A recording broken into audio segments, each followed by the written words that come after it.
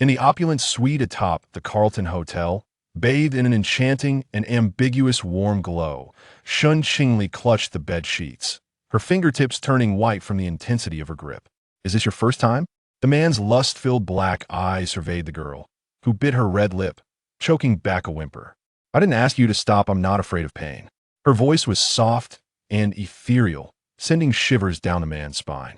His Adam's apple bobbed with anticipation as his body lowered, a sheen of sweat forming on his forehead. "Stubborn," he murmured, his lips brushing against her ear, his heated breath enveloping her. A sound of both anguish and pleasure escaped Shen Qingli's throat.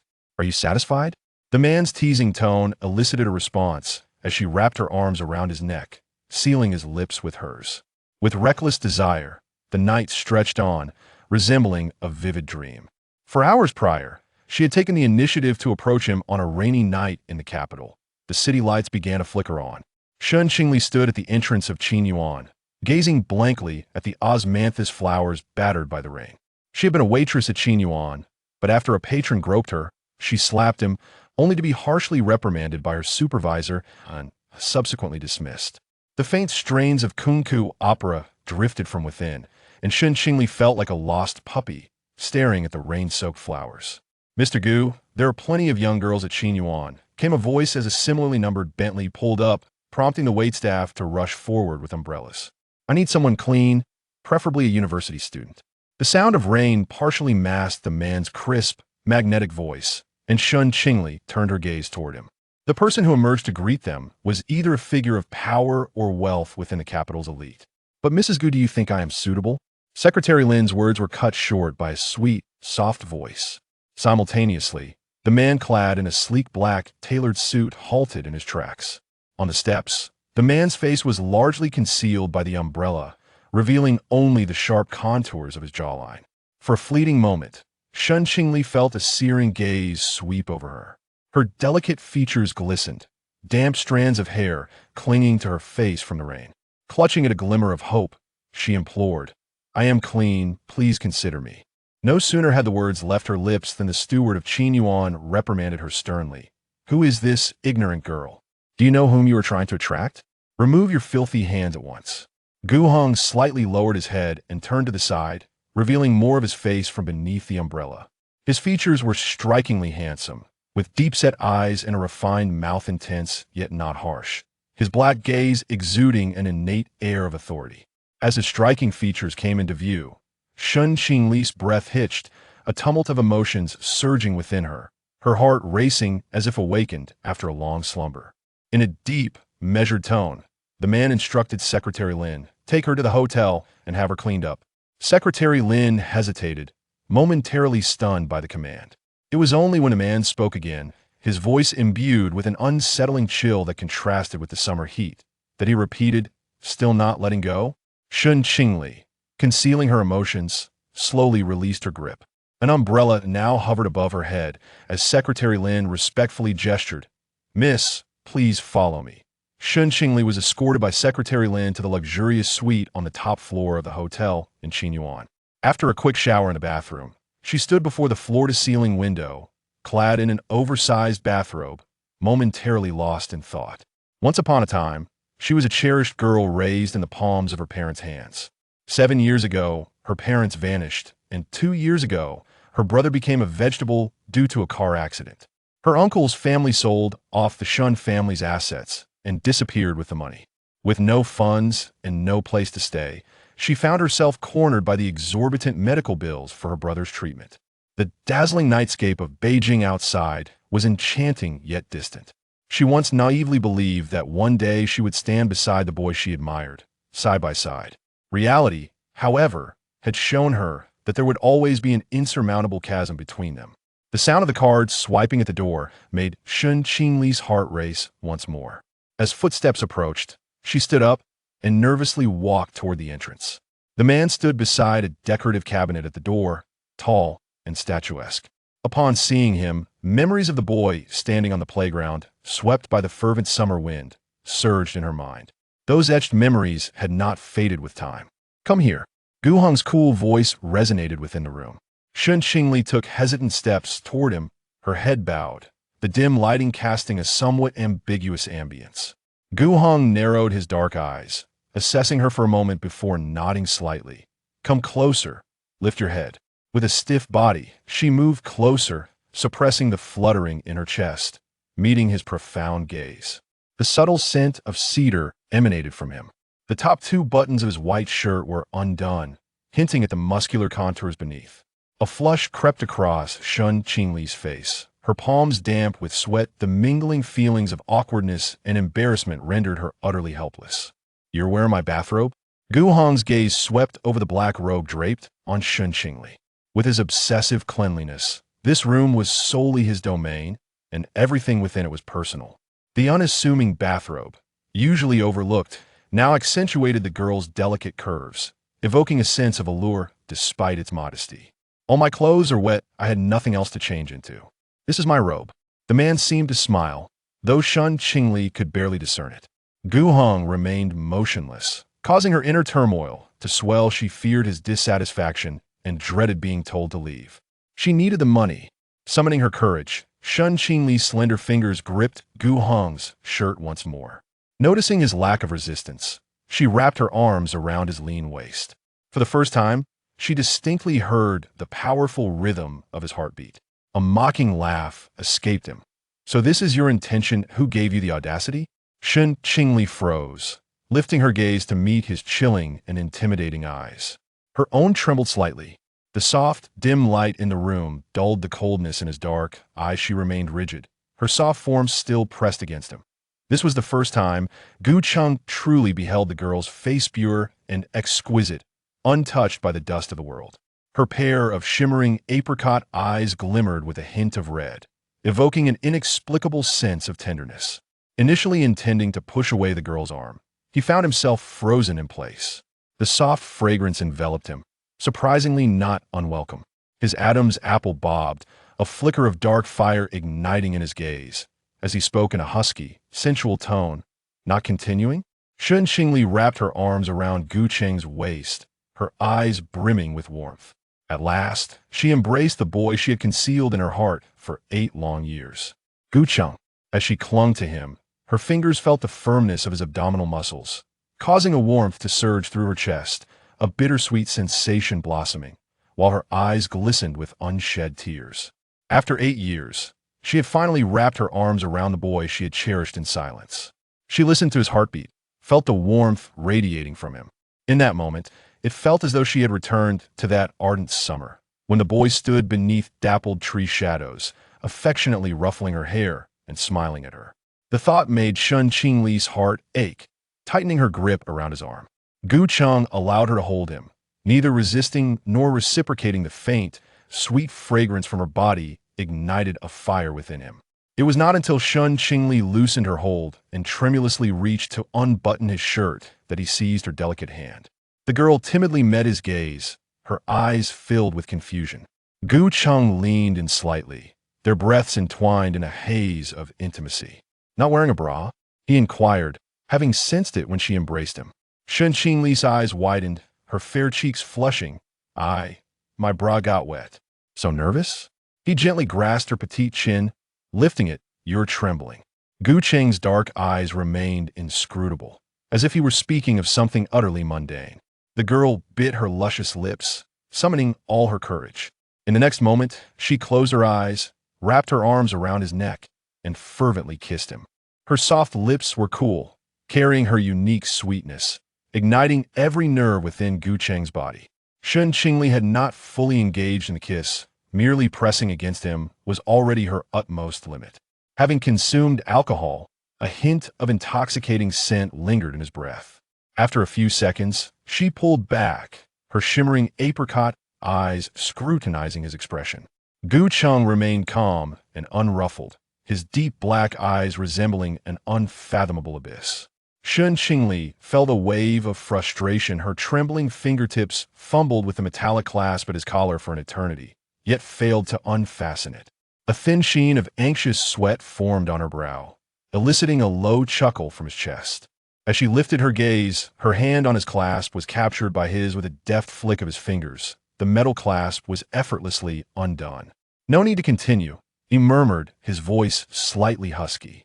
Shen Qingli's face burned as though ignited by fire, unsure where to direct her gaze. His long fingers caressed her lips. "Can you move your mouth?" Following his guidance, Shen Qingli once again encircled his neck, this time not merely pressing against him. She boldly made contact, her red lips stirring slightly. The sensation was electrifying, sending shivers deep into her core. Gu Cheng's self-control shattered. He reached out to embrace Shen Qingli's slender waist, pressing her head back. The potent scent of male pheromones, intertwined with the unique woody aroma that clung to him, enveloped her with an overpowering intensity. The silk robe she wore was swiftly undone, and he left ambiguous marks upon her chest without a hint of tenderness. She was uncertain how she had been carried to the bed, but as her back met the soft mattress, he descended upon her as well. Her robe lay in disarray, her fair and delicate skin now flushed a tempting red beneath his fervent touch. Gu Heng, however, had not unbuttoned a single button of his shirt, yet wore an expression of unperturbed calm as he remarked, "You look quite slender, just right." Shen Qingli's face turned crimson. She pulled the quilt over her face, only to have it yanked away by him as he cupped her face and kissed her once more. A sudden chill enveloped her lower body, eliciting a soft whimper. The sound seemed to ignite something within him, causing his breath to deepen, and his long fingers roamed even more unabashedly. The ache in her body soon overshadowed her anxious nerves, her lips sealed as her moans vanished into the fervent kiss. When Shen Qingli opened her eyes, the first light of dawn had begun to break outside the hotel's floor-to-ceiling windows. The sound of water could be heard from the bathroom Gu Heng was showering. She felt utterly spent, as though she might disassemble at any moment. Casting her gaze downwards, she caught a glimpse of her chest, and a wave of embarrassment washed over her. Clutching the quilt to her chest, she reached for her dry clothes, then hid beneath the covers to change. She felt fresh, having been carried into the bathroom for a shower by Gu Heng last night. Yet, in that bathroom, Shen Qingli buried her face in her hands, her cheeks burning with shame. She had indeed slept with Gu Heng last night, and reflecting on it now, she realized she lacked the courage to repeat such an affair. However, after tonight, she felt no regrets regarding Gu Heng. This unrequited love, which had never seen the light of day, had reached its conclusion. When Gu Heng emerged from the bathroom, Shen Qingli had already dressed and was seated by the window, tending to her long black hair. Upon noticing him, her hand froze mid-gesture. Her almond-shaped eyes blinked in surprise as she averted her gaze, feeling as if she were being scorched by the sight of his bare torso. "Aren't you going to sleep a little longer?" Gu Heng approached her, barely concealing the kiss marks on her fair neck. The calmness he had found in the shower was now rekindled by a heated sensation. He was loosely wrapped in a towel, the fabric draping over his sculpted physique. "I still have to go to my part-time job," Shen Qingli replied, her face flushed, unable to meet his gaze, her hair hastily tied up in a crooked fashion. Just as she spoke, there was a knock at the door. Gu Heng went to answer it, and Secretary Lin entered with fresh clothes, including a set for Shen Qingli. He placed her clothes beside her, saying, "Were these your last ones got soaked?" Shen Qingli glanced at them without responding, while Gu Heng stood by the bed to change. Stealing a glance, she noticed the evident red scratches that adorned his back, one particularly prominent mark lingering on his nape. These were all left by her from the night before. "Arrange for the female assistant to make the purchase," Gu Cheng stated with a detached tone, "all in your size." Shen Qingli glanced at the adjacent apricot-colored dress and intimate apparel, instinctively aware of their designer labels without needing to touch them. She rose, holding her phone, and approached him only after he had donned his attire, cautiously extending a payment code towards him. "Thank you. I can wear my own clothes," Gu Cheng remarked, raising an eyebrow upon seeing the payment code. "How much?" Five. Shen Qingli hesitated, intending to say 50,000, believing it reasonable given Gu Cheng's apparent enjoyment the previous night. However, a sense of shame enveloped her, rendering her unable to articulate the sum. 5,000? Gu Cheng interjected, inadvertently dropping a zero.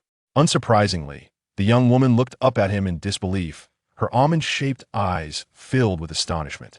He found her reaction most satisfying, a teasing smile forming at the corners of his mouth. Just as he was about to correct her, Shen Qingli resignedly nodded. Um, 5,000. Gu Cheng was taken aback by her acceptance. He retrieved his phone, twirling it in his hand without any intention of transferring funds. Mr. Gu, Shen Qingli urged, bringing the payment code closer. Add me as a friend. They'll transfer it to you later. Gu Cheng replied coldly, scanning the friend request QR code. He tossed his phone onto the bed, casually adjusting his tie without casting her another glance. Shen Qingli furrowed her brow, aware that she was running late. With Gu Cheng's wealth, it seemed unlikely he would default on 5,000. Mr. Gu, I must take my leave, she said, grasping her canvas bag. Just as she reached the door, he called out to her, wait. Shen Qingli instinctively began, rest assured, I won't trouble you, the transaction will be settled, even if we meet outside. Let Secretary Lin take you. Gu Cheng interrupted coldly. Shen Qingli alighted from the vehicle at the corner. Her phone vibrated, and upon opening the message, she read, Mr. Shen's treatment fees are now overdue. Please transfer the funds to the hospital account promptly. After reading, she switched off her phone and tucked it away in her pocket. She arrived at the training center just in time, where she had previously worked as an art teacher's assistant. Following the disappearance of her uncle's family, she had transitioned from part-time to full-time work in order to earn a living over the past month. Shen Qingli had learned a great deal, including the guzheng, piano, dance, and art, eventually settling on art as her favorite. Her sketching skills surpassed even those of instructors who had taught for many years, yet lacking a teaching certificate and a college degree, she could only serve as an assistant. Throughout the morning, Shen Qingli endured physical discomfort while assisting the children in refining their drawings. Finally, when noon arrived, she made a trip to the pharmacy to purchase contraceptive pills, as there had been no protection at the hotel the previous night, and Gu Cheng had not worn a condom. Chapter 3. Should I accompany you? Shen Qingli was no child. The previous night, before Gu Heng returned to the hotel, she had searched her room thoroughly, but found nothing. She had assumed that Gu Heng would bring it with him, only to discover that he claimed he had no such item. After taking her medicine, Shen Qingli purchased 2 buns from a roadside vendor for lunch. As she nibbled on the buns, she opened WeChat, noticing that Gu Heng had yet to transfer her any funds. The only text message from the bank informed her of the 500 yuan she had earned from her part-time job the previous week. While contemplating whether to reach out to Gu Heng, she was interrupted by someone speaking to her. Qingli, what happened to your neck? It looks red. Are you allergic? The head of the training center, Chu Man, observed her with concern. Shen Qingli quickly covered the love bite on the side of her neck, realizing that the foundation she had applied earlier had likely smudged. I'm allergic, she stammered. It would have been better had she not explained. Once she did, Chu Man's knowing expression said it all. Have you started dating someone? As someone with experience, I can recognize a love bite when I see one. Shen Qingli awkwardly smiled without replying, tacitly agreeing. The more one explained such matters, the more chaotic it became. You're beautiful and independent. If something were to happen, you wouldn't have anyone to rely on. Now that you have a boyfriend to protect you, I feel relieved. Shen Qingli, with her delicate features and innocent charm, had attracted the attention of numerous parents eager to introduce suitors to her during this past month at the training center. However, she had politely declined all offers, having never engaged in conversation with any male student since joining the program. Nodding slightly, she contemplated the notion of having a boyfriend, a thought that made her uneasy. Ever since her parents went missing when she was 12, her older brother, Shen Qingli, had taken it upon himself to care for her. He was always worried that his naive sister might be deceived by unscrupulous individuals. So he made it a point to pick her up from school and would warn any male peers who got too close. They had made a pact. Shen Qingli promised him that she would not date anyone until she turned 18. Unfortunately, just 3 months before her coming of age, Shen Qingli had suffered an accident that left him in a vegetative state. If he were to learn that she engaged in such acts for money, he would undoubtedly be heartbroken. Suddenly, Chu Man placed her hand on Shen Qingli's forehead. I knew something was off with your complexion. You're burning up. Realizing this, Shen Qingli understood why she had been feeling so unwell today. After taking the fever-reducing medication Chu Man provided, her discomfort eased somewhat. Her phone vibrated, drawing her attention, but it was merely a photo from Gu Heng of her bank card. It seemed that she had dropped it in her haste that morning. Where are you now? I'll come to retrieve it. Gu Heng replied. Your location. Assuming he intended to send someone to fetch it, She shared the training center's address. Before long, Secretary Lin arrived. "Shall I lead you?" "Yes." Yinyu Pavilion, the most renowned tea house in the capital. Following Secretary Lin, Shen Qingli traversed the corridor, where a discreet elevator emerged, bringing forth several middle-aged men, all pale and wiping sweat from their foreheads. "What is the matter?" Secretary Lin inquired. "There has been a procurement issue at the company," one of the middle-aged men responded. "Is Mr. Gu upset?" There was no anger, merely a sense of intimidation. Gu Cheng's words could be frightening, and his silence was even more so. Shen Qingli stood quietly to the side. Having heard whispers of Gu Cheng's reputation in the business world, the Gu family had a lineage steeped in politics, while his brother pursued a military career. However, Gu Cheng forged a new path by founding an IT company, Qiaoyu.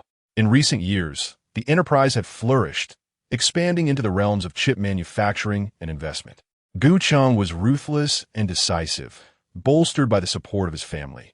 Companies in the capital that once dared to undermine him had nearly vanished. Qiaoyu Group gradually emerged as a leader in the city. As the elevator halted on the third floor, a screen embroidered with Su embroidery came into view. Secretary Lin paused, gesturing for her to proceed. Passing through the screen, Gu Cheng was seated at a Huangli wood tea table, savoring tea.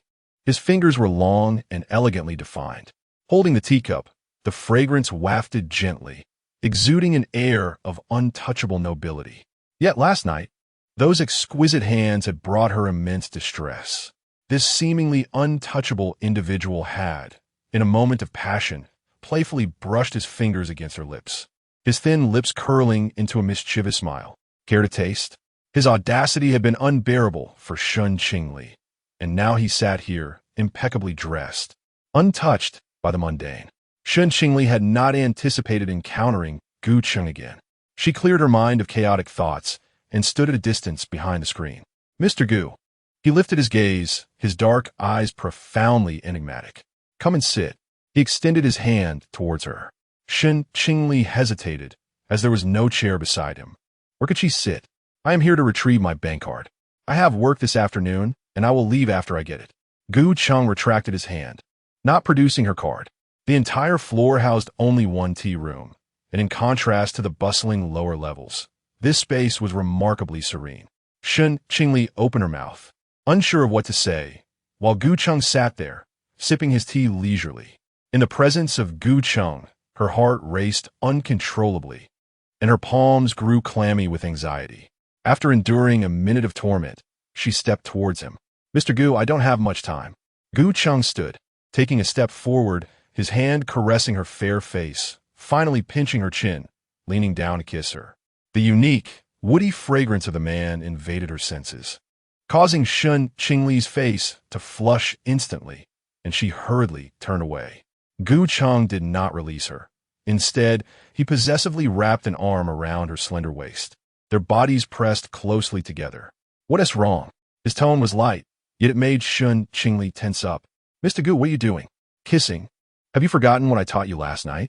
His fingertips teasingly grazed her slightly pale lips. Gu Cheng smirked and opened his mouth, extending his tongue. Shen Qingli looked at him in disbelief. Her face turned away, but he assumed she was complying and leaned in for another kiss. She averted her face once more, his lips landing softly on her delicate cheek. A flicker of displeasure crossed Gu Cheng's eyes as Shen Qingli, flustered and indignant, pushed him away. "Our arrangement has concluded, Mr. Gu. Please conduct yourself accordingly." Gu Cheng inhaled deeply.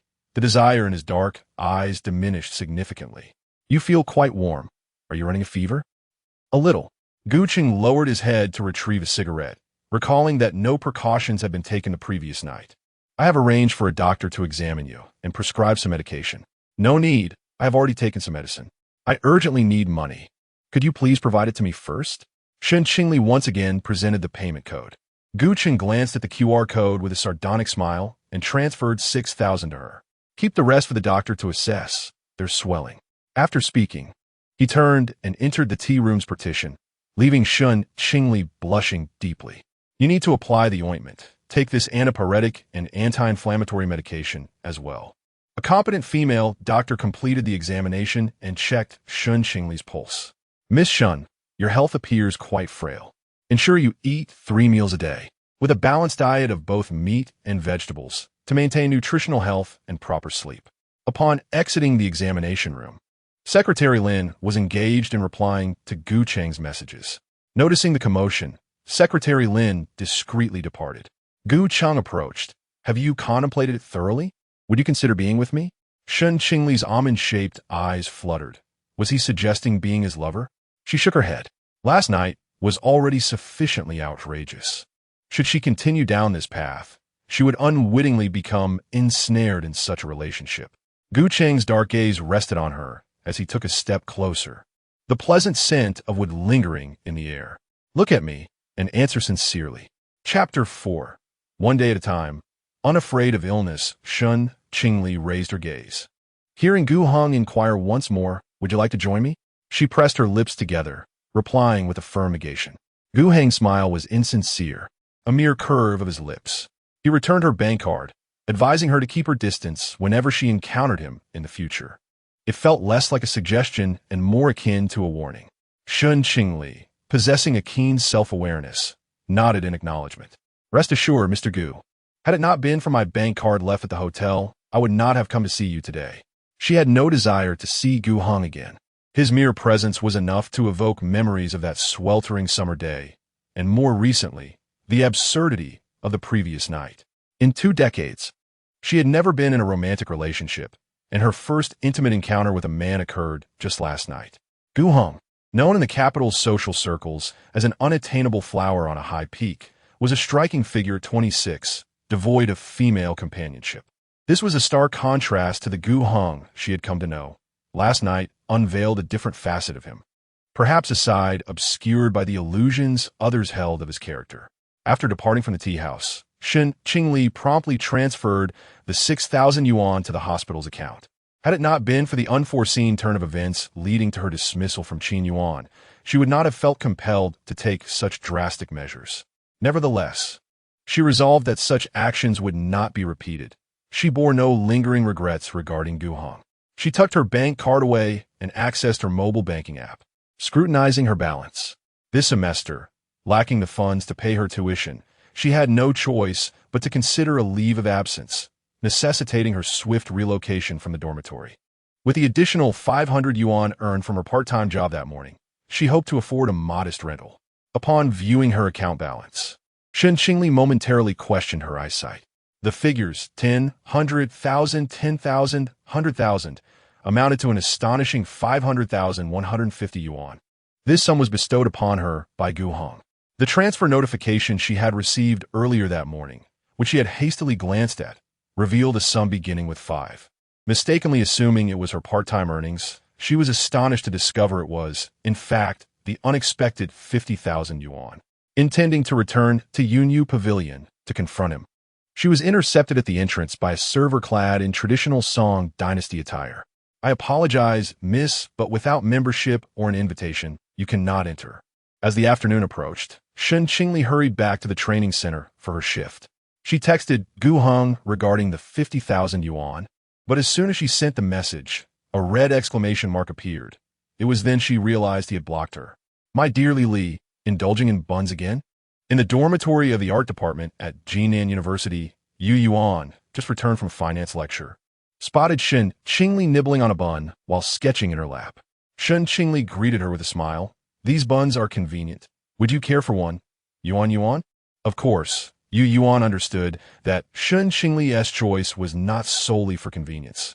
Outside the school, a vegetarian bun cost 1 yuan 50, while meat-filled ones were 2 yuan each. Shen Qingli consistently purchased 2 vegetarian buns. It is not that she craved for buns. Rather, she was filled with trepidation. Half a month prior, after failing to secure a position at Qin Yuan, she had transferred her brother's medical expenses and was left with a mere 10 yuan. Henceforth, even if she had some surplus funds, she would not squander them heedlessly. She took the sketchbook from Shen Qingli's hands and placed her takeaway spicy hot pot on the table. These buns appeared rather dry. They would pair perfectly with the hot pot. I bought too much and cannot finish it. Let us share. The enticing aroma of the hot pot wafted through the air, but Shen Qingli shook her head, feeling quite embarrassed after a month of Yu Yuan's thoughtful offerings. "My stomach is unwell today. You should have it." Yu Yuan was not pleased. "If you do not eat with me, I shall not finish it. Besides, I have some juicy gossip to share," she insisted, nearly shoving the hot pot into Shen Qingli's mouth, prompting her to thank her and join in the meal. "Guess who visited our school today?" "Who?" "Gu Heng, the youngest leader in the IT industry, the CEO of Xiao Yu Group." As Yu Yuan spoke, she pulled out her phone and displayed a photograph taken earlier that afternoon. "Can you believe it? He is so handsome." Shen Qingli glanced at the photo, which captured Gu Heng standing at the podium in the auditorium, his strikingly handsome face captivatingly prominent. As she gazed at the man in the picture, her heart skipped a beat. With a slight smile, she discreetly forwarded the image to herself while Yu Yuan was engaged in conversation with a roommate. "Lily, zoom in. Look at his neck." The photo was clear, and upon magnification, a faint scratch could be discerned on the side of Gu Heng's neck, one she had left the previous night. She averted her gaze, feeling a pang of guilt. Yu Yuan was relentless, linking her arm with Shen Qingli's and shaking her excitedly. "Right? Isn't he incredibly handsome? Even more so than that school idol, Xia Mingji, who pursued you." Shen Qingli did not contest Gu Heng's looks. Indeed, he possessed an unforgettable visage. Alas, he was just as unworthy as her ex-boyfriend, easily swayed by alluring temptresses. Yu Yuan scoffed, mentioning Shen Miaoying, the music department's flower who had been overshadowed by Shen Qingli in last year's beauty contest. Today, she had been a hostess, presenting flowers to Gu Heng. Afterward, Gu Heng summoned her to his Bentley, where they conversed for quite some time. Shen Qingli ate her hot pot, finding it tasteless. Upon returning, Shen Miaoying boasted about having ridden in Gu Heng's Bentley and how he had invited her to dinner. Truly, it seems that any man capable of breathing is a bounder.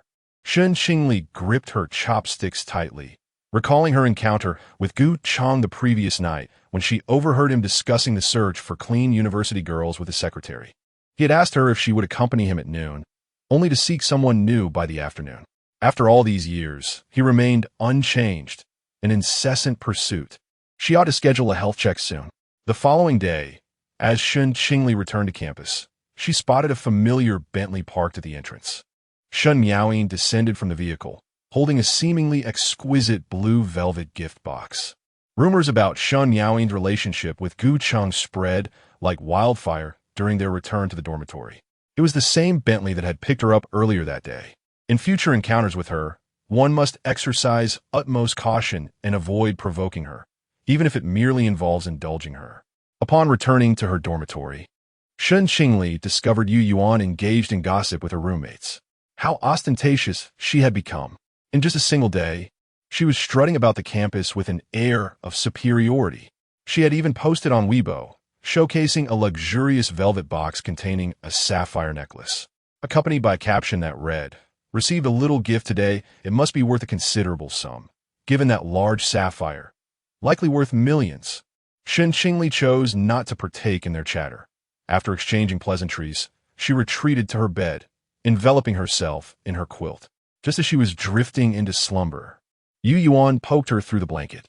"Lily, your phone has been ringing incessantly." Shen Qingli sat up. She had silenced her phone to vibrate and had been too deeply asleep to notice. Glancing at the caller ID, she answered, "Is this Shen Qingli?" "It's me. I saw your resume on the part-time job platform. Can you play the piano?" "Yes, I can play uncomplicated pieces." The voice on the other end was somewhat cacophonous. "We need a pianist here. I'll send you the location. Make sure to arrive on time tomorrow." With that, the call ended. Within a minute, a location was sent to her. Shen Qingli turned to Yu Yuan. "Yuan, is the Night City the place you visited last time?" Yu Yuan sipped her bubble tea. "Yes. Are you planning to take that part-time job there?" Shen Qingli nodded. "Although it is a nightclub, the security management is quite good, so you need not worry." As she spoke, Yu Yuan handed her an item. "With this, you'll be perfectly safe." The following day, Shen Qingli had no classes in the afternoon, so she returned to school to practice the piano. Upon reaching the entrance, she spotted a familiar vehicle. Shen Miaoying, clad in a seductive black dress, was conversing with someone inside through the rear window. She cast a fleeting glance, instinctively clenched her fists, and turned away. Chapter 5. Save me at 7:30. Shen Qingli arrived at the city that never sleeps. The first floor resembled a high-end nightclub, while the upper levels were a marketplace of both legitimate and illicit dealings, a complex web of activities. Upon her arrival, the manager had specifically instructed her to avoid the upper floors. As long as she stayed below, she would be safe. Afterward, the manager casually transferred her salary of 1,000 yuan for the night. Is it really this much? Shen Qingli exclaimed.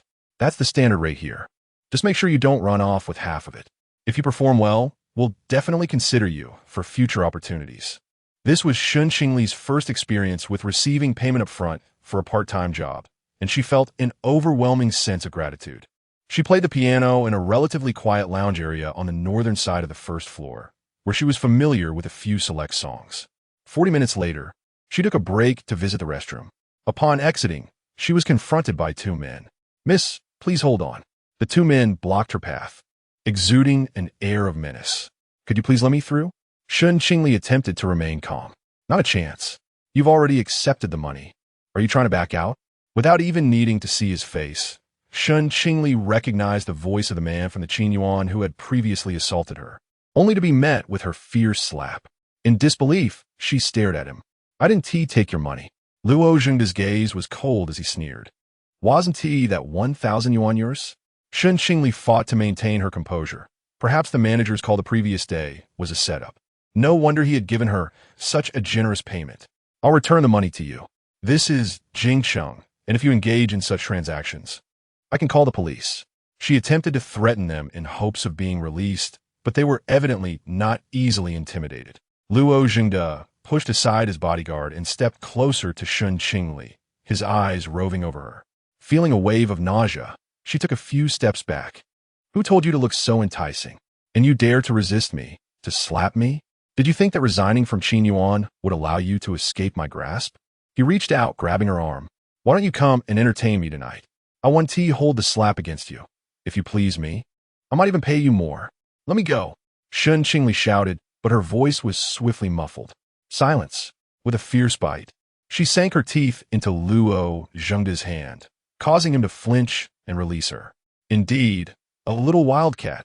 I rather enjoy your spirit, he chuckled darkly. Shen Qingli cried out several more times, but with her hand under his control, panic began to set in. As Luo Zhengde inched closer, one of his bodyguards suddenly whispered, Boss, that individual is also coming to the city tonight. Since it's their first time in Jingcheng, let us not escalate the situation.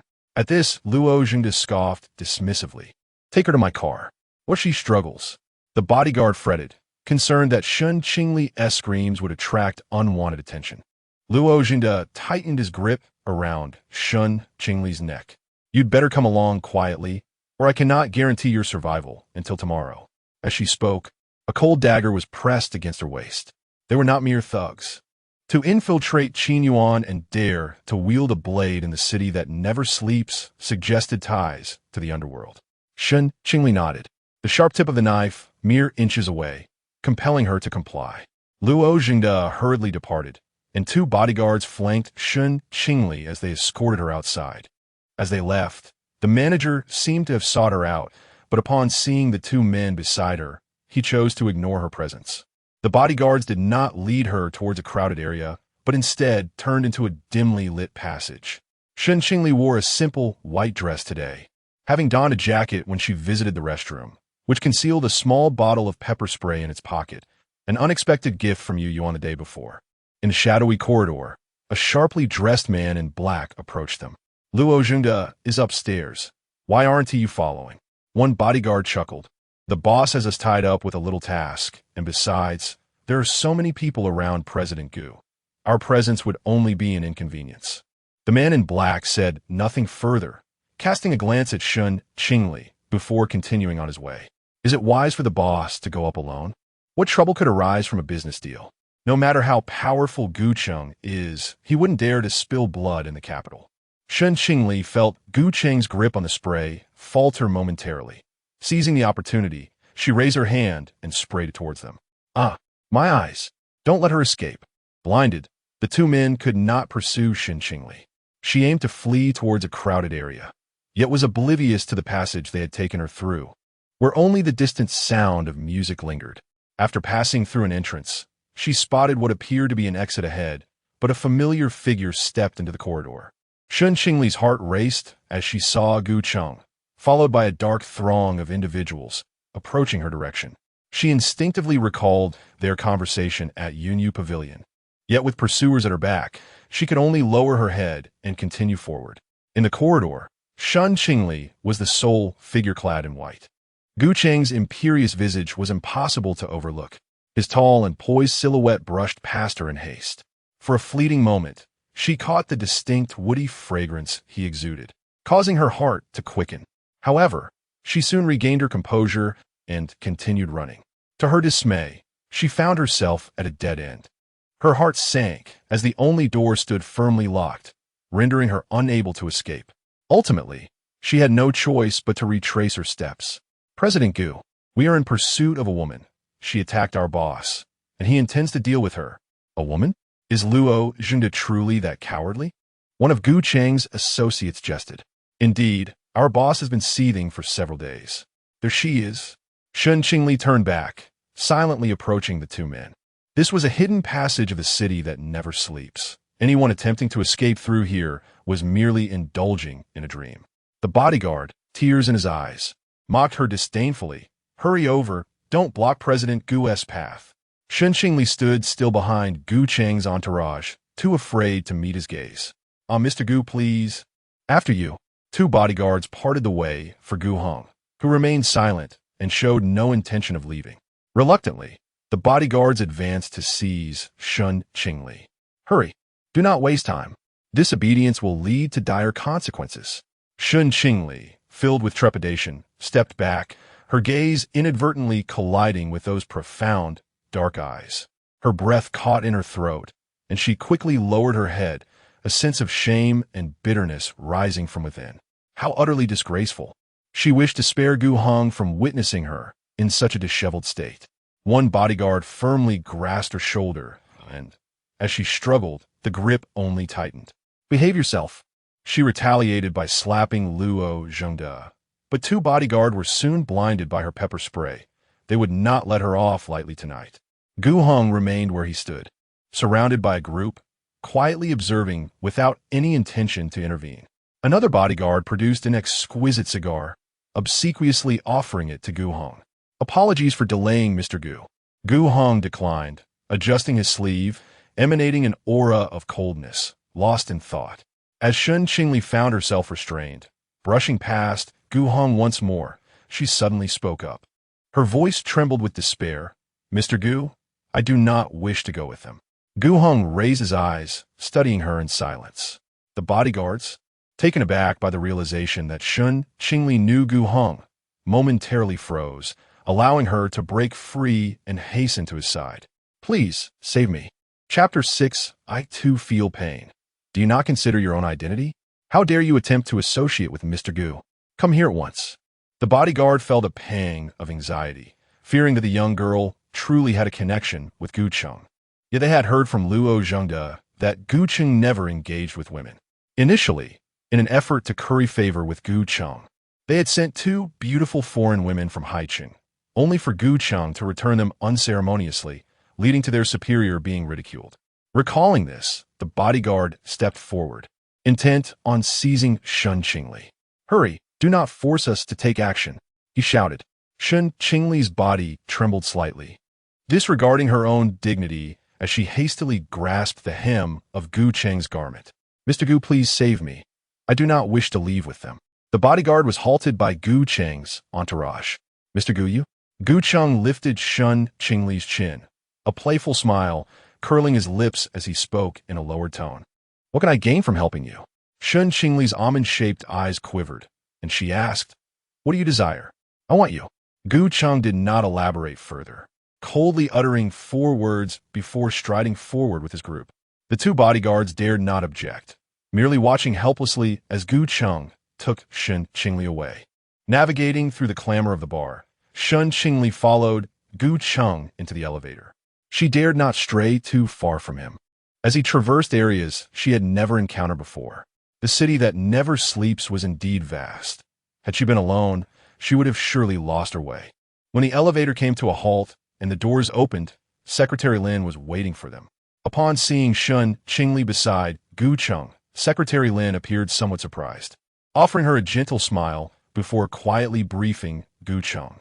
Luo Jingde has already arrived. I will arrange for him. We have dealt with those individuals. Shen Qingli could not discern their conversation. Throughout their journey, Gu Cheng had not spoken to her, and she briefly believed he had forgotten her presence. Was she secretly crying? With her head lowered, Gu Cheng could only see the back of her head. She shook it slightly, remaining silent. Seeing the girl in such a situation ignited a spark of frustration in his heart. Initially, he had no intention of engaging with her, but upon witnessing her tears, the derisive words he had prepared transformed into words of consolation. If you stay with me, they will not trouble you again. You are timid. Next time, refrain from wandering into such places. After he spoke, the girl turned her body, her shoulders trembling slightly, as if she were stifling sobs. He frowned. Fine. He would say no more. I thought I was here to look for a part-time piano job. A faint voice emerged from behind him. Gu Cheng slowed his stride. That part-time website is quite popular. Many students from our school seek jobs there, and my previous part-time positions were also found through it. Therefore, Shen Qingli did not finish her sentence, for the man in front offered no response, and she did not wish to make herself look foolish. Under Secretary Lin's guidance, the entourage entered a private room that was cluttered, resembling a casino. Shen Qingli noticed he did not follow and continued to trail him. Her eyes reddened. Gu Cheng ascended another floor, and Secretary Lin opened a door for him. He paused at the threshold, casting a sidelong glance at Shen Qingli. Shen Qingli cautiously surveyed the room, which was adorned with tastefully decorated furnishings. She steadied her emotions, her expression returning to its usual calm. Inside was Gu Heng, maintaining the same indifferent tone as before, instructed her to enter the lounge and wait for him. Shen Qingli glanced around. She realized that even on the first floor, her escape was uncertain, as Luo Jingde's men could still obstruct her. With a hesitant step, she entered, followed closely by Gu Heng. The door clicked shut, and her heart fluttered in response. Gu Heng paid her no mind, retreating into the bathroom, where the sound of running water soon echoed. Shen Qingli settled onto the sofa, gazing out at the vibrant nightlife of the bustling commercial district. Suddenly, a woman's sultry moans drifted from the adjacent room, causing Shen Qingli to stiffen. She attempted to ignore it, but the noise grew louder, compelling her to rise and approach the bathroom. Absorbed in her thoughts, she failed to notice that the water had ceased, and Gu Heng emerged loosely wrapped in a towel. Upon seeing Shen Qingli standing dazed at the bathroom door, her earlobes flushed. He teased, "Are you spying on me?" "Of course not," she retorted, her cool fingers brushing against her reddened ear. Shen Qingli instinctively recoiled, insisting, "I wasn't peeking." She glanced at the wall opposite her, just as the man's ears caught the muffled moans from next door, prompting a knowing smirk to play on his lips. "What are you shy about? You were quite vocal that night." Gu Heng released her, moving to the bedside to change into fresh clothes. Shen Qingli's eyes widened in disbelief. "I did not." She had merely emitted a few soft sounds, nothing akin to the commotion next door. Why was the 500,000 returned? Unable to reach Gu Heng, Shen Qingli went to the bank to have the sum refunded. It was agreed upon, and that is what it should be. Gu Heng discarded the towel, prompting Shen Qingli to swiftly turn away. She continued, "I didn't see the transfer this morning. I sought you at noon, which is why I spoke to you that way. Why are you here tonight?" "I came to substitute for a classmate, playing the piano. On my way to the restroom, I was cornered by Luo Jingde." "Did you strike him?" "Yes. When I encountered you that night, I was working at Qinyuan, but he made inappropriate advances and spoke lewdly, so I slapped him and lost my job." Shen Qingli answered each of Gu Heng's inquiries. As silence fell behind her, she was about to turn when her wrist was suddenly seized, and in an instant, she found herself confined between the low cabinet and Gu Heng's body. "Is work scarce everywhere? Are you in dire need of money? Did you approach me for financial reasons?" Shen Qingli lowered her gaze and nodded slightly. Gu Heng fell silent for a few moments, his eyes lingering on her delicate features. Today, she wore a light touch of makeup, contrasting with the pristine innocence she had exhibited last time. She appeared alluring and otherworldly, an irresistible charm. His hand lingered on her slender neck. You desire money. I can provide it. If 500,000 feels excessive, you could engage in a few more of those acts from that night. Gu Heng's typically cold tone bore an unsettling chill, yet now his voice softened, laced with temptation and an unmistakable undertone of intimacy. Shen Qingli gazed at him with a pair of bewildered, clear eyes. Gu Cheng brushed his fingers over her lips, smudging the faint lipstick and revealing their natural hue. His alluring Adam's apple bobbed slightly, and a veil of unshakable mist clouded his dark eyes. Shen Qingli, I truly enjoy being with you. Shen Qingli's heart raced. I do not like it. Gu Cheng frowned and inquired why. Did it hurt? Shen Qingli felt as if her throat were constricted, her mind a blank slate. She never imagined she would find herself discussing such matters with Gu Cheng. I hurt too. Shen Qingli looked at him in disbelief. She could hardly accept the man's words. That night, he had been utterly captivated, clinging to her insistently. Where was the pain? The man's body radiated a searing warmth, and when Shen Qingli pushed him away, he remained unmoved. I will be more careful in the future. Gu Cheng grasped her wrist, his rugged fingertips grazing her skin. No. Why? I've earned enough from such ventures. Gu Cheng pressed his hand against the back of her head, his other hand encircling her slender waist. I warned you last time to keep your distance when you saw me. Yet this time, you approached me willingly. Just now, you asked what I desire. His dark gaze was intense, his voice slightly husky. I want you. A gentle kiss landed on Shen Qingli's nose, causing her breath to hitch, while Gu Cheng's gaze burned into her. It was as if a beast was fixated on its prey. He leaned down, placing a kiss at the corner of her mouth. Do you remember what I taught you last time? Chapter 7. Love cannot be given. Shen Qingli vividly recalled every word Gu Heng had uttered that night, each phrase etched in her mind like an indelible specter. No, she was enveloped in a profound sense of resistance. It need not be me. Seek someone else. This debt of favor I owe you, I shall certainly repay. The memory of Shen Miaoyin descending from Gu Heng's car only intensified Shen Qingli's resolve. It is indeed I who have contravened our agreement. I assure you, when next we meet, I shall keep my distance. Gu Heng's brow furrowed deeper. Someone else? Shen Qingli perceived a fade in his demeanor. Can you now release me? Gu Heng's lips twisted slightly. I do not relish debts owed to others. What is mine, I shall reclaim now. No sooner had he spoken than a fervent kiss descended upon Shen Qingli's lips, his hand gently gripping her waist. With a surge of determination, Shen Qingli summoned her courage, causing Gu Heng to abruptly let her go. Observing the wound on his thin lips, she fretted that her bite had been too fierce, fearing retribution from him. I said no. She gazed at him in trepidation, tears glistening in her almond-shaped eyes. Seeing her reddened eyelids, an inexplicable relief washed over Gu Heng, dissipating a portion of his earlier irritation. He casually extracted a tissue to dab at his mouth, coldly remarking, "Wait for my return." The room fell into a profound silence. Shen Qingli endeavored to steady her emotions, a lingering metallic taste in her mouth. Mr. Gu, your mouth? Secretary Lin observed the injury at Gu Heng's mouth with astonishment. A chilling glance from Gu Heng prompted Secretary Lin to avert his gaze, swiftly discerning that the injury had likely been inflicted by Shen Qingli. The stakes in the Haiqing casino are nearly all in our possession. Luo Jingde has come to the capital specifically regarding the casino's revenue sharing, Gu Heng declared, exuding an intimidating aura. For revenue sharing with me, he must possess the requisite capability.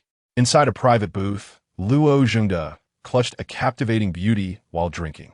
Upon noticing Gu Heng's entrance, he promptly dismissed the woman and rose to greet him. Mr. Gu, it is a pleasure to see you. Gu Heng, however, did not extend his hand, instead proceeding directly to the leather sofa, his knuckles pressed against his temples. You previously mentioned the necessity of purging illicit transactions from the casino. After several months of rectification, there has been some progress. Yet, you are aware that without these gray transactions, the profits will significantly diminish. Luo Jingde smiled amiably as he spoke, producing a financial statement. Gu Heng did not even blink, curtly instructing, If there is nothing of importance, be gone. Well, there is. Luo Zhengde hesitated before continuing. I have been managing the casino, but I lack real authority. Many are unwilling to heed my directives, especially with the recent sharp decline in profits. Therefore, I was wondering if it would be possible to allocate some equity to me. Originally, the majority of the casino's shares belonged to him. But following a crisis at the casino, Gu Heng had intervened to stabilize matters, thereby acquiring control. However, nearly a year had passed since Gu Heng had taken over, and he had neither managed nor even visited the establishment once. Thus, the casino remained under its previous management, albeit without his equity, limiting him to a monthly salary, with several employees still resistant to his leadership. Gu Cheng sat in silence with his eyes closed. Luo Zhengde spoke again. Well, since the equity is all yours, how about a profit split? 70 for you, 30 for me? Still silence. Then 80 for you, 20 for me? Luo Zhengde glanced at Secretary Lin, gritting his teeth. 90 for you, 10 for me? And I will also give you the wine estate in Haicheng. He believed he had presented the necessary stakes to guarantee success. Gu Cheng scoffed coldly. What good are you if you cannot manage people? Luo Zhengde found himself at a loss for words. Gu Cheng clearly showed no inclination to agree. Mr. Luo is a clever man.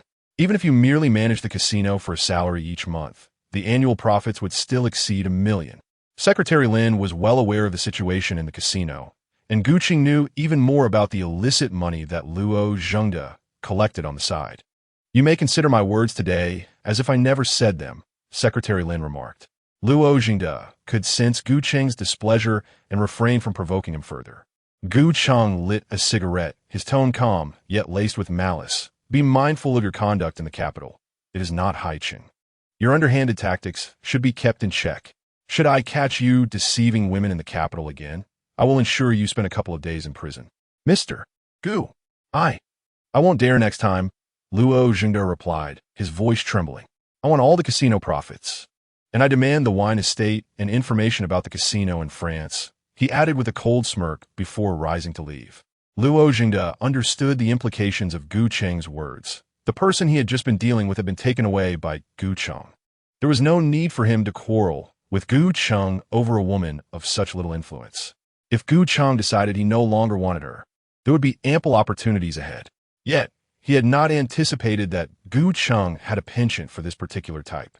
No wonder the alluring women he had sent previously failed to catch Gu Cheng's eye. He could easily find other girls who were more easily swayed by money. But he would find two for Gu Cheng.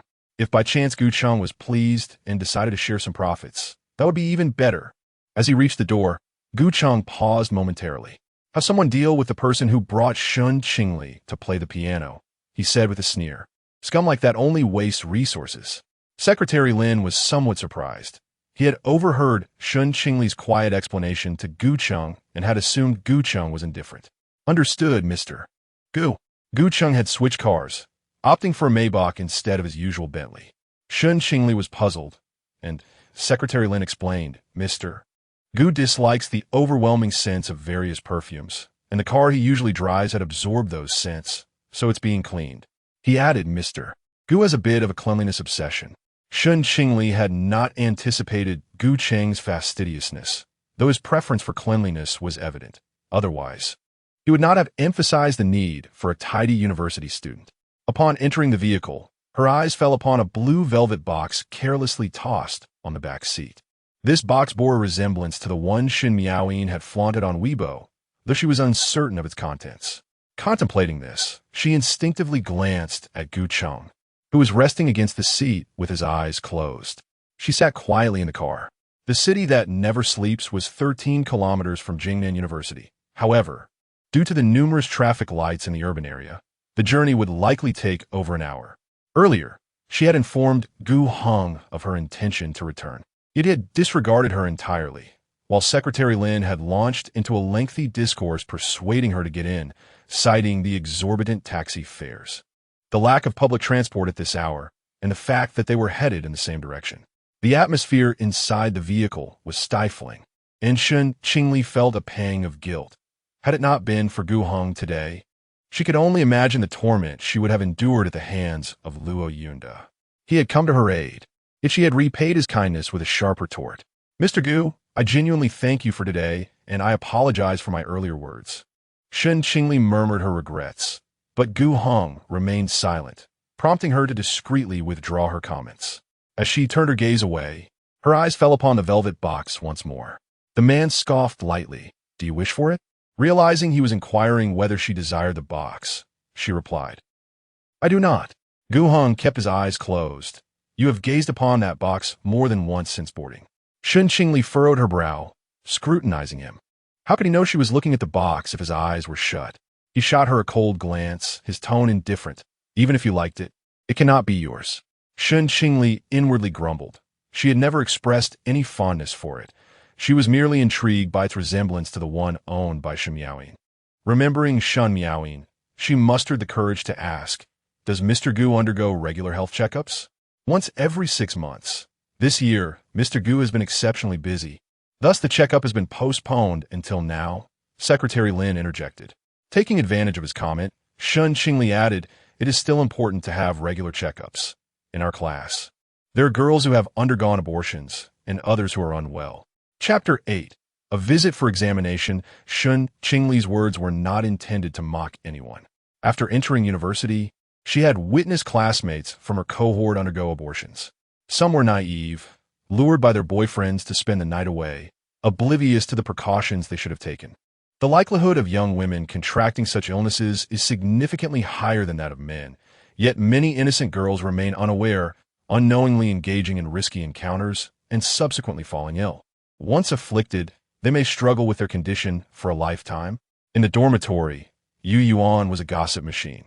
Each time Shen Qingli heard these tales, she felt a deep sense of melancholy. While love is undoubtedly beautiful, it is paramount to prioritize one's own well-being. Did their illnesses have any relevance to me? Gu Cheng's tone revealed no emotion, yet he found himself bewildered. He had only been intimate with Shen Qingli, and it was her first time. Why was she sharing this with him? Pondering this, he inquired, Are you unwell? Shen Qingli fervently retorted, I am not. I am quite healthy. I am merely cautioning you.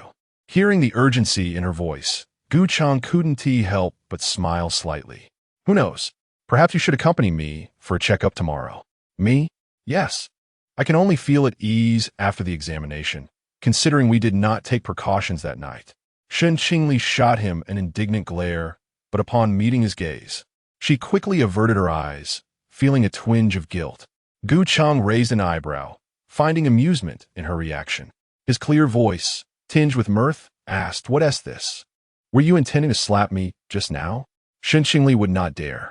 Having already attracted trouble with Luo Zhengde, she was not eager for more. I didn't tease. I merely glanced at you. Is that so? I distinctly saw you glaring at me. Is it your eyes that are faulty or mine? Without hesitation, Shen Qingli replied, My eyes are the problem. Gu Cheng was quite pleased with this answer and chose not to press further. The young lady's ability to adapt and her playful nature intrigued him. Upon reaching an intersection in front of the dormitory area of Jingnan University, Shen Qingli instructed the driver to stop. I can walk from here. Just as her hand touched the car door, Gu Cheng's deep voice resonated. Next time you encounter a rogue like Luo Zhengde, feel free to slap him a few more times. Shen Qingli turned her head, her almond-shaped eyes shimmering with light. You must protect yourself while out. If trouble arises, you can call the police or seek my assistance. Gu Cheng spoke in a rather indifferent tone. Avoiding her gaze, Shen Qingli smiled and replied, Thank you. The silhouette of the girl gradually faded into the night. Gu Cheng diverted his gaze, unconsciously brushing his fingertip against the lip that Shen Qingli had bitten. What did her sudden inquiry about health signify? Secretary Lin pondered for a moment before suggesting.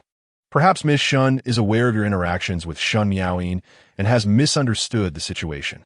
I merely took Shen Miaoying out to dinner with her mother. How could that be misconstrued? Gu Cheng was taken aback that this could be linked to Shen Miaoying. Chude. I retrieved the necklace that Madame sent to Shen Miaoying. She was wearing a rather revealing dress, which prompted me to investigate further. Secretary Lin displayed the information he had gathered on his tablet, handing it to Gu Cheng.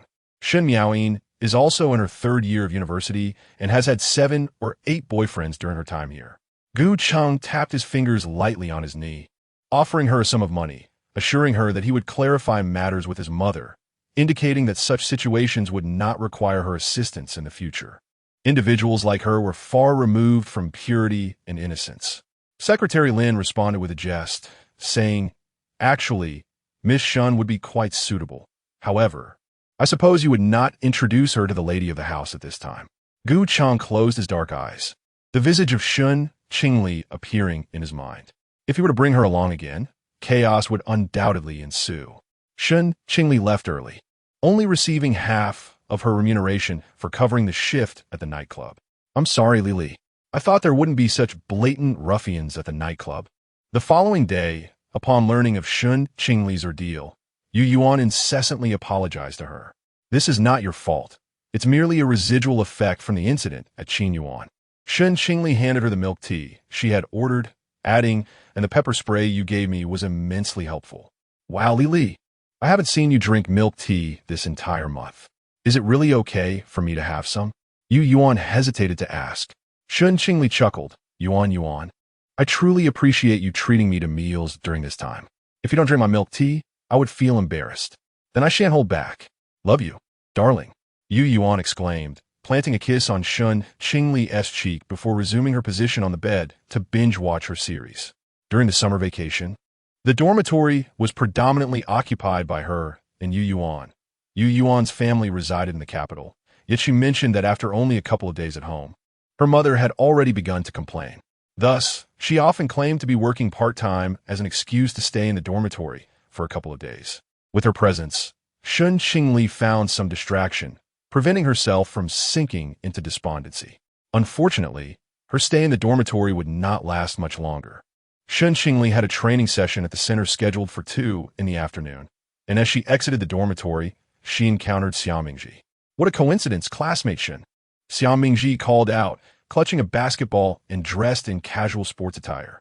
He was tall, with a refreshing appearance and a cheerful demeanor, making him quite popular in school. He had been pursuing Shen Qingli for over a year, yet she had consistently rejected him, though he seemed undeterred. "What a coincidence," Shen Qingli replied with a polite smile. Continuing on her way. "Where are you headed?" "Let me give you a ride," Xiao Mingji offered, catching up with her.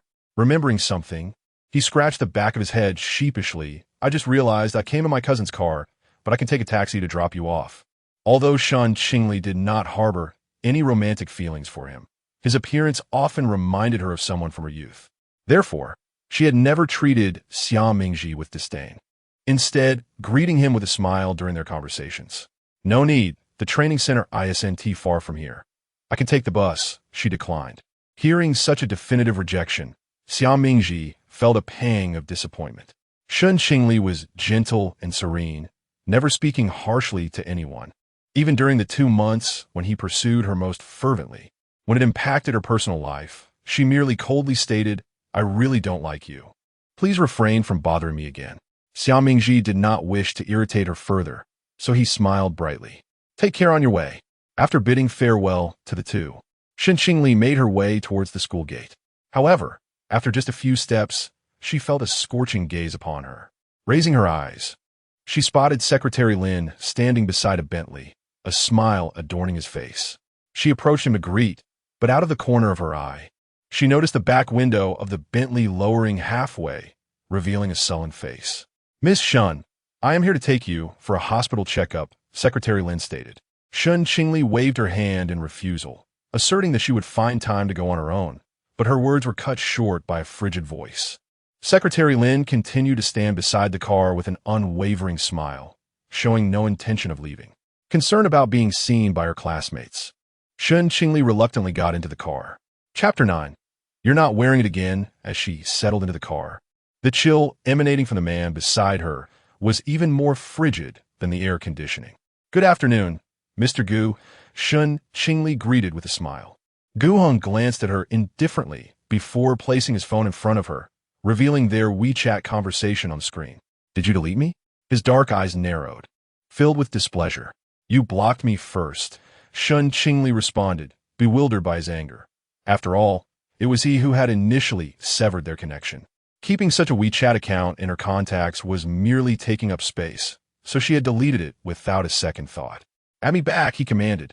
Shen Qingli hesitated. We don't really need to stay in touch. Perhaps it's best not to. Gu Heng put away his phone and casually remarked, what about your repayment? With a blink, Shen Qingli quietly added him back on WeChat. Dressed in a simple pair of wide-legged trousers and a t-shirt, her long hair was styled in a bun, with a few wisps of hair framing her smooth forehead. The car windows were closed, and soon, a faint sweet fragrance wafted from her. Gu Heng's gaze returned to her once more. Who was it you were speaking with at the school gate? Shen Qingli, slightly surprised, replied, a classmate from the finance department. Does he like you? Feeling nervous, Shen Qingli admitted, he pursued me before. After a moment of silence, when Shen Qingli thought the topic had passed, he asked again, do you like him? You seemed quite happy talking to him. I don't dislike him, she answered succinctly. Gu Heng fell silent, closing his eyes as tranquility enveloped the car. Half an hour later, Shen Qingli followed Gu Heng into the central hospital of the capital. While they were there for a checkup, a young nurse mistakenly assumed they were there for a premarital examination. Congratulations, both of you are in good health. Here are your test results. As Shen Qingli flipped through the results, she heard the nurse continue. If you plan to have a baby, the female partner should take care of her health. There's a slight anemia issue. Shen Qingli glanced at Gu Heng, who stood a bit farther away, seemingly oblivious. She quickly clarified, well, we're not here for a premarital checkup. The nurse couldn't help but steal a few more glances at Gu Heng and, covering her mouth, giggled. Could it be that you've just started dating? Many young couples come for checkups before officially becoming a couple. It's great that you prioritize health and well-being. There is no need to feel embarrassed. Shen Qingli felt her cheeks flush. The nurse lowered her voice. Your boyfriend is very healthy. It's just that you need to be mindful of your condition. Miss Shen, let's give you a ride for a short distance, the nurse suggested. Shen Qingli shook her head at the hospital entrance. No trouble. I'll ride a shared bicycle. Blushing over a mere checkup. What are you thinking, Shen Qingli? Gu Heng observed with a hint of amusement in his eyes, though his tone remained indifferent. It's too stuffy in there, Shen Qingli replied, hastily walking away to scan for a bicycle. As Gu Heng got into the car, Secretary Lin remarked, Mr. Gu, for such a health check, a private doctor would suffice. Did you specifically come to a public hospital for Miss Shen? My doctor harbors doubts regarding the authenticity of the test results, seeking a conclusive resolution. Secretary Lin chuckled, acknowledging that President Gu is indeed thoughtful.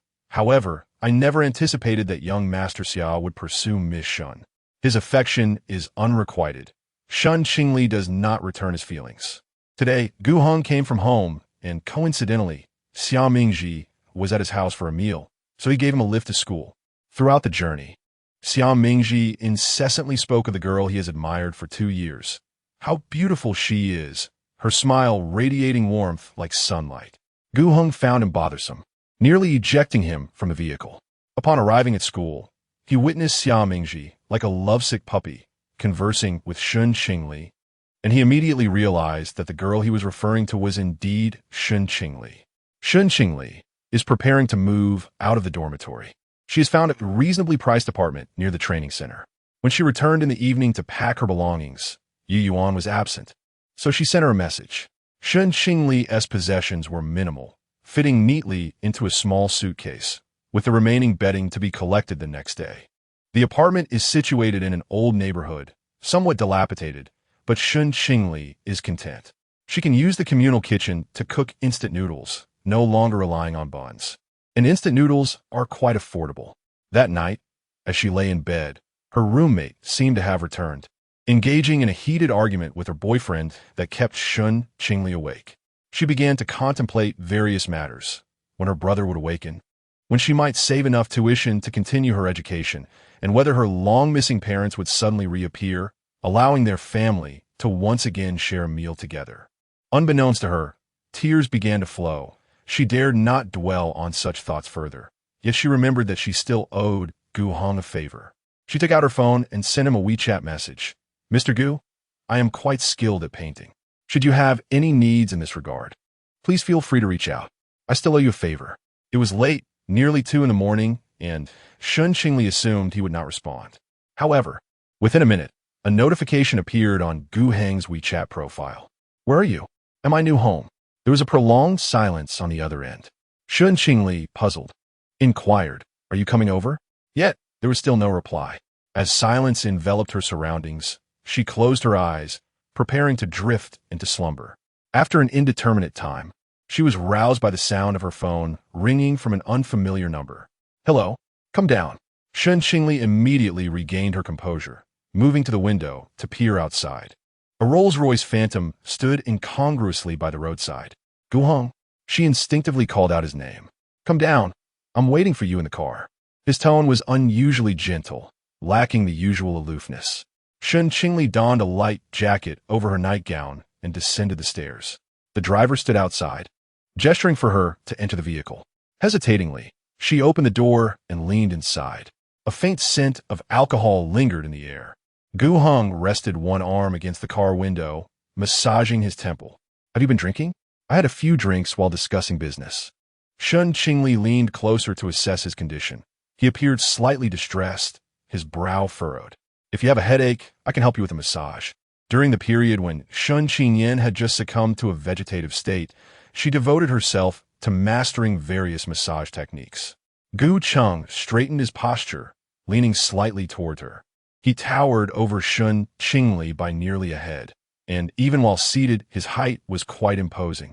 She had no choice but to kneel on the car seat to assist him with a massage. Her hands were small, applying just the right amount of pressure as she focused intently on alleviating his discomfort from intoxication. Gu Cheng found solace in her touch, closing his eyes and allowing his brow to relax. "Why aren't you staying at school?" he inquired. "I have taken a leave of absence, so I moved out." Shen Qingli replied softly, her voice barely rising above a whisper. "A leave of absence? I couldn't pay the tuition for the time being, so I had to take a break. Once I have the funds, I shall return," she explained. Gu Cheng shifted his neck slightly. "Did you seek me out that night solely for the tuition?" Shen Qingli hesitated for a moment before continuing her ministrations. "There are other matters besides tuition." It was evident that there were personal issues she wished to keep from Gu Cheng, and he chose not to press further. The interior of the car fell into a serene silence, with only their breathing echoing in the stillness. Shen Qingli remained engrossed in her task, oblivious to the fact that her clothing occasionally brushed against Gu Cheng's ear. It was not until his low, husky voice broke the silence that she became aware. "Aren't you wearing anything?" Chapter 10. Students should attend classes diligently. Shen Qingli abruptly withdrew her hand, pressing it against her chest as she settled back into her seat. "I wore it," she mumbled. Gu Cheng's piercing gaze collided with Shen Qingli's shimmering almond eyes. "You didn't wear it. You brushed against me." "I." Shen Qingli's fair cheeks flushed crimson. On such a sweltering day, she had deliberately donned an outer garment because she was not wearing any undergarments. She had been so engrossed moments ago that she hadn't even noticed. "I was about to doze off. You suddenly call me down. Who sleeps in their clothes?" Gu Cheng chuckled softly. "I'm not a woman. How would I know?" Shen Qingli was momentarily taken aback. In her previous encounters with Gu Cheng, she had never witnessed him smile like this. Previously, even his smiles had seemed feigned.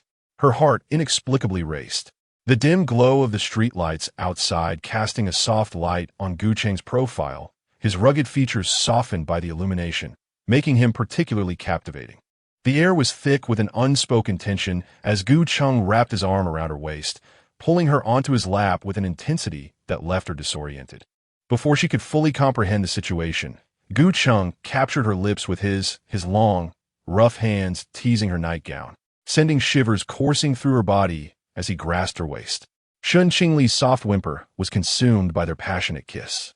As Gu Cheng's breathing grew heavier, his delicate kisses trailed down her sensitive neck. "Gu Cheng." Shen Qingli exerted all her strength to push him away, but Gu Cheng held her tightly, as if she were prey caught in the jaws of a beast on the verge of being devoured. A car passed by, its blinding headlights momentarily stirring Shen Qingli from her daze, causing her to bite down on the man's lip. The car's interior lay in a suffocating silence. "We cannot do this," Shen Qingli stammered, her mind a blank slate, unsure of how to articulate her thoughts. Gu Cheng's dark eyes bore into her, and to her astonishment, she detected a hint of vulnerability within them. "You are quite the killjoy, Shen Qingli," he replied, his tone laced with a chilling edge. You can't find me just to sleep with me? Shen Qingli voiced her inner turmoil. Gu Cheng let out a derisive laugh. What else? To have you give me a massage? Shen Qingli lowered her gaze. How did you know I live here? She had never shared her address with Gu Cheng. Gu Cheng closed his eyes, attempting to quell the turmoil within. Do it or get out of the car. Shen Qingli fought against the urge to weep. I want to do it. I've told you before. If you have such needs again, do not come looking for me. Gu Cheng seemed to lose his patience, his expression darkening. Don't think too highly of yourself. Shen Qingli exited the vehicle. Her steps hurried as she returned to her room. When she looked out the window again, the Rolls-Royce had vanished. She lay on her bed, shutting her eyes and forcing herself to sleep. Yet her mind was consumed with thoughts of Gu Cheng's earlier smile. To her, she was merely a woman he needed at his convenience. She should be more alert, more aware. The night before, in the sleepless city, Gu Cheng had gone to meet Luo Zhengde, his actions reflecting the duality of his character. In everyday life, he appeared noble and restrained, yet in private, he was as wicked as one could be. Just as he appears to the ordinary eye as the formidable founder of the Qiaoyu group, wielding his power in the open, he is, in reality, entangled with the underworld. His meeting with Luo Zhengde last night serves as the most compelling evidence of this. Luo Zhengde has already ensnared her twice in dire predicaments, and she remains oblivious to how many individuals like Luo Yunde Gu Cheng knows. As a woman devoid of power and influence, she is but a vulnerable lamb at Gu Cheng's mercy. Presently, he finds her intriguing, but once that novelty fades, her fate remains uncertain. A few days later, the training center disbursed salaries. This month, Shen Qingli received over 8,000, promptly transferring 6,000 to Shen Qingyin's hospital account, reserving the remainder for her living expenses. However, she is acutely aware that this sum falls woefully short, as Shen Qingyin's treatment costs of the hospital are highly variable, with a minimum of 20,000 being necessary. Thus, Shen Qingli must continue her search for additional employment. Chuman has recommended a position for her as a caddy at a golf course. Shen Qingli, with her suitable height, striking beauty, and prior knowledge of golf, should have no trouble securing the job. However, the schedule conflicts with her training center commitments. I will adjust your training schedule, attempting to accommodate you in the mornings. You can work from 3 in the afternoon until 9 in the evening, which would eliminate any scheduling conflicts. Chuman had already strategized how to assist Shen Qingli with her time management. In gratitude, Shen Qingli treated Chuman to a meal. The interview proceeded smoothly, although the golf course was somewhat distant, necessitating a taxi for each commute. The remuneration is composed of performance fees, point fees, and tips, with even the lowest paid caddies at the Xingding golf course earning around 10,000 monthly. Shen Qingli was assigned to the evening shift, from 3 in the afternoon to 9 at night. After half a month, Shen Qingli had acclimated to the work rhythm. With her golf background and striking appearance, she endeared herself to the affluent patrons of the Xingding golf course, who were notably generous with their tips. One morning, Shen Qingli received a call from Yu Yuan. Qingli, I thought you were genuinely going to take a break from school. What did you secretly pay this year as tuition without telling me? Yu Yuan complained about Shen Qingli's secrecy, yet Shen Qingli was equally perplexed. I haven't paid. Could it be a mistake by the counselor? Impossible. I saw your payment receipt with my own eyes. 20,000. Was it perhaps a relative who paid for you? You should inquire. After hanging up, Shen Qingli called her counselor to confirm that indeed, someone had covered her tuition fees. A man wearing glasses, clad in a gray suit and appearing to be in his early 30s, had come to make the payment, claiming they were relatives. Shen Qingli was baffled. She had no relatives who wore glasses or fit that description.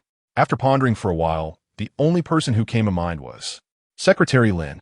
However, since Gu Cheng departed that night, they had not been in contact, nor had she seen him again. Furthermore, he had no reason to pay her tuition. Soon after, the counselor sent her a message. He arrived in a Bentley. Several teachers in the office are quite curious. Qingli, is he really your relative? Shen Qingli's anxious heart finally settled. It was Secretary Lin who paid her tuition fees. She wished to request a refund from her counselor, but tuition is typically non-refundable, and the counselor's stance was for her to continue her studies. Yet, she found herself unable to attend classes regardless of having paid the fees. With a heart full of apprehension, she dialed Gu Cheng's number, expecting him to decline her call. Just as the ringing was about to cease, a cool voice emerged from her phone. "Speak if you have something to say. I am quite busy. Did you pay my tuition?" "Yes." "Actually," Gu Cheng coldly interrupted her. "You agreed to 5,000, but such a sum is trivial. University students should focus on their studies and not spend all their time working outside, causing trouble they cannot manage. If you truly fall ill, no one will be able to assist you." His tone dripped with sarcasm, warning her not to rely solely on her good looks, believing she could remain unscathed in such a chaotic world. Chapter 11. Zhou Yuza. Shen Qingli furrowed her brows in confusion as Gu Heng began to reprimand her without provocation. She had yet to utter a word, yet he had inexplicably erupted in anger. She wasn't neglecting her education out of a fondness for work, who would aimlessly scour for jobs without reason. She longed to continue her studies and fulfill her aspirations. Yet, she harbored a hope that one day, Shen Qingli would awaken and acknowledge her with a simple, heartfelt statement. "My sister has worked hard these past 2 years. For the sake of this elusive hope, she was willing to temporarily forsake her own dreams." As these thoughts crossed her mind, Shen Qingli felt a pang of emotion. "I will manage my tuition on my own. You should return the money." Gu Heng's tone grew more irritable as he retorted, "Shen Qingli, can't you discern between good and bad advice? I paid your tuition, so you ought to attend school diligently. Unless you provide me with a valid reason, if I catch you working again, I will drag you away immediately. I have no time for school, nor do I wish for your financial assistance. If you refuse to refund that 20,000, it will be a waste." She regarded her brief encounter with Gu Heng as a fleeting affair, believing their connection had come to an end. His actions only served to amplify her sense of indebtedness to him. Furthermore, her education was of no concern to him. "Your schedule does not concern me. The money has been paid, and I will not squander my time over 20,000. Gu Heng's demeanor was nonchalant, and just as Shen Qingli prepared to counter his argument, a series of anguished moans echoed from his end of the line. She froze, the words she had intended to say caught in her throat. "Are you too ashamed to speak?" Gu Heng mocked. The moans continued, accompanied by the delicate sobs of multiple women. Shen Qingli could hardly bear it. Was Gu Heng truly engaged in such activities during the day? She bit her lip in frustration and retorted, "Mr. Gu is so occupied. It still finds time to meddle in my education. No one excels at time management quite like you." With that, she decisively ended the call. In the office of the president at Xiaoyu Group, Gu Heng's expression darkened further as he stared at his phone after being abruptly hung up on. What was Shen Qingli implying with her remark about time management? The sobs of women still lingered in the air, and he irritably glanced at his bodyguard, Lei Zhe, signaling her to quiet them down. "Mr. Gu, we are students from Jingbei University and truly know nothing. Please spare us. We won't dare again." Two beautiful, innocent-looking girls knelt on the cold floor, pressed down by Lei Zhe, their knees pained from over 20 minutes of discomfort. Gu Heng paid them no heed, closing his eyes as his long fingers anxiously twirled his phone. Secretary Lin rushed in with a tablet in hand. "Mr. Gu, they are indeed from Jingbei University. One is a freshman and the other a sophomore." Gu Heng opened his eyes, casting a cold glance at the two girls. These were the ones Luo Zhengde had sent him, markedly different from the alluring foreign woman from before. This time, the girls wore ordinary jeans and white dresses, their appearances unmistakably that of students. Yet, their behavior had been anything but student-like upon their arrival. Listening to their words, it was evident that they had accepted money from others to accompany him, willingly engaging in intimacy and whatever else may come. Gu Cheng, upon seeing them, was suddenly reminded of Shen Qingli, a fellow university student. That girl was enamored with money, and during their first encounter, it was she who took the initiative. Just moments ago, Shen Qingli had fortuitously called him. In a lapse of control, he had crossed a line and uttered those words. "Mr. Gu, we did not deceive you. Please, let us go. We promise we won't dare again," pleaded the girl in the white dress, crawling towards Gu Cheng and grasping at his trousers. He kicked her hand away and sent them on their way, advising them to convey the message to the principal and learn their lesson. Once the two girls were escorted out, Gu Cheng turned to Lei Zhe. "You are becoming quite proficient in your role as a bodyguard. Gu Cheng remarked with a hint of sarcasm. Lei Zhe chuckled awkwardly, watching Gu Cheng's retreating figure. Feeling guilty as he said, I never anticipated she would dare to grasp at your trousers. Mr. Gu has a cleanliness obsession. He dislikes being touched by others. Not even a little, Secretary Lin reminded him. Indeed, I was careless this time, Lei Zhe admitted, lowering his head. It was his first time taking action against two seemingly docile girls, and he found it somewhat difficult to proceed. 10 minutes later, Gu Cheng returned from the lounge, with Secretary Lin hastening to catch up, discussing the day's agenda. After dinner, Mr. Zhou from Bot Technology has invited you to play golf. What do you think? Gu Cheng adjusted his tie, casually lighting a cigarette. Mr. Zhou? Ah, yes. Old Zhou has handed the CEO position to his son, Zhou Yuza, this year. Thus, he is eager to collaborate with Xiao Yu on chip manufacturing to solidify his standing among Ba's upper echelons, Secretary Lin continued. Perhaps we can seize this opportunity to engage with Ba's executives.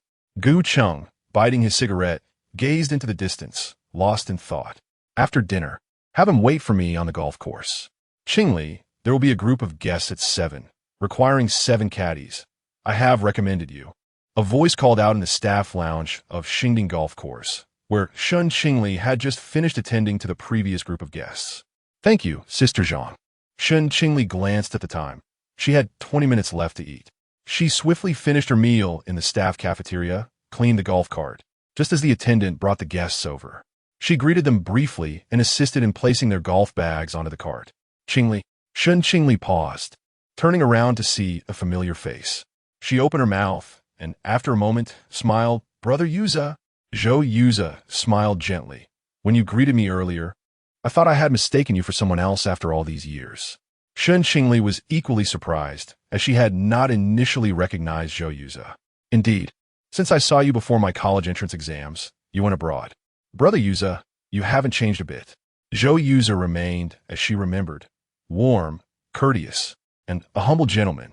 Each interaction with him exuded a sense of familiarity that was exceedingly comforting. Zhou Yuza chuckled teasingly at her, remarking that Shen Qingli had grown into quite the young lady. He wondered if she would still cry and ignore others when deprived of her beloved spicy strips, as she did in her childhood. The mention of her past caused a faint blush to creep onto Shen Qingli's cheeks. Yuza go, let's not bring up those old stories. She stammered. Zhou Yuza, playfully clenching his fist and resting it below his nose, let out a soft laugh, his expression filled with affection and delight. However, he quickly cleared his throat, inquiring about her current status as a student. How would you be a ball boy on the court? I'm just doing a part-time job during the summer break. Shen Qingli replied, feeling a bit awkward, as it had been years since she last saw Zhou Yuza. The sudden reunion left her feeling somewhat distant. Zhou Yuza's smile faded as he pressed her for honesty. You're lying, he said. You see. Shen Qingli felt guilty and averted her gaze. I just returned a few days ago, and heard my mother mention that you called her to ask if your uncle had been in touch. Tell me the truth. Has something happened? Zhou Yuza's tone turned serious. Shen Qingli bit her lip. Her parents had once conducted business with his uncle, and they shared a close relationship. Thus, she had taken a chance and called to inquire. As she had suspected, Zhou's mother had no idea where his uncle had gone. She fell silent, and Zhou Yuza, noticing her struggle to speak, regretted his earlier severity. He sighed helplessly and gently ruffled the top of her hat-clad head. I was too serious just now. Don't be anxious. I'm merely concerned about you. Shen Qingli stood quietly before him, her head lowered, allowing him to tousle her hair. This tender scene was inadvertently witnessed by Gu Heng, who was arriving for their meeting. Chapter 12. The stranger as Zhou Yuza retracted his hand. Shen Qingli was abruptly pulled backward by an unseen force. President Gu seems to be quite leisurely, engaging in romantic banter with the caddy. A chilling voice resonated from his side. Shen Qingli looked up in disbelief, meeting Gu Heng's cold gaze, which seemed to convey a message of having caught her in the act. Hastily averting her eyes, she thought to herself that, with so many witnesses around, Gu Heng would not dare to drag her away. Zhou Yuza chuckled, extending his hand towards Shen Qingli. Come here, Qingli, it's all right. In comparison to Gu Heng, Shen Qingli undoubtedly felt a greater sense of security beside Zhou Yuza. even if Gu Heng truly intended to take her away. Zhou Yuza would surely intervene due to their childhood bond. Bolstered by this thought, Shen Qingli approached Zhou Yuza without a moment's hesitation, refusing to even glance at Gu Heng's expression. President Gu is merely joking. Qingli is my little sister whom I've known since childhood. How could there be any romantic involvement? Gu Heng's face bore no expression, nor did he cast another glance at Shen Qingli. Accompanying him were Secretary Lin and two senior executives from Qiaoyu. Along with Zhou Yuza's assistant and secretary, there were a total of 7 individuals, including the caddies. Just as one of the caddies placed Gu Heng's golf bag onto the cart, he suddenly beckoned, "You switch with her." He gestured toward Shen Qingli with a nod of his chin. Secretary Lin, recognizing the authority of the request, promptly replied in the affirmative. As he made his way toward Zhou Yuza, he advised Shen Qingli, "You should follow President Gu." Shen Qingli hesitated momentarily. Secretary Lin was quite seasoned in his role, having been the one to guide her when she first arrived. Moreover, it was customary to comply with a guest's request, leaving her no choice but to switch with Lin. President Gu, Qingli, Lin has ample experience. He has always been my caddy whenever I play. Since it's Zhou's first time here, having an experienced caddy will enhance the experience. Gu Heng interjected, succinctly dismissing Zhou Yuza's protest. Zhou Yuza intended to refuse, but was nudged by the secretary behind him. President Gu is merely being courteous. If we refuse, it would be quite impolite. Let us not forget that we are here seeking collaboration with Qiaoyu. Upon hearing this, Zhou Yuza found it difficult to voice any further objections. Turning to Shen Qingli, he spoke gently. "It's fine, Qingli. Just follow President Gu. After we finish, I will drive you home. You still haven't answered my earlier question." Shen Qingli, apprehensive of Gu Heng's presence, merely nodded in silence. The golf cart carried the group into the course, the orange hues of the setting sun painting the sky. Secretary Lin and Zhou Yuza walked ahead, and in their initial meeting at the golf course, both parties tacitly avoided discussing business collaboration. Dressed in a pink caddy uniform and donning a white safety helmet, Shen Qingli trailed behind Gu Heng, uncertain whether Gu Heng was intentionally slowing down or found the group ahead too noisy. He gradually reduced his pace until he came to a halt. Shen Qingli glanced at the nearby crowd and swiftly retrieved a golf club for him. Gu Heng swung the club with a flawless form, his tall stature adding to the aesthetic appeal. With a resounding crack, the small white ball soared forward. "Good shot." Shen Qingli stood by, clapping her hands, reaching for the cue, but Gu Cheng did not hand it over. He held it with one hand, his dark eyes fixed on her, exuding a chilling aura. As a caddy, she could not snatch the cue from a guest's hands, and thus they remained in a stalemate. After a prolonged silence, the man finally spoke. "Will you resign yourself, or shall I assist you?" Shen Qingli reiterated, "My affairs are none of your concern. While I am indifferent to whether others attend the classes they have paid for, it is imperative that I attend the ones I have enrolled in." Gu Cheng's tone was laced with an imperiousness that brooked no dissent. Shen Qingli clenched her teeth, asserting, "I will return your money." "To whom will you return it?" "To that man, Zhou." Gu Cheng narrowed his eyes at her, a cold smile curling at his lips. Shen Qingli sensed his misunderstanding and clarified, "I have known you Zhe for a while. It is not the sort of relationship you assume. I have no intention of accepting his money. This was a golf course, not a club. She would not resort to selling her body for financial gain." Upon hearing her reference to brother, Gu Cheng's expression darkened further.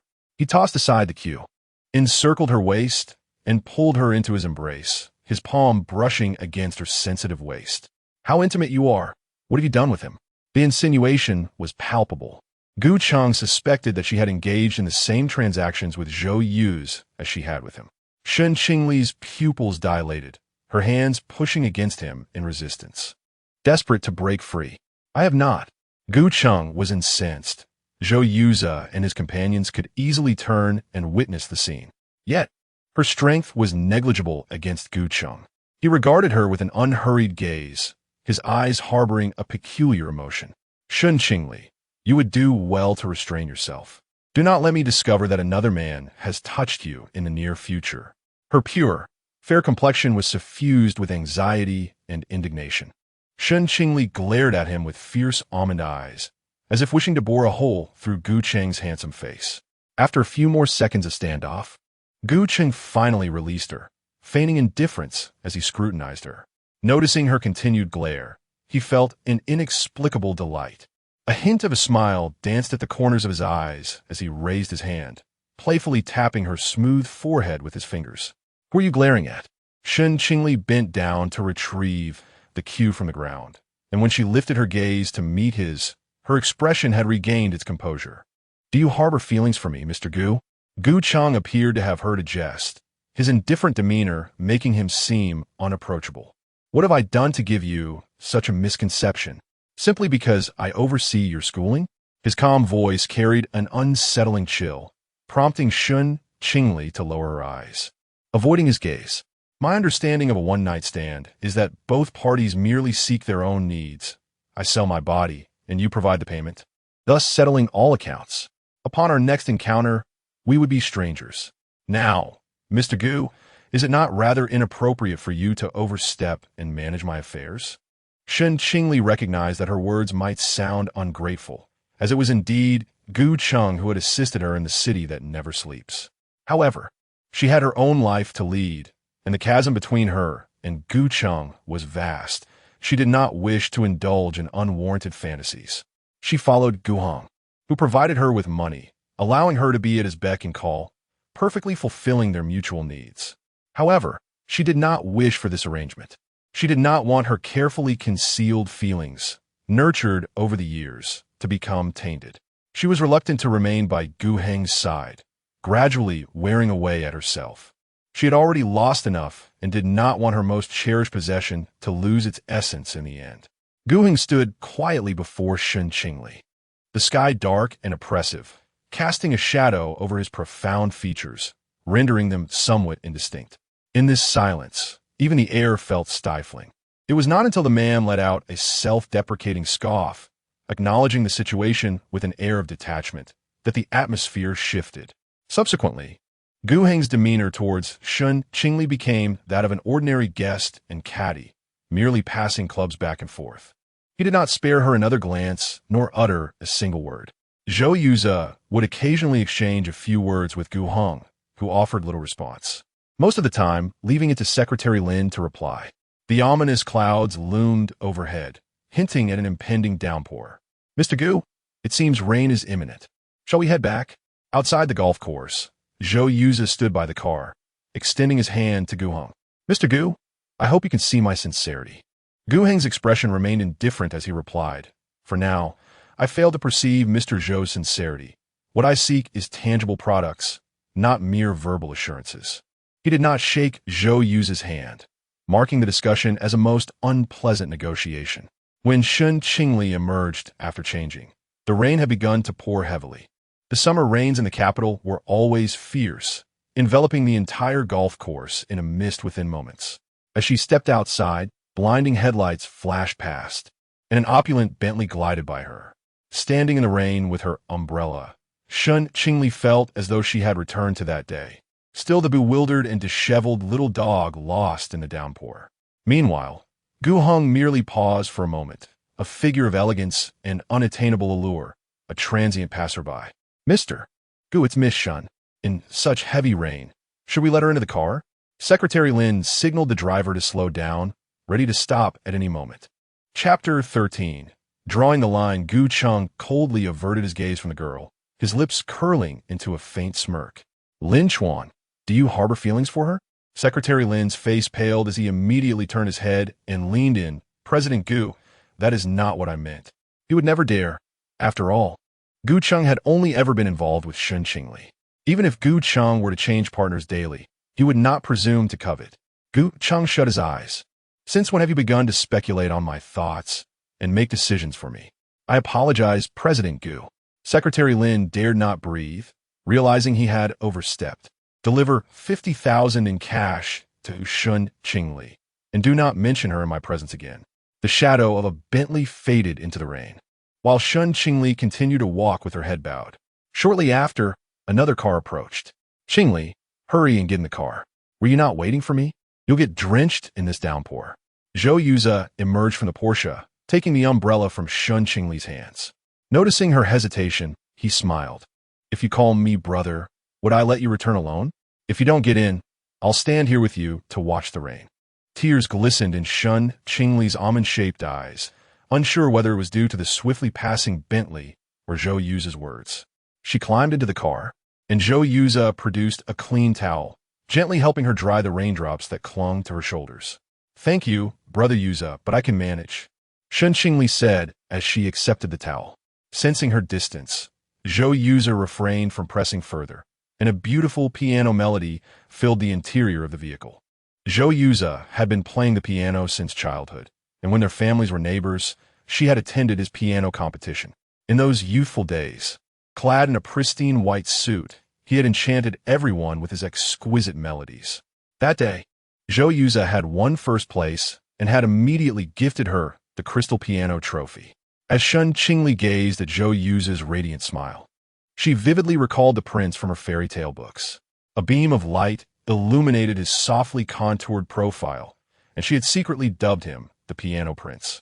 When Shen Qingyan discovered this nickname, she had teased her, playfully pinching her chubby cheeks and calling her unsophisticated. Reflecting on those memories eased Shen Qingli's troubled heart, prompting her to broach the subject of her uncle's family's disappearance. Why didn't you tell my mother the truth? If I had known, I could have come sooner. Zhou Yu took out his phone, asking her to add him on WeChat. Let me transfer some money to you for emergency needs. No need, Brother Yu. To be honest, I simply do not wish to deceive you. My current funds suffice. I can cover my brother's medical expenses. Shen Qingli was determined not to owe anyone a favor. The Shen and Zhou families were merely neighbors, and she and Zhou Yu were once childhood companions.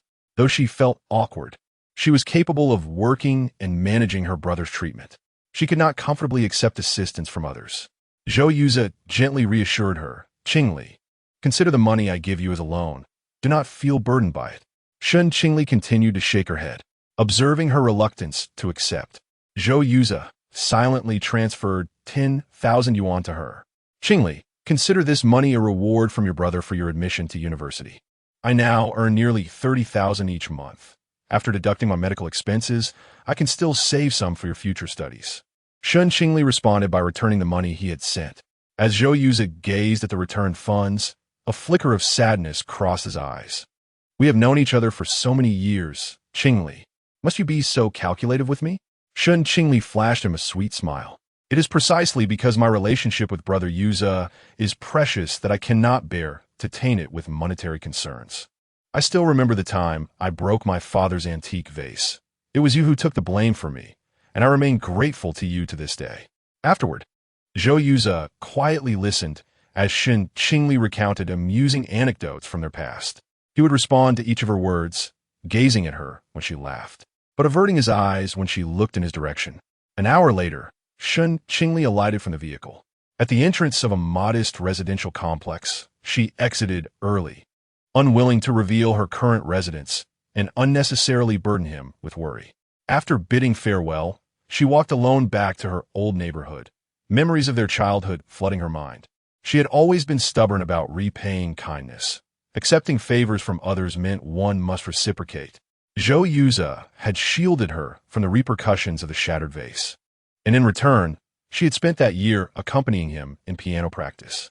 He had remarked that practicing alone was rather dull, suggesting she could keep him company, even if it was merely sitting beside him. Thus, Shen Qingli had spent an entire year by his side as he practiced the piano. Upon reaching the entrance of her old residential building, Secretary Lin awaited her. Miss Shen, Mr. Gu instructed me to deliver this money to you. Shen Qingli glanced at the 5,000 yuan in cash. He said this was your agreement. That morning, when Gu Heng had inquired how much she needed, she had intended to say 5,000. It was clear that Gu Heng truly wished to sever ties with her. She accepted the money, expressing her gratitude. Secretary Lin had arrived in his own vehicle, and after he departed, only Shen Qingli remained at the entrance of the old complex. Illuminated by the dim glow of the street lamp, the air infused with the distinctive scent of earth after rain. In this journey of life, it was destined that she would walk alone. During Zhou Yu's time in the capital, he would nearly every day go to the golf course to pick Shen Qingli up from work. With the 5,000 yuan, Her stress had diminished significantly over the past few days, and she radiated a sense of ease. If you are unwilling to accept my assistance, why not return to Shanqing with me? I will help you find a job. Shen Qingli blinked. Brother Yuza, you wouldn't be planning to simply create an assistant position at your company so I could comfortably accept your salary, would you? Zhou Yuza was helpless against Shen Qingli's wit. Qingli has grown up. Your brother can no longer deceive you. Brother Yuza, just the fact that you come and pick me up each day has already made me very happy, Shen Qingli said, her unadulterated eyes fixed upon Zhou Yuza. Every conversation with him allows her to momentarily forget her current struggles and transport her back to the carefree days of childhood. Zhou Yuza chuckled alongside her, reminding her that in just 2 days, he would be leaving. If you encounter any difficulties, do not hesitate to inform me. Your brother will assist you. Shen Qingli nodded and expressed her desire to treat him to a meal. Is Brother Yuza available? Zhou Yuza glanced at his itinerary for the next couple of days, which Shen Qingli also noted was quite packed. Just as he was about to suggest a later date, he revealed his schedule to her. I will be attending a business gala in the capital tomorrow evening, and I happen to need a female companion. Why not take a day off to accompany me? Shen Qingli found it difficult to decline any further. All right, what time should I be ready? The following evening, Shen Qingli donned the elegant dress sent by Zhou Yuza's assistant and awaited his arrival at the entrance of her residential complex. As the Porsche came to a halt, Zhou Yuza emerged in a tailored gray suit and graciously opened the door for her. The moment he laid eyes on Shen Qingli, his gaze became transfixed. Feeling slightly bashful under his scrutiny, she asked, "Is it strange?" Her makeup and hair were entirely her own handiwork, albeit more meticulous than usual, with eyeshadow and mascara enhancing her features. Zhou Yuza regarded her as one would admire a masterpiece, his eyes sparkling with admiration. You look exquisite. I am genuinely concerned that some gentleman at the gala might attempt to approach you. As Shen Qingli bent to adjust her dress and entered the car, Zhou Yuza settled beside her, propping his arm up to signal her to link hers with his tone notably serious. You must stay close to me tonight. Such a well-behaved sister must not wander off with other men. Amused by his words, Shen Qingli chuckled softly and gently intertwined her arm with his. Chapter 14. Never have I seen such boldness. The commercial gala is a grand affair hosted by the elite and affluent families within the capital's business circle. It serves as a vital social event for networking and exchanging resources, inviting directors and presidents from listed companies across the country's cities that have established collaborations. Zhou Yuza, along with his father, is included in the guest list. However, due to the busyness of the Zhou family's business, his father cannot attend and has entrusted Zhou Yuza to represent him. This year's gala takes place at the renowned Yuyuan in the capital, a site that was once the residence of a high-ranking official during the Ming and Qing dynasties. Its exquisite Suzhou-style gardens are its hallmark, and in recent years, it has been transformed for commercial use. Shen Qingli, linking her arm with Zhou Yuza, traverses through a front courtyard, approaching the banquet hall. The hall, designed in a traditional Chinese style, adopts a Western banquet theme, perhaps to facilitate better social interactions. The dining options are buffet-style, accompanied by an array of red wines. In one corner, a complete tea set is on display, tended by servers donned in Song Dynasty attire, preparing tea in the traditional manner. A crowd has gathered around, and Shen Qingli casts a lingering glance. Would you like to take a look? She inquires, but shakes her head, feeling a sense of discomfort since she entered Yuan. She feels her identity starkly contrasts with the opulence of this place. Zhou Yuza gently pats the back of her hand, reassuring her, "It's all right. I'm here. Just relax. Isn't this young Master Zhou?" A voice calls out to Zhou Yuza. Shen Qingli follows him as he approaches, directing her gaze towards the speaker. Upon noticing the refined silhouette behind the middle-aged man, she instinctively lowers her head. "Mr. Gu, this is young Master Zhou." The Zhou family's business has flourished in recent years, and they have begun production of their semiconductor wafers. Zhao, smiling, introduces Zhou Yuza to Gu Cheng. Gu Cheng, clad in a bespoke black suit, stands against an intricately carved screen that accentuates his distinguished stature. His sharp features, illuminated by the soft glow of the banquet hall, radiate warmth. We have met. Gu Cheng states, disregarding Zhou Yu's outstretched hand, casually holding a glass of red wine with his elegantly defined fingers. As for the collaboration, Xiao Yu still requires consideration. Zhou Yuza remains composed, stating, the first batch of our wafers has just commenced production. Once completed, I shall send samples to Xiao Yu and hope that Mr. Gu could provide some insights then. His demeanor is humble and his tone steady, unaffected by Gu Cheng's aloofness. The two engage in discussions about the semiconductor business. And while Gu Cheng has yet to spare a glance at Shen Qingli since their encounter, she can feel beads of perspiration forming on her brow. Unable to contribute to their conversation, she stands silently beside Zhou Yuza. I shall look forward to it. The Zhou family will not disappoint you. As the two seem to conclude their discussion, Shen Qingli hastily interjects. Yuza, I am feeling a bit hungry. Barrow's finished products. They both speak simultaneously, causing Shen Qingli to instinctively glance nervously at Gu Cheng, then lower her head. She senses a chilling gaze fixed upon her. Gu Cheng is observing her. Young Master Zhou has only been in the capital for a week and has brought along a mere ball girl to accompany him to a commercial gala. Her presence appears rather incongruous. Shen Qingli pressed her lips together in silence, not raising her gaze. Zhou Yuza chuckled softly, glancing at Shen Qingli as he remarked on how unexpected it was for General Manager Gu to remember that she had once been a caddy on the golf course. I have known Qingli since childhood. I have practically watched her grow up, he insisted, emphasizing, I regard her as a sister, so General Manager Gu, please refrain from teasing her. Shen Qingli stole a glance at Zhou Yuza, feeling her tension ease somewhat. The young girl had yet to have dinner, and it was likely that hunger had made her somewhat rude earlier. However, Gu Heng had no intention of letting her off the hook. Apology should come from those who err. I could hardly hear her earlier. Her voice was far too soft. Zhou Yuza stepped forward, blocking most of Shen Qingli's figure. Playfully interjecting, Qingli is rather timid. It's her first time attending such a formal banquet. General Manager Gu, please don't make it difficult for her. Otherwise, she might throw a tantrum next time and refuse to accompany me. Shen Qingli instinctively tightened her grip on Zhou Yuza's arm. Gu Heng's voice carried a chill as he responded, she is not timid at all. Among the women I know, she possesses the greatest audacity. She was bold enough to approach him, tease him, and even share his bed, only to rebuff him time and again. Who else but Shen Qingli would dare? Having spoken, Gu Heng was soon surrounded by several other executives and directors, leaving the scene. Shen Qingli exhaled in relief as Zhou Yuza led her to get something to eat. However, she found herself unable to consume anything at that moment. Qingli, do you know General Manager Gu? Zhou Yuza suddenly inquired. Shen Qingli paused, taking a bite of the delicately crafted peach blossom pastry, chewing mechanically. Not really. A flicker of doubt crossed Zhou Yuza's eyes, if she did not know him. Why did it seem that Gu Heng held some concern for Shen Qingli?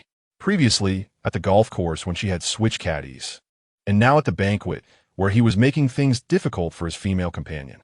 His father had mentioned that Gu Heng was uninterested in women, his interests solely lying in profit. Logically, Gu Heng should hardly care whether he had a companion tonight. Would you like something else? Perhaps some juice? Zhou Yuza asked. Shen Qingli accepted the juice, taking a sip while absent-mindedly nibbling on the dessert, as Zhou Yuza stayed by her side. Brother Yuza, you must have many people to socialize with at this banquet. You need not worry about me. I will find you after I finish eating. Zhou Yuza nodded, all right. But don't wander off. I'll be in the banquet hall. Once he departed, Shen Qingli set down her plate and patted her chest. Having taken only a few bites of the pastry, she had almost choked. She stood to get some fresh air outside, but felt slightly dizzy. Upon closer inspection, she realized that the juice Zhou Yuza had brought her was the renowned peach blossom brew from Yuyuan. Thankfully, she had only sipped a few times, so she should not be intoxicated, just a bit lightheaded.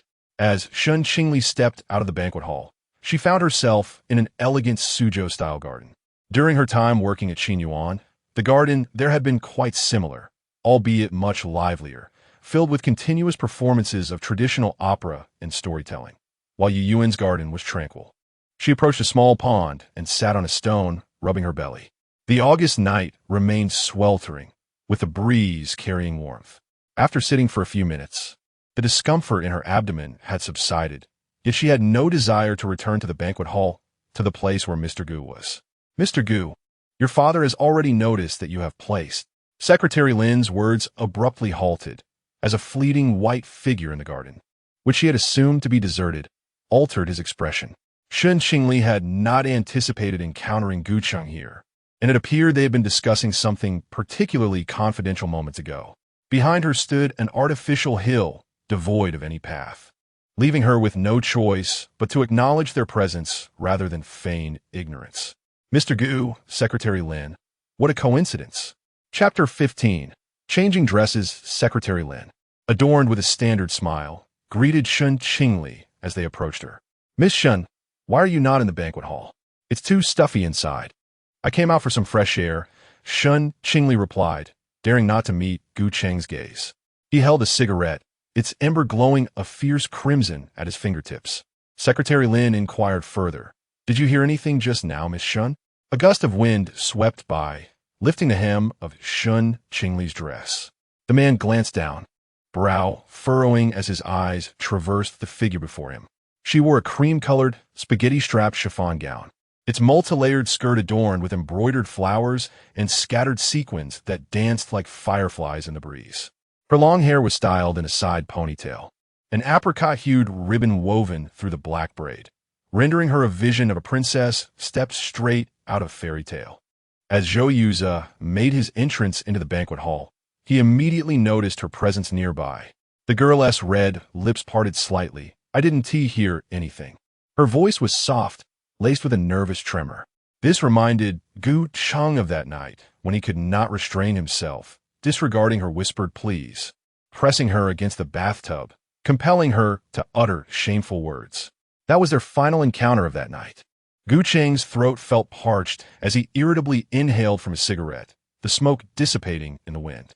Lying before me comes with consequences.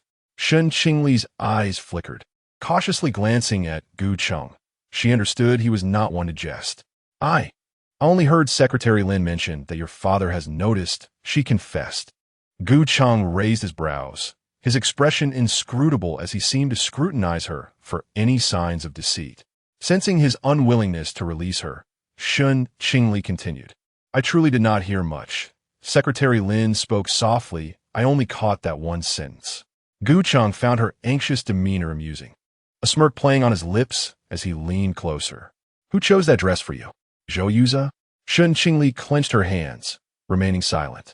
The man drew nearer, his warm breath brushing against her neck as he maliciously queried, Shen Qingli, do you know what you resemble right now? With utmost seriousness, she replied, a princess. Gu Cheng chuckled softly. A princess? How old are you? Wishing to be a princess. You look like a minor. That dress does not suit you. Shen Qingli stepped back, creating distance between them, and retorted, I am young. It's not surprising I look like a minor, unlike some people who appear aged in anything they wear. Gu Cheng's expression darkened. Secretary Lin cast a cautious glance at him, beads of cold sweat forming on his back. After years of service under Gu Cheng, he had never witnessed anyone speak to him in such a manner. The man scoffed derisively. Zhou Yuze is not old. He has been in the capital for only a few days, and you are already accompanying him to a banquet. A mere minor like you, easily swayed by a few flattering words, foolishly following him. Shen Qingli frowned. My relationship with Brother Yuze is not what you think, and he is genuinely a nice person. Gu Cheng sneered. Who knows? I advise you not to be overly naive. Zhou Yuze may have changed significantly since the days of your childhood acquaintance. After the man finished speaking, he turned away, mockingly repeating the words underage. Subsequently, Secretary Lin followed Gu Cheng out of the garden. Shen Qingli silently observed his retreating figure before returning to the banquet. Zhou Yuze was still engaged in conversation with several middle-aged gentlemen, and Shen Qingli, hesitant to intrude, decided to explore the Song Dynasty tea ceremony instead. A few distinguished young ladies adorned in intricately embroidered kipeos stood nearby, their beauty captivating. Shen Qingli had a fondness for kipeos. Her mother once owned several, and she vividly remembered her mother's graceful demeanor while wearing them. Lost in thought, she was abruptly jostled by a woman passing by, causing the glass of red wine in the woman's hand to tilt and spill its contents all over Shen Qingli's dress, staining it from her chest down to the hem. The woman, clad in a striking red gown, was none other than the top star of the entertainment industry, Xiao Jingru. Upon glancing at Shen Qingli's appearance, she discerned that she was not a prominent figure in the capital's social circle. Yet someone of her status dared not openly offend anyone present. "I'm sorry, I'll compensate you for the dress. You should go change," she said, her tone dripping with disdain. Shen Qingli chose not to respond. Soon, Xiao Jingru's assistant arrived, guiding her toward the lounge to change attire. The assistant appeared hesitant, whispering to Xiao Jingru. Shen Qingli could not catch their words, but after listening, Xiao Jingru looked at the assistant with impatience. "How long can it possibly take to change? This dress is so conspicuously stained with red wine that if he hears any rumors later, what am I to do? You stay with her and make her hurry." The assistant said nothing further and motioned for Shen Qingli to follow. As they traversed a long corridor, Shen Qingli was led into a small courtyard. The assistant handed her a dress, pointing to a room within the courtyard and passing her a magnetic card. "Change in that room and do it quickly." Noticing Shen Qingli's hesitation, she tugged at the dress she had just given her. "This is Jingru's spare gown, far more expensive than your CL Spring-Summer Limited Edition. You need not return it." Shen Qingli found no reason to refuse, and, wishing to avoid causing Zhou Yuza any trouble, accepted the dress and swiped the card to enter the lounge. Outside, someone called out for Xiao Jingru's assistant from the corridor. "Xiao Xue, come here quickly." Xiao Xue was summoned away. Once inside the lounge, Shen Qingli glanced at the room's antiquated decor, hesitant to touch anything, as some pieces appeared to be aged artifacts. She stepped behind a screen to remove her soiled dress, contemplating how to wear Xiao Jingru's black gown when the door creaked open. Someone entered, and Shen Qingli initially assumed it was Xiao Jingru's assistant. She covered her chest and peered through the screen's gap, her body freezing in place. "Mr. Gu, I have placed the clean clothes here for you," Secretary Lin announced, setting down the garments and adding apologetically, "Miss Xiao may not have realized you dislike the scent of perfume. Leave." Gu Cheng's voice was cold and stern. Secretary Lin lowered her head and exited, leaving the room enveloped in silence. Shen Qingli remained utterly still behind the screen, silently praying that Gu Cheng would leave after changing his clothes. Gu Cheng stood beside the bed, first tearing off his tie, then removing his suit jacket and the shirt beneath. Just as Shen Qingli exhaled in relief, believing he would finish changing while standing there, he approached the screen, bare-chested, with a clean set of clothes in his arms. Shen Qingli crouched down, using her gown to shield her chest, and as Gu Cheng drew nearer, she heard the sound of his belt being unfastened. Biting her lip, she contemplated how to explain herself to Gu Cheng. Just as he was almost upon the screen, his phone rang. He tossed the clothes onto the screen and turned to answer the call. Shen Qingli sighed with relief. She could not possibly wear Xiao Jingru's gown, so she resolved to put on her soiled dress again. At least if Gu Cheng discovered her, she would be clothed. She donned it cautiously, striving to make no sound, but Gu Cheng's call was brief. After a few words, he returned. Shen Qingli, frightened into silence, was taken aback when Gu Cheng took a few steps and then halted, his footsteps fading away until she heard the sound of the door opening and closing. Gu Cheng was gone. Perhaps the call had been urgent. Shen Qingli's anxiety dissipated as she hurriedly donned the gown, the screen rustling softly. Just as she managed to put it on, a chilling voice emerged from behind her. "Are you planning to employ the same old trick, undressing in my lounge?" Chapter 16. What perfume do you wear? Shen Qingli felt a jolt of fear, suddenly crouching down and clutching her chest. Though she had managed to put on the dress, the zipper on her back remained undone. And if she did not hold her chest, she would risk exposure.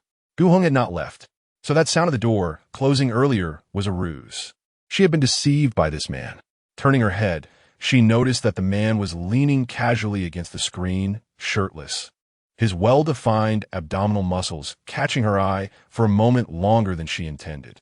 That fleeting glance did not escape Gu Heng's notice, who coldly teased, "Do you find it appealing, Shen Qingli? I merely came in to change my clothes. My dress got stained. Xiao Jingru's assistant brought me here. I had no idea this was your lounge." Shen Qingli could hardly fathom that Xiao Jingru possessed a magnetic card for Gu Heng's private lounge. Gu Heng narrowed his dark eyes, inquiring, Xiao Jingru? She spilled red wine on my dress. Shen Qingli replied. Please stand up. Clutching her chest, her face flushed. She hesitated to move. I'll get dressed first. Could you turn around? Gu Heng let out a scoff and crouched behind her. Shen Qingli's exquisite butterfly bones were fully exposed. Her fair neck led down to her slender waist, igniting a warmth within Gu Heng. Where is Zhou Yuza? Shen Qingli felt a heat rising in her back, her ears burning. He has matters to attend to. I can manage on my own. Gu Heng reached out, his long fingers brushing against the zipper but refraining from pulling it up. You mentioned it was Xiao Jingrou's assistant who gave you the card? Shen Qingli nodded. The card? She picked up the card from the floor and handed it to Gu Heng. With a swift motion, he zipped up her dress. Once she had composed herself, she stood up. Gu Heng's gaze fell upon the magnetic card, his eyes darkening slightly. This lounging inn was his private sanctuary, typically locked, only open when he attended events. What does Xiao Jingru intend tonight? Mr. Gu, may I leave now? Shen Qingli asked, feeling constrained with Gu Heng blocking the screen. Noticing the large red wine stain on her, Gu Heng remarked discontentedly, So dirty. Why are you still wearing it? I won't wear the dress that Xiao Jingru gave me. Shen Qingli's expression revealed her reluctance. Gu Heng's eyes swept over the alluring black dress, his brow furrowing. Take it off. With that command, he turned and exited, pulling on his shirt while dialing Secretary Lin. Send a dress over. Secretary Lin on the other end appeared perplexed. Gu Heng reiterated, a dress, Shen Qingli's size. Understood. Mr. Gu. Peering cautiously from behind the screen, Shen Qingli spoke up. There's no need to go through all this trouble. Gu Heng ignored her, standing outside as he changed his clothes. Each second felt excruciating for Shen Qingli. Minutes later, Secretary Lin arrived with the dress. Gu Heng handed her the new garment, only to find she was still wearing the stained one. I told you to take it off. Why are you still wearing it? Are you so reluctant to part with the dress Zhou Yuza gifted you? Shen Qingli took the black dress handed to her and glanced at it. Could you turn around or step outside? Gu Cheng, with an impassive expression, remained still, gazing at her with an ambiguous smile. Do you require your dear brother to assist you in changing? Shen Qingli shot him an indignant look. There is nothing between you, Zhe, and me. Why can't you believe that? No sooner had she spoken than the man leaned closer, his cool fingers brushing against her hair, tucking it behind her ear. Shen Qingli stepped back, but Gu Cheng advanced, cornering her until her back met the wall. He casually pinched her delicate earlobe, teasingly caressing it. His lips parted slightly as he responded to her earlier question. Then why do you refuse me? Shen Qingli shrank her neck slightly. Her eyes tinged with a blush as they locked onto his cold gaze. You have many women. You don't need me. Who told you that? Gu Cheng inquired. Shen Qingli bit her lip, her eyes wide as if on the verge of tears. I saw it with my own eyes and heard it with my own ears. Gu Cheng stepped closer, resting his hand on the back of her head. Is that so? What exactly did you see and hear? Taking a deep breath, she replied. I saw Shan Miaoying getting out of your car more than once. The other day when I called you about tuition fees, I heard those sounds, two girls' voices. Gu Cheng raised an eyebrow, remaining silent. Shen Qingli continued, today as well. Today? He echoed. Xiao Jingru has your lounge card. She can access your lounge. What else could a man and a woman do in there? Xiao Jingru was not particularly skilled in acting. Her popularity relied solely on her alluring looks. She was attractive and emotionally intelligent, and was acknowledged as Gu Cheng's last girlfriend. After parting ways with Xiao Jingru, Gu Cheng changed girlfriends monthly, yet remained single. Those in the know even disclosed on Weibo that Gu Cheng had not dated since because he was still pining for Xiao Jingru, dubbing her his moonlight. Countless memories flooded Shen Qingli's mind, momentarily distracting her. When she regained her senses, she found Gu Cheng smirking at her. He was genuinely smiling, his icy eyes glimmering with a captivating allure.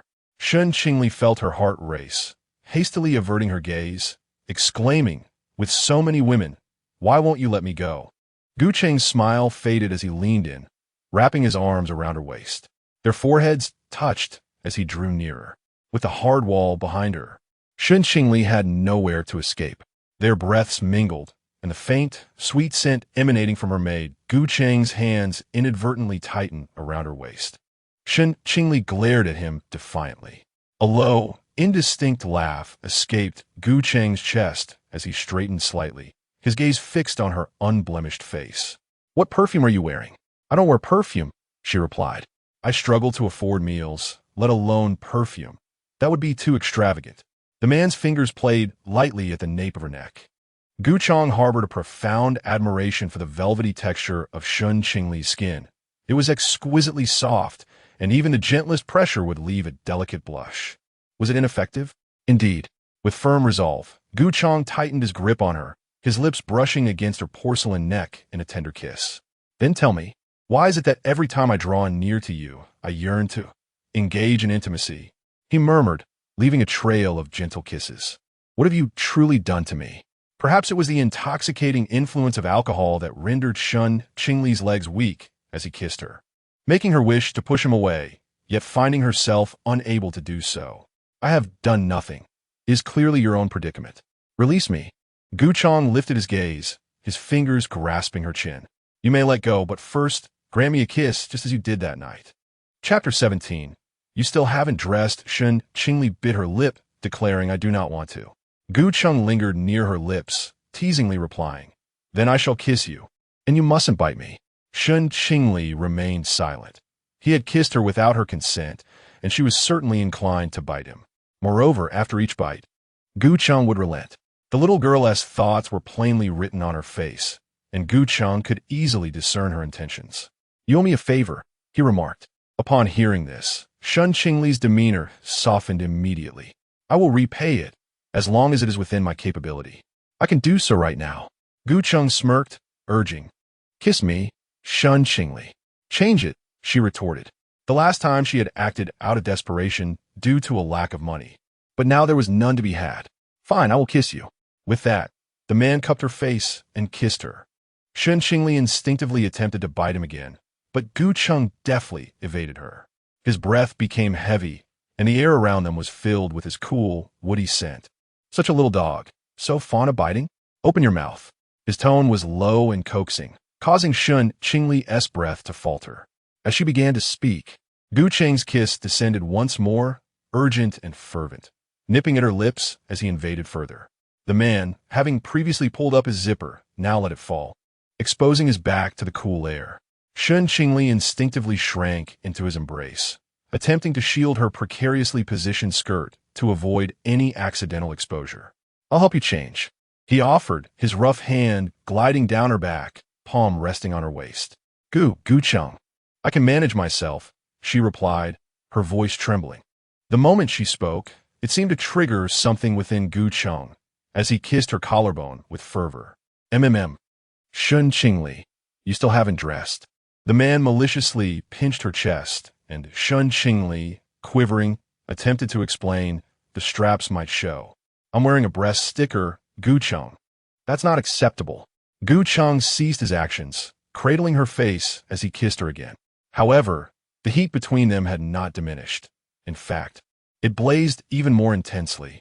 Shen Qingli, lost in his kisses and perhaps influenced by the alcohol, began to respond to him unintentionally, causing Gu Cheng's breath to quicken as he lifted her skirt. "Knock, knock, knock. Mr. Gu, Miss Xiao has arrived to apologize." Secretary Lin was knocking persistently. Upon hearing the noise, Gu Cheng released the girl, his dark eyes still clouded with desire. The girl, having been kissed into a state of daze, had her eyes reddened, with glistening moisture pooling in her apricot-shaped gaze. Gu Cheng's veins throbbed visibly at his temples as he brushed away the moisture from her lips with his long fingers. He held her in his arms, closed his eyes, and took a moment to regain composure before softly instructing, "Put on your clothes." Gu Cheng then retrieved his blazer and stepped outside, while Shen Qingli took a few seconds to collect herself. She felt utterly reckless. Had Secretary Lin not arrived, she would have. Next time, she must be more cautious with her drinks. Outside the door, Gu Cheng held his suit jacket casually at his waist, casting a cold glance at Secretary Lin. "What does Xiao Jingru want with me?" Secretary Lin suddenly realized that he might have disrupted Gu Cheng's plans. His gaze flicked toward the door behind Gu Cheng. Could Mission be inside? Earlier, when Gu Cheng asked him to deliver clothing, he found it peculiar. However, why had their CEO ever lost control like this? After all, they were in Yuan, and the banquet hall outside was filled with the elite of the capital. Miss Xiao wishes to inquire whether she may have offended you with her earlier remarks, he reported hesitantly. Such a trivial matter, and you still seek me out? Secretary Lin felt awkward. I cannot restrain her. She has been weeping and is still crying outside in the courtyard. Xiao Jingru, from the prominent Xiao family in the capital, had a military background, her grandfather having reached the rank of general before retiring. Although the family's influence had waned in recent years, they remained formidable. Send her back to the banquet hall. Secretary Lin did not dare to say more, but as he left, he noticed a red wine stain on Gu Cheng's freshly changed white shirt. Sir, your shirt. Gu Cheng cast a glance downwards, understanding Secretary Lin's astonishment. He had a penchant for cleanliness, and such a large red wine stain on his shirt was indeed unprecedented. It must have occurred earlier when he was close to Shen Qingli, the stain transferring from her dress. The thought tightened Gu Cheng's throat. Please fetch me another outfit. Secretary Lin responded with utmost respect. Upon returning to the lounge, Gu Cheng found Shen Qingli had already changed in her dress, standing demurely inside. Secretary Lin had brought her a little black dress, its length modestly covering her knees, with no revealing aspects on the upper half. Yet, it exquisitely accentuated her waist, the black fabric contrasting elegantly with her fair skin. She had loosened her previously tousled braid, letting her hair cascade over her shoulders, exuding an air of refined innocence. Now you no longer appear to be underage, Gu Cheng remarked.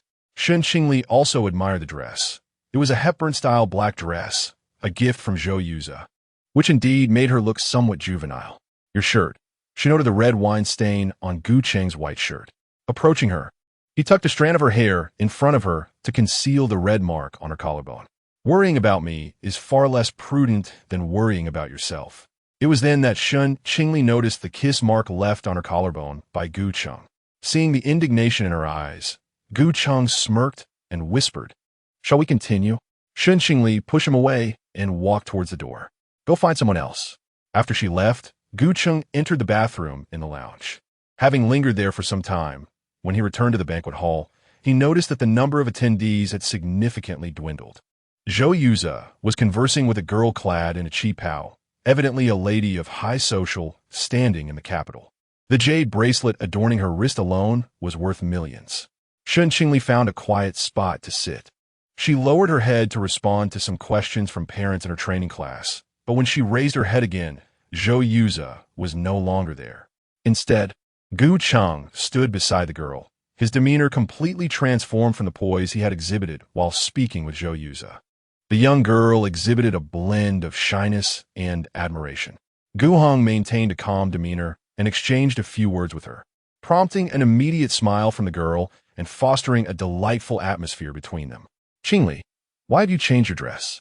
I hardly recognize my little sister who used to don the princess gown, Zhou Yuza remarked as he settled beside her, his voice imbued with warmth and playful teasing. Shen Qingli explained her reasons for changing clothes. Why didn't you come and find me? I could have taken you to change, he inquired. Shen Qingli shukulat. I am no longer a child. Zhou Yuza looked at her with a fond expression, affirming, indeed, our Qingli has blossomed into a young lady. In the midst of their conversation, Gu Heng and the girl in the cheongsam had vanished. Brother Yuza, I just saw you speaking with a girl in a cheongsam. Who is she? Shen Qingli asked. She is the only daughter of the Jiang family from the capital. Her father and grandfather are both involved in politics, granting them a significant standing in the city. Zhou Yuza paused before continuing. The Gu family and the Jiang family are considering a union. And should Jiang Lu truly become Mrs. Gu, it would be beneficial to establish connections now for future collaborations. Chapter 18 Hitchhiking. It turned out that she was the only daughter of the Jiang family. Shen Qingli had long heard that in the realm of the powerful in the capital, marriage was a means of exchanging familial interests, relationships, and wealth for mutual benefit. For aristocratic families wishing to maintain their position at the pinnacle of society, utilizing marriage as a strategic investment was the most prudent choice. Gu Heng was certainly no exception. The two families had previously enjoyed a good relationship, and although the matter of their union had not yet been finalized, the choice of Gu's future wife was not necessarily Miss Jiang. Shen Qingli nodded. Such matters were of no concern to her, and she was content simply to listen. As the banquet neared its conclusion, Zhou Yuza noticed Shen Qingli's lack of enthusiasm and decided to escort her away early.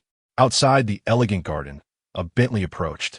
Halting in front of a Porsche, Zhou Yuza instructed Shen Qingli to wait in the car. "Mr. Zhou," he said, pausing to greet Gu Heng, who stood at the entrance. "Are you leaving too, Mr. Gu?" "Yes, there are always women vying for my brother Heng's attention. Tonight's banquet has been utterly tedious." The speaker was Jiang Lu, who stood beside Gu Heng. The two presented a striking contrast. One exuded an air of aristocratic aloofness, while the other embodied grace and gentleness, creating an invisible barrier between themselves and the outside world. It appeared that Jiang Lu was Gu Heng's companion for the evening. "Miss Jiang, you jest. Mr. Gu is remarkably handsome and exceptionally talented, naturally drawing the interest of noble women in the capital," Zhou Yuza remarked. Jiang Lu tilted her head to gaze at Gu Heng, acutely aware of their respective standings. Even if she could exchange a few words with him, entering the Gu household was beyond her reach. Gu Heng's elegant brow furrowed slightly, his tone tinged with exasperation. "You insisted on leaving, yet here you are chatting at the door." Jiang Lu smiled brightly. "Would you like to join me? I have other matters to attend to," Gu Heng replied coolly, stepping forward to open the car door for Jiang Lu, who happily took her seat. As the Bentley drove away, Gu Heng approached Zhou Yuza. "Mr. Zhou, may I catch a ride with you? Isn't Mr. Gu busy?"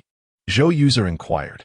Gu Heng glanced at the Porsche. "I'm not headed in the same direction as Jiang Lu. I need to return to Qiaoyu." Zhou Yuza found it difficult to decline and gestured for him to enter. Gu Heng walked directly to the back door of the Porsche. Shen Qingli looked up in surprise as the man approached and opened the door. Gu Heng nonchalantly settled into the seat. Zhou Yuza stood by the front passenger door, saying, "Qingli, you take the front seat. Mr. Gu will be joining us." Startled, Shen Qingli hurriedly rose, but before she could fully rise from her seat, the man beside her firmly pressed her back down. With wide, astonished eyes, she stared at him. Gu Heng's dark gaze remained fixed ahead, yet the pressure of his hand did not relent. Realizing there was no changing her position, Shen Qingli spoke, "Brother Yuza, I will sit in the back." Gu Heng interjected, "Mr. Zhou, there is no need for such formality." Zhou Yuza, puzzled, wondered why Gu Heng, who typically preferred solitude, would choose to sit with them. However, he did not dwell on it and took his place in the front seat. With Gu Heng in the vehicle, Zhou Yuza seized the opportunity to discuss the future development intentions of bot technology, speaking to him in a casual manner. Gu Cheng reclined in the back seat with his eyes closed, his hand having moved away from Shen Qingli's arm. He responded to topics of interest with a few remarks, while remaining silent and resting for those that did not capture his attention. As they reached the main thoroughfare of the city center, Gu Cheng casually inquired, "Where does the caddy reside?" The term elicited a subtle twitch at the corner of Shen Qingli's mouth. "Caddy?" She mused, but remained undeterred. "No matter. Let us first proceed to the Qiaoyu group," suggested Zhou Yuza. "It does matter." Gu Cheng cast a meaningful glance at Shen Qingli in the dim light, adding, "The caddy has encroached upon my space."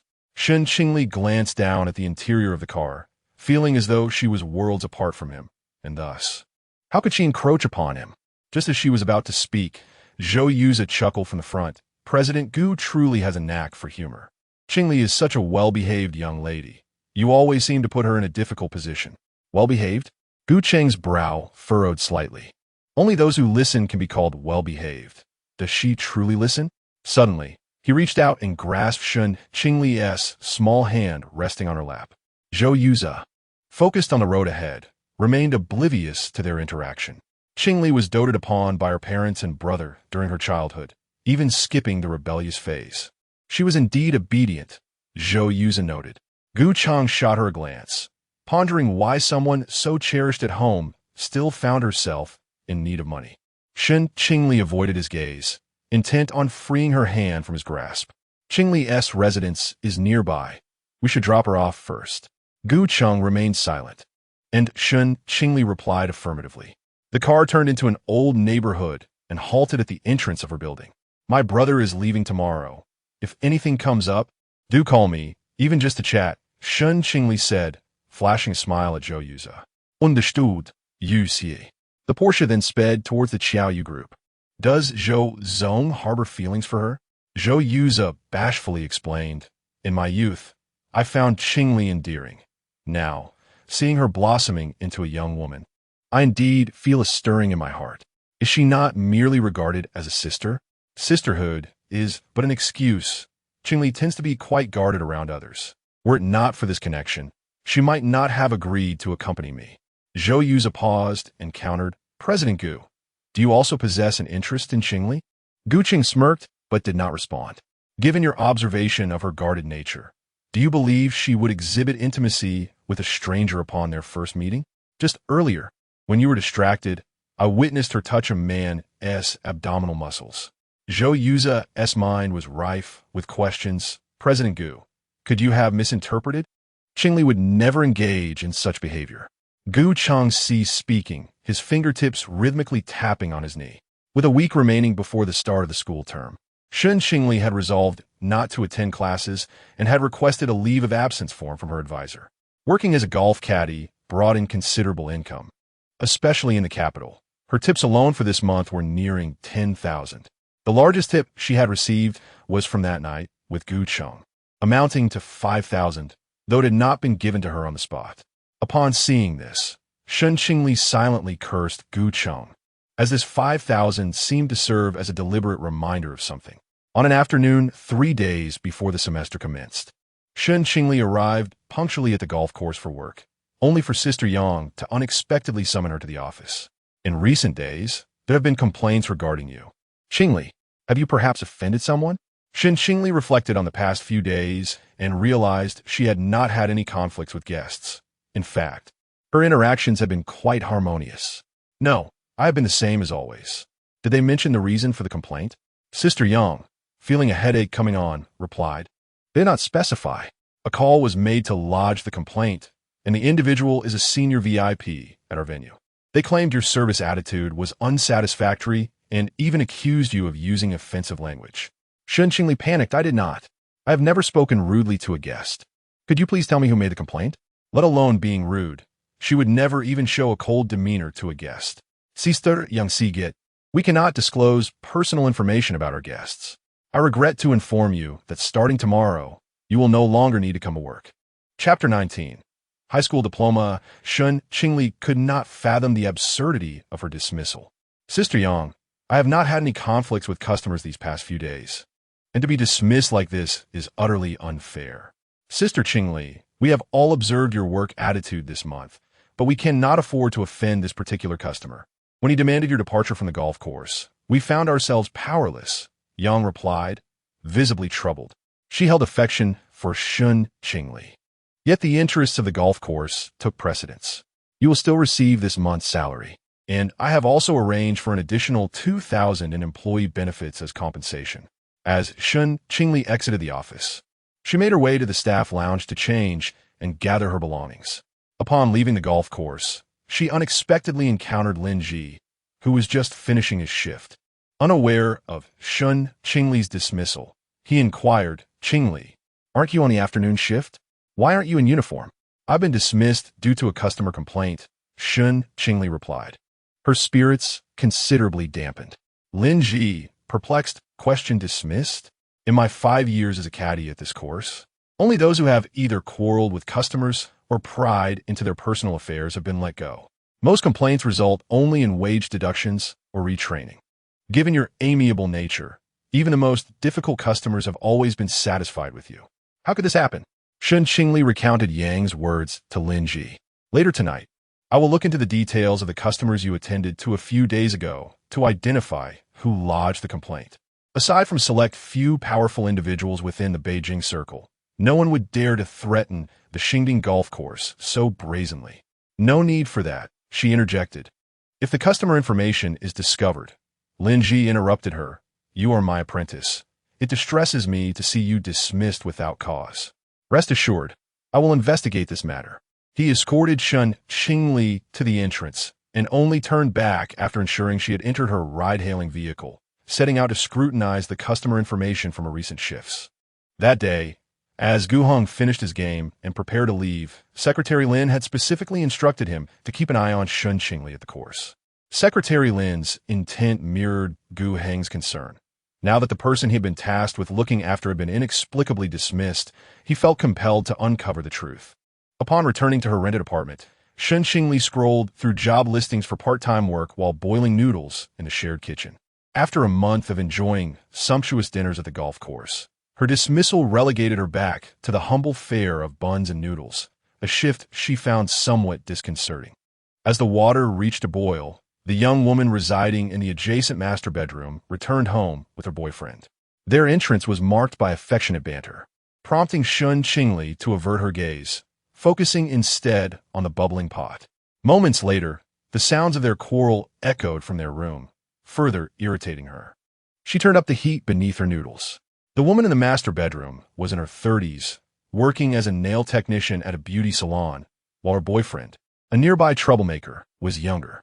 Their frequent arguments often escalated, and there had been instances when their disputes turned physical. In her room, Shen Qingli heard the police arrive for mediation. A woman was shouting that she would never forgive, yet within a few days, she brought the delinquent back. Hush! Shen Qingli heard a whistle and turned her gaze towards the kitchen door. The delinquent stood there, leering at her. "Sister, are you cooking noodles?" he inquired. Shen Qingli felt an involuntary discomfort upon seeing him. Disregarding whether the noodles were cooked properly, she carelessly scooped them into a bowl and carried it back to her room.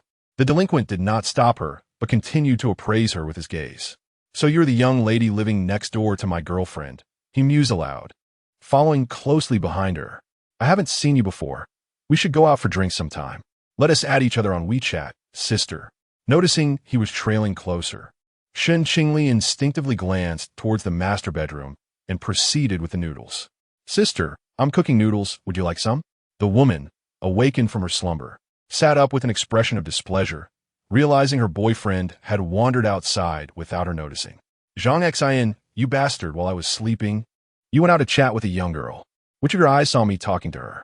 The delinquent became considerably more subdued in the presence of the woman, ceasing his pursuit of Shen Qingli and retreating into the room. The woman shut the door, and the two began to argue again. "My nail art partner, Xiao Hui, said you intend to assault her. She claims you cannot control yourself around pretty young girls." Shen Qingli had no interest in their quarrel, but she needed to leave this place as soon as possible. When she initially rented here, the agent had assured her that the roommates were female. That evening, she shared with Chu Man about being dismissed from the golf course, and Chu Man promised to help her look for suitable employment opportunities. The following morning, Shen Qingli headed to the training center for her class. Before reaching the entrance, she overheard raised voices within. "It's that Shen Qingli, with just a high school diploma. She is here to teach my grandson how to draw. If she can't get into the Central Academy of Fine Arts, you are responsible." A parent was causing a commotion in the art class Shen Qingli taught. Chu Man and another dance instructor were nearby, trying to soothe her. "Grandma, please express your concerns calmly. Our teacher Shen is still in university, and you can see how dedicated she is in teaching the children. Moreover, Xiaonan enjoys her lessons and often asks Shen to help him revise his drawings." Shen Qingli was merely an assistant teacher, and the main instructor remained unaffected. The elderly woman, clutching her grocery basket, shoved Chu Man aside, causing her to lose her balance and bump against the desk, grimacing in pain. "Either refund my grandson's tuition for this year or replace his teacher. My son married at over 40 to have this cherished grandson. I cannot allow a teacher with only a high school education to ruin him." Xiaonan had been attending classes since the beginning of the year, even before teacher Shen arrived at the training center. "Grandma, if you continue to make a scene, we will have to call the police." The elderly woman showed no fear of Chu Man, plopping down on the ground and throwing a tantrum. "I have heard from the parents of a training class that they caused a commotion last night, demanding a refund for their fees. Why should my little Nin not receive a refund? Are they trying to bully me just because I am an elderly person?" The dance instructor, noticing Shen Qingli standing at the door, hurriedly pulled her into another classroom. "Qingli, you must not go in there. Such matters are best left to Sister Chu Man to resolve. The elderly woman, despite her white hair, exhibited considerable strength. Earlier, she had been shouting at the entrance of the training class, and it took 2 individuals and a security guard to drag her inside. What is happening? Are the parents of my students at the training class demanding a refund from Sister Chu Man? The dance instructor replied awkwardly. Refund requests happen from time to time. Sister Chu Man is accustomed to it. Shen Qingli suddenly realized that yesterday she had been dismissed from the golf course, and now parents from a training class were also causing a ruckus. This might not be a mere coincidence. Chapter 20. Disappointment. Shen Qingli took the initiative to resign from her position as an art class teaching assistant. Despite the persistent efforts of Chu Man and her supervising teacher to dissuade her, they were unable to alter her decision.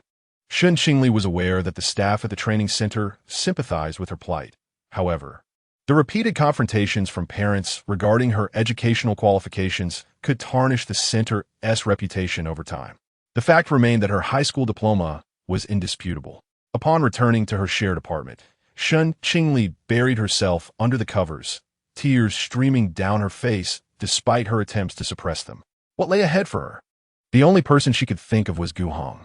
He had previously insisted that she refrain from working and focus on her studies. Yet, secretly undermining her did not align with his character.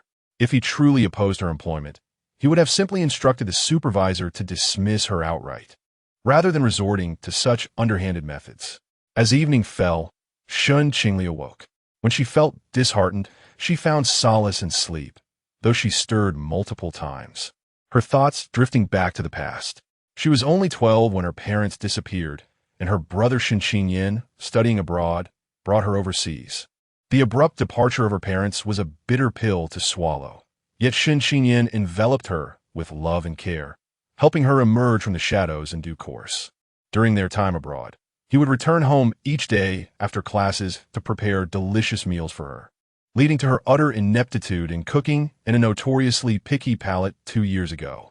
On weekends, he would take her on excursions, and every time there was an art exhibition in France, he would ensure she attended. Once she regained her composure, he sought out an excellent school for her, and during her high school years, he arranged for a private tutor. As he often said, "Brother knows you are reluctant to return to a country. Once I finish university, I will take you back for the college entrance examination. Qingli, you must study diligently." For years later, when Shen Qingli brought her back to their home country to start business, just as his company began to flourish, he suffered a sudden car accident while conducting business abroad. Lost in thought, she received an unexpected call from the doctor responsible for Shen Qingli's care. "Miss Shen, Mr. Shen experienced respiratory arrest 2 hours ago. We managed to resuscitate him, and his condition has just stabilized." Shen Qingli felt her heart sink. After Shen Qingli's accident, he had been receiving treatment in a French hospital. She had intended to bring him back to their homeland, but the attending physician advised against it, stating that any further stress could jeopardize his life. Shen Qingli had purchased medical insurance while studying in France, and even after 2 years back home, his account had continued to be funded, significantly reducing the treatment costs. However, since the beginning of this year, his respiratory arrests had become increasingly frequent, along with other symptoms. "Dr. Zhao, will my brother..." Shen Qingli could not finish her sentence. Dr. Zhao sighed.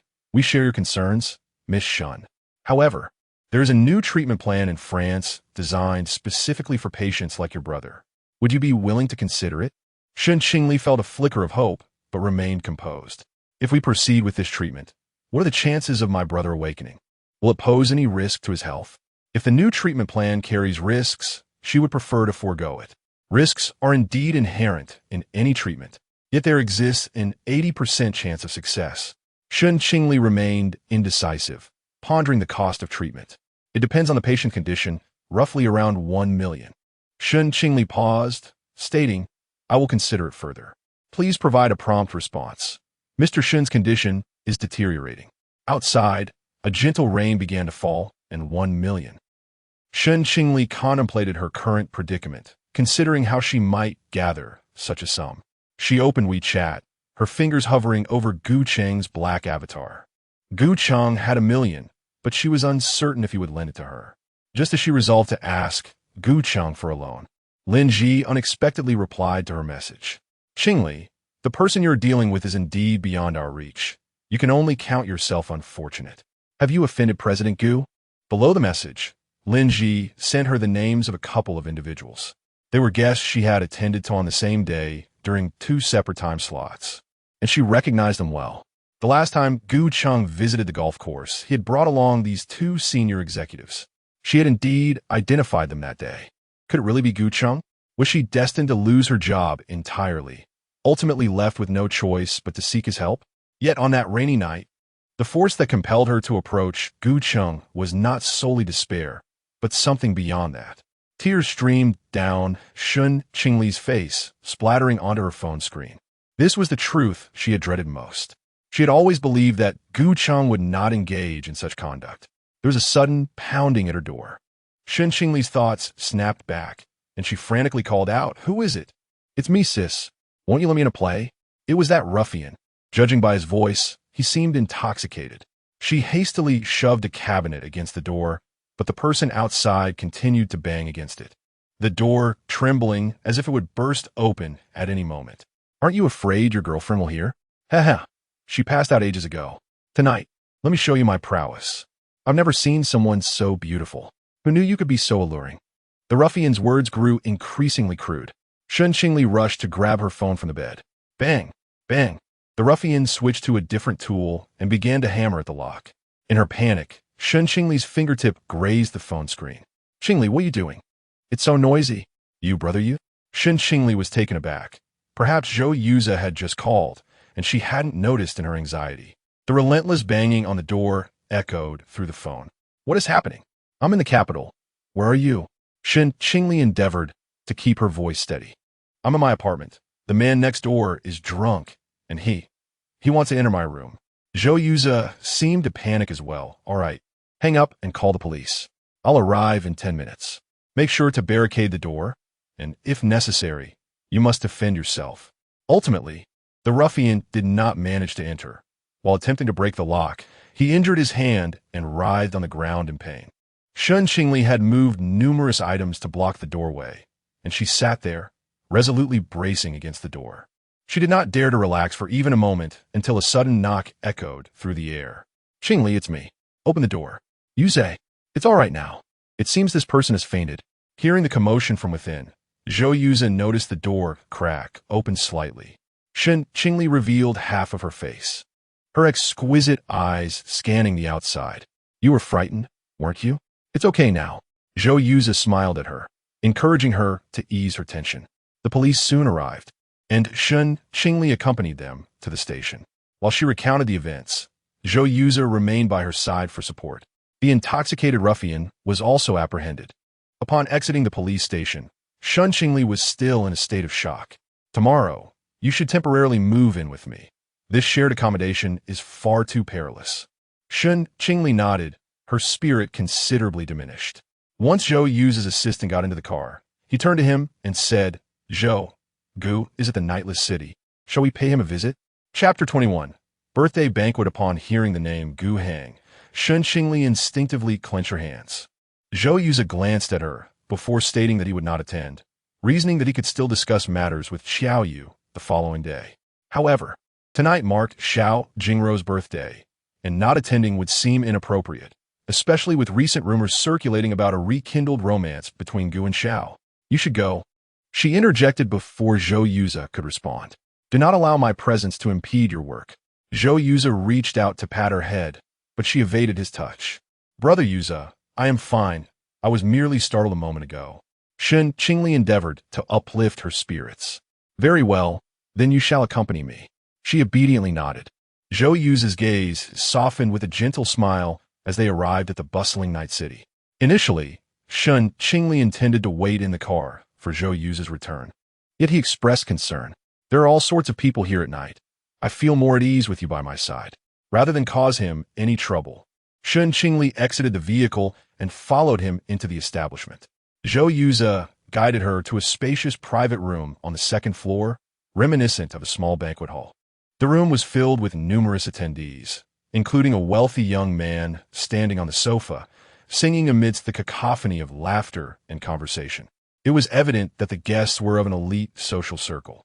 Yet, despite the noise, Shen Qingli's eyes were drawn to a solitary figure at a booth.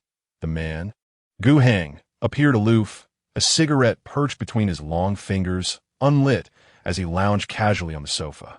Beside him, Xiao Jingru, clad in a flowing red gown, radiated charm as she poured wine for him. Zhou Yuza instructed Shen Qingli to sit on the far side of the sofa, while he took a glass of champagne to toast Gu Heng and present his gift to Xiao Jingru. Though seated at a distance, Shen Qingli remained aware of the happenings at Gu Heng's side. Xiao Jingru accepted the gift with an expression of surprise, covering her mouth as she opened it. Gu Heng exchanged a few words with her, prompting Xiao Jingru to accept Zhou Yuza's offering. After all these years, Brother Heng still holds affection for Sister Jingru, one of the younger members of the Gu family remarked. Of course, she is his moonlight. Did you not see online? After their breakup, Brother Heng has not dated anyone else. He is merely waiting for her return. Another chimed in, recounting a rumor of a confrontation between Jiang Lu and Xiao Jingru during a business banquet in Brother Heng's absence, suggesting unresolved tensions between them. Sister Jingru mentioned that for years, both she and Brother Heng have been upset with each other, but it seems they have reconciled now. Amidst the gossip, Shen Qingli felt like an outsider, disconnected from the conversation. Zhou has brought a female companion. Xiao Jingru's voice cut through her thoughts. She looked up to see Xiao approaching with an elegant stride, a glass of red wine in hand. Dear girl, my sister accidentally soiled your dress last time. Please accept this drink as an apology. Rising to her feet, Shen Qingli faced the full glass of wine presented before her, her heart filled with reluctance. Oh, you seem different from last time. Are you unwell? Today, Shen Qingli was in a rather poor state, her complexion pale and her lips parched, devoid of any color. She felt somewhat unwell. Xiao Jingru feigned concern, stating, since you're not feeling well, perhaps you should. She poured out half of the red wine, suggesting they share it. However, Shen Qingli did not take the cup, her gaze instinctively drifting toward Zhou Yuza. Miss Xiao, Qingli is still young. She shouldn't drink. Zhou Yuza interjected gently, remaining seated. Xiao Jingru, with her bright and vivid eyes, remarked, after 18, one is considered an adult. Can one remain a child forever? As if recalling something amusing, she covered her mouth and laughed. Hasn't Mr. Zhou allowed his sister to experience the essence of womanhood yet? Zhou Yuza approached Shen Qingli, expressing his helplessness. A good relationship between a man and a woman does not necessarily pertain to that matter. Xiao Jingru laughed again, inciting mirth from those nearby. It seems your sister truly is a Navi girl. However, if you refuse this wine, it would mean you do not forgive your sister. And I shall be heartbroken tonight. Xiao Jingru, an actress through and through, oscillated between tears and laughter. Today was her occasion, and many attendees cast unfriendly glances at Shen Qingli. It was evident that she was deliberately making things difficult for her, especially with Gu Qing present, leaving Zhou Yuza hesitant to defend her. If she were to refuse the wine, Xiao Jingru would undoubtedly devise further means to torment her. Furthermore, Zhou Yuza was there for business. Any conflict could affect his dealings. After a moment's hesitation, Shen Qingli reached for the wine glass. Zhou Yuza frowned and grasped her hand, saying, Miss Xiao, I shall drink on behalf of Qingli. In my domain, we do not engage in heroics. I admire and cherish the young lady. And it has nothing to do with Mr. Zhou. Looking at Zhou Yuza, Shen Qingli reassured him, It's all right, Brother Yuza. It's just half a glass. Tonight is Miss Xiao's birthday. I wish you a happy birthday. With grace, she spoke, and under Xiao Jingru's scrutinizing gaze, lifted the goblet to her lips. Xiao Jingru, a clear, magnetic voice rang out, ushering an immediate silence in the room. Xiao Jingru turned, feigning innocence. Cheng, I merely wish to apologize to my sister. Gu Cheng's gaze was cold as he shot her a look. If you spill it, will you wipe it with your dress? Xiao Jingru pouted, displeased, as she reclaimed the wine glass from Shen Qingli's hand. She had finally managed to engage Gu Cheng in conversation tonight, only to provoke his ire. Was she not merely trying to assert some authority over Zhou Yuza? Shen Qingli remained in her corner, and after Xiao Jingru's disruption, It became apparent that Gu Cheng was in a foul mood. The atmosphere in the private room grew significantly quieter, and she could even hear snippets of conversation between Zhou Yuza and Gu Cheng. The babu has been thoroughly cleaned. I understand Mr. Gu's concerns. My father certainly hopes for our collaboration. The first order will have Qiao Yu pay 1/3 of the amount up front. Shen Qingli felt herself drifting into a drowsy state when suddenly someone nudged her arm. Xiao Mingji? Xiao Mingji smiled warmly at her, handing her a glass of juice. Why aren't you eating anything? I see you've been sitting here for half an hour. Shen Qingli took a sip of the freshly squeezed orange juice. Thank you. I will wait for General Zhou, she said. Xiao Mingji glanced at the two individuals engrossed in business discussions. The others seated at the booth had discreetly relocated to another area. Xiao Jingru also approached the bar, engaging in conversation with a few young women. The attendees of this gathering were all privileged youths who had grown up together in the capital's elite circles. General Zhou was indeed a unique case. Attending a birthday celebration while simultaneously discussing business contracts was quite the endeavor. Xiao Mingji's voice was laced with confusion as he observed Shen Qingli's discomfort, prompting him to make introductions. The one who is singing the loudest over there is Su Xinglan, the young master of the Su family, a childhood companion of General Gu. And the one holding his girlfriend tightly is Shang Xiao, the heir of a prominent business family, a romantic at heart and a close friend of General Gu. However, Shen Qingli held no interest in anything related to Gu Cheng. As she listened, her irritation began to surface. Yet, Xiao Mingji remained oblivious, continuing his introductions. What about me? Can you guess why I am here? He even attempted to engage her in conversation, but Shen Qingli was far from interested. I need to use the restroom, she declared, rising without acknowledging Xiao Mingji, who followed her. Upon exiting the restroom, as she bent to wash her hands, Gu Cheng approached, also bending to wash his hands. Shen Qingli pretended not to see him, drying her hands and making her way out, only to feel her arm grasped firmly by him. Did you not see me? He inquired. Shen Qingli regarded him with cool, almond-shaped eyes, stating, We are not familiar enough to warrant a greeting. Their gazes collided.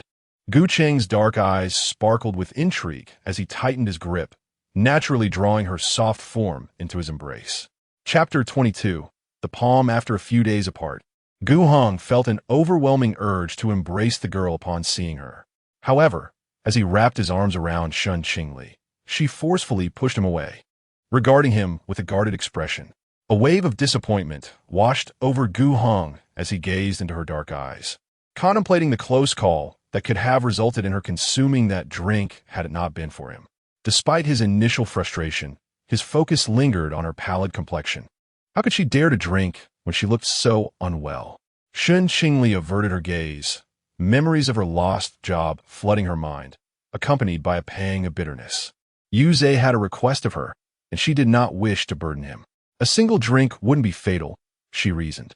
Gu Heng furrowed his brow, sensing her heightened irritation tonight. Did she not know her own limits?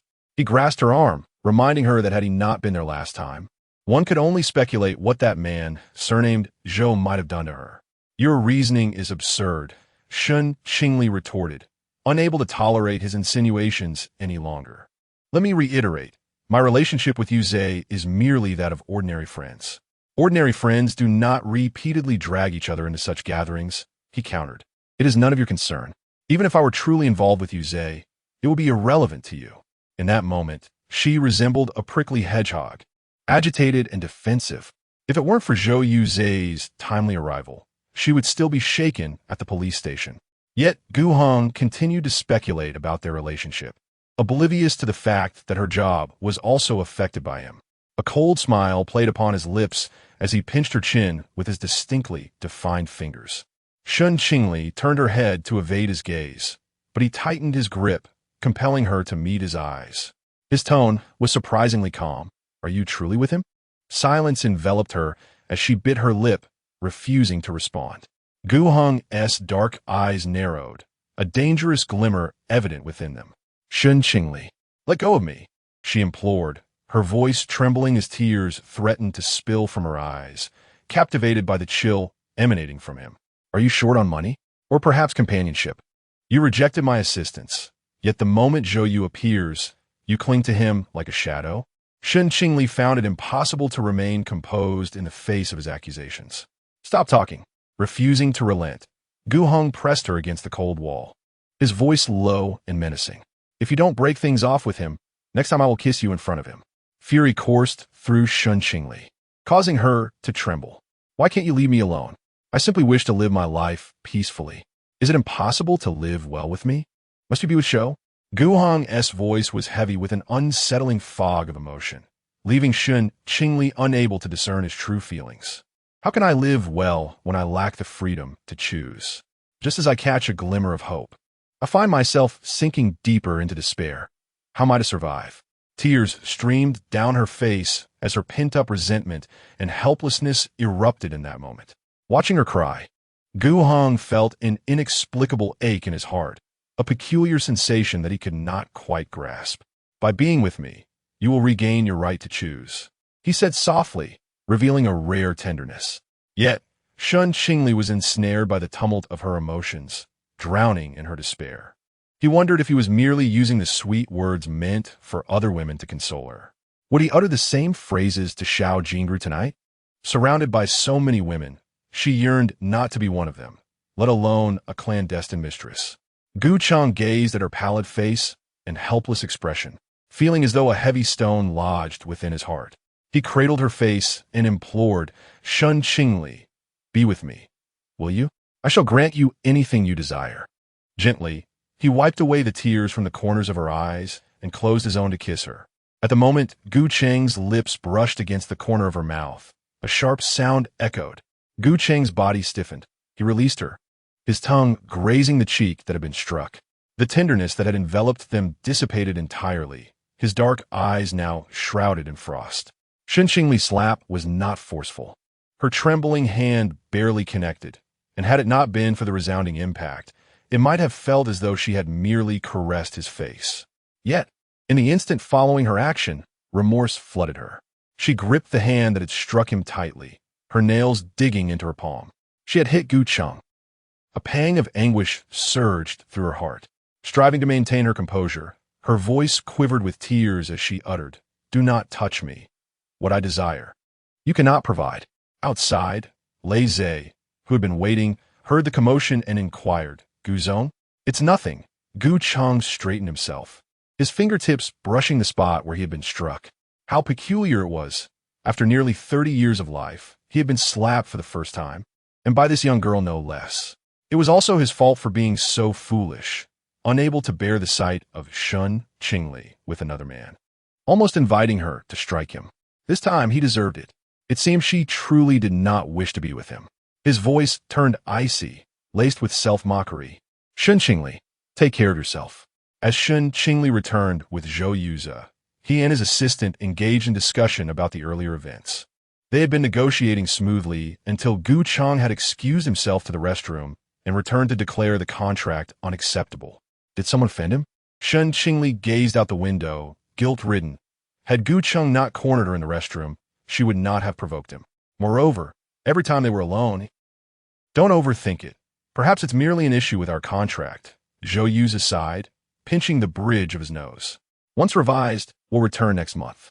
He then turned to Shen Qingli. "Qingli, I will be flying to Country F tomorrow. So for the time being, Brother Yuza is going to Country F?" Zhou Yuza smiled gently. "Indeed, I have some matters to attend to there.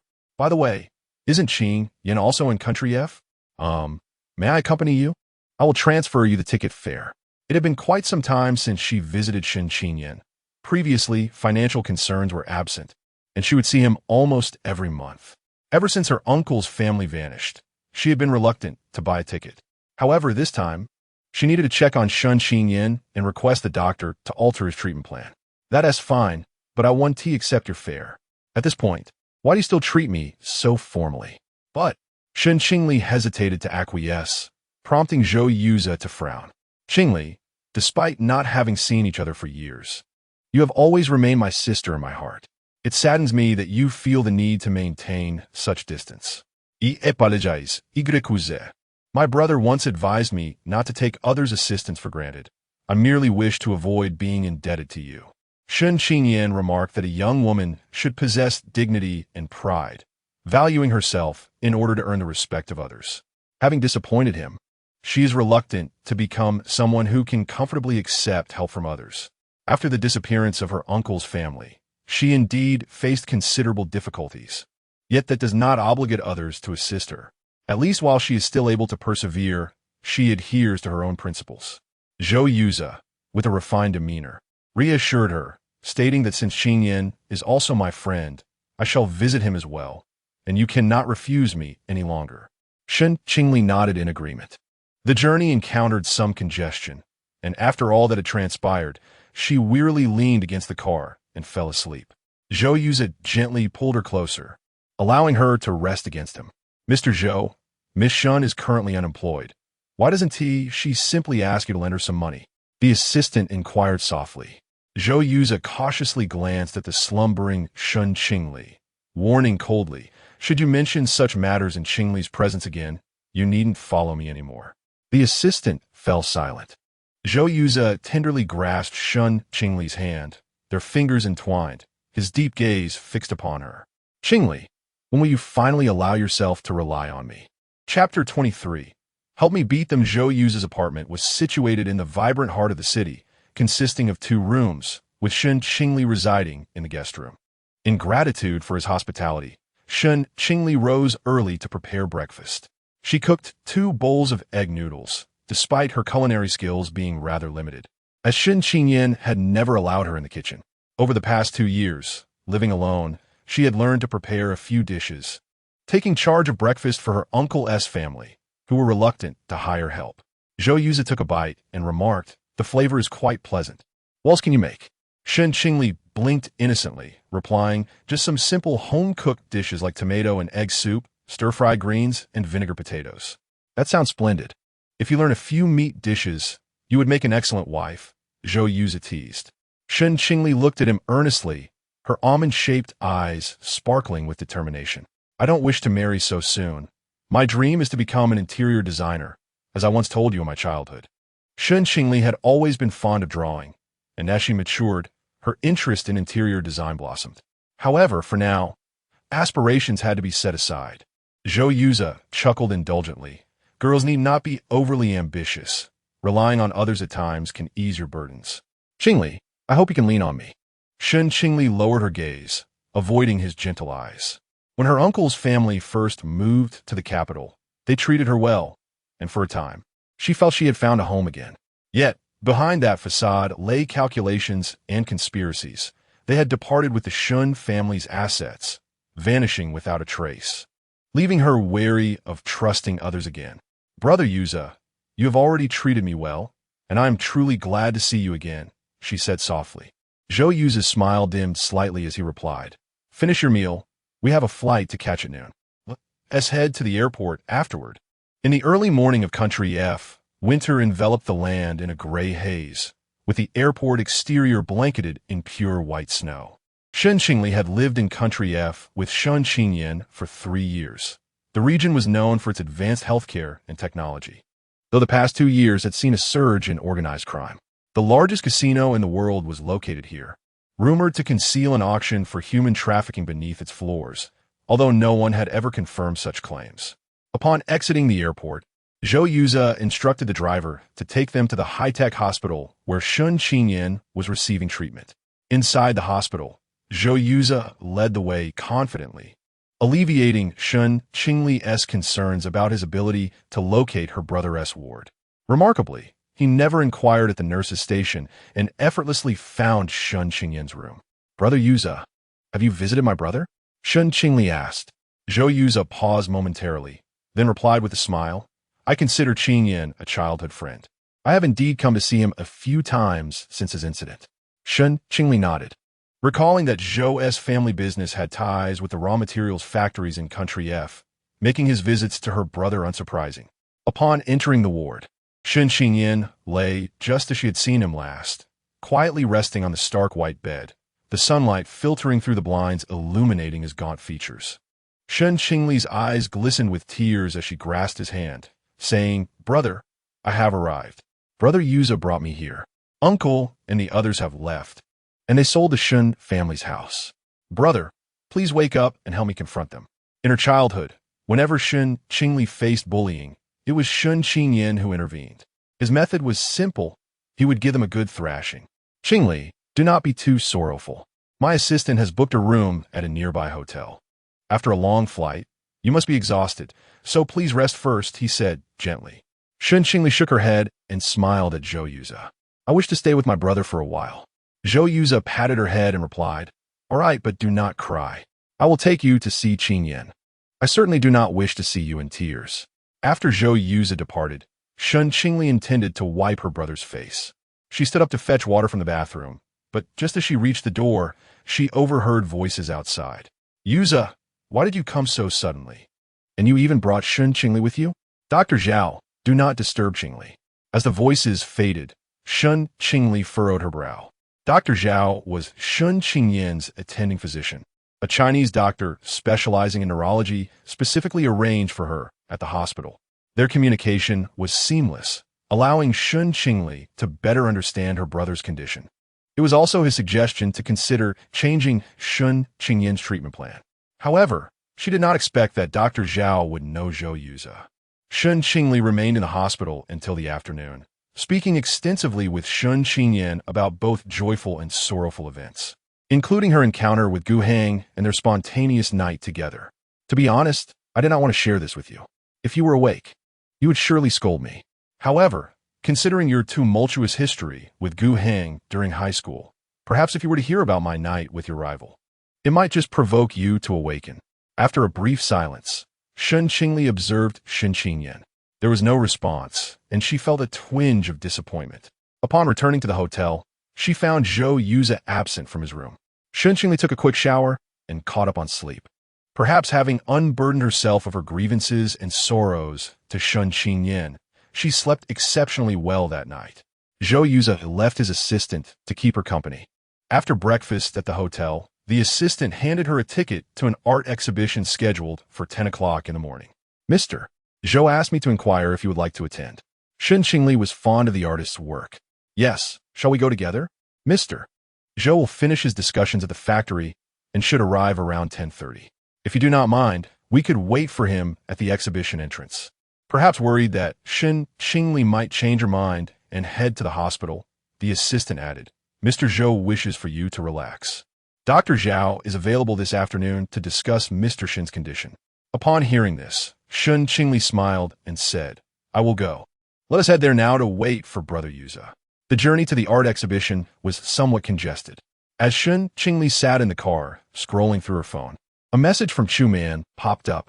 Qingli, do you remember the incident with Grandma Nan at the training center that morning? We reported to the police, and tonight, the training class came to apologize, stating that she had offended the second son of the Gu family, who had instructed them to force her out of the training center. Shen Qingli was not particularly surprised by this outcome. Sister Chu, there is no need for further investigation. I am already aware. After I leave, no one will trouble the training class again. I will communicate with Grandma Xiaonan. At the golf course, the training center, Gu Heng was indeed at leisure. Shen Qingli chuckled helplessly, realizing that she had brought this upon herself. She should not have impulsively provoked Gu Heng that day. Lost in thought, her phone suddenly vibrated. It was Secretary Lin's number. He had previously given her his business card. She pressed to decline the call, but Secretary Lin called again. Chapter 24. A new treatment plan. The phone rang for the third time as Shen Qingli picked it up. Miss Shen, when I came to deliver your tuition last time, I left my number with your counselor. Today, as the school term begins, she called to inquire why you have not attended. This call was likely made by Secretary Lin in a personal capacity. However, Shen Qingli felt a lingering discomfort and spoke with a rather brusque tone. I have already submitted my application for a leave of absence. It seems the counselor may not have taken note. My schooling is a private matter, so you need not answer any further calls from school. After saying this, Shen Qingli hung up, gazing out at the snowy landscape beyond the car window, momentarily lost in thought. As long as her brother woke up, she would be able to continue her studies. She firmly believed that day would come. Upon reaching the entrance of the art exhibition, Shen Qingli glanced at her watch. It was already 10:30. Mr. Zhou had likely arrived inside. She stepped out of the vehicle, entering an art gallery where the theme of the exhibition was the ocean. Most of the paintings depicted the sea and its marine life, with a colossal glass fish tank at the center, filled with coral and darting fish shadows. Enchanting lights cascaded from above, creating an illusion of being submerged in an underwater wonderland. Qingli. A warm voice resonated as Zhou Yuza stood before the glass, clad in a beige sweater, tall and poised like a gentle breeze beneath the moonlight. He stood there quietly, as fish swam leisurely behind him, creating beautiful ripples in the water. A soft smile adorned his face, almost blending him into this aquatic realm. Shen Qingli approached, and Zhou Yuza extended his hand to brush the snowflakes from her hair. "Have you been waiting long?" she inquired. "Not at all. I just arrived. I remembered how much you adore art exhibitions, and upon receiving an invitation, I thought to ask if you would like to join me." Shen Qingli felt a surge of joy. During this time, her nerves had been tightly wound, consumed by work and worry for Shen Qingyin's condition. Zhou Yuza seemed to sense her unease and refrained from idle chatter as they made their way to the largest painting. "I brought my camera. I will capture it beautifully. Qingli, you go ahead, and I will take your photo." Shen Qingli adjusted her coat and walked over to the painting, beaming as she faced the lens. Once the photo was taken, Zhou Yuza stared at the image of the girl, smiling back at him, momentarily entranced. "Zhou Yuza, was it not well taken?" Shen Qingli leaned in to see, and he shifted the camera closer to her, remarking, "You look splendid." After the exhibition, Zhou Yuza took Shen Qingli to a Western restaurant. Upon seeing the prices on the menu, her beautiful almond-shaped eyes widened in astonishment as she looked at the man across from her.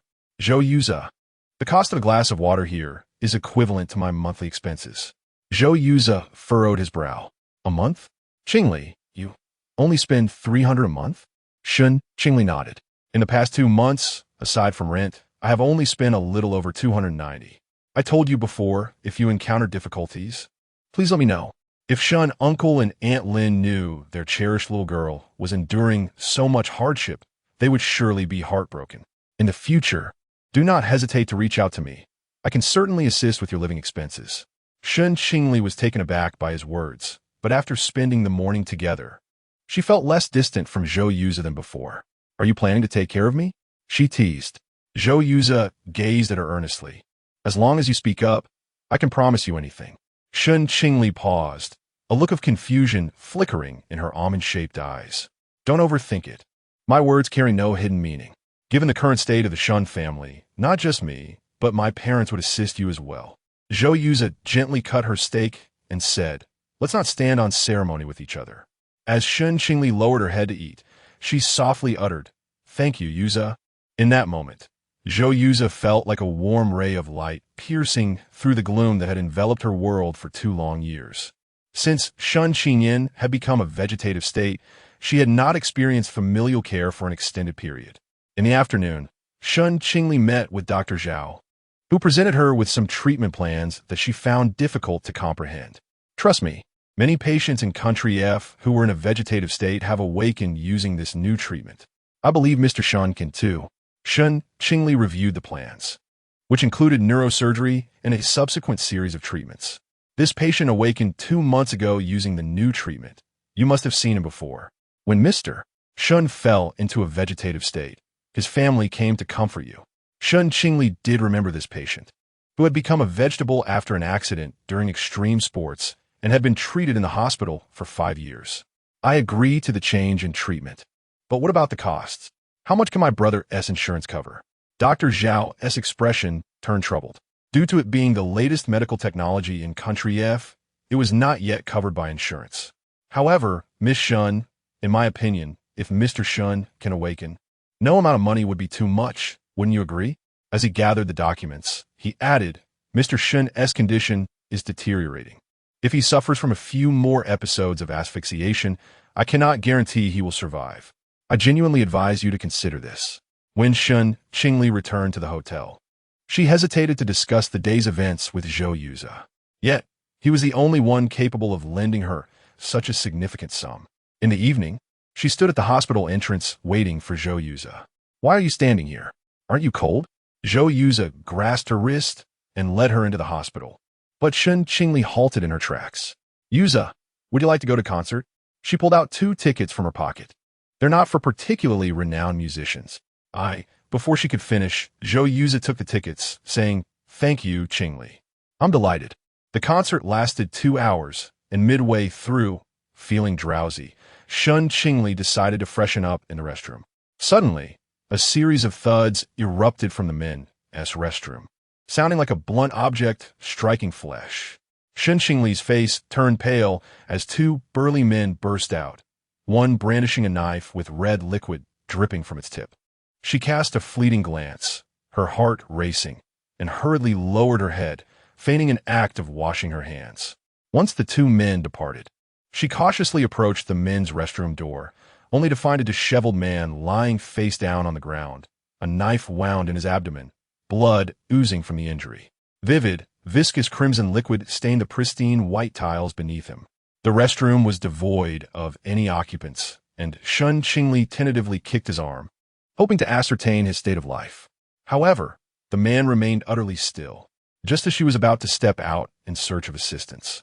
His pant leg was suddenly grasped by the man. "Help me, help me," he uttered, his words not in the local tongue of F country. Without hesitation, Shen Qingli removed her coat and pressed it against his wound. She then reassured him in English, "I will find someone immediately. Hold on." The man turned his head to look at her, a wound on his head also bleeding profusely. He slowly opened his mouth, but Shen Qingli could not discern his words, only able to read his lips as he murmured, "Thank you." Chapter 25. Couples rings upon emerging from the restroom. Shen Qingli dashed down the corridor, eventually locating a staff member. She intended to request assistance in summoning an ambulance and the police, but the staff member dismissed her concerns. Leading her back to the restroom, they discovered the spot where the man had previously lain was now empty, save for the crimson stains on the floor. "He was just here. This blood is his." "Is there surveillance footage? Those 2 must have taken him away again." Shen Qingli articulated her distress in the language of F country. Yet the staff member remained unfazed, showing no inclination to assist her in reviewing the footage, merely advising her to mind her own business. Refusing to leave the restroom, Shen Qingli was soon met with a cleaner who promptly began erasing the evidence of the blood. Watching the stains vanish from the floor, a profound sorrow enveloped her. She had only stepped away for a mere 5 minutes, and yet that individual had vanished without a trace. As she stumbled out of the restroom, she encountered Zhou Yuza exiting the event. "Qingli, I was beginning to worry you had encountered trouble," he said, his voice laced with concern.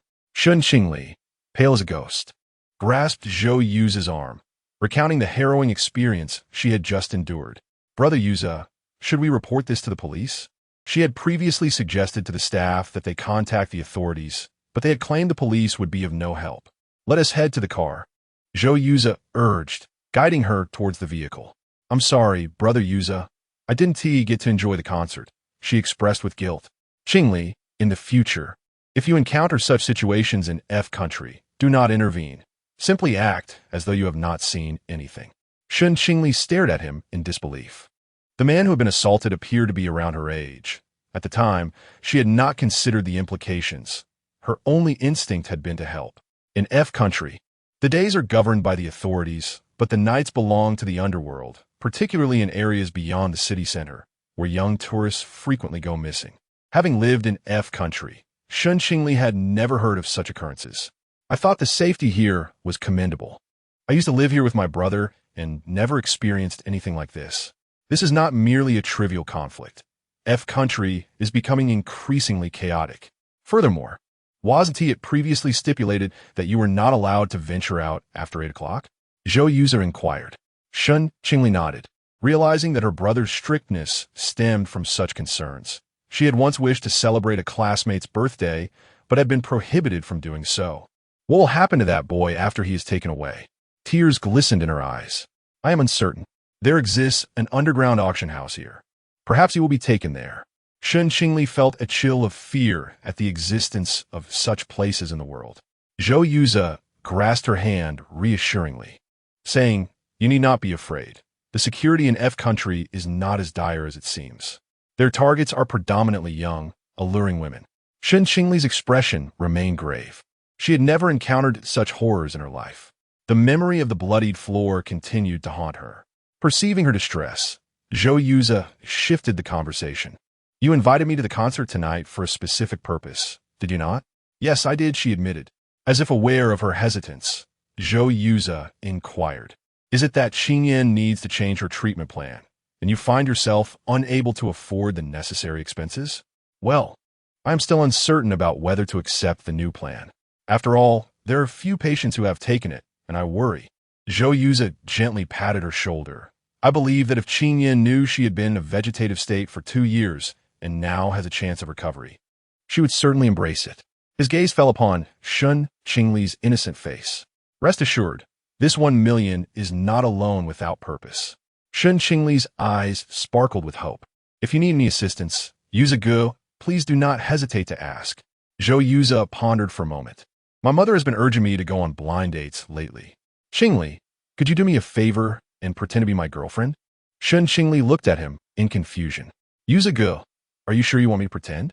After all, in her heart, Zhou Yuza had always been like an older brother, and the notion of masquerading as his girlfriend felt somewhat strange. Zhou Yuza smiled warmly. It's quite fitting. My mother adores pure-hearted girls like you. It's just for a year. I must focus on my work during this time and cannot spare the energy to deal with my mother's expectations. Shen Qingli lowered her gaze to contemplate. I can help you. Consider this 1 million as a loan. I promise to repay you once I save enough. She chuckled softly, filled with optimism for the future. By then, when my brother wakes, we can repay together. He has a knack for making money.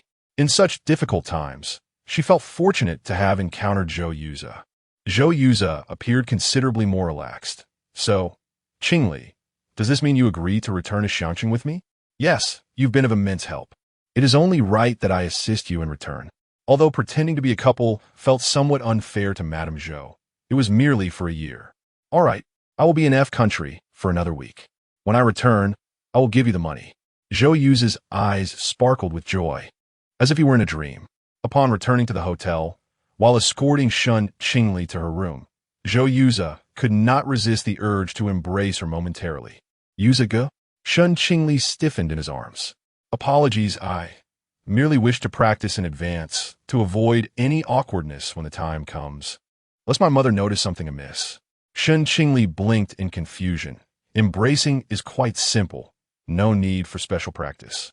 I will cooperate with you when the time comes. Reluctantly, Zhou Yuza released her, allowing her to rest in her room. Even after washing up and lying in bed, Shen Qingli felt that embrace had been rather awkward.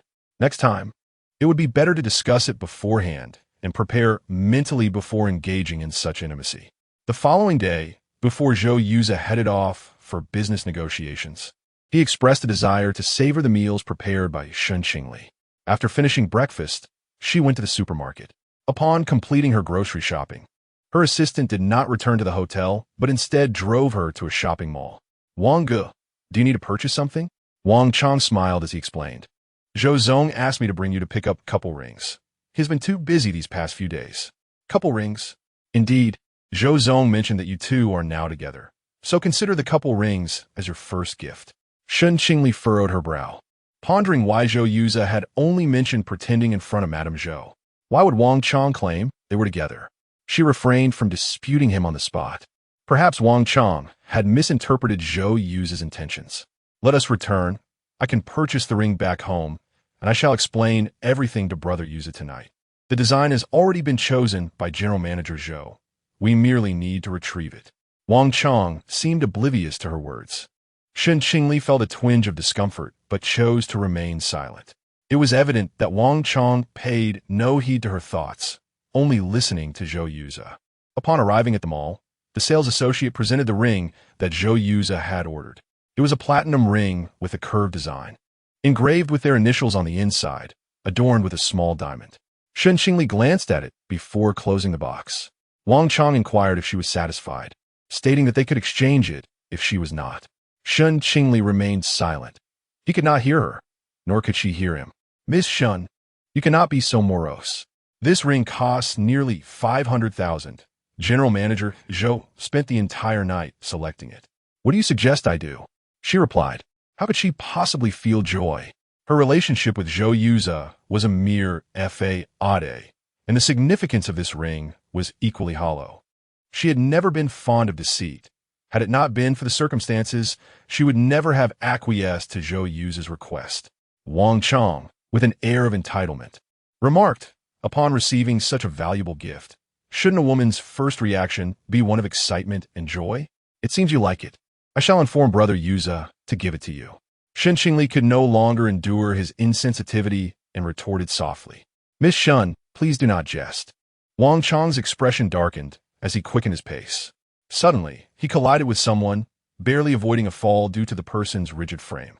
Just as he was about to express his irritation, he paused, recognizing the individual before him. Lei Zhe regarded Shen Qingli with an impassive expression. "Miss Shun, our general manager Gu invites you to join us." Chapter 26. Charitable donations. Upon hearing the news, Wang Chong immediately positioned himself in front of Shen Qingli. "Miss Shun is occupied and unavailable." In response, Lei Zhe grasped Wang Chong by the collar, lifting him off the ground like a chick. "Unavailable? President Gu only requires 5 minutes." Observing Wang Chong being hoisted like a fledgling, Shen Qingli feared she might suffer a similar fate, and thus she nodded. "All right, I will accompany you." Lei Zhe escorted her to the CAF on the top floor. Secretary Lin stood at the entrance with a cheerful demeanor. "Lei Zhe, you wait outside. I will take Miss Shen inside." "What does he want with me?" "Surely you're not suggesting."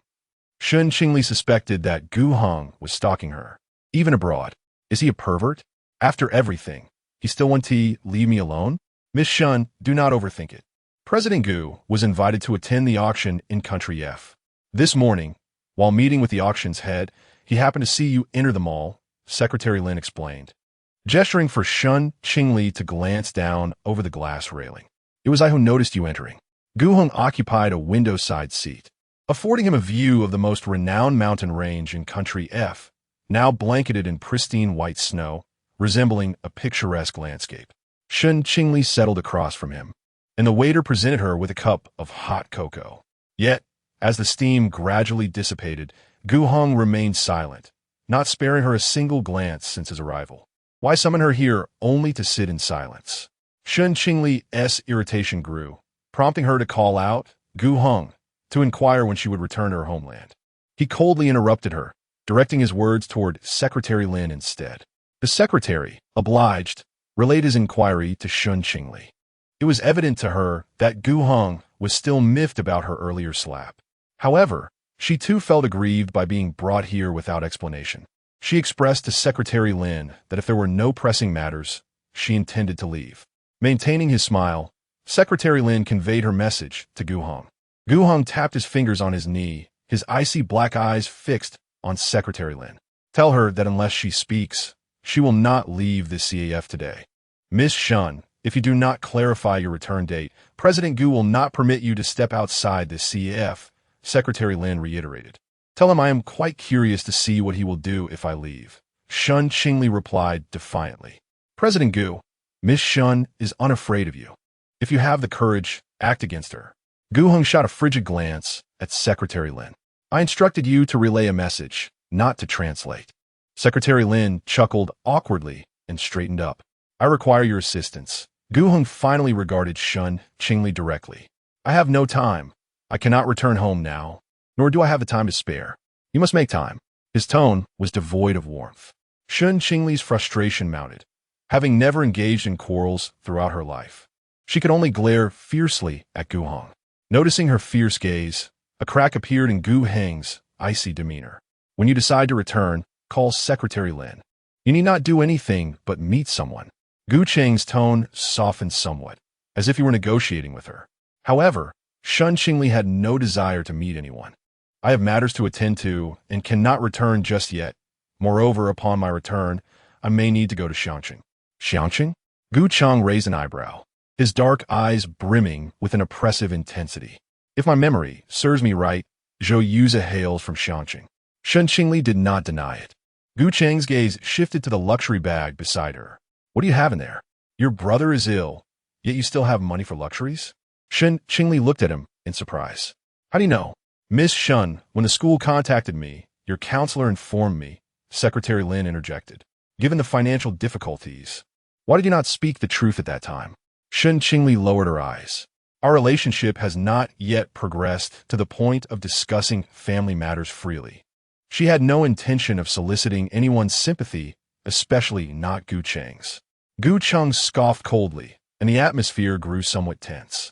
Just then, a server arrived with a dessert, black forest mousse. The server explained that it was the CAF's best-selling dessert. Clearly, Gu Cheng did not strike one as a person who indulged in sweets, so the server wisely placed the mousse in front of Shen Qingli. Once the server departed, Shen Qingli pushed the mousse towards the center of the table. My brother has been in a vegetative state for the past 2 years. 2 months ago, I encountered some financial issues. Without work, his treatment would cease. After she spoke, Gu Cheng merely commented, Shen Qingli, are you lacking in common sense? Excuse me? Why did this man always resort to mockery whenever she attempted a civil conversation? Gu Cheng's tone remained indifferent. A foolish yet naive university student.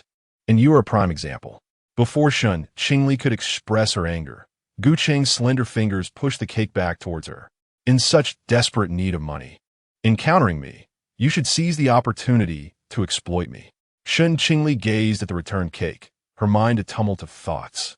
In the world of adults, one encounters all manner of individuals. To maintain one's integrity in such a convoluted society, one must conceal their kindness and purity. Prioritizing self-interest. As long as one possesses leverage, there is nothing wrong with speaking up. Once spoken, one must give, whether willingly or not.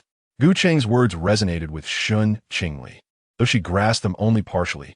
Are you instructing me on how to extort someone? Gu Cheng smiled faintly. The term extort is rather harsh. It should be referred to as a mutually beneficial exchange. Indeed, he was a cunning fox, having lived 6 more years than she. How is her brother faring now? He's holding up, Shen Qingli replied, her gaze lowered as she took a bite of the cake. Gu Cheng seemed rather composed today. Perhaps he genuinely wished to inquire about her return to school, and she felt a slight relaxation. I will cover his treatment expenses. You should return to your studies. For a fleeting moment, Shen Qingli thought she misheard him.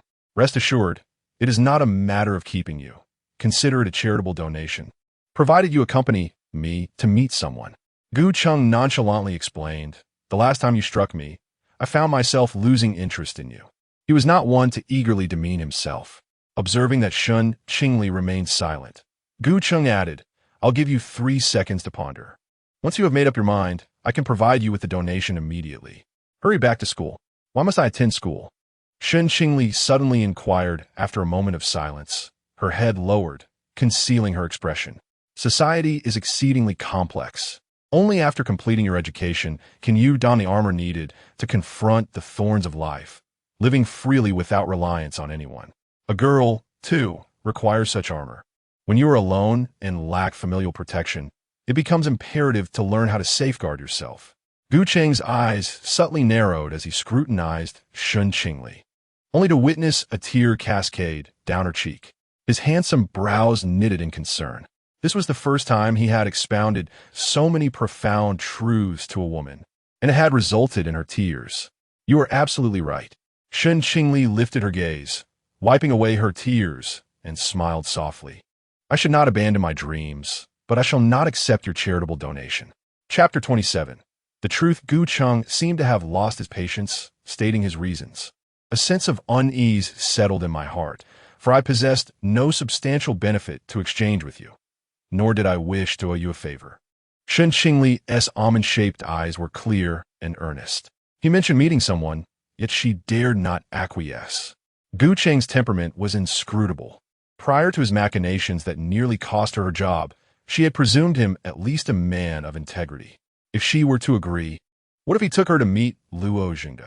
Their relationship was anything but ordinary, and she had previously crossed Luo Jingde. Gu Cheng let out a cold laugh, as if she had learned to mimic him. And what of Zhou Yuze? Are you accepting his advances?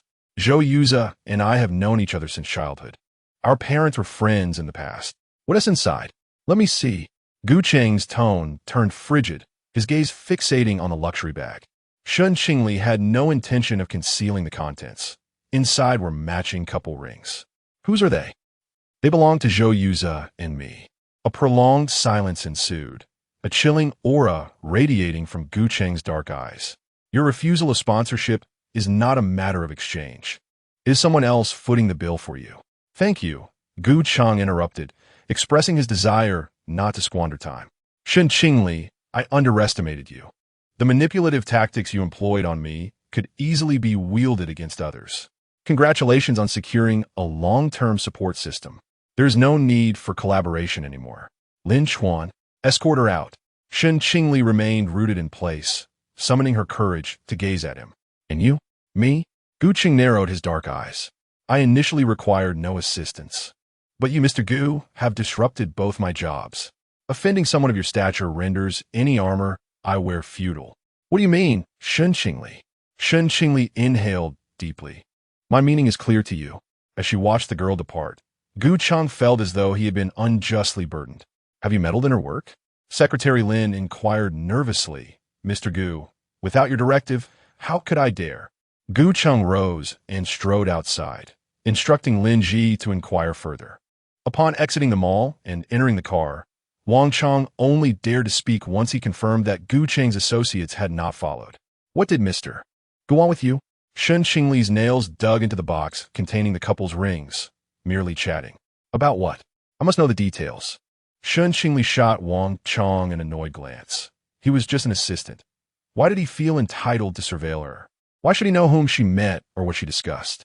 Someone asked me to assist Mr. Gu in creating a portrait. He came today to inquire about the progress. She responded dismissively.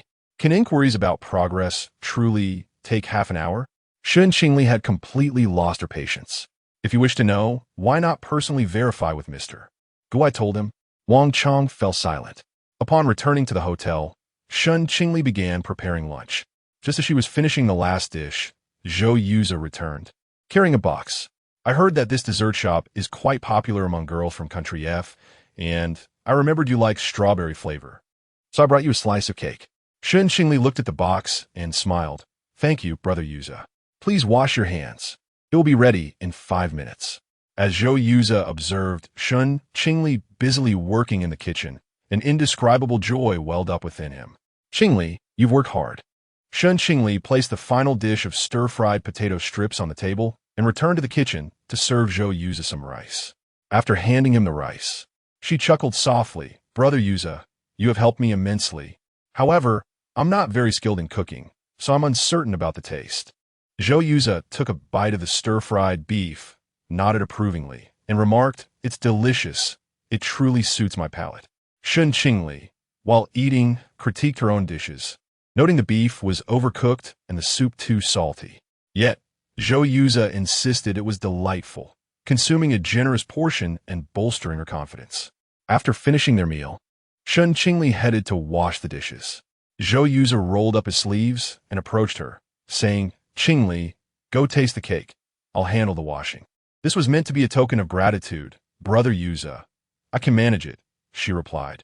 Zhou Yuza did not press further, watching as Shen Qingli donned an apron and washed the dishes, wishing for many more days like this in the future.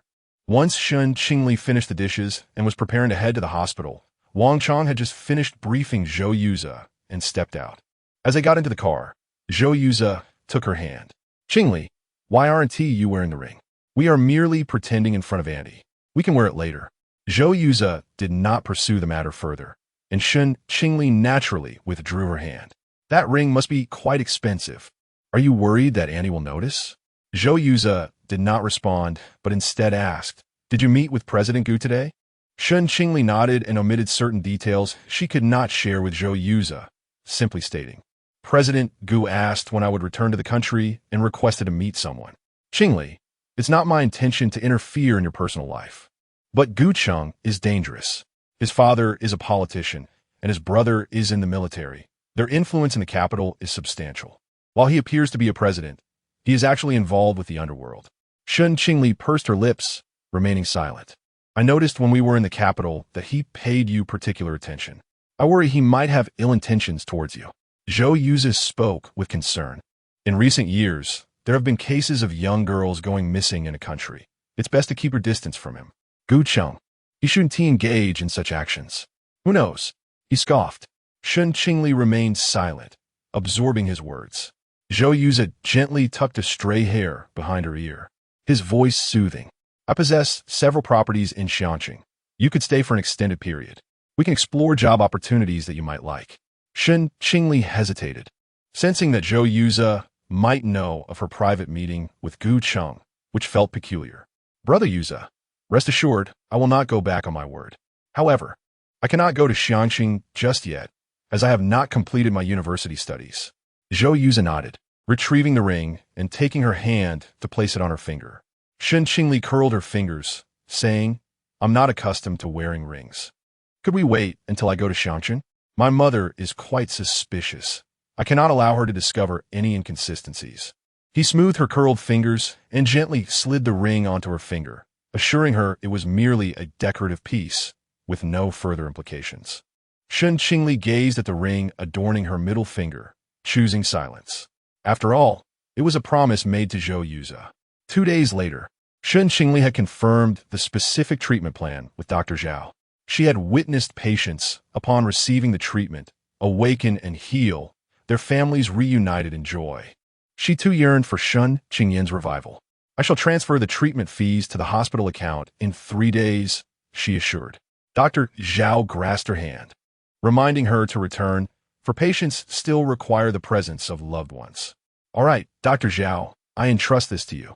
After completing a massage for Shen Qingyan, Shen Qingli prepared to return to the hotel and discuss the treatment plan with Zhou Yuza. He had promised her that he would transfer the funds upon his return to the country, with hope for a future together. Shen Qingli found herself envisioning the days they would share in the capital after Shen Qingyan awakened. Ah, Miss Shen. In the elevator, a black woman greeted her. Shen Qingli instantly recognized her as the wife of the woman who had comforted her, a patient rendered a vegetable due to an extreme sports accident. Mrs. Alida, congratulations on your husband's recovery. As they exited the elevator, the gentle winter sun enveloped them. Speaking of her husband, Alida fervently expressed her gratitude. Indeed, thank God for bringing my husband back to me.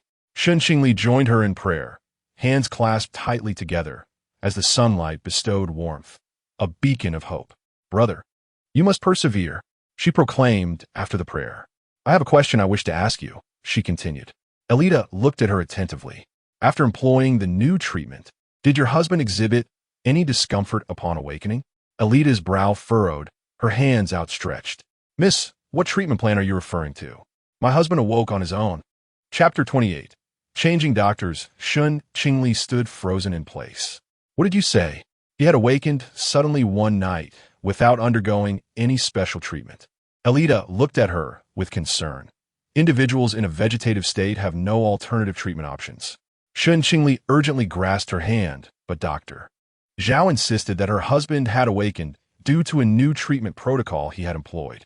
Alida shook her head, questioning whether there had been a misunderstanding. Suddenly recalling something, she added, I remember Dr. Zhao mentioned this treatment plan to me a month before my husband regained consciousness. However, it seems this plan was never approved by the Medical Association of Country F, and no hospital is permitted to use it on patients. Moreover, this treatment had not undergone human trials. I only learned about it after inquiring extensively. Dr. Zhao quickly amended his statement, clarifying that he had merely mentioned it without intending for her husband to be a test subject. Miss Shen? Miss Shen? Shen Qingli remained motionless, momentarily oblivious to her surroundings. After what felt like an eternity, a man accidentally bumped into her, causing her to fall to the ground. The warmth and hope she had felt moments ago now felt overwhelmingly harsh as it reflected off the snow. Tears streamed down her cheeks unbidden. A nurse approached her, asking, Miss, are you all right? Shen Qingli hastily stood, replying, I'm fine. In the evening, she sat on a bench in the hospital garden, clutching the documents regarding the new treatment plan. There was no new treatment plan. The protocol proposed by Dr. Zhao for patients in a state of brain death had been rejected by the Medical Association over a year ago. He had concealed this from the hospital while secretly searching for suitable living subjects for medical experiments. Having remained in the country, Shen Qingyan had become his prime target. Lacking sufficient funding, Dr. Zhao sought to deceive her into providing 1 million as experimental capital. The treatment plan he proposed was alarmingly extreme, carrying a high risk of causing patient death. Overwhelmed, Shen Qingli sat on the bench, weeping. She had nearly unwittingly put her brother in grave danger. Unsure of how to proceed, she resolved to confront Dr. Zhao first, delaying any implementation of the new treatment plan. Although Dr. Zhao did not vocalize his displeasure, his demeanor shifted notably. Shen Qingli understood that having finally located Shen Qingli, Dr. Zhao would not easily relent. If she confronted him now with evidence, her brother could be at risk. She needed to transfer her brother to another hospital. That night, Shen Qingli anxiously awaited Zhou Yu's return. By 3 a.m, Wang Chong finally arrived, assisting a drunken Zhou Yu into the room. Shen Qingli helped Wang Chong settle Zhou Yu onto the bed, standing beside him, hesitating as she gazed at the peacefully sleeping figure. Finally, she cautiously reached out to tug at his sleeve. "Yuza, I have something I wish to discuss with you." "Could you?" Before Shen Qingli could finish her sentence, she was interrupted by Wang Chong. "President Zhou needs to rest. He's been quite fatigued these past few days, and tonight he has indulged in excessive drinking. He has already agreed to assist your brother with the medical expenses. If you truly understand, do not disturb his rest." With a heavy heart, Shen Qingli exited Zhou Yu's room. She could afford to wait, but her brother could not. That night, she remained awake, tirelessly searching for information regarding new treatment options. Online, there were only 2 cases from a decade ago pertaining to such options. Regrettably, both patients who underwent similar treatments had succumbed to their conditions. Zhou Yu maintained a close rapport with Dr. Zhao, unconditionally trusting him with Shen Qingli's treatment. He supported the new treatment plan, yet Shen Qingli could not bear the thought of exposing her brother to any risk. After a night of meticulous research, Shen Qingli presented evidence of Dr. Zhao's unauthorized application of the new treatment plan to the medical department. Her evidence was comprehensive, prompting the hospital to assign a new physician to Shen Qingli. Although this new doctor lacked Dr. Zhao's expertise and communication proved somewhat challenging, at least Shen Qingli was now safe. After conversing with the new physician, Shen Qingli grasped Shen Qingli's hand, contemplating how to explain the situation to Zhou Yu upon their return to the hotel, when suddenly someone barged in. "Miss Shen, I am genuinely trying to assist you and your brother, yet you choose to file a complaint against me." Dr. Zhao, devoid of his hospital uniform, advanced menacingly towards the bedside, his eyes glinting with malice. Shen Qingli rose to her feet, attempting to clarify, "You deceived me first. You do not possess any successful cases employing the new treatment plan." Previously, to persuade her, Dr. Zhao had fabricated numerous cases and enlisted accomplices to mislead her. Unperturbed, Dr. Zhao retorted, "So what? What if your brother awakens after using the new treatment plan?" Shen Qingli shook her head resolutely. "Regardless, I will not consent. The risks are too great. I will not entrust Shen Qingli to Dr. Zhao again." "Then why did you report me? Are you aware that your evidence nearly led to my dismissal from the hospital? That was due to your own violations. The hospital's actions against you are not my concern." Shen Qingli replied coolly. In her pursuit of swiftly securing a new physician for Shen Qingli, this was the only method within her limited capacity to ensure his safety. Dr. Zhao chuckled lightly. "I underestimated you." With that, he exited the room. Shen Qingli did not return to the hotel until the sun had set. Upon leaving the ward, she found the corridor dimly lit, the lights yet to be illuminated. Distracted, she walked forward, and, as she passed a patient room, a shadow suddenly lunged out, covering her mouth and nose, rendering her unconscious within moments. Chapter 29. Survival with a Sudden Splash. Shen Qingli was jolted awake by a bucket of icy water. "Wake up! It's time to eat." Dazed and disoriented, she opened her eyes to find herself confined within an iron cage alongside numerous other girls. The masked figures outside poured buckets of cold water into the enclosure and tossed pieces of bread inside. The girls within scrambled for the bread, stuffing it eagerly into their mouths. A few, like Shen Qingli, lacked the strength to fight for the food and could only curl up in despair. Once the bread was depleted, the masked individuals banged on the cage, warning in English, "Behave yourselves. Do not entertain any foolish thoughts." Anyone caught attempting to escape will pay the price with their life. The deafening clatter of the iron cage rattled everyone's nerves, causing some girls to weep while others cried out for release. As the men departed, darkness enveloped the cage once more. Where are they taking us? I don't know. I don't want to die. I've heard whispers about human trafficking beneath the casinos in F country. Could we be? The girl couldn't continue, succumbing to her tears. At that moment, Shen Qingli realized she might not escape this fate. Summoning the last vestiges of her strength, she assessed the cage. The metal bars were thick, layered, making escape an impossible feat for just a handful of girls. The cage swayed ominously, suggesting they were being transported within a vehicle. Time lost meaning until the swaying finally ceased. A blinding light pierced the darkness as the iron door swung open. Form a line to exit. Outside, mercenaries brandishing firearms pulled the girls from their confinement. Shen Qingli's legs trembled with weakness, and she moved slowly, surveying her surroundings. There was but a single exit. A rash attempt to flee would surely result in execution. As she pondered her precarious situation, two girls suddenly bolted towards the opening. The sharp crack of gunfire rang out, and both fell lifelessly to the ground, convulsing in their final moments. The remaining girls, Shen Qingli included, stood frozen in terror. Did you see that? Those who heed our warning survive. Those who entertain foolish notions end up like them. The mercenary, cigarette dangling from his lips, regarded them with a predatory gaze. The bodies of the two girls were dragged away, and the remaining captives abandoned any hope of escape. They were subsequently herded into a sealed room, where a few boys were also shackled, displaying various injuries. Shen Qingli's eyes locked onto a boy in the corner, his head wrapped in bandages, evoking a sense of familiarity.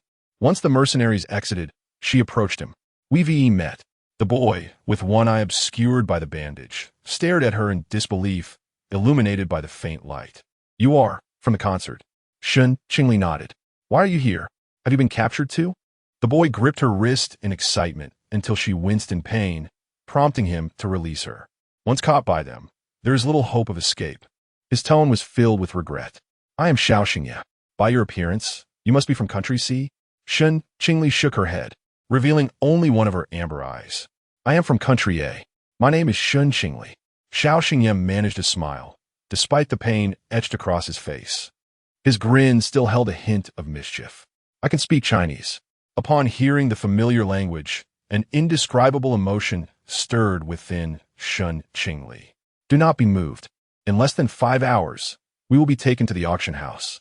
Shen Qingli's face turned pale, as the news she had once watched now unfolded in her own life. What will they do with us once we are auctioned off? Xiaoxingye replied calmly. They purchase young men and women to harvest their organs. Shen Qingli's eyes widened in terror. Those captured were either of rare blood types or had family members in need of organ transplants. However, those who went unsold at the auction would be disposed of on the spot. Hence being sold off offered a glimmer of hope for survival. Shen Qingli regarded Xiaoxingye, who had arrived a few days earlier than her. Yet, the room was sealed tight, and the mercenaries would never divulge such information to them. Are you of rare blood type? No. Then why were you captured? She inquired, noting that the group brought in with her consisted entirely of girls, with very few males present. Xiaoxingye grasped her hand, his voice feeble. I am a police officer sent by the United Nations to investigate this auction. I overheard their dealings at a concert and was discovered. Shen Qingli observed him. His eyes were still swollen, and the wound on his abdomen was inflamed. 2 years ago, after Country F fell under the control of the underworld, numerous young tourists began to disappear, prompting many nations to dispatch undercover officers for investigation. Yet, they were rampant and unafraid. 2 of my colleagues who came with me have already perished, leaning against the cold wall. Shen Qingli trembled from hunger and the icy water they had poured over her. Trust me, do your best to cooperate with them. You are quite attractive, and your chances of being sold are high. Once you are taken away, you can negotiate with those who bought you. Your family can use money to ransom you. If luck is on your side, and you encounter someone not in need of organ transplants, your family might pay a hefty sum, and they will let you go. Shen Qingli shook her head, her tone light. No one will ransom me. She touched the ring on her middle finger, saying nothing more. The only one who could save her was Zhou Yuza, but after Shen Qingli's incident, she felt that he would not expend such effort and resources to rescue her. She had been too naive, believing that Zhou Yuza would trust her as he did in their childhood. Xiao Xingye comforted her, "But you cannot remain here. I'm covered in injuries. No one will bid on me. Perhaps I will die by tomorrow. At least if you are sold, there remains a sliver of hope." Shen Qingli buried her face in her knees, helpless tears streaming silently down her cheeks. "Shen Qingli, are you lacking in common sense?" A clear yet naive college student. This one before me is quite representative. For reasons unknown, the image of Gu Heng uttering these words floats in my mind. Indeed, for the first half of her life, she was sheltered by her family and her brother, believing that the world was as simple as she had imagined. Gu Heng was right. The world is intricate, and so are human hearts. With her family gone, she found herself devoid of anyone to rely on or trust in this vast world. In such dire circumstances, she stubbornly rejected Gu Heng's assistance. Since the disappearance of her parents, she should have cast aside all aspirations and hopes. With her own survival in jeopardy, she still yearned for a day when she could unveil the emotions she had hidden for so long to glimpse the light of day. How laughable, how foolish. Time slipped away, and eventually, the iron door creaked open as mercenaries tossed several bags of clothing into the room. "Change your clothes and clean yourself up," they barked. "You had better pray that someone is willing to bid a high price for you." The bags contained revealing and provocative outfits, and many girls hesitated to change upon seeing them. Xiao Xingyan nudged her with his elbow, urging her, "Hurry, pick a few items. I'll provide some guidance. And select one for me as well. You want to change?" Shen Qingli's face was devoid of anger, her entire demeanor lifeless. "Do you not recall what I just said? Even if there is but a glimmer of hope, we must persevere and be strong." Shen Qingli sniffled and fetched him a clean black hoodie. With her assistance, Xiao Xingye donned it, though the wounds on his body were quite gruesome. "You should change too." Shen Qingli found a red dress. The fabric was scant at the chest, and the hem barely reached below her hips. She felt uncomfortable in it, yet Xiao Xingye gazed at her, seemingly entranced, saying, "You're so slender. Your figure is rather appealing." Shen Qingli hurriedly covered her chest with her own clothing, exclaiming, "I should find something else. Just wear that. If you wish to survive, you must showcase your strengths. If my face were unscathed, I would also be considered handsome, a sought-after figure at the auction, causing anyone who saw me to blush and flutter." He jested to ease Shen Qingli's spirits. "Not a chance," she retorted, turning her side toward him. Xiao Xingye's pale visage bore a mischievous smile, but he inadvertently tugged at his wound, eliciting a sharp intake of breath. "Are you all right?" Shen Qingli leaned down to inspect his injury. "After all, we are both on the brink of death," he remarked, and, at that moment, Shen Qingli felt a chill around her neck. Looking down, she discovered a necklace adorned with a star pendant had appeared around her neck. "What is this?" Xiao Xingye, his spirits waning, replied, "If you truly manage to escape, please take it with you. It was a keepsake from my mother, and now it is yours." Shen Qingli allowed him to lean against her shoulder, her almond-shaped eyes staring vacantly ahead. "If I do manage to get out, I could deliver the intelligence you've gathered to those who need it." Xiao Xingye, a police officer investigating, must have uncovered a wealth of information. Yet he shook his head. "Your survival is paramount. This information is perilous, and since you have seen me here, you cannot divulge anything to anyone. I reveal my identity merely to instill in you a sense of trust, urging you to heed my words. You're a good girl, and I sincerely wish for your survival." He chuckled softly, expressing a desire that, should the opportunity arise, she might bury his necklace in a picturesque locale, thus rendering his assistance worthwhile. Shen Qingli, an ordinary individual, naturally yearned for someone to carry forth the knowledge he had uncovered. Yet such an action would be unjust to the girl. When the door swung open once more, some girls resisted changing their garments, only to be met with violence and subsequently forced into new attire. "Damn it, we're something more provocative. How else can we fetch a good price?" The mercenaries cursed as they tore at the girl's clothing. Those who had donned their new outfits were lined up to follow him. He glanced at the corner, where several beaten men lay incapacitated, leaving those who could not rise behind. Those half alive would fetch no profit. Shen Qingli stood, attempting to assist Xiao Xingye, who was already beyond the capacity to rise. He gazed at her with fading vitality, uttering, "Shen Qingli, we may never meet again." Chapter 30. The auction. Xiao Xingye understood that he might not survive until the morrow. After uttering his final words, he closed his eyes, not daring to glance at Shen Qingli again. Urged by the mercenaries, Shen Qingli, along with a group of girls, exited the room into a cacophony of noise. The unsettling sounds included desperate pleas from individuals coerced into contacting their families after losing substantial amounts of money in a setup. With each doorway they passed, Shen Qingli was gripped by fear and cold sweat. They traversed a secluded corridor and entered a lavish casino, where the mercenaries guided them to an elevator leading to the underground auction house. While waiting for the elevator, she suddenly heard a man's voice pleading from another lift. Mr. Gu, I beg you, spare me this time." Shen Qingli's footsteps froze. The mercenary was about to usher her into the elevator when he noticed she remained rooted, staring at the adjacent lift. As the doors opened, several Asian men emerged, dragging one man out who was not the person she had anticipated. Of course, how could that individual possibly be here? Her pace slowed. Suddenly, a resounding slap struck her face. "Damn it! If it weren't for the prohibition against gunfire here, you'd be dead by now. Get inside."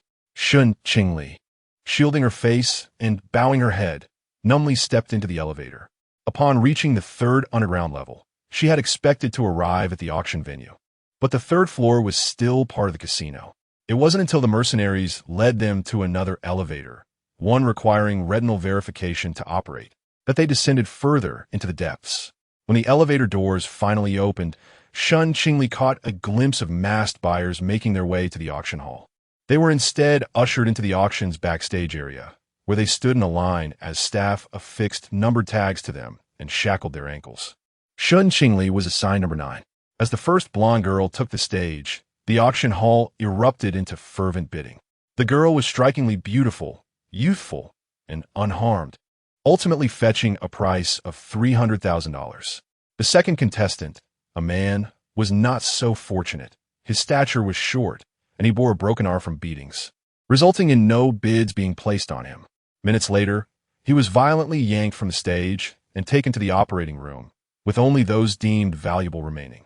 The mention of surgery sent the man into unconsciousness. A few timid girls were reduced to tears, and Shen Qingli clenched her fists, her breath quickening. She watched as each girl was auctioned off, while those who remained unsold were roughly dragged back by their hair, thrown into an adjacent room where the sounds of violation soon followed. Shen Qingli felt her heart leap into her throat. Xiao Xingye was right. Being sold might afford her a few more days of life. If they dared to act against her, even in the hospital, it was likely that Dr. Zhao had orchestrated her abduction. She had obstructed his path, and now Shen Qingyan was still in the hospital. She yearned to witness Shen Qingyan open her eyes. She could not succumb to this fate. She had to survive. Number 9. Shen Qingli tucked her hair behind her ear and stepped onto the auction stage. Facing a sea of masked figures before her, they gazed down upon her from their elevated positions. A solitary beam of blinding light illuminating her head on stage as the auctioneer commenced the introduction. A girl from Country A, a quintessential Asian beauty, standing at 168 centimeters and weighing 46 kilograms, with type O blood, devoid of any ailments aside from anemia. The starting bid was set at $10,000. Shen Qingli raised her gaze to the darkened audience, where no one called out a bid. As time drifted by, she felt as if hell itself was beckoning her. Tears began to well in her eyes. 20,000, 30,000, 35,000. As bids trickled in, Shen Qingli found herself engulfed in despair. Even if she were sold, it would mean death, a fate of torment. Hope had long since abandoned her life. She stared blankly at the ominous mass of the audience before her. 100,000. Wow, this gentleman bids 100,000. Is there a higher offer? This Asian beauty is a rare sight at our auction. Don't miss out. The auctioneer stirred excitement in the room. 110,000. 115,000. 200,000. Shen Qingli could not discern the individuals in the audience. Relying solely on their outlines, The one who bid 200,000 appeared to be an elderly man. 210,000, 220,000, 250,000. The competition intensified, leaving only the elderly man who had bid 200,000 on the right and a plump woman who had bid 250,000 on the left. The auctioneer, exhilarated by such fierce competition, raised his voice a notch. 250,000. Going once. Is there no higher bid? 260,000. The gentleman on the right raises his paddle again. The plump woman refrained from further bidding. Shen Qingli bit her lip, her nails digging into her flesh, realizing that she was likely to be claimed by the elderly man. 260,000 going once. 260,000 going twice. Just as the auctioneer raised his hammer, Shen Qingli distinctly noticed someone in the center of the audience raising a paddle. 1 million. This gentleman in the middle bids a staggering $1 million in a single stroke. Such a high bid has never been seen at our auction before. The auctioneer's exhilarated voice reached Shen Qingli's ears, and the audience stirred, turning their attention to the man who had called out 1 million. Shen Qingli, too, gazed towards the center, where a man clad in a black mask stood. Dressed in a suit and shrouded in darkness, for a fleeting moment, she felt an eerie familiarity in the contours of his figure. 1 million going twice sold. Shen Qingli was ultimately auctioned off for $1 million to the man in the black mask. She was escorted backstage, where the demeanor of the mercenaries towards her shifted significantly for the better. I've been here for 2 years, and this is the first time I've seen such a high bid. Don't move. I'll help you remove the ankle chain. Come with me. I'll take you to meet your buyer. The suited staff member led Shen Qingli away from the auction hall into a lavish reception area. Sir, your acquisition. Shen Qingli was pushed forward, and the man in the black mask scrutinized her from head to toe. She bore no wounds. We have ensured her protection impeccably. The staff guided Shen Qingli to turn in a circle. Throughout the ordeal, Shen Qingli kept her head bowed, uttering not a word, her body trembling slightly. Well, you may leave now. I shall not intrude upon the gentleman any longer. Once the staff departed, the reception room was left with only Shen Qingli and the man in the black mask. Both remained silent. Shen Qingli stood rigidly in place, her breathing cautious. After a prolonged silence, the man spoke in a cold tone, accompanying the one surnamed Zhou to country F. Was it enjoyable? Chapter 31. Human sentiment. Upon hearing the familiar voice, Shen Qingli's lifeless body once again brimmed with vitality. Her heart raced, and her breath returned. Gu Heng. She stammered, akin to a child just learning to articulate words, her expression still vacant. Are you stunned?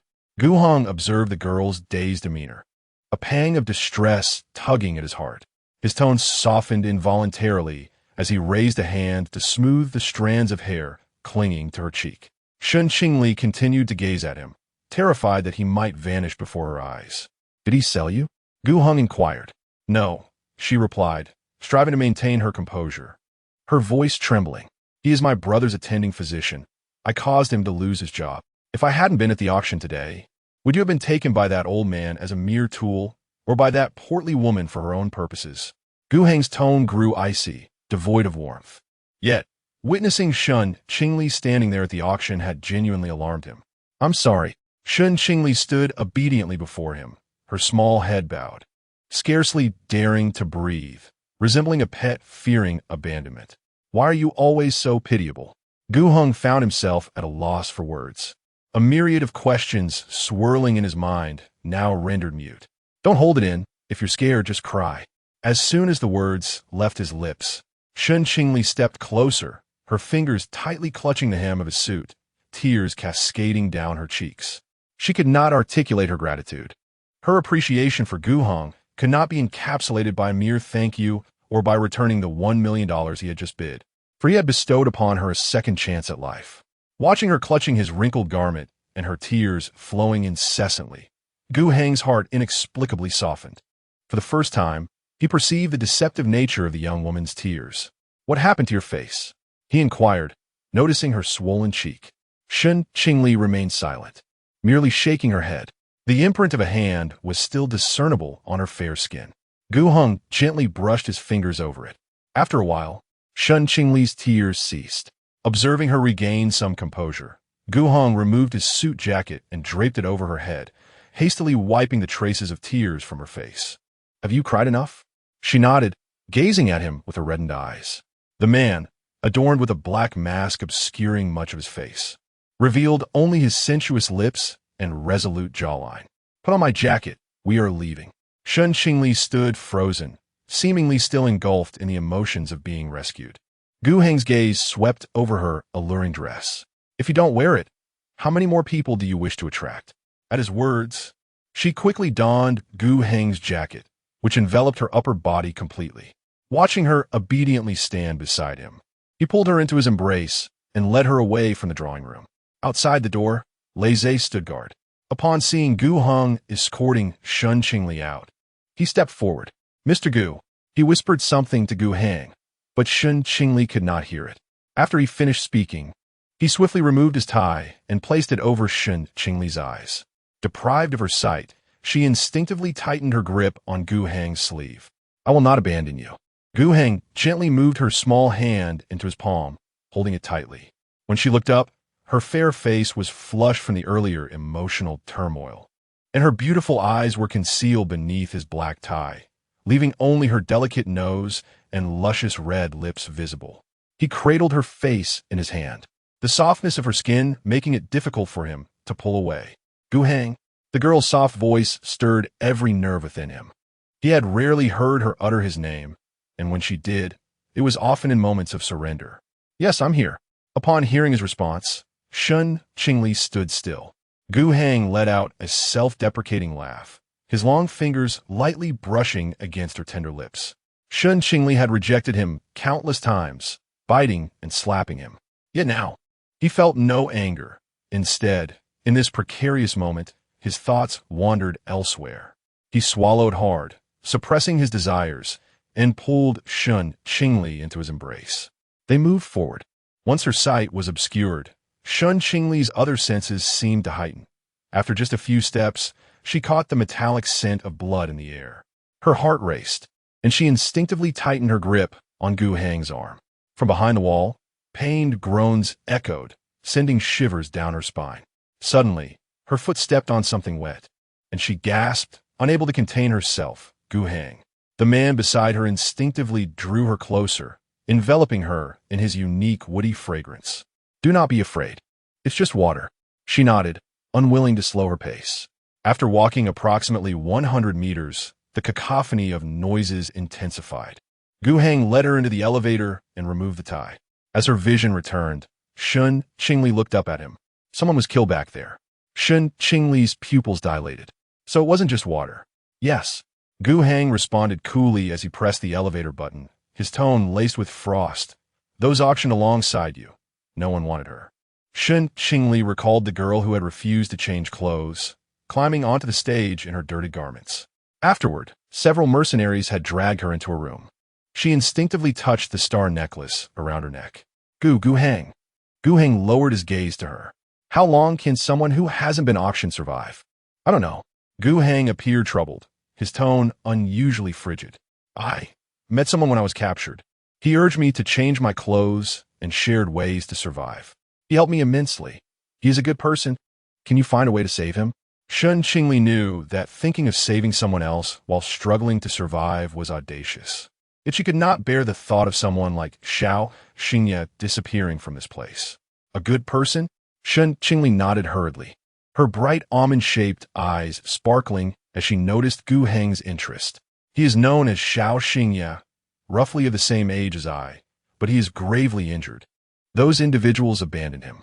"Mr. Gu." Before Gu Heng could respond, Lei Zhe, who was trailing behind them, whispered something in hushed excitement.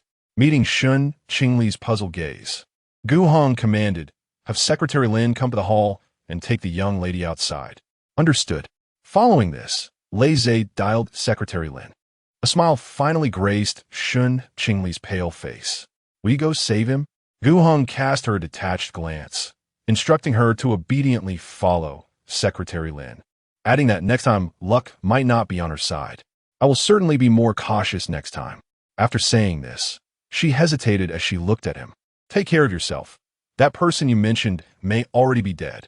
Shen Qingli fell silent, realizing the gravity of their situation. What grounds did Gu Heng have to rescue her and then venture to save Xiao Xingye? Quietly, she unfastened the necklace around her neck and carefully placed it into her pocket.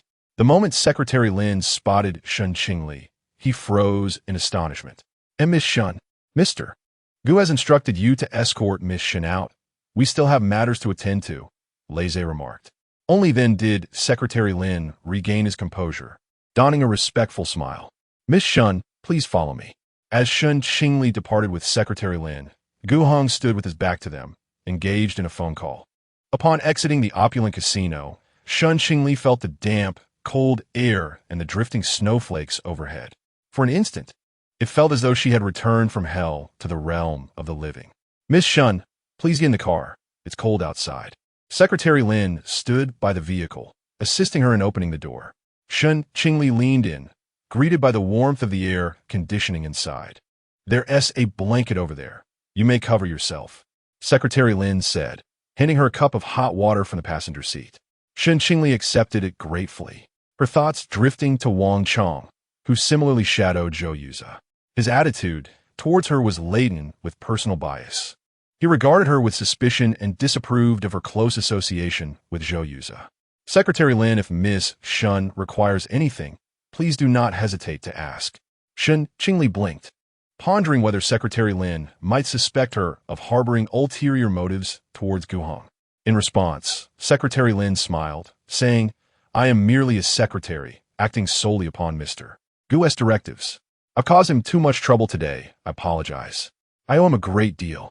Secretary Lin, taken aback, softly explained, Mr. Gu does not consider a bother. I am more than willing to assist. He paused, clearing his throat. Miss Shen, repaying Mr. Gu's favor is quite straightforward. I understand. I will repay this favor. Shen Qingli tightened her grip on the blanket draped over her lap. Whatever Gu Heng needed, she would provide, as long as it was within her power. As for other matters, she placed her hand over her heart, a secret she would continue to safeguard. Chapter 32. With you half an hour later, Shen Qingli caught sight of Gu Heng's figure. Secretary Lin hurriedly exited the vehicle to assist him. How is Mr. Gu? Arrange for a doctor. The injury is somewhat severe. After issuing his instructions, Gu Heng entered the car, while Secretary Lin and Lei Zhe stood at the entrance of the casino, engaged in discussion. Shen Qingli, petite in stature, occupied one side of the back seat. As Gu Heng settled in, he instructed the driver to commence their journey. The atmosphere within the vehicle was tranquil. Gu Heng opened his laptop, his slender fingers deftly responding to emails on the keyboard. Shen Qingli sat quietly beside him, her mind occupied with the conversation she had overheard between Gu Heng and Secretary Lin. It was not until Gu Heng closed his laptop that she cautiously ventured to inquire. Were you just now going to rescue Xiao Xingye? Gu Heng's deep-set gaze turned toward her. So concerned for him, Shen Qingli bit her lip and continued. He is a good person. Though we are strangers, he helped me. Had he not informed me, I might never have had the opportunity to be seen by you. At that moment, she had no desire to change her clothes. She had hoped to escape on her own, hesitatingly uttering a few words. She found Gu Heng's patience waning, leading him to bluntly state, he is dead. What? Those who could not attend the auction would be taken away for disposal. Shen Qingli bowed her head, a heaviness settling in her chest. Why do you believe I possess the capability to rescue the person you mentioned? She stole a glance at him, her apricot eyes filled with despondency, remaining silent. Gu Heng's fingers tapped lightly on his knee, a cold smile gracing his lips. Shen Qingli, speak honestly with me. After I return you to your country, you 1T report me. Will you? Panic flickered in Shen Qingli's apricot eyes. I never thought of that. Just having escaped from that place. Her mind was far from such considerations. Well, you lack evidence, and I have the finest legal team in the capital. Should you dare to go through with it, my lawyers could ensure you spend a few years behind bars. As he spoke, Gu Heng's large hand grasped the back of her head, drawing her closer. Shen Qingli's heart raced. I never said that. You did. Your apprehension indicates your guilt. Gu Heng appeared taken aback by Shen Qingli's audacity. A smirk played at the corners of his mouth, his dark eyes glimmering with amusement. I am indeed feeling guilty. After all, you have witnessed my actions twice. You seem to be in good health. Otherwise, shall I negotiate with that old man from the auction to sell you to him? At 20 years of age, Shen Qingli had never been so intimidated. Upon hearing his words, she gazed at him with a pitiful expression. I won't say anything. Her thoughts were far from such matters, and she had not witnessed Gu Heng committing any heinous acts. She grasped his hand, whispering, "Please don't sell me. I truly want to speak." Gu Heng was somewhat amused by her plea, and the earlier cruel jest dissipated. "If I am to find you valuable, Shen Qingli, what worth do you hold? You mentioned wanting to see someone upon your return. I promise to oblige you, should you agree to my demands." Shen Qingli gazed at him earnestly.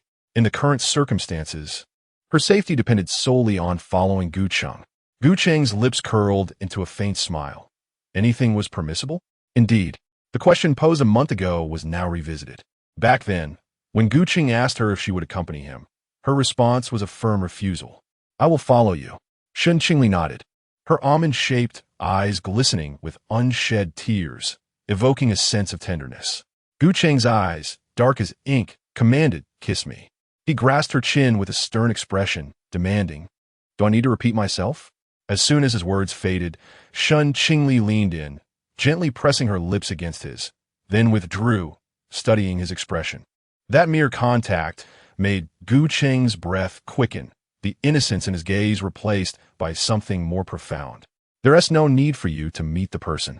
"Why?" Shen Qingli inquired, recalling how he had summoned her earlier, promising to facilitate a charitable donation, yet now suggested she should not meet anyone in the capital.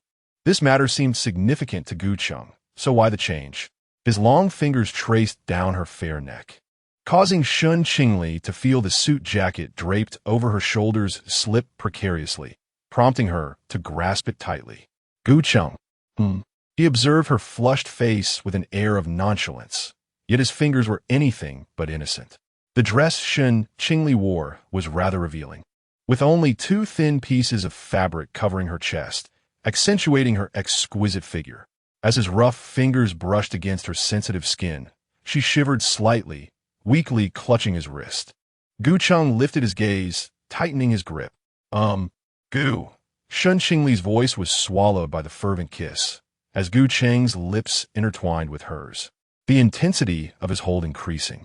Just as she fell on the brink of losing breath, he released her. The driver had lowered the partition, and the air was thick with their shared, heated breaths. Gu Cheng pressed another kiss on her now flushed lips before letting her go. He withdrew his hand, his demeanor returning to normal as he helped Shen Qingli adjust her clothing, remarking, "Our relationship makes it rather peculiar to meet her." Shen Qingli bit her lip. Sitting up straight, "Who exactly are you referring to?" "You need not know." Gu Cheng held her hand, deliberately brushing against a ring. "So you truly wore it?" he taunted. Shen Qingli remained still, suddenly recalling something. Gu Cheng, may I borrow your phone? Are you going to tell Zhou Yuza that I've purchased you for $1 million? Gu Cheng's tone was indifferent, devoid of any emotion. I vanished suddenly. He must be worried. I wish to reassure him. Gu Cheng closed his eyes, clearly disapproving. Shen Qingli hesitated for a moment, then slowly reached out, intertwining her pinky with his, her voice soft. "Gu Cheng, break up with him." Gu Cheng's tone turned icy. Though he only required Shen Qingli as his companion, he would not tolerate her involvement with another man. "I'm not with Yuza." Shen Qingli confided in Zhou Yuza about her earlier request for a loan and removed the ring from her finger. "My brother's attending physician has encountered issues. The million should no longer require borrowing." The new treatment plan was a sham, merely something she communicated to Zhou Yuza, whom she believed was unwilling to accept the truth. Gu Cheng took the ring, and upon noticing the initials of their names inscribed on the inner band, he let out a derisive snicker. "The affectionate couple is a ruse. Deceiving you, this Navi girl, into returning to Xiangqing is the genuine intent. Please do not speak ill of Brother Yuza. He is under no obligation to assist me. Before this incident, he was the only one I could turn to for a loan," Shen Qingli remarked with a tone of nostalgia, still grateful for Zhou Yuza. Even if Zhou Yuza had indeed tricked her into returning to Xiangqing, she would accept it. However, Gu Cheng's expression turned icy. You did not receive the 1 million from Zhou Yuza, yet I have already expended 1 million on your behalf. Shen Qingli turned to him, blinking her eyes, and hastily clarified, I did not mean to imply I would default. It's just that Brother Yuza might be searching for me everywhere right now, and I wish to spare him unnecessary worry. Gu Chang pulled out his phone, dismissively offering it to her, and when he saw Shen Qingli attempting to reclaim the ring, he coldly grasped it tightly. Exchange. Shen Qingli did not insist further, and sat up to call Zhou Yuza. Brother Yuza. Qingli. The sound of wind was audible on Zhou Yuza's end. Where are you? I have been searching for you these past few days.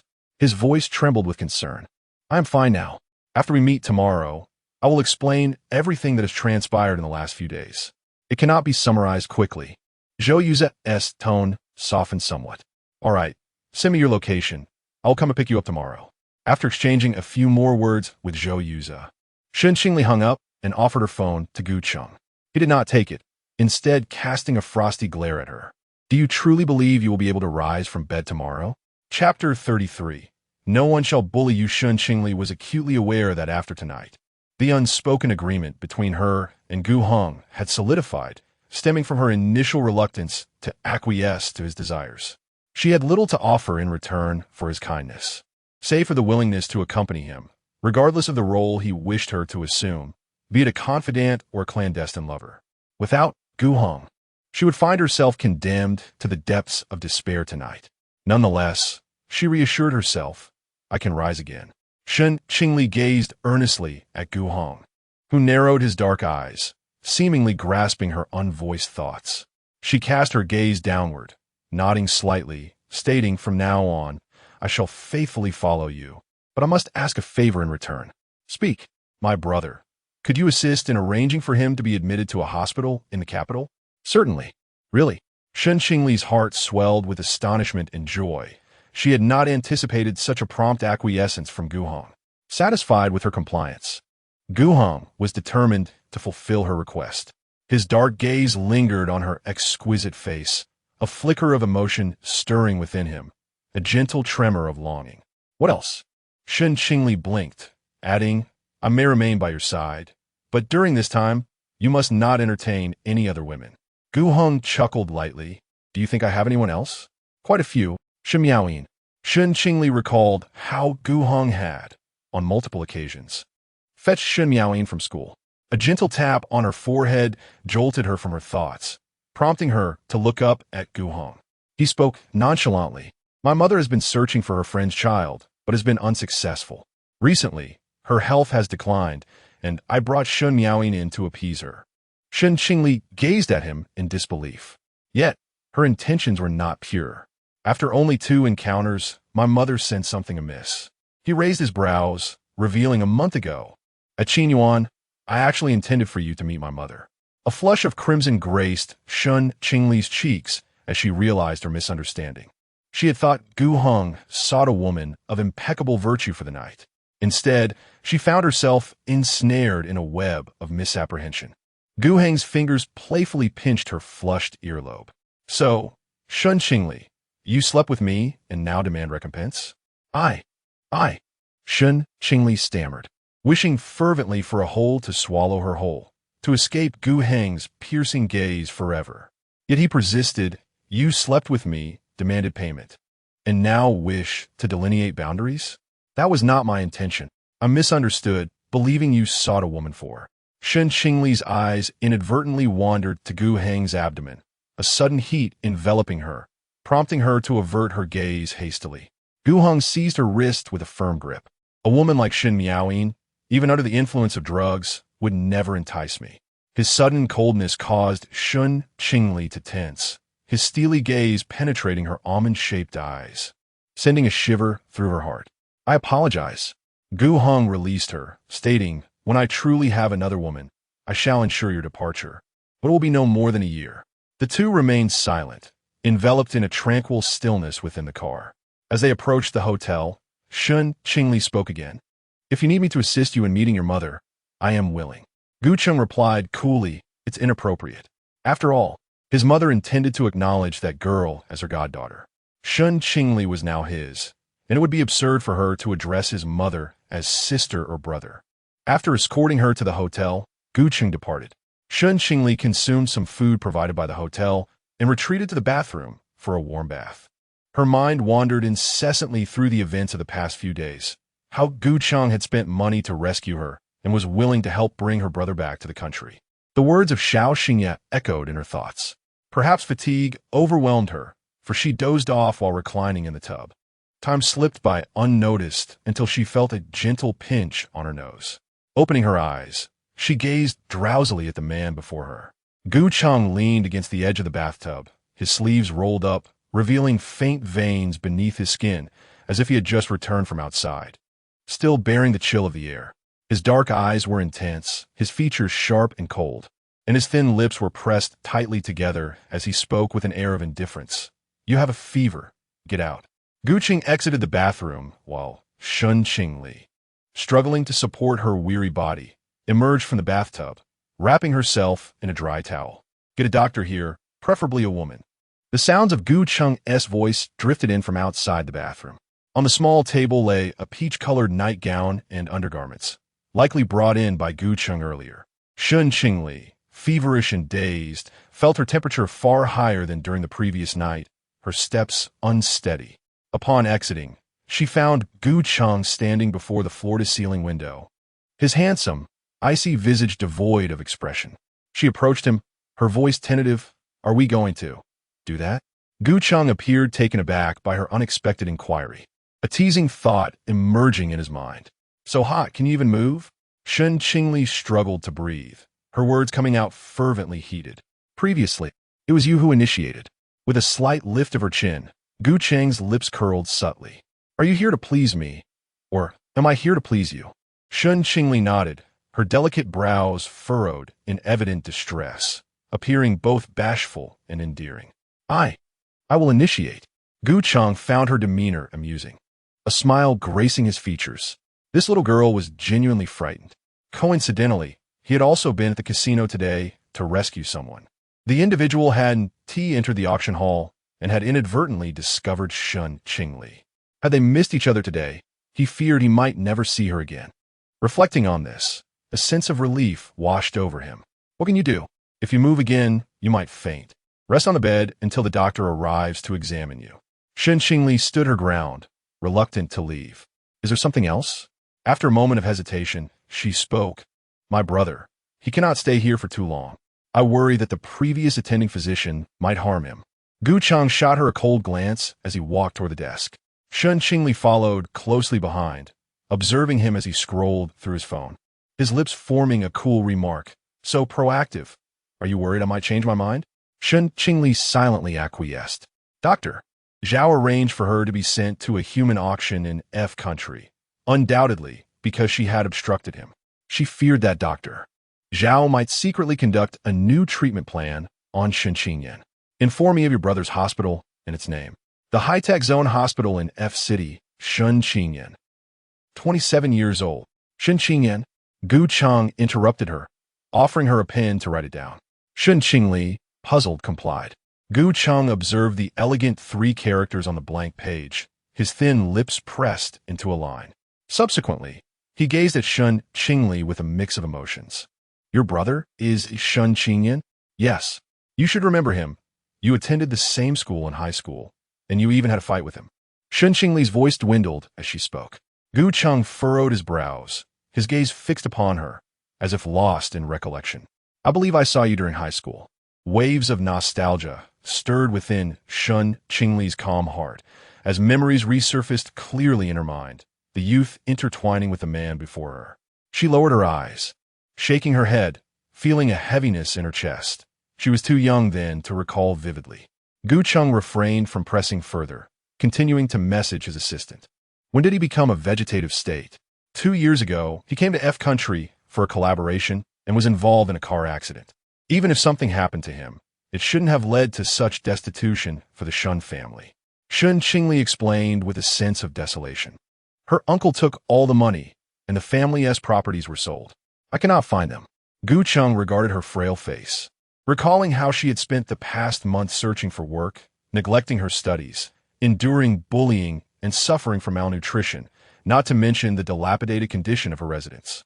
A surge of complex emotions welled up within him. He set down his phone, his fingertips gently brushing her eyes, his tone surprisingly gentle. "Stay with me, and you shall no longer suffer such indignities." Chapter 34. Resistance. Shen Qingli's cheeks flushed crimson as she cautiously spoke. "However, I still wish to work. Could you please prevent them from causing me trouble?" Gu Chang placed a gentle hand on her forehead.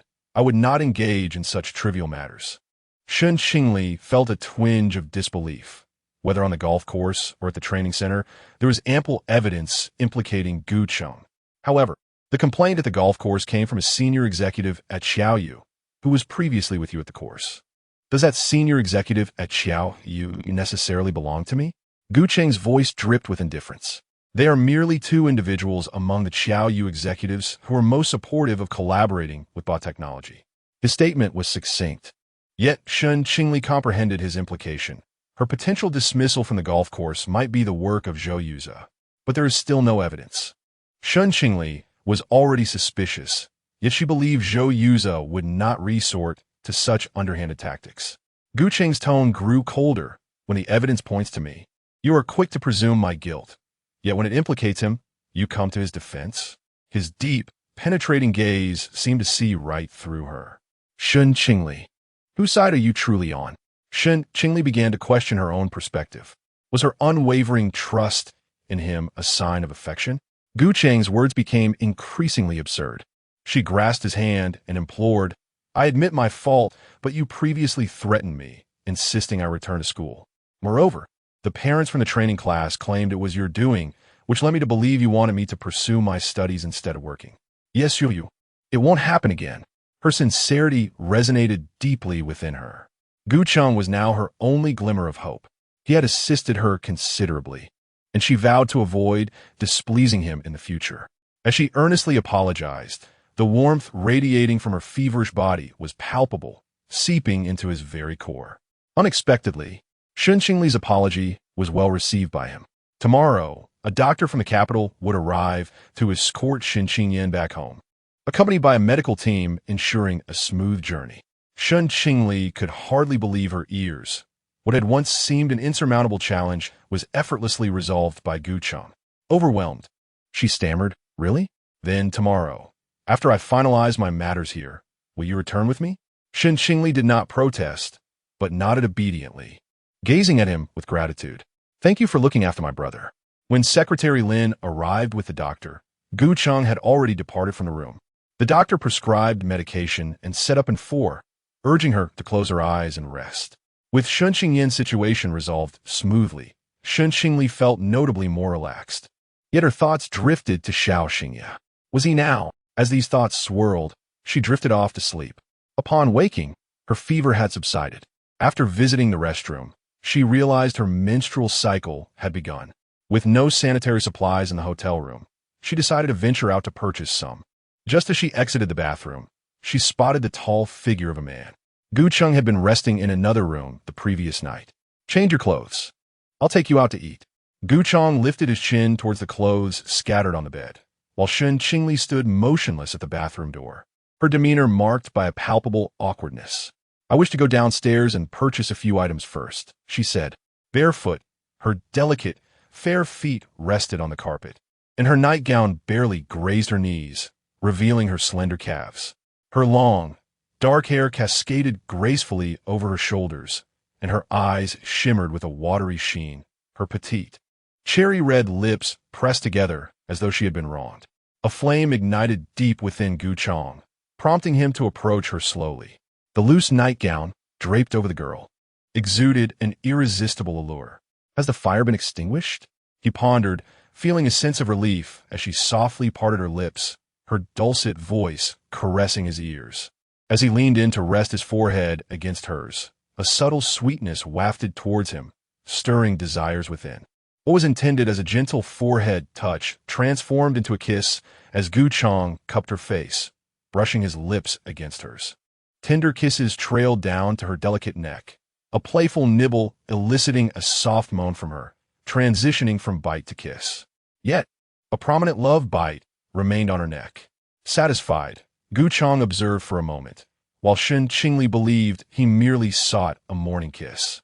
However, after lingering over the mark he had left, he enveloped her in his embrace, their bodies sinking into the softness of the bed. His figure loomed over her as the thin fabric of her nightgown was soon lifted, prompting Shen Qingli to grasp his hand in a desperate display of resistance. Perceiving her reluctance, Gu Chang released her, propping himself on either side of her head, his gaze icy as he awaited her explanation. Had she not already consented? Why the hesitation? With a flushed face, Shen Qingli averted her gaze and stammered, "I am on my period." Gu Chang felt as though a bucket of cold water had been doused over him. He stood abruptly and retreated to the bathroom. The sound of water splashing filled the air as Shen Qingli approached the bathroom door, inquiring, "Gu Chang, may I go downstairs to buy something?" "The phone is on the table. Let Lin Chuan know what you need," came the husky voice from behind the door. Shen Qingli's ears flushed as she used Gu Chang's phone to call Secretary Lin. By the time Gu Chang emerged from the bathroom, Shen Qingli had already changed and sat waiting for him on the sofa. Secretary Lin informed her that Yuze was already in the hotel restaurant. After drying his hair, Gu Chang donned a fresh outfit, while Shen Qingli quickly averted her eyes. "Are you pleased to see him?" he inquired. "Not particularly," she replied. "It's merely a normal conversation." The sudden disappearance of her companion must have left Zhou Yuze in a frenzy, especially in a foreign land like F country. Once dressed, they made their way to the restaurant to meet Zhou Yuze. In the elevator, Shen Qingli stood slightly ahead of Gu Chang, adorned in a white knitted dress and a brown overcoat. Her long hair casually swept back, with a few stray strands framing her face as she stood in tranquil silence. The sight of her fair neck rekindled the heat he had suppressed in the bathroom. "Shen Qingli," he called her name softly. As she turned her head to glance at him, he suddenly pressed her head back, their lips entwining in a fervent embrace. Overwhelmed, she took a step back, her back pressing against the elevator wall. Fortunately, Gu Heng released her after a mere few seconds of kissing. His long fingers delicately tucked away the loose strands of hair at the side of her face, securing them behind her ear. The man's magnetic and crisp voice then resonated in her ear, inquiring if she had kissed Zhou Yuze. Chapter 35. "I will wait for you forever." Shen Qingli gazed at Gu Chang in confusion. No, we are merely friends." Only upon hearing her words did Gu Chang distance himself from her. The elevator doors opened just in time. Shen Qingli stepped out first, with Gu Chang leisurely trailing behind her. Inside the restaurant, Zhou Yuze was already growing restless from waiting. Last night, Shen Qingli had asked him to meet her at this hotel, but after that, her phone became unreachable, leaving him to wait here in anticipation. Upon spotting Shen Qingli, Zhou Yuze immediately rose from his seat. "Qingli," he approached her, a mix of surprise and joy illuminating his face, and reached out to embrace her. However, she was abruptly pulled into the arms of the man behind her, a display of possessiveness. "President Gu?" Gu Chang held Shen Qingli close, his tone indifferent. "Zhou Zong, what does President Gu mean by this?" Zhou Yuze's brows furrowed as he observed Gu Chang's arm wrapped around Shen Qingli. "Brother Yuze, I was sent to the auction. It was President Gu who saved me." After Shen Qingli's disappearance, he had indeed considered that she might have been taken to the auction, but he had no means of entering such a high-profile event. The barriers to entry were formidable, controlled by those in the underworld. Only individuals of high status or those willing to spend lavishly could gain access to the clandestine auction known as Duke's Gathering. Duke's Gathering was a term known only to those entrenched in the F country's underworld, a name he had heard from his father. It was established by the Coffee family, a notorious crime family in F country, with Mark Coffee currently at the helm. Understanding that Shen Qingli was now with Gu Chang, he naturally deduced who had acquired her at the Duke's Gathering. "Thank you, President Gu, for your timely rescue. I can repay you for all the money you spent on Qingli." Gu Chang's dark gaze was chilling, his voice icy as he retorted, "You intend to repay me for the money spent on her? And pray tell, what is your relationship with her?" Zhou Yuze clenched his fists. "I consider Qingli as my sister." Gu Chang merely sneered in response, his silence speaking volumes. Whether he truly regarded her as a sister or merely proclaimed it for appearance's sake was a matter known only to Zhou Yuze. "Brother Yuze, It's unnecessary. I can repay this debt myself. Shen Qingli interjected, wishing to halt the escalating tension. $1 million was no trifling sum, and given her current arrangement with Gu Cheng, she had no desire to entangle Zhou Yuza further. How will you repay it? Qingli, come to my side, Zhou Yuza urged, fully aware of Shen Qingli's character. She would repay any debts of gratitude or money with interest. He stepped forward to grasp Shen Qingli's hand, only to be obstructed by Gu Cheng. She is my responsibility now. Your responsibility? President Gu, after acquiring Qingli, do you truly view her as mere property? Zhou Yuza's agitation was palpable, a stark contrast to Gu Cheng's cold demeanor. Is it not so? Zhou Zong, you have never attended Duke's gathering. You should understand the rules there. Once acquired, I have the right to dispose of her as I please. This meant she was his personal possession. Unless he relented, no one would be able to take her away. Those captured during the auction have all left samples for genetic testing. Should the individuals in the buyer's possession attempt to flee, assistance will be provided to retrieve them, or they may face assassination. According to the rules of Duke's gathering, those taken belong to the buyer unless the buyer voluntarily releases them. Before Zhou Yuza could utter a word, Gu Qing tossed Shen Qingli's ring to him. Such an item should be kept securely. Shen Qingli stood silently to the side, realizing that those abducted to Duke's gathering are condemned to be mere possessions for life. Whatever you paid for Qingli, I can offer double. Gu Cheng's dark eyes were filled with impatience, just as Secretary Lin approached him. Gu Cheng, may I speak privately with Brother Yuza? Lei stood just outside the dining area. Gu Cheng leaned closer to her. If you wish to leave with him, Lei will draw his weapon. Shen Qingli stiffened. I won't. Only then did Gu Cheng release her and exit the dining room. Qingli, has he done anything to you? Zhou Yuza's gaze swept over Shen Qingli, noticing the mark on her neck. His tone grew tense. You all. Shen Qingli understood she could not hide the truth from Zhou Yuza. I'm fine. I agreed to follow Gu Cheng. Though this was indeed the case, saying it out loud brought her distress, especially recalling Gu Cheng's words that she was merely an object, nothing more than his possession. No, I will confront him. Whatever he demands, I shall pay. Brother Yuza. Shen Qingli grasped his arm. I've already troubled you enough. For now, I owe Gu Cheng both money and a favor, which I can repay myself. Gu Cheng desired her companionship, and she would obediently play the role of his clandestine lover. With so many admirers surrounding him, he would inevitably grow weary and lose interest. Perhaps that day would come swiftly within a month or at most a year. She was not at a loss, for Shen Qingyin's safe return to the country was also thanks to Gu Cheng's assistance. Shen Qingli remained resolute. Zhou Yuza recognized her determination. No words of his would sway her. Gu Cheng only finds you beautiful. He will not treat you sincerely. Shen Qingli offered a bitter smile. I know, but I'm willing. What sincerity does an object require? As long as it can be summoned and dismissed without any emotional attachment.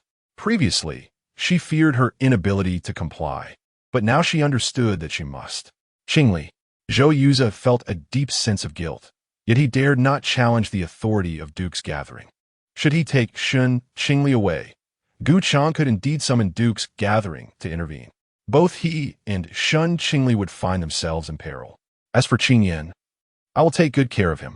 The 1 million will be transferred to the hospital account upon my return. Shen Qingli smiled at him. Gu Cheng promised to bring my brother back to country. Brother Yuza, you need not worry about my matters any longer.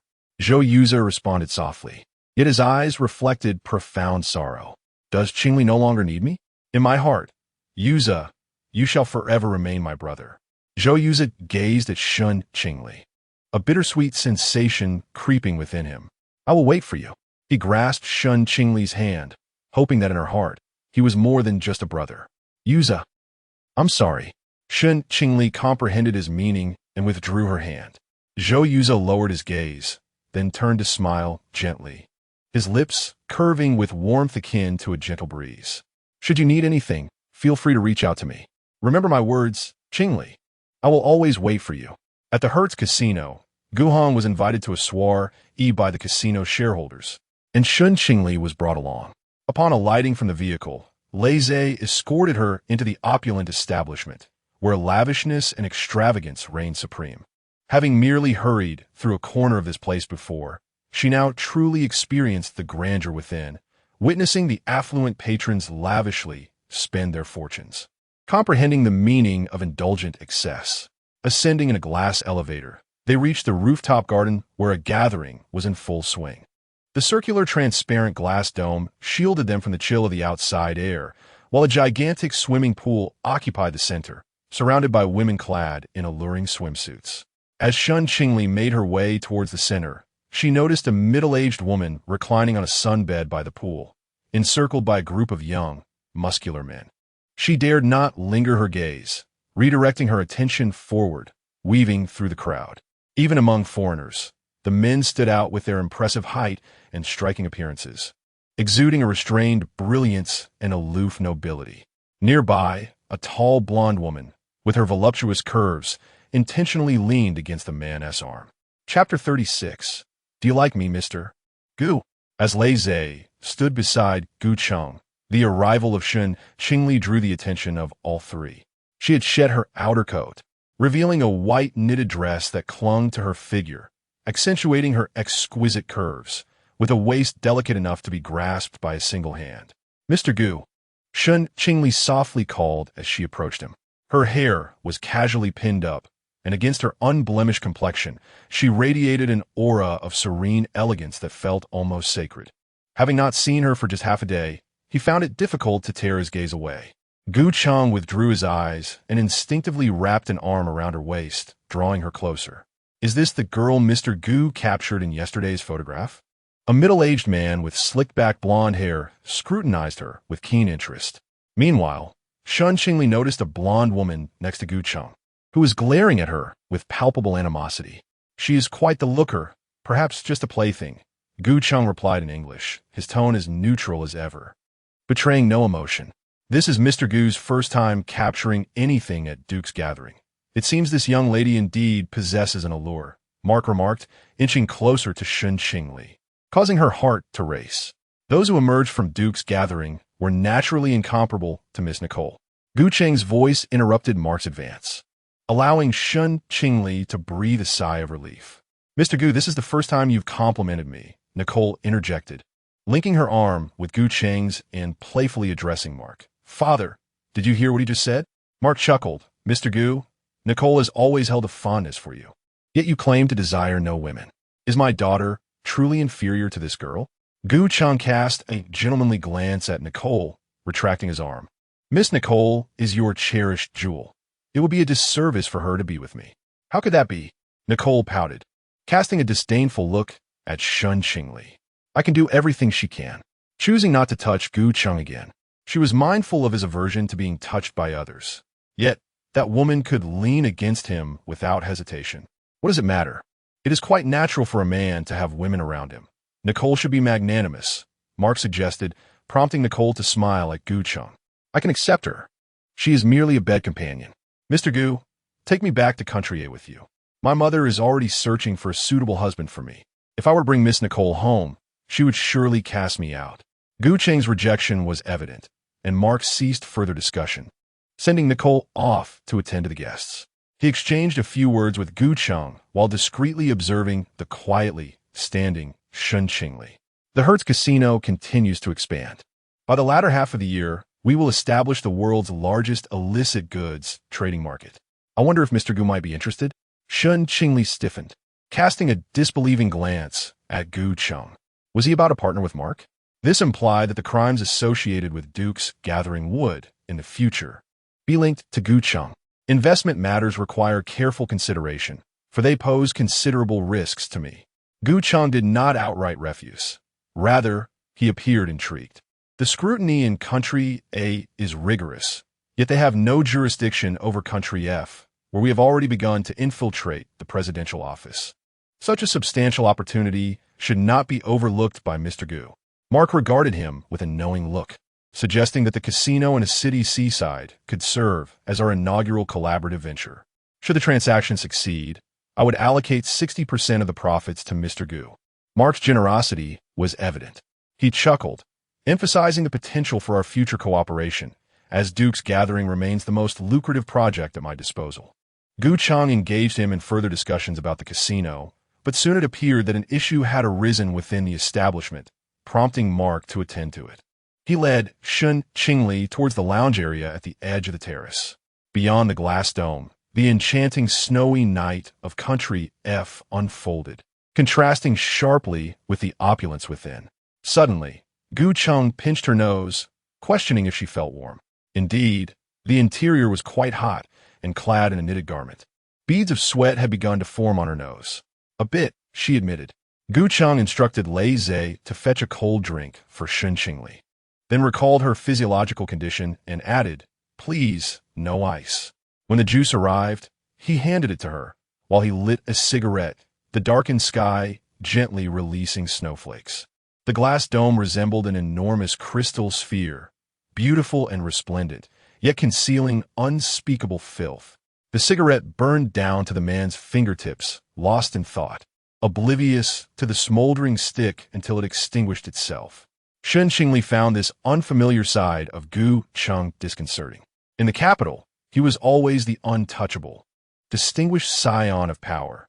Yet here in Country F, he mingled with the underworld, appearing at sordid auctions. It seemed he was in free fall, descending from a luminous pinnacle into an endless abyss. Gu Chang, the girl's gentle voice, pulled him back from his reverie, his profound gaze settling upon her. Shen Qingli rose and stood beside him, looking towards the mountain range he had been observing. It was the renowned Alan Mountain. My brother took me there to witness the sunrise. It was breathtaking and awe-inspiring. Gu Chang's focus shifted to the mountains, lost in contemplation. Is that so? Yet, I have always believed that the sunrise at Tongsha Mountain in Cloud City is the most beautiful, for it was shared with my parents and brother. A smile graced Shen Qingli's face. Regardless of the location, being with those one cherishes, even in the rain, brings happiness. Listening to her reminiscences, Gu Cheng's thoughts returned as he playfully inquired, "Who do you wish to get caught in the rain with now? Zhou Yuza?"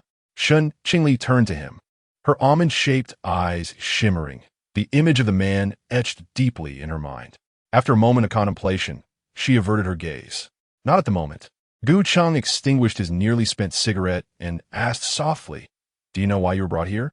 "Because of Nicole." "You understood everything?" Shen Qingli nodded. Gu Chang stood beside her, yet she felt an insurmountable distance between them. This sensation was not a novel experience. Whenever she found herself alone with Gu Chang, he would inadvertently reveal moments of tenderness, his obsession with her bordering on madness.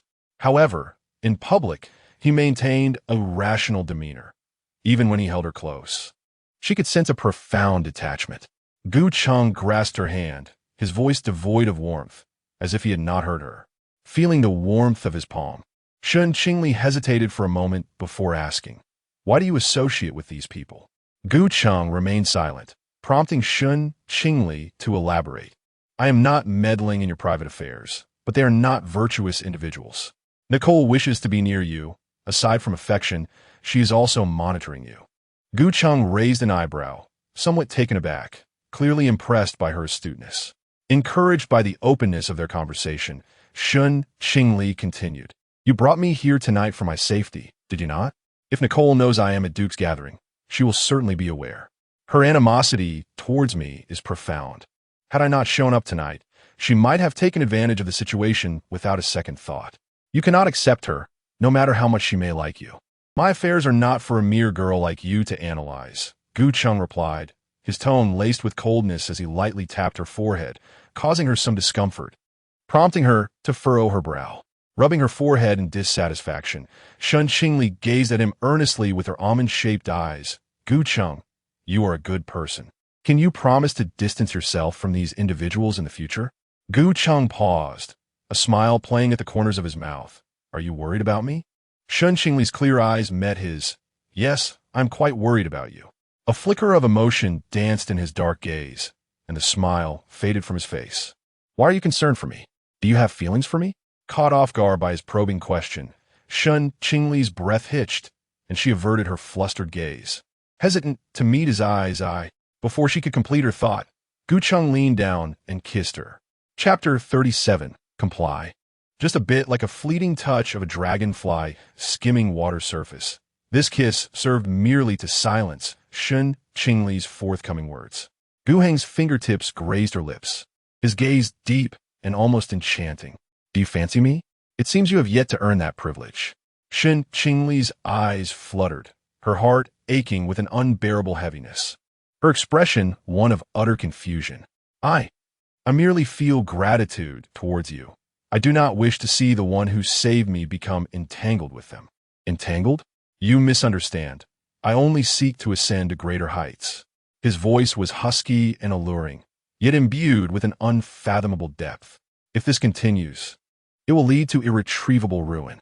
Once you associate with the casinos of F country, there will be no escaping. Shen Qingli could not bear to witness Gu Heng's descent into darkness. The youth she cherished in her heart should not transform into this. Releasing her, Gu Heng's lips curled into a bitter, solitary smile. What significance does all this talk hold? I cannot turn back, and no one will guide me towards the light. It is better to follow the desires that dwell within. Shen Qingli sensed a deeper meaning in his words. Yet his intentions were unmistakable. He would not relinquish his ties to the gambling business. Instinctively, she tightened her grip on his hand, her palm growing damp with anxiety. Summoning her courage, her shimmering almond eyes bore into his with earnest resolve. I can lead you to a place illuminated by hope, if only you would allow it. As the last syllable escaped her lips, her wrist was seized in a firm grasp. Gu Heng's hold was somewhat forceful, his dark eyes fixed intently upon her. You, who cannot even protect yourself, have no right to speak to me in such a manner.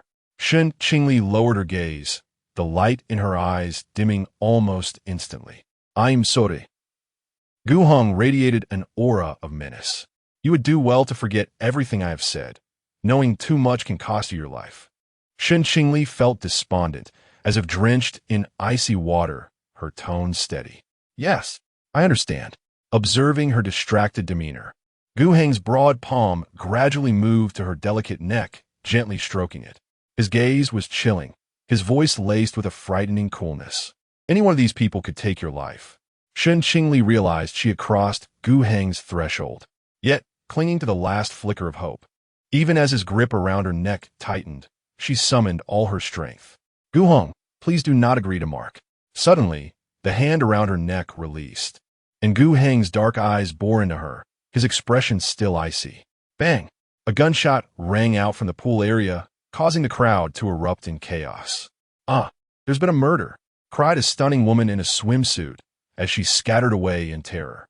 Before Shen Qingli could fully grasp the situation, a man beside her pressed her down, shielding her with his body as he calmly accepted the gun handed to him by Lei Zhe.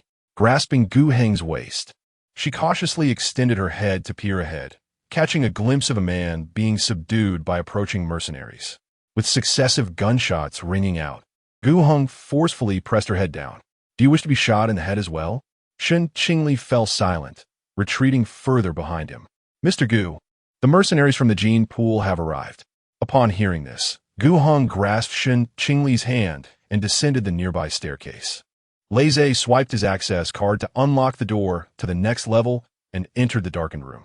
After confirming that the area was indeed unoccupied, Gu Heng led Shen Qingli back, prompting her to inquire, "Where are we going?"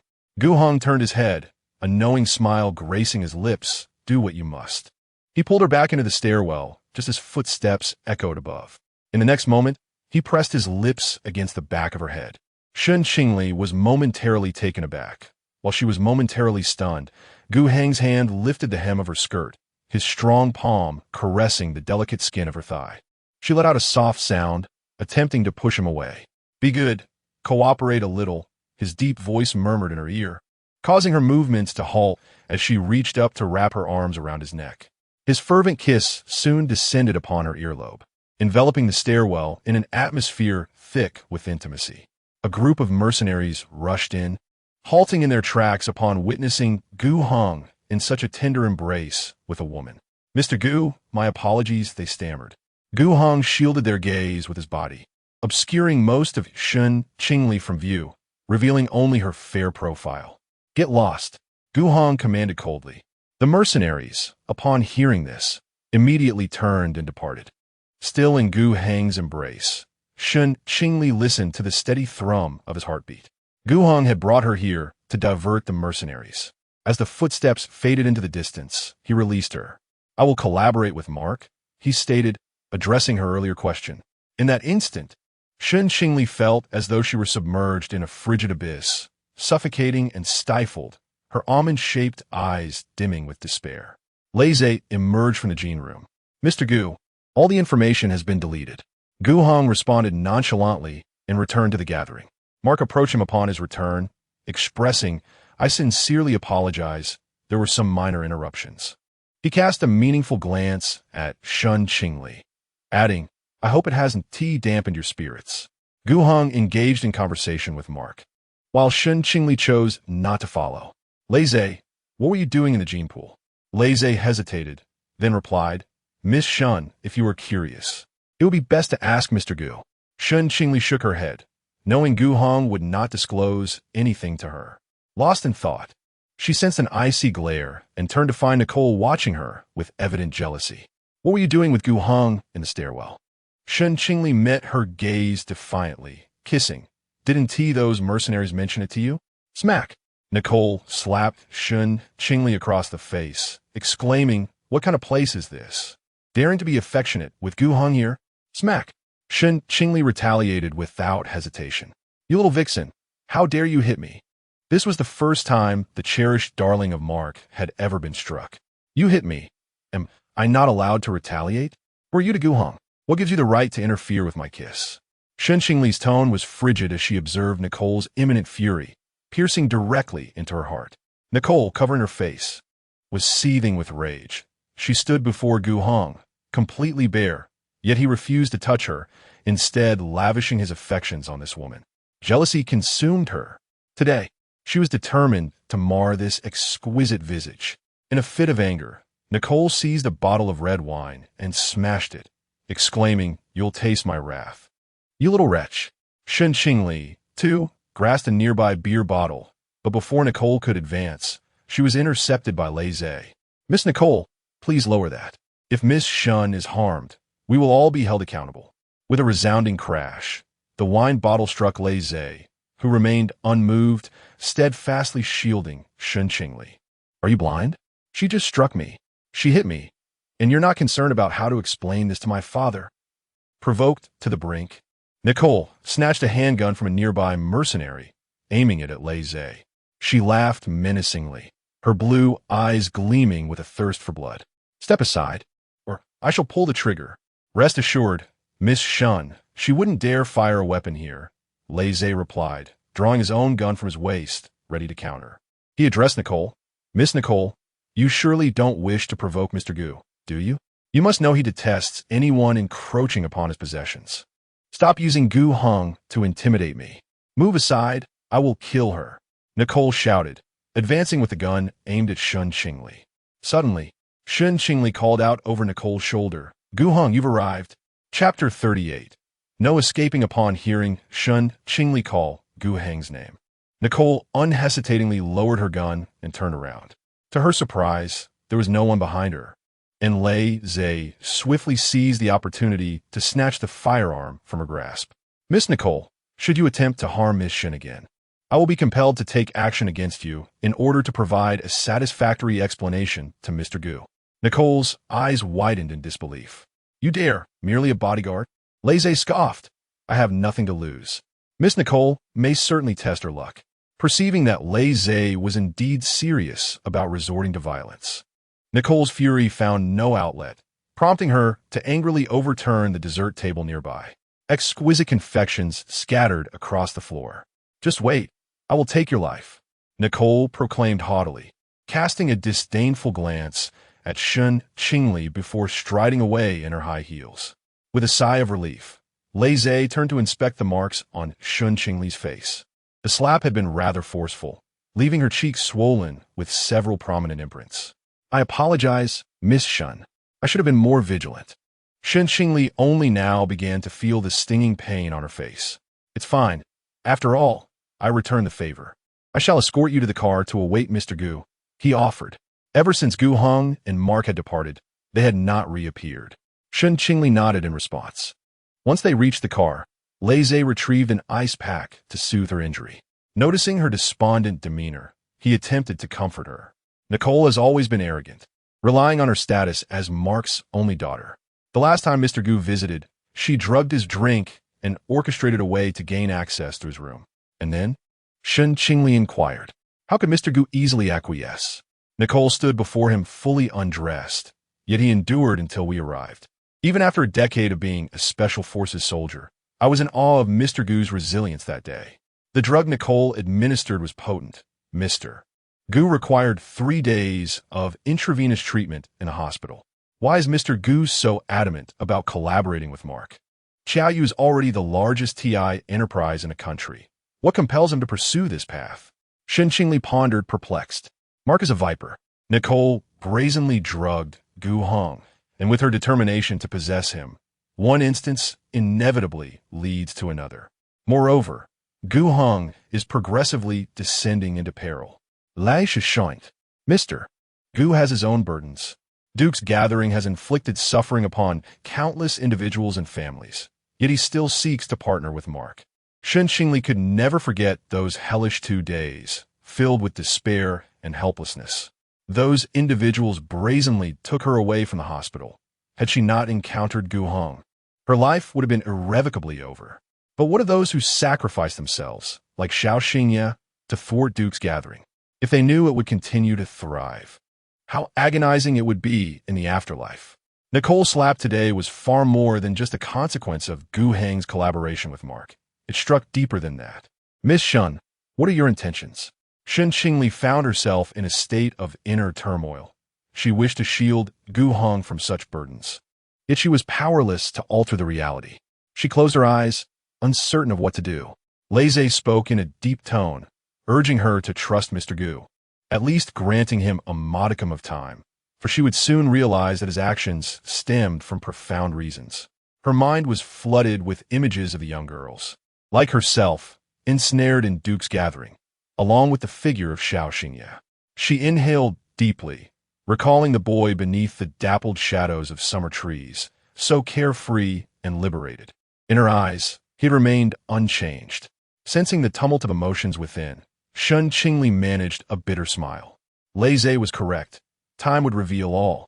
And such suspicions were utterly meaningless for someone in her predicament. An hour later, Gu Heng entered the vehicle. Having consumed alcohol, he closed his eyes, feigning sleep as he settled in. Laissez drove them back to the hotel, while Shen Qingli remained silent throughout the journey. Upon disembarking, Gu Heng's steps were unsteady, likely due to intoxication, as he leaned on Shen Qingli for support. She wrapped her arm around his waist, guiding him slowly into the elevator. Once inside, Gu Heng nearly collapsed his entire weight onto her. Shen Qingli was unsure if it was intentional. The pressure forced her upper body to bend, and she soon heard the man's low chuckle. He was indeed doing it on purpose. She swiftly wriggled out from under his arm, stepping aside. Gu Heng smirked, closing the distance once more, draping his arm over her again. Shen Qingli nimbly evaded him, asserting, "You can walk on your own." No sooner had she spoken than Gu Heng's body lurched uncontrollably, prompting her to quickly reach out and steady him. He seized the opportunity to pull her back into his embrace, burying his head against her neck, inhaling her distinctive sweet scent. "Do not run away," he murmured. Shen Qingli found herself immobilized in his embrace. Arguing with someone intoxicated seemed futile, leaving her with no choice but to endure his hold. Trailing behind them, Laissez was at a loss for where to direct his gaze. It was astonishing enough that the fastidious Gu Heng had permitted Shen Qingli to share the same vehicle and even enter his room freely over the past few days. Now, witnessing Gu Heng intoxicated and seeking closeness with Shen Qingli was a sight he had never before encountered. Upon reaching their floor, Gu Heng released Shen Qingli, though half of his body still leaned against her as they entered the room. The moment they stepped inside, before she could even change her shoes, he had her pinned against the door. His deep-set eyes, illuminated by the soft light of the foyer, fixated on her. Shen Qingli had no desire for intimacy with Gu Heng that night, yet the moment she came into contact with him, a sense of security enveloped her. now. His intense gaze made her heart race inexplicably. She spoke softly, I need a shower, and then sleep. I'm not in a good position today. Gu Heng remained unmoving, his fingertips brushing against her cheek. Who struck you? His tone was unusually gentle, tinged with the allure of flirtation, likely due to his inebriation. Nicole, but I retaliated, so it's not all in vain. Shen Qingli replied, I didn't expect you to be so bold. Within the confines of the casino, even if Nicole brandished a firearm, threatening anyone's life, no one dared to retaliate. This little girl had a way of surprising him at certain moments. Shen Qingli pressed her lips together, perplexed by her sudden aggression towards her. In truth, she was already in a foul mood due to matters concerning Gu Cheng. And now Nicole had come to provoke her again. Would she cause you trouble? Gu Cheng gently caressed her swollen cheek with his fingertips, contemplating for a few seconds before meeting her glistening almond eyes, and said, You did well. My own must not be bullied by anyone. Shen Qingli had anticipated Gu Cheng advising her to steer clear of Nicole in the future. Thus, she was taken aback by his words. Had she been too impulsive? What if she had truly fired a shot? I will teach you to use a gun. If it happens again, you may give her a shot first. Should the sky fall, I shall support you. In any case, do not suffer in silence. His words stirred a bittersweet sensation within her. Ever since Shen Qingyan had become a vegetable, no one had protected her in such a manner. She had to tread carefully. The last time at Qinyuan, it was her inability to swallow her pride that had led to her dismissal. Since then, doubt had plagued her. Should she have refrained from striking back? In the face of such injustices, should she endure with stoic silence? Yet, at this moment, her retaliation received validation. Tears brimmed in her almond eyes, and as a chill swept through her, Gu Cheng pressed a kiss upon her eyelids. Be good, don't cry. His gentle voice almost enveloped her completely. The intoxicated Gu Cheng was so tender. Shen Qingli's heart raced uncontrollably. Within her beautiful almond eyes, it seemed as if the galaxy resided. She gazed at Gu Cheng, seemingly insatiable, unaware that her eyes held an alluring depth. Gu Cheng could hardly withstand her gaze. He grasped her chin, kissing her fervently and urgently. Shen Qingli struggled to bear the intensity, her hands weakly clutching at his clothing. Time became an abstraction as Gu Cheng gradually drew back, his cold, dark eyes brimming with possessiveness. Shen Qingli felt scorched by his gaze and hastily averted her eyes. Yet Gu Cheng grasped her delicate hand, placing it upon the buttons of his shirt. A sultry, magnetic voice whispered in her ear, Unbutton it. Chapter 39. The Light in My Heart with a Flushed Face. Shen Qingli delicately assisted Gu Cheng in unbuttoning his shirt. His deep, obsidian gaze was fixed upon her as he felt her slightly trembling hands brush against his chest. Their breaths intertwined, and an ambiguous atmosphere began to rise. With each breath Shen Qingli took, she was enveloped by the cool, woody fragrance that clung to the man, mingled with hints of tobacco and alcohol, which rendered her head heavy. Those who had indulged in drink often exposed their inner selves, and Gu Cheng was no exception. His usual calm demeanor had softened this evening.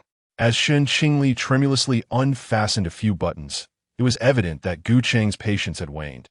As he swiftly removed his shirt, the contours of his well-defined muscles were laid bare before her eyes, leaving Shen Qingli feeling helpless, unable to avert her gaze.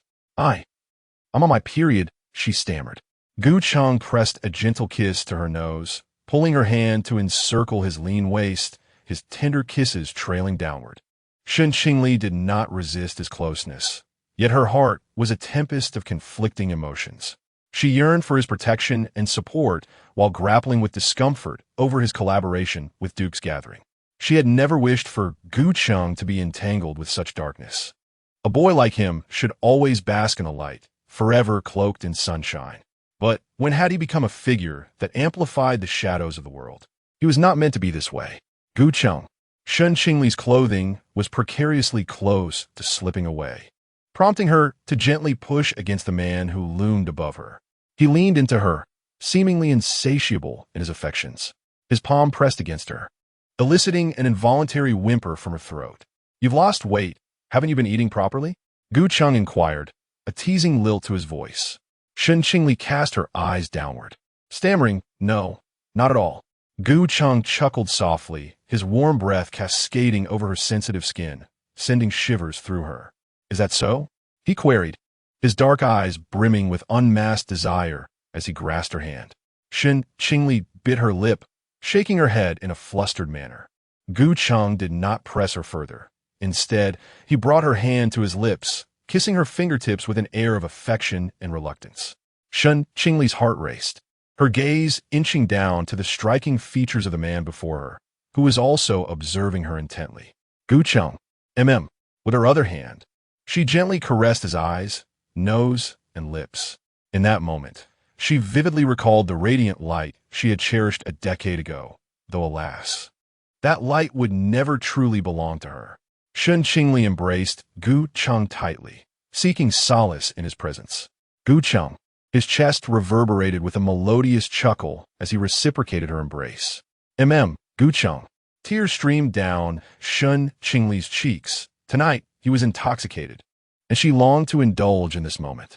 Gu Cheng, she called his name again, this time choked with emotion. He kissed her earlobe, reassuring her, "Don't worry, I won't ask for your help." His words were meant to console, yet they only deepened her sorrow.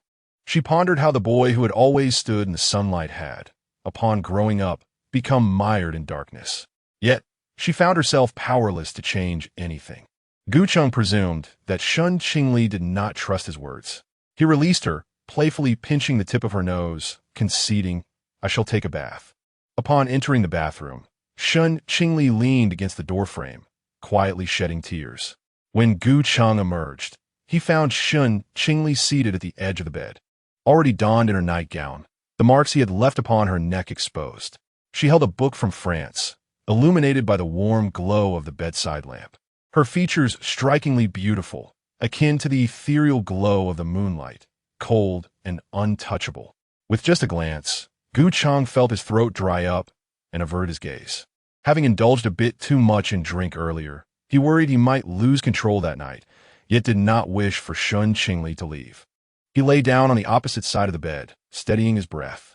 His dark eyes fell upon her silhouette by the bedside, inexplicably invoking a sense of tranquility he had never experienced before, and soon he drifted into slumber. However, Gu Cheng's sleep was restless. When Shen Qingli pulled the covers over him, she noticed his brows furrowed tightly. She leaned closer, gently massaging the sides of his forehead with her hands. Before long, his brows relaxed. Gu Cheng grasped her hand, holding it firmly as if fearful of letting go. "Did I wake you?" he murmured. "It feels quite nice." His dark eyes opened, shifting his body slightly towards her. Shen Qingli continued her ministrations. "Gu Cheng, why did you choose to collaborate with Duke's gathering?" Despite his prior warnings, her curiosity remained insatiable. She could not feign indifference towards his affairs. This time, Gu Cheng remained silent, his dark gaze penetrating, akin to an unfathomable abyss. Shen Qingli had already discerned the answer. He would not divulge it to her. Choosing not to press further, she returned to her own room once he had succumbed to deep sleep. In the following days, Shen Qingli's face remained swollen, and Gu Cheng forbade her from accompanying him outdoors. He assigned personnel to shadow her. Alongside Lei Zhe, 2 additional bodyguards were also in attendance. "Is he meeting with Mark?" Shen Qingli inquired of Lei Zhe on their way to the library. Mark had been exerting pressure on Gu Cheng, insisting that Nicole marry him to secure their collaboration. As Lei Zhe parked the car, he continued, "Nicole struck you the other day, which incited Gu Cheng's anger. He refused to meet with Mark, stating he would wait until your face healed. He had spent the last few days at the winery, discussing business matters regarding Xiaoyu with Secretary Lin." Shen Qingli listened quietly. Gu Cheng was using her as an excuse to fend off Nicole's advances while also tantalizing Mark, aiming to secure greater benefits in their next negotiation. From the very start, he had harbored this intention. Over the past few days, Shen Qingli had been reading at the library in the mornings, and, as the afternoons warmed, she ventured to the park to sketch, with Lei Zhe ever at her side. "Miss Shen, your artistry is truly remarkable. With merely a pencil and a sheet of paper, you can capture the scenery, while I can only manage childish doodles." Shen Qingli's hands grew somewhat numb from the cold. Winter in France was nearing its end, and the snow in the park had begun to melt. Despite the sunlight, The chill remained palpable. At Lei Zhe's words, her eyes brightened. By the way, Miss Shen, can you draw people? Like me as I stand here? Shen Qingli nodded. Yes, would you like me to? Lei Zhe felt somewhat anxious yet excited. Well, I've never had anyone draw me before. Shen Qingli turned a clean page of drawing paper and, upon seeing Lei Zhe awkwardly pose in a peculiar manner, couldn't help but chuckle. Just relax. Be like you usually are. Oh, ahem. Lei Zhe shifted into a hands-on-hip stance, appearing more natural than before. Shen Qingli then focused intently on her drawing. Within 5 minutes, the outline of Lei Zhe was already sketched onto the white paper. Is it done? So quickly. Shen Qingli continued to draw, gradually adding in the details. Both were engrossed in the artwork, oblivious to the presence of someone approaching from behind. You're quite skilled. Would you draw one for me? Upon hearing this, Lei Zhe turned around. Gu Zhong, you're here. Shen Qingli, who was about to put away her sketchbook, felt a firm grip on her hand from the man. The warmth of his palm radiated through to her. Gu Heng glanced at the drawing of Lei Zhe, a flicker of displeasure crossing his eyes. Draw me. Chapter 40. Can we tonight? Shen Qingli closed the sketchbook, her hands numb with cold. Gu Heng furrowed his brow slightly. Did the act of drawing not leave him equally frozen? Shen Qingli remained silent. Gu Heng persisted, suggesting they draw in the hotel that evening. No, she replied, feeling the chill of his gaze. Drawing at night strains the eyes. Then how about tomorrow or the day after? Once again, Shen Qingli fell silent. Gu Heng smirked coldly. You simply do not wish to draw for me. In truth, she had no desire to depict Gu Heng. She would draw anything else but him. She had already sketched enough of him. Still awaiting a response from Shen Qingli, Gu Heng pulled her into the car. The coldness of her hand gradually warmed within his palm. I hear from Lei Zhe that you visited the library these past 2 days? Yes, it was boring staying at the hotel. What books did you read? Gu Heng asked, his tone devoid of emotion. Books on interior design. She answered every question he posed, and thereafter, silence enveloped them. Gu Heng warmed one of her hands, naturally taking the other into his grasp. Since meeting Shen Qingli, the young lady's attitude oscillated between warmth and coolness. She cared for his affairs.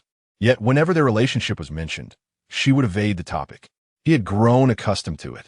However, today, witnessing the camaraderie between Lei Zhe and Shen Qingli left him feeling uneasy.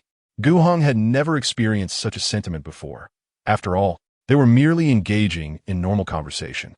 Why should he feel discomfort? The car halted in front of a Chinese restaurant. Having been here for half a month, aside from the few meals she prepared with Zhou Yuza, Shen Qingli had only consumed French cuisine. She found it unpalatable, for when she visited France previously, Shen Qingyin had prepared meals for her at home. The proprietress welcomed them warmly, seeming quite familiar with Gu Heng. After seating Shen Qingli in a private room, she stepped out with Gu Heng. Bored, Shen Qingli rose to refill her teacup. As she approached the door to retrieve the teapot, she overheard their conversation. How are the arrangements coming along? I've already contacted the sea countryside, but we still require your assistance internally. Furrowing her brow, Shen Qingli discerned they were discussing Duke's gathering and lost interest in eavesdropping. The mere thought of it unsettled her. Though she wished to trust Gu Heng, her mind often wandered into unfounded speculation. 5 dishes were presented, all specialties from Xiangqing, yet Shen Qingli lacked an appetite. She took a few bites before setting down her chopsticks. Not to your liking? Gu Heng inquired. It's delicious, she replied. Then why not eat more? His gaze dropped playfully. If you continue to lose weight, you'll be flat. Shen Qingli shot him an annoyed glare. Thankfully, they were in a private room. Otherwise, she would have felt too embarrassed to remain seated. Gu Heng served her 2 pieces of rib, insisting she eat, regardless of her lack of appetite. With him watching her, she could only lower her head and consume the ribs. After finishing her meal, Gu Chang delicately selected a piece of fish for her, thoughtfully removing the bones. What did your phone record? He inquired nonchalantly. A wave of anxiety gripped Shen Qingli. There was nothing at all. Gu Chang's tone grew colder, tinged with displeasure at having been deceived. Shen Qingli hesitated, torn between revealing her intentions regarding Mark and acknowledging her limitations. Gu Chang smirked slightly, his sarcasm evident. Do you really believe that by casually gathering some evidence alongside your own experiences, the French police will be able to investigate the casino? Shen Qingli stiffened. Over the past couple of days, she had meticulously documented her experiences and secretly taken photographs at the Hertz casino, all stored away in a hidden folder on her phone, intending to present them to the police at an opportune moment.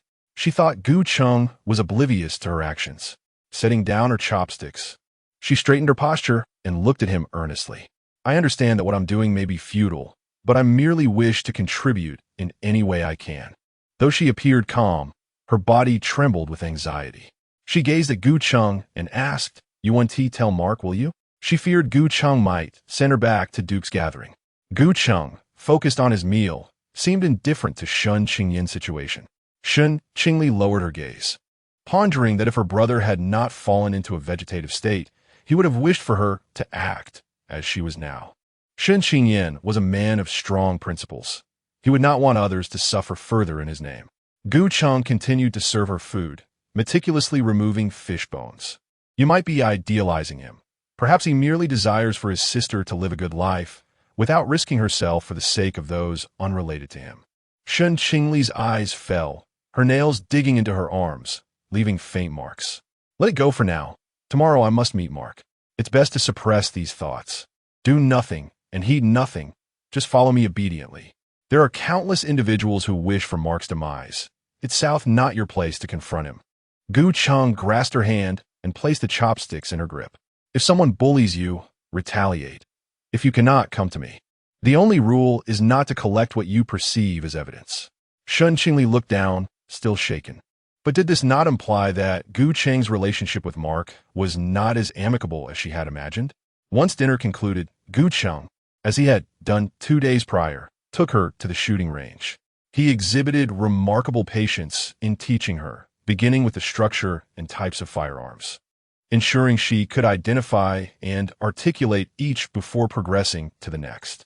Consequently, Shen Qingli learned to assemble a gun. Today, they focused on shooting. Gu Cheng first demonstrated the proper grip and aiming techniques. Shen Qingli absorbed the instructions swiftly, her form becoming increasingly proficient, yet she consistently missed the target. After practicing alone for half an hour without success, Gu Cheng approached from behind, encircling her to steady her arms. Cast aside all those chaotic thoughts. He lowered his voice and leaned closer to her ear, suggesting that she envisioned the target ahead as either Mark or Nicole. Bang! It veered off. Very well. Shen Qingli's palms grew clammy as she re-aimed, yet it still went astray. Alternatively, why not consider it as me? Bang! It struck true at the center. Gu Cheng couldn't help but chuckle in exasperation. Do you truly wish for my demise? Shen Qingli set down the gun, rubbing her wrist, feeling a bit embarrassed. Though it was merely a coincidence. Practice diligently, and perhaps one day you might indeed have the chance to aim a gun at my head. Gu Cheng smirked, his words blurring the line between jest and sincerity. Shen Qingli's expression darkened. I would never lay a hand on you, truly. Even if Gu Cheng were to persist in his collaboration with Mark, her gun would never be aimed at him. Reluctant, Gu Cheng regarded her with an amused glint. She averted her gaze, remaining silent. Gu Cheng chose not to press further. That evening, after finishing her shower, Shen Qingli noticed a message from Gu Cheng on her phone. Come over. Tomorrow, let us go to the hot springs. Gu Cheng stood in the room, casting a glance at her by the door. Can you manage? Shen Qingli bit her lip, tending to her freshly dried hair. Tomorrow should be feasible. It would be the 6th day, and her cycle typically concluded within 5 days. Uncertain if Gu Cheng had misinterpreted or was being deliberate, he stepped forward and effortlessly lifted her onto the bed, casually pulling aside her bathrobe. So, does that mean tonight is also an option? Chapter 41. Conflict. Shen Qingli blushed as she pushed him away, declaring that tonight was not feasible. Gu Cheng held her firmly in place, his strength overwhelming. The menstrual cycle typically lasts 7 days. Engaging in vigorous activities during this time could be detrimental to her health. Gu Cheng's stamina was astonishing, and for the first time, she felt as though her body might crumble under the strain, prompting her to exercise caution. Calculating the situation, she felt somewhat disadvantaged. Shen Qingli was right in front of him, Yet he had been managing his needs independently for the entire week. Not wishing to delve deeper into this topic with Gu Cheng, she playfully wrapped her arms around his neck and lightly pecked his lips. I truly cannot tonight. Her coaxing had the desired effect. Gu Cheng released her, his fingers brushing the spot she had kissed. Since we cannot engage, refrain from tempting me. Return to your room. Shen Qingli blinked innocently. How have I tempted you? Every room boasts its own private hot spring, with the mineral-rich waters sourced from the Alan mountain range. Exiting this area leads to the outdoor hot springs, where the hotel staff guided Gu Cheng and his companions towards their reserved room. Shen Qingli had assumed that her and Gu Cheng's accommodations would be separate, but to her surprise, they were not. Are we sharing a room? She inquired as they stepped inside. Gu Cheng, removing his coat, replied, If you choose not to join me, my room will simply host another woman tonight. He referred to Nicole. Shen Qingli recalled hearing from Lei Zhe about Nicole's relentless efforts to win Gu Cheng over, often resorting to unscrupulous means. It was no wonder Gu Cheng frequently brought her along when meeting with Mark, setting her bag down on the sofa. Shen Qingli's gaze was drawn to the falling snow outside. The suite was spacious, and before the floor-to-ceiling windows lay a private hot spring, already filled with water. Immersing herself in the hot spring would offer a breathtaking view of the snowy landscape. Snowflakes cascaded gently from the sky, rendering the scene before her beautifully ethereal. Standing by the window, she was captivated. Previously, during a summer visit with Shen Qingli to witness the sunrise, the mountains had been lush and verdant, a stark contrast to the wintry scene now unfolding. Gu Cheng, may I step outside for a moment? Gu Cheng glanced toward the window. That area is outside the hotel premises. Oh! Shen Qingli felt a twinge of disappointment. The snow-covered view was indeed enchanting. There's a garden by the outdoor hot springs, Gu Cheng added. Her eyes sparkled with excitement. May I go there? Gu Cheng, having lit a cigarette, originally reluctant to let her venture out alone, found himself inexplicably relenting at her earnest expression. Stay within the hotel grounds. I expect to see you in the restaurant in 15 minutes. Shen Qingli nodded, donned her white down jacket, and left the room. Following the attendant's guidance, she made her way to the outdoor hot spring area. Due to the snowfall, the outdoor hot spring was devoid of visitors, enveloped in tranquility. Steam rose from the pool, mingling with the frigid air, creating a delicate veil of mist upon the path paved with white stones. As Shen Qingli walked along the path, she felt as if she had stepped into a realm of enchantment. She tucked her hands into her pockets, where lay the star necklace given to her by Xiao Xingye. She had promised him that if the opportunity arose, she would bury the necklace in a snowy place. Here, aside from the 2 months of summer devoid of snow, the rest of the year was blanketed in ice and snow. She approached a thicket and dug a small hole beneath the snowdrift, placing the necklace inside before closing her eyes in prayer. Thank you, and may you rest in peace, she murmured softly. Just as she uttered these words, footsteps echoed behind her. What are you sneaking around for? Nicole's sharp and haughty voice rang out from behind. Shen Qingli straightened up, and Nicole's bodyguard approached, forcefully shoving her into the snow and retrieving the necklace she had just laid down. Give it back. Shen Qingli attempted to snatch it back, but the bodyguard was too tall and strong for her to reach. You're not a cop, are you? Nicole sneered, taking the necklace and toying with it. Is this the information you were planning to leak? I'm not. It's just an ordinary necklace. A friend of mine gave it to me before he passed away, and I was burying it for him, Shen Qingli replied, trying to remain calm and patient despite the confrontation. Who would believe that? My father has been sensing something off lately. The number of infiltrators caught at Duke's gathering is increasing. We can't afford to let even one slip by. Nicole gloated, observing her with a smug expression. Here, in this secluded spot, with no one around, Shen Qingli was alone, making her an easy target for a discreet resolution of the matter. Yet, she hesitated, considering Gu Heng, who seemed quite invested in this wretched girl. Your accusations are baseless. You claim I'm an infiltrator, but I could just as easily label you one. I am my father's biological daughter. How could I possibly be an infiltrator? Don't you think before you speak? Shen Qingli smirked, pointing out that Miss Nicole only shared the same hair color as Mr. Mark, leaving her lineage questionable. Nicole was momentarily rendered speechless, acknowledging that there were indeed those who dared to claim she was not Mark's biological daughter. Instinctively, she felt the urge to strike Shen Qingli. But after the incident involving a slap that had angered Gu Heng, she had been avoiding her father for days. Moreover, this little vixen dared to fight back. She had no desire to endure another few days with a swollen face, so she refrained from acting on her impulse. "Take her away," commanded the bodyguard, as they began to escort Shen Qingli forward. Meanwhile, Nicole disdainfully examined the necklace before her gaze fell upon a small hot spring nearby. This particular pool was cooler than the others, with a temperature of around 13 degrees, designed for winter swimming enthusiasts. However, for an ordinary person, falling into such frigid water would be nothing short of torture. Nicole raised an eyebrow, glancing at Shen Qingli's back before hastening her pace. Just as Shen Qingli turned to acknowledge the footsteps, she was caught off guard and plunged into the icy water. The biting cold instantly soaked her clothes, and the pool was deep enough to reach her chest, causing her to struggle momentarily before managing to gasp for air. "Ha ha! You wretched girl! This is for enticing Gu Heng. This is for hitting me." Nicole laughed mockingly from the edge of the pool, while Shen Qingli trembled in the frigid water, looking up at her with a calm demeanor. "Gu Cheng once spoke of you," he said. Her teeth trembled, making it difficult for Nicole to hear clearly. She immediately crouched down, leaning in with great curiosity. "What did Gu Cheng say about me?"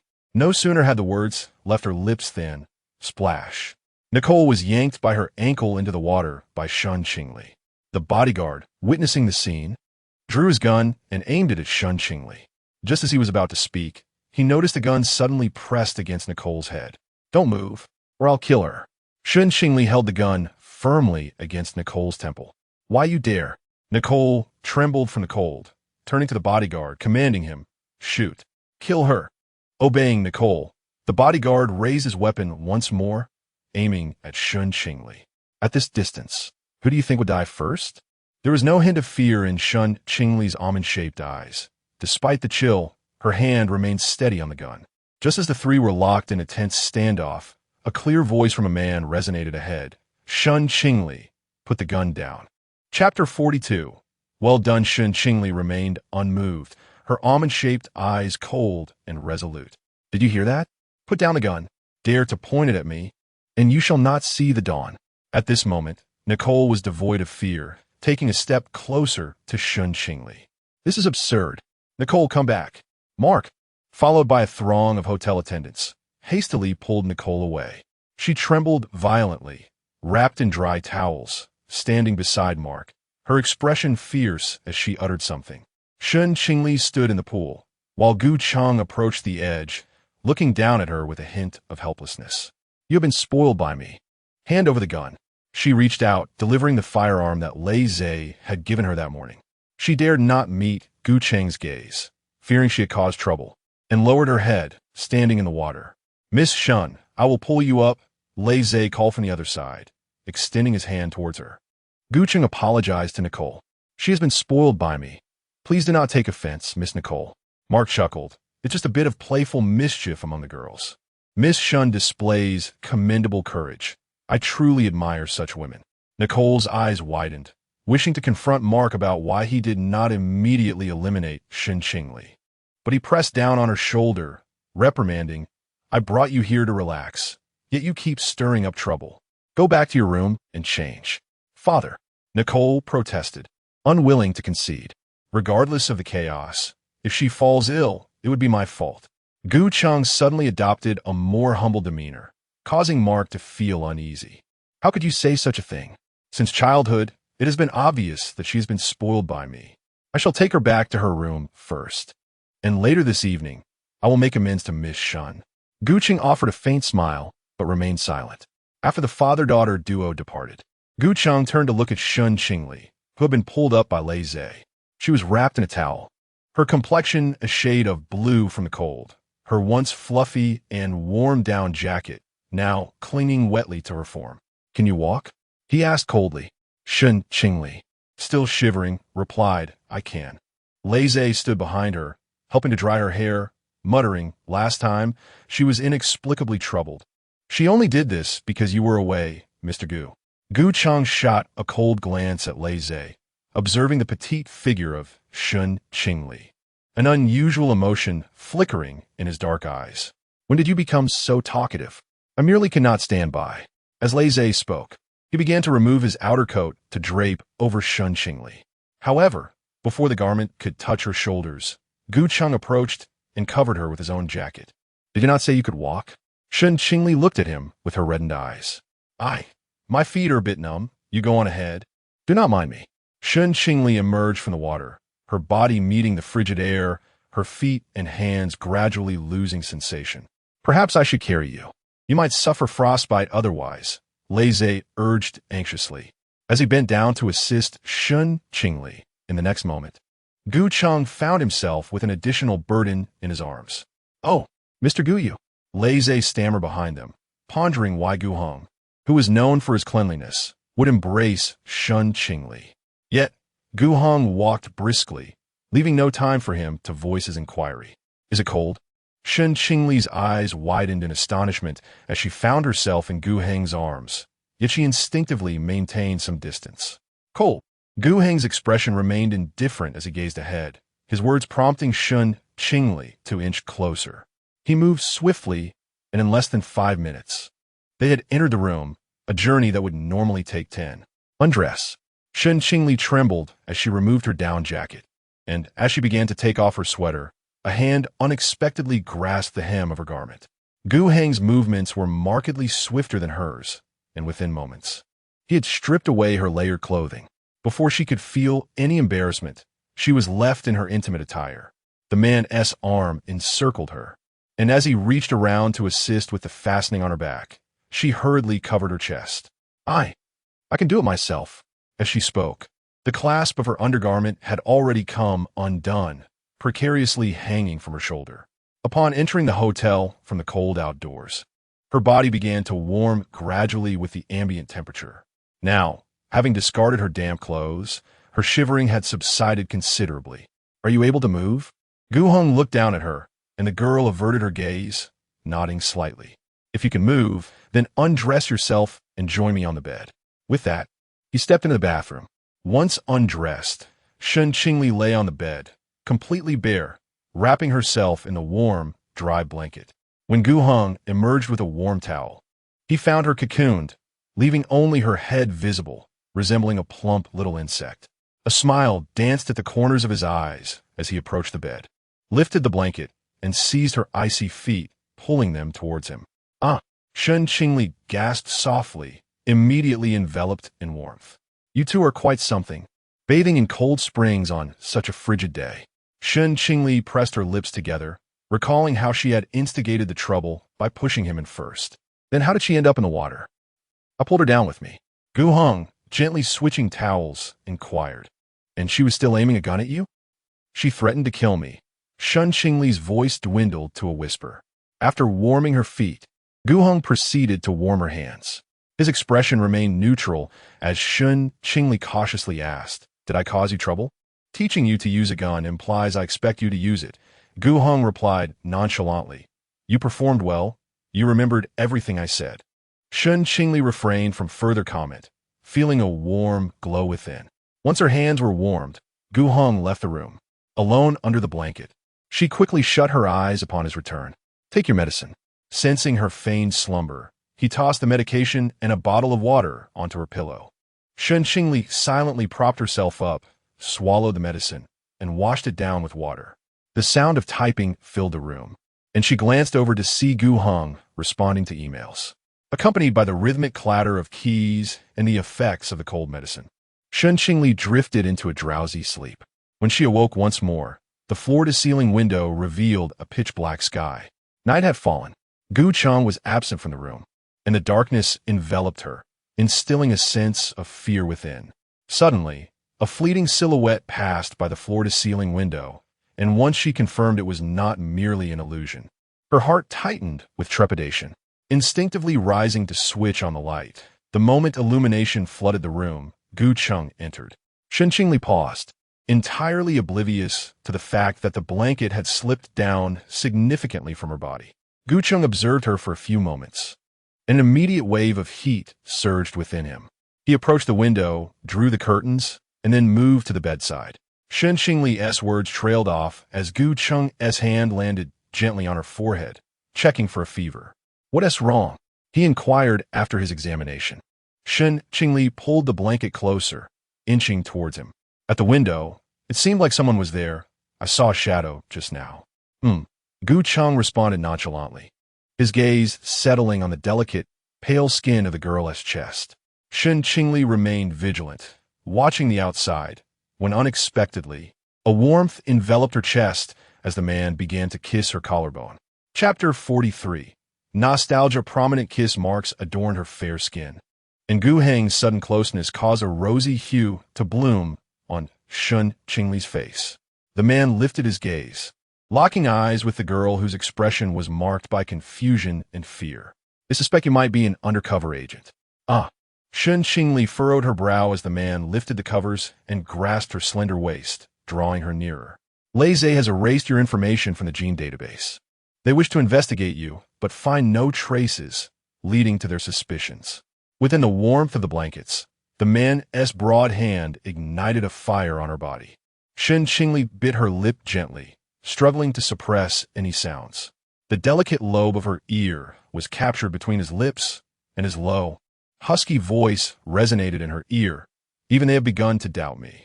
Shen Qingli's fingertips unconsciously gripped the man's arm, her glistening eyes pleading as she looked at him. Gu Heng, your hand. Please take it out." Gu Heng's demeanor was inscrutable. Were it not for the undeniable desire evident in his dark eyes, one might not discern his intentions. His hand beneath the covers was brazenly teasing her. There were watchers outside. At that moment, Shen Qingli's body and mind were subjected to dual stimuli, leaving her unable to calm her thoughts regarding Gu Heng's words. "Shen Qingli, can you call out?"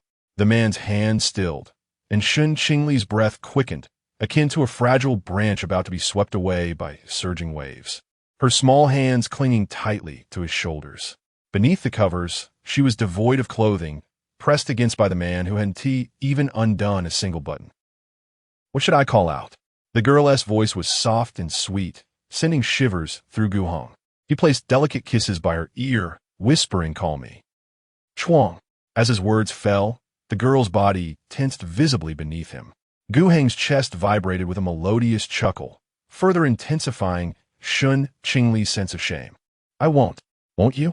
Gu Heng's gaze bore into her, raw and unabashed. "That night, you seemed to call out quite loudly." "I did not. I didn't hear anything." Shen Qingli felt on the verge of tears from his teasing, her almond-shaped eyes glaring fiercely at him.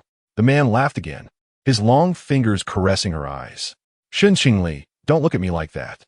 Each time you do, it makes me want to tease you even more. Help me with my clothes." Shen Qingli remained still, her eyes fixed on him.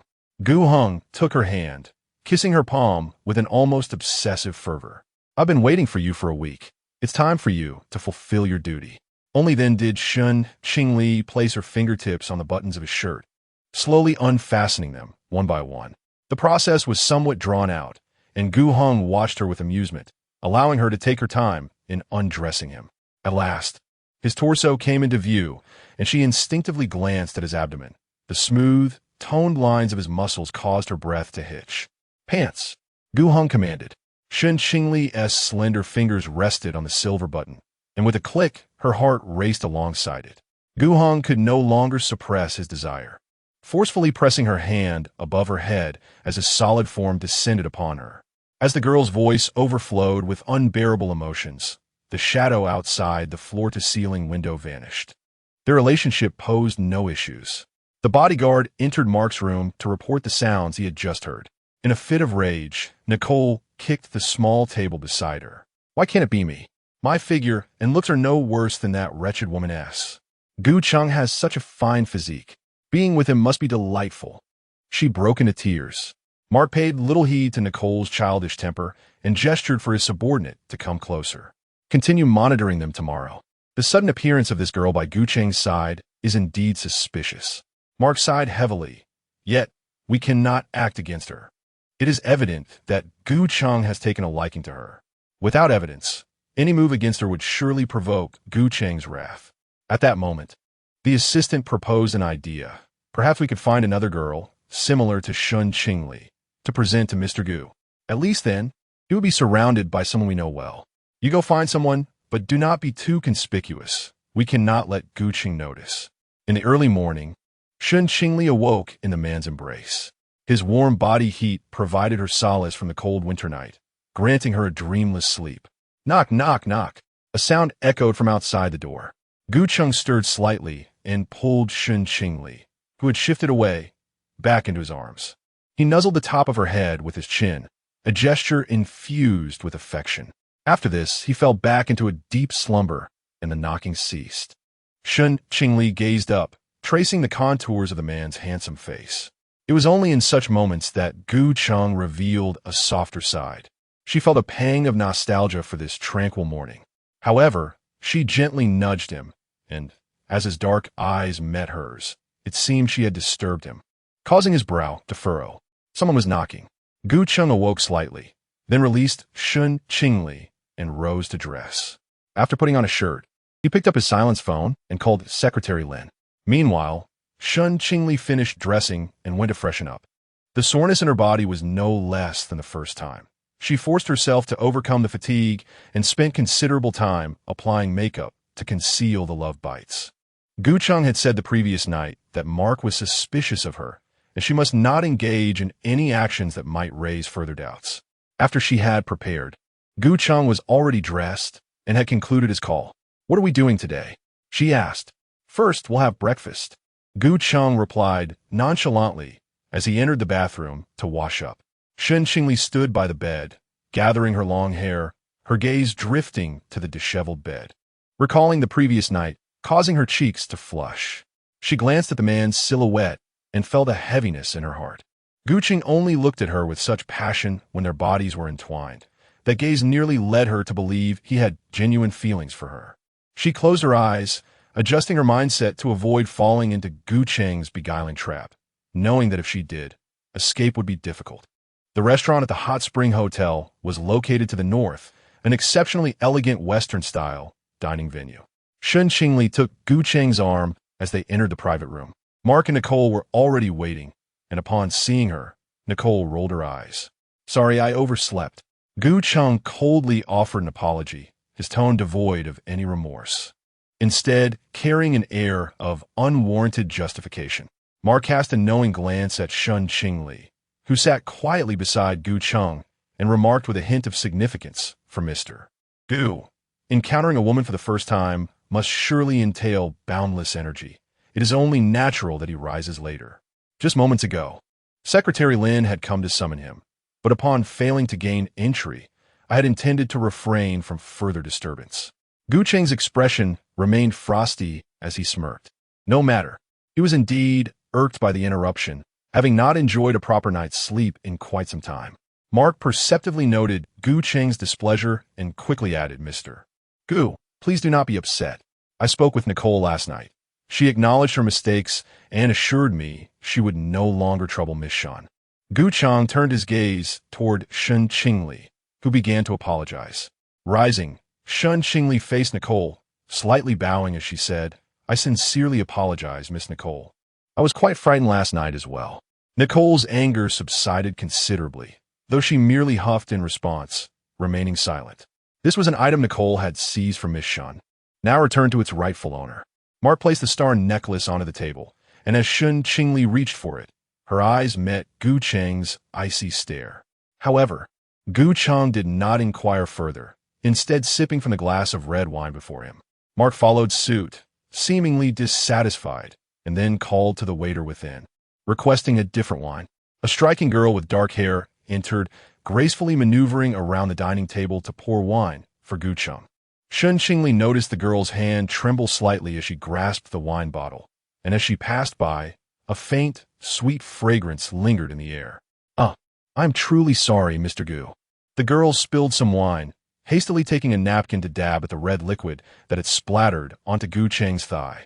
Gu Qing's dark eyes were inscrutable as he watched her, admiring her exquisite figure and radiant complexion. Her hand, delicate and seemingly boneless, brushed against his skin. "Mr. Gu, it was unintentional. I apologize," the girl mumbled, her head lowered in contrition, her voice evoking sympathy. Gu Cheng remained motionless, allowing her to clean the wine from his thigh. Chapter 44. Next time I will cooperate with you. The atmosphere in the private room was tranquil, yet each individual bore a distinct expression. Mark's lips curled upwards, a reflection of his triumphant scheming. Nicole clutched her wine glass tightly, as if she might shatter it with her grip. Shen Qingli's icy gaze remained unperturbed. However, witnessing Gu Heng's interest in the young woman caused a pang of anguish in her heart. Gu Heng had previously clarified that he was not as frivolous as she might have imagined. Yet before such a captivating girl, it was only natural for him to be captivated. Shen Qingli, weary of her own torment, diverted her gaze, fixating instead on the wine glass before her, lost in thought. "What's your name?" Gu Heng inquired in Chinese. The girl tilted her head back and replied, "Cheng Tao." Gu Heng fell silent, and the girl rose to refill her glass. A sidelong glance at Shen Qingli revealed her seemingly indifferent demeanor as she held a necklace, appearing wholly unaffected by the events unfolding around her. "Mr. Gu, please try this. It is the cellar's finest red wine." Gu Heng took a sip, while Shen Qingli politely sipped her ice water, her gaze still averted from him. A heavy sigh escaped his lips, a weight settling in his heart.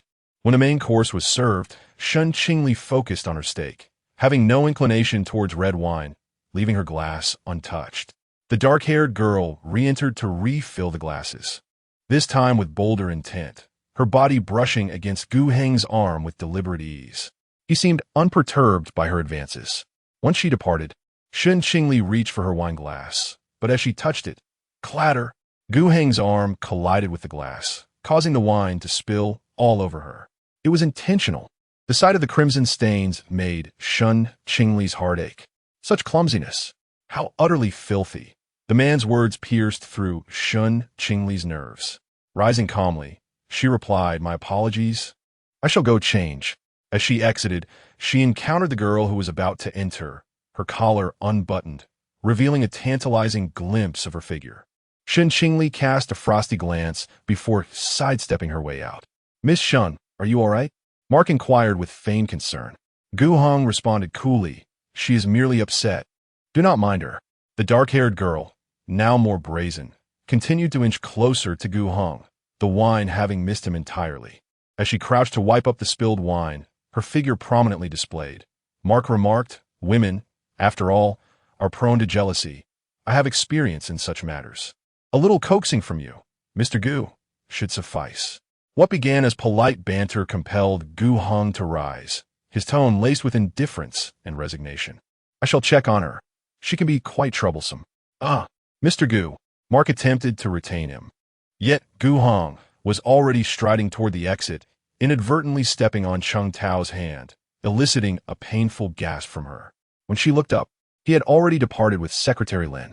Mark, now devoid of appetite, questioned Cheng Tao, "What is going on?" Cheng Tao shook her pained fingers, asserting, "Clearly, Mr. Gu was not averse to my presence earlier. He must rather like me." Mark glanced at her with a sinister expression. The red wine had been tampered with, which could only indicate a flaw on your part. "It is not my fault. That woman is cunning, knowing that Gu is fond of me. She deliberately sought to draw his attention. Nevertheless, there will be another opportunity. One must not be overly hasty." Mark signaled his subordinate to keep an eye on Gu Cheng. Shen Qingli returned to her room and fetched a clean set of clothes to change in the bathroom. Gu Cheng had intentionally dismissed her, likely wishing to have a private moment with that girl. Yet, if he wanted her to leave, he could have simply asked. There was no need to spill wine on her, as she wouldn't cling to him. As the door swung open, Shen Qingli quickly wiped away the tears at the corners of her eyes, standing still in the bathroom, reluctant to emerge. At that moment, she had no desire to see Gu Cheng. She had initially thought he had merely returned to retrieve something and would leave shortly, but she soon heard him speaking on the phone. "They cannot be too blatant. Using potent drugs would alert me. How someone find a milder remedy?" Gu Cheng hung up and directly pushed open the bathroom door, startling Shen Qingli. "Leave. I wish to bathe." She said nothing, merely lowered her head and turned to exit. "Wait. What is it?" She glanced back at him. Gu Cheng, while unbuttoning his shirt, remarked, "Someone is trying to entice me, and you show no reaction?" Shen Qingli furrowed her brow. What kind of reaction was he expecting? She was merely a voiceless lover. If she were to react and he remained indifferent, would that not be a humiliation? Noticing her silence, Gu Cheng turned to her, pulling her towards the sink, his dark eyes fixed intently upon her. Even if you do not like me, you must feign it. How does one feign such feelings? I do not know how, Shen Qingli replied, her tone stiff, revealing no intention of yielding. Do you not feel jealousy? Do you not sulk? I do not. She averted Gu Cheng's piercing gaze, staring down at the floor. Observing her nonchalant demeanor, Gu Cheng felt a surge of unnameable anger within him, exacerbated by the drug in his system, causing his breath to grow heavier. Shen Qingli sensed something was amiss. Gu Cheng's body felt feverish, reminiscent of the previous night when his emotions had reached a boiling point. Recalling the content of his earlier phone call, she quickly inquired, "Did they drug us?" Gu Cheng let out a cold laugh. "So now you comprehend?" The glass of red wine she had intended to drink had been tainted. We both consumed it, but your glass was overturned by me. Shen Qingli's almond-shaped eyes widened slightly. So, Gu Cheng had knocked it over to prevent her from drinking. She had misjudged him. A wave of guilt washed over her. "Are you all right? Do you need me to do anything?" Gu Cheng gripped the sink tightly, enveloping Shen Qingli in his embrace. Suppressing the primal urge within him, he spoke slowly. "If today Mark succeeds, and I end up with Chang Tao while you have ingested that drugged wine, what would you do?" Shen Qingli paused. If Gu Cheng were to be with Chang Tao, she could no longer reside with him, especially after having consumed the drugged wine. The man's long fingers lifted Shen Qingli's chin. "You would be sent to Mark's room." He leaned closer, his tones seemingly tender yet laced with a chilling menace. First seduced, then eliminated. Shen Qingli's body trembled slightly as she instinctively grasped Gu Cheng's clothing. He had shed his coat and vest, now clad only in a black shirt, while her delicate fingertips brushed against the skin of his waist. His Adam's apple bobbed with a barely contained urge. He had consumed something he ought not to have, intending to step into a refreshing shower. Yet fatefully, Shen Qingli, the very person most likely to unravel his composure, was inside. A hint of regret washed over him for having detained her moments ago. "I understand now. I shall cooperate with you in the future and will never allow any other woman to approach you." The girl appeared visibly shaken by his earlier words. Her shimmering almond-shaped eyes glistening with tears, her voice softening to a whisper that tugged at his heart. Gu Cheng's breath grew heavy, his dark gaze filled with a fierce possessiveness, as if he were on the verge of consuming her whole. Yet he was acutely aware of the drug's effects. Last night had already left Shen Qingli struggling, and should she encounter the antidote today, she would suffer. Clinging to the last vestiges of his reason, he forcefully pushed her toward the door and turned on the shower. Leave. Chapter 45. An acquaintance. The frigid water cascaded over the man, yet it did little to alleviate the surging heat within him. After Shen Qingli exited the bathroom, Secretary Lin approached her. "Where's Mr. Gu? Has the doctor arrived?" Secretary Lin's expression revealed her concern. "It's snowing. The doctor is coming from the city and will take at least 2 hours." 2 hours? Shen Qingli recalled Gu Cheng's condition before she left the bathroom and voiced her worry. But Gu Cheng seems to be in considerable discomfort. "Is there no other way besides cold water?" Secretary Lin hesitated, caught between words. Shen Qingli determined volunteered. I can help, can I?" Secretary Lin expressed her apprehension.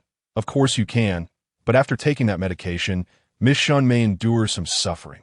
"It's all right." Shen Qingli reminded herself that she had followed Gu Cheng to assist him, and now was the time to fulfill her duty. Furthermore, had Gu Cheng not seen through Mark's scheme, her life might very well have been forfeit. Once Secretary Lin departed, Shen Qingli entered the bathroom. Gu Cheng stood beneath the icy torrent, tilting his head back as droplets traced the contours of his resolute face, his Adam's apple moving enticingly. Shen Qingli turned off the water, and Gu Cheng glanced her way. She stammered, I can help you." Gu Cheng scoffed lightly, still somewhat aware. "Leave." Stepping forward, Shen Qingli boldly kissed Gu Cheng. He stiffened, feeling the softness of her touch. In the next moment, he lifted her onto the countertop, his fervent kiss descending upon her, urgent and fervid, his lips devouring hers in a passionate entanglement. Seated on the countertop, Shen Qingli found her sole support in Gu Cheng. As the atmosphere grew increasingly charged, even the air seemed to thin. She bit her lip, releasing a soft moan while Gu Cheng clasped her waist, denying her any chance of retreat.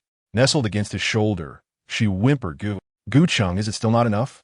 The man kissed her collarbone, asking, can you not endure it any longer? I have no strength left. Gu Cheng lifted her effortlessly, guiding her beneath the shower head, where the warm water cascaded over Shen Qingli's weary body. After a brief moment to catch her breath, he drew her small hand toward him. With a heavy breath, his black eyes sparkled with an unprecedented delight as he instructed, be good, this is the last time, I will teach you. As night fell, the female doctor prescribed some contraceptive pills and topical medication for Shen Qingli. For the next week, you must sleep separately and avoid taking the contraceptive pills as much as possible. They're not good for your body. Gu Cheng acknowledged her words with a mere nod. After the doctor left, he returned to the bedroom, gently caressing Shen Qingli's cheek. His cold, dark eyes softened with a hint of warmth. After applying the medication for her, Gu Cheng returned to the living room, where Secretary Lin wore a troubled expression. Mark is growing increasingly vigilant. They are investigating Xiao Xingye's identity. The necklace in Miss Shen's possession must be dealt with promptly. Gu Cheng was unaware of where Shen Qingli had hidden the necklace and decided to wait until she awoke to discuss it. Understood, Mr. Gu. Have Lei Zhe stay behind. You and I need to step out. When Shen Qingli awakened, it was already the afternoon of the following day. Lei Zhe brought her lunch. She felt regret. Her decision from the previous day had been too hasty. She should have allowed Gu Cheng to douse her with cold water a bit longer while waiting for the doctor. After finishing her meal, Shen Qingli returned to her bedroom and inadvertently noticed a tube of ointment on the table. She recognized it. The packaging was identical to the one she had purchased last time, though the lettering was in F country S script. Could it be that Gu Cheng had applied it for her? The thought made her ears flush with warmth. She reclined back onto her bed, closing her eyes to rest a little longer. Yet she was anxious about Cheng Tao clinging to Gu Cheng, so she resolved to get up. The hotel was quite warm, and she casually donned a comfortable sweater and wide-legged trousers before making her way to the living room. Where's Gu Cheng? She inquired. Lei Zhe, engrossed in a mobile game, immediately stood to respond. Mr. Gu is in the entertainment room playing billiards with Mr. Mark. Take me there. Concerned for her well-being, Lei Zhe hesitated, recalling that Mr. Gu had instructed her to rest well and that he would come to fetch her for dinner. No need, I'll find him myself. Reluctantly, Lei Zhe acquiesced and led Shen Qingli to the entertainment room. Inside, there were only Gu Cheng and Mark, as Shen Qingli had anticipated. Cheng Tao stood by the pool table, serving coffee to the two men. Upon hearing the commotion, she immediately glanced over, a flicker of displeasure crossing her eyes. Shen Qingli ignored her and walked straight to Gu Cheng's side. Didn't you sleep a bit? Gu Cheng did not look at her, his gaze fixed on the table as he contemplated his next move. I couldn't fall asleep, Shen Qingli replied softly. She really clings to you, Mark teased. Gu Cheng casually wrapped an arm around Shen Qingli's waist, saying, what can I say? I fear someone might steal her away. Among the beautiful women captured at Duke's gathering, some indeed found themselves as the kept lovers of wealthy men. Yet Gu Cheng and Shen Qingli did not resemble them. He released her and nudged her toward the sofa, leaning over with the cue stick, striking the cue ball so that the red ball sank into a pocket. I've seen her before. The young lady is quite beautiful. I was rather impressed when I encountered her at the auction, Mark observed. Oh, Miss Shen has met Mr. Gu? Mark inquired with interest, looking at Shen Qingli. She nodded. My brother once had a confrontation with Mr. Gu during school. I came to F country to visit him, but a rogue doctor sold me to Duke's gathering, and it was Mr. Gu who rescued me. Gu Cheng smirked slightly, raising a hand to gesture at his waist. At that time, you were probably this tall. Recalling the past stirred ripples in Shen Qingli's heart. I wasn't that short. I was 12 then, and I should have reached your chest. Gu Cheng replied with a nonchalant, adding, nearly 10 years have passed, and you've only grown to my shoulder, such a little one. Shen Qingli felt a surge of indignation, her brow furrowing as she glared at him, yet she dared not speak out of turn. Mark chuckled at their exchange, realizing So you two were acquainted before. No wonder Mr. Gu is so attentive to Miss Shen. The 1 million bid Gu Cheng had called out at that time had baffled him. Yet now, upon listening to the conversation between the two, it does not seem as though they are weaving falsehoods. Observing Shen Qingli's reactions, it is evident that they were indeed acquainted in the past. It cannot be deemed as mere care. Gu Cheng's gaze fell upon Shen Qingli, noting her turtleneck sweater, which concealed those marks of intimacy. He raised an eyebrow, each party seeking their own advantage. Mark entirely concurred with his sentiment, asserting that people congregate for self-interest. Absent any benefit, Miss Shen would not willingly follow you, nor would you have captured her image at Duke's gathering. However, between Mr. Gu and Miss Shen, their entanglement of interests is interwoven with emotions, complicating matters beyond mere transactional exchanges. Gu Cheng observed Shen Qingli, who sat serenely upon the sofa. Emotions? He felt none, and neither did she. He had no affinity for interests muddled with feelings. Their relationship was similarly devoid of such entanglements. Mr. Mark finally grasped the distinction. Interests are interests, and emotions are emotions. Miss Nicole's feelings towards me, and our collaboration, could prove to be a fatal flaw. With emotions come vulnerabilities. I shall never allow myself to bear such weaknesses. Mark raised the coffee from the tray held by Chang Tao, asking if the same applied to Miss Shen. Gu Cheng leaned in, the red ball sinking once more. His tone remained indifferent, frigid and devoid of warmth, a mere whim, to be dismissed once interest waned. Love, such a sentiment, is not something I possess. I shall never find myself enamored with anyone. Chapter 46. The first kiss. Mark observed the pool table, now devoid of balls, and inquired with confusion. Even I experienced a period of intense romance with my wife. How could you, Mr. Gu, arrive at such a conclusion? Gu Cheng lit a cigarette and smirked. In my youth, when I was infatuated, I found myself quite curious about love. I dated a number of girlfriends, beautiful, obedient, lively, those who admired me, and some who harbored secret affections for a long time. He paused, a hint of regret in his tone. Unfortunately, I never felt that spark. While they yearned for intimacy, I had no interest, not even a desire for their proximity. Mark, incredulous, chuckled. I've known you for 2 years and have never seen you with a woman. Who would have thought you had such experience in your youth? As the last ball sank into the pocket, Gu Cheng pressed his fingers against his neck. At first, I thought I simply hadn't found my type.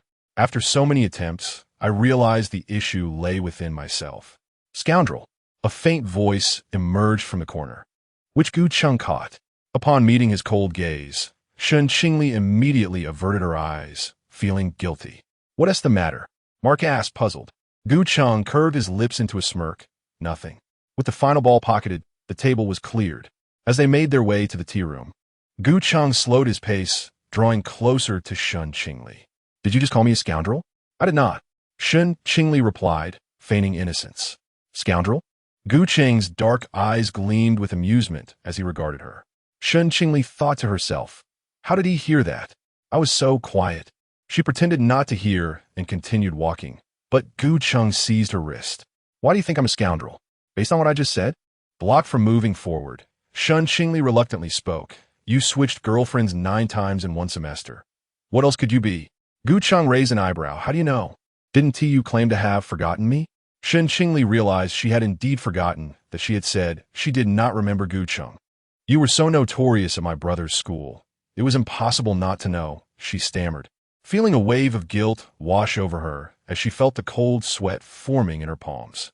According to Shen Qingyan, during his first year of high school, Gu Cheng was the top student, never engaging in fights, skipping classes, or dating.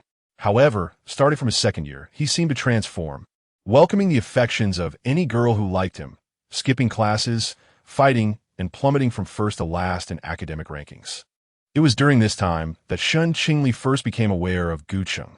Every time she accompanied her mother to pick up Shen Qingyan, she would see Gu Cheng leaving the school with a different girlfriend. Noticing Shen Qingli lost in thought, Gu Cheng pinched her cheek. What are you thinking? Feeling exposed? Shen Qingli snapped back to reality, slightly pained. I am not exposed. You are indeed a scoundrel.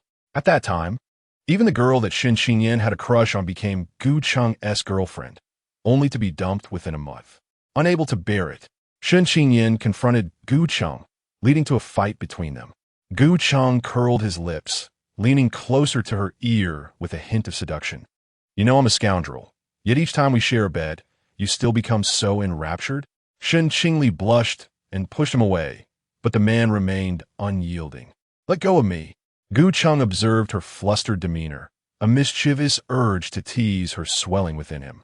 He cradled her face and captured her crimson lips with his kiss. Shen Qingli instinctively bit down, yet Gu Cheng had long anticipated her reaction, pinching the tender flesh at her waist. A soft moan escaped her throat, and her teeth loosened their grip. Only when he felt satisfied did he release her, his deep, dark gaze colliding dominantly with her shimmering almond eyes. I've never held hands with any of my former girlfriends, let alone embraced or kissed them. When we parted, it was always amicably, providing them with money to procure their desired farewell gifts. His rough fingertips caressed Shen Qingli's now-kissed lips as he continued. Those who are irresponsible, fickle, and two-timing are the true scoundrels. I merely engage in a normal romance. And, Shen Qingli, Gu Cheng's cold voice softened. You have stolen my first kiss and my first night. What about yours? Shen Qingli felt as if she were suffocating, overwhelmed by the revelations that she struggled to process. The individuals who had accompanied them to the tea room were now a distant memory, leaving only her and Gu Cheng in the long corridor. I did not. At that moment, she believed Gu Cheng to be a seasoned player she had not anticipated. Not so. Gu Cheng narrowed his eyes. Who was it that initiated that night? No need for reminders, I presume. He seemed slightly irked, and Shen Qingli could not discern whether his anger stemmed from the inexplicable loss of her first time or her refusal to acknowledge it. I merely kissed you once. The rest was all your doing, and besides, I was also a novice. Gu Cheng's demeanor in bed certainly belied that assertion. Then with that first kiss, Gu Cheng pressed on. Shen Qingli bit her lip. Naturally, that had been her first kiss as well. She had never been in a relationship before. Mr. Gu, please don't tease Miss Shen any longer. Come here, Mark, who had already arrived at the tea room, interrupted their exchange. Gu Cheng released Shen Qingli, his voice chillingly firm. If that woman touches me again tonight, you shall not sleep. Shen Qingli trailed behind, casting him a furtive glare. Since he disliked her, it would have been better had he simply rejected her. Why threaten her? It was evident that the tea room was a last-minute arrangement. The people of F country did not have a custom of tea drinking, and naturally, a hot spring hotel would not feature a tea room. However, Mark had taken the liberty to have it prepared in advance to cater to Gu Cheng's preferences. This tea is called Longjing. I am not well-versed in a country's tea culture, so please do not mock me, Mr. Gu. Gu Cheng sat down, and Cheng Tao poured him a cup, placing it before him. Shen Qingli also received the cup, but the flirtatious glances she had cast upon Gu Cheng earlier were absent now. Cheng Tao's tea-making skills were exceptional. She dared not let her amateurishness tarnish the occasion. Mark lifted his cup for a taste, finding it bitter. Unable to appreciate it, he refrained from commenting and exchanged a glance with Cheng Tao. Gu Cheng abstained from drinking, while Shen Qingli took a sip, savoring the cool water and observing the delicate dust motes dancing in the air. A gentle smile graced her lips as she remarked on Miss Cheng's exceptional tea-making skills, conveying emotions through tea, though it seemed the sentiments had been misdirected. After speaking, she gracefully took the teacup from in front of Gu Cheng and placed it before herself, leaning closer to him. Mr. Gu, allow me to brew for you. We wouldn't want any unnecessary elements in your cup. At her words, Mark felt a twinge of awkwardness. Gu Cheng remained seated, casting a calm glance at the girl. Can you? Shen Qingli moved to stand beside Cheng Tao. Miss Cheng, perhaps it is best if you remain over there. With no further words from Mark or Gu Cheng, Cheng Tao silently rose to stand aside. Shen Qingli deftly prepared the tea, prompting Mark to inquire, Miss Shen, have you studied tea-making? In my childhood, I often brewed tea for my father. Gu Cheng's gaze followed Shen Qingli's slender hands as they moved to her unblemished face. Once the tea was ready, the girl picked up a cup and sat beside him, lifting it to his lips with a smile. Mr. Gu, do give it taste. In that fleeting moment, as Gu Cheng gazed into Shen Qingli's beautiful almond-shaped eyes, time seemed to stand still. Sipping the cool water, observing the delicate dust, For no reason. I hold a bowl, sending it to the tea lover. By Juyi. Brewing Tea with a Mountain Spring, Chapter 47. The Art of Tea Brewing. Gu Cheng gazed intently at Shen Qingli, his dark eyes unwavering. Shen Qingli, initially believing he was reluctant to cooperate, was on the verge of awkwardly placing her cup down when she felt a warm hand cover her delicate one. Gu Cheng grasped her hand, guiding the teacup to his lips, and drank it all in one go. Shen Qingli felt a warmth radiate from the spot he touched and instinctively tried to withdraw her hand, but it was futile. Gu Cheng continued to observe her, his gaze penetrating, as if he wished to see into her very soul. How does it taste? Shen Qingli inquired hastily. Only then did Gu Cheng release her hand, offering a faint critique. The tea is rather bland and excessively sweet. Shen Qingli was taken aback. She had not added any sugar. She poured herself a cup, savoring the mildly bitter flavor with a sweet aftertaste. Is that so? Mr. Gu, allow me to sample it as well, Mark chimed in eagerly. Shen Qingli poured him a cup, and after tasting, he frowned. This isn't tea sweet at all. Miss Shen, you must be feeling fatigued. Allow me to take over. Cheng Tao interjected, seizing the moment to brew tea. Mark supported her, suggesting, let her prepare it. Miss Shen, you should keep Gu Cheng company. Cheng Tao's arrival made Shen Qingli exceedingly vigilant. She had intended to enjoy a peaceful evening without further complications from Gu Cheng. As she offered tea to Gu Cheng, Shen Qingli instinctively reached for it, placing it before him. Why are you so tense, Miss Shen? Cheng Tao asked, feigning innocence. I am concerned about the red wine you poured for Gu Cheng. I worry the tea may also be compromised, she stated candidly, causing Cheng Tao's complexion to pale. Miss Shen, please don't misunderstand. The wine contains special ingredients, hence its unique effects. I merely wished for Mr. Gu to have a special experience with you. Cheng Tao defended herself brazenly. Shen Qingli found it absurd. How could one speak so boldly of drugging someone? However, as Gu Cheng remained silent, she refrained from pressing the issue. While Mark engaged Gu Cheng in light conversation, Shen Qingli discreetly competed with Cheng Tao. By the way, Cheng Tao is quite skilled at massages. Perhaps she could assist Mr. Gu? Mark suggested, diverting the conversation towards Cheng Tao. Upon hearing this, Cheng Tao rose to offer a shoulder massage, prompting Shen Qingli to stand abruptly and wrap her arm around Gu Cheng's back. No need for that. I can manage, she asserted, beginning to knead Gu Cheng's shoulders. Cheng Tao watched begrudgingly until Mark gave her a subtle signal, prompting her to return to her seat. Shen Qingli's massage technique was refined, applying just the right amount of pressure, as Gu Cheng felt her soft hands gliding over his neck and shoulders. However, a restless warmth surged within him, and despite his efforts to remain composed, Shen Qingli's touch ignited inappropriate thoughts. He chuckled inwardly, pondering whether the tea had been spiked. Otherwise, why would he find himself thinking such thoughts while she fed him tea and massaged him? Gu Cheng could hardly quell his racing heart. He grasped Shen Qingli's hand and stood. I wish to indulge in a hot spring. Mr. Mark, would you care to join? Certainly. Let's meet at the hot spring shortly, Mark replied. With that, Gu Cheng took Shen Qingli's hand, leading her briskly back to their room. Shen Qingli still believed she had somehow displeased Gu Heng, provoking his ire. However, upon entering the room, Gu Heng pressed her against the door, delivering a kiss that was overwhelming in its intensity. Gu Heng, what are you doing? Shen Qingli was astonished by his fervor. She could scarcely recall how many times they had been together the previous night. Ultimately, exhaustion had overtaken her, and Gu Heng had held her hand tightly. Gu Heng buried his face in the crook of Shen Qingli's neck, his heated breath cascading over her sensitive skin. Who dared to tempt me?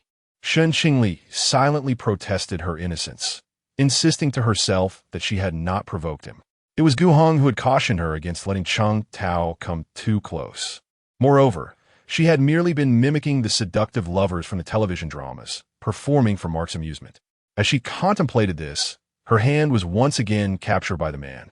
Gu Heng placed kisses upon her forehead, chin, and then trailed down to her neck and collarbone. The strained breaths escaped his lips, and he kissed Shen Qingli's mouth with an almost frenzied passion. At last, he held her tightly, his breath gradually steadying as he spoke with a tone of warning. In the future, Do not casually entice me in public. Shen Qingli, indignant, pushed him away. I did not. It is you who lacks self-restraint and indulges in wild fantasies. Gu Heng chuckled, a smirk playing on his lips. It seemed as if Shen Qingli possessed a special allure crafted solely for him. He found it impossible to maintain composure in her presence. After showering, he emerged to find Shen Qingli gazing at the snowy landscape outside. Where's the necklace Xiao Xingye gave you? He inquired. Shen Qingli blinked in surprise, wondering how Gu Heng knew. Right here. She produced the necklace from her coat pocket. Gu Heng glanced at it before taking it from her. I cannot give this to you. Xiao Xingye asked me to bury it for him. You cannot keep something that belongs to another man. I am confiscating this. His reasoning was utterly unfounded. Shen Qingli glared at him in dissatisfaction. This is a relic of Xiao Xingye. Gu Heng scoffed. Do you fancy him? Absolutely not. Seeing that Shen Qingli was genuinely upset, Gu Heng relaxed his demeanor. This item is dangerous. Do you understand who Xiao Xingye is? Xiao Xingye is an undercover agent. Gu Heng's tone turned frosty as he urged her to heed his words. Shen Qingli changed into her swimsuit and donned a bathrobe before joining Gu Heng at the outdoor public hot spring. The pool was empty, as Mark had yet to arrive. Gu Heng shed his bathrobe and stepped into the water, with a known aversion to germs. Gu Heng had learned from Mark that their party was one of only 2 groups at the hot spring hotel, with the water being refreshed every 5 hours. Shen Qingli, fearing the cold, acted swiftly. The moment she immersed herself in the warm spring water, her body relaxed completely. She positioned herself beside Gu Heng, who reclined against the stone border of the pool, his well-defined muscles subtly revealed through the mist. Shen Qingli found herself entranced, but when he shifted, his icy gaze met hers. Come here. She approached Gu Heng, submerging herself in the water up to her shoulders, not only to stave off the chill, but also to conceal the marks left by his kisses. However, Gu Cheng still noticed the kiss mark on her neck. He curled his lips and grasped the slender wrist of the girl, pulling her closer. Tonight, I shall leave with Mark, while Lei will remain behind. He will take you back to the city tomorrow. Shen Qingli's tearful eyes gazed at him. What are you going to do? Gu Cheng raised his hand to gently tousle her hair, his tone unexpectedly tender. I have matters to attend to at the casino. She surfaced from the water, clutching his hand tightly. Are you really going to collaborate with Mark?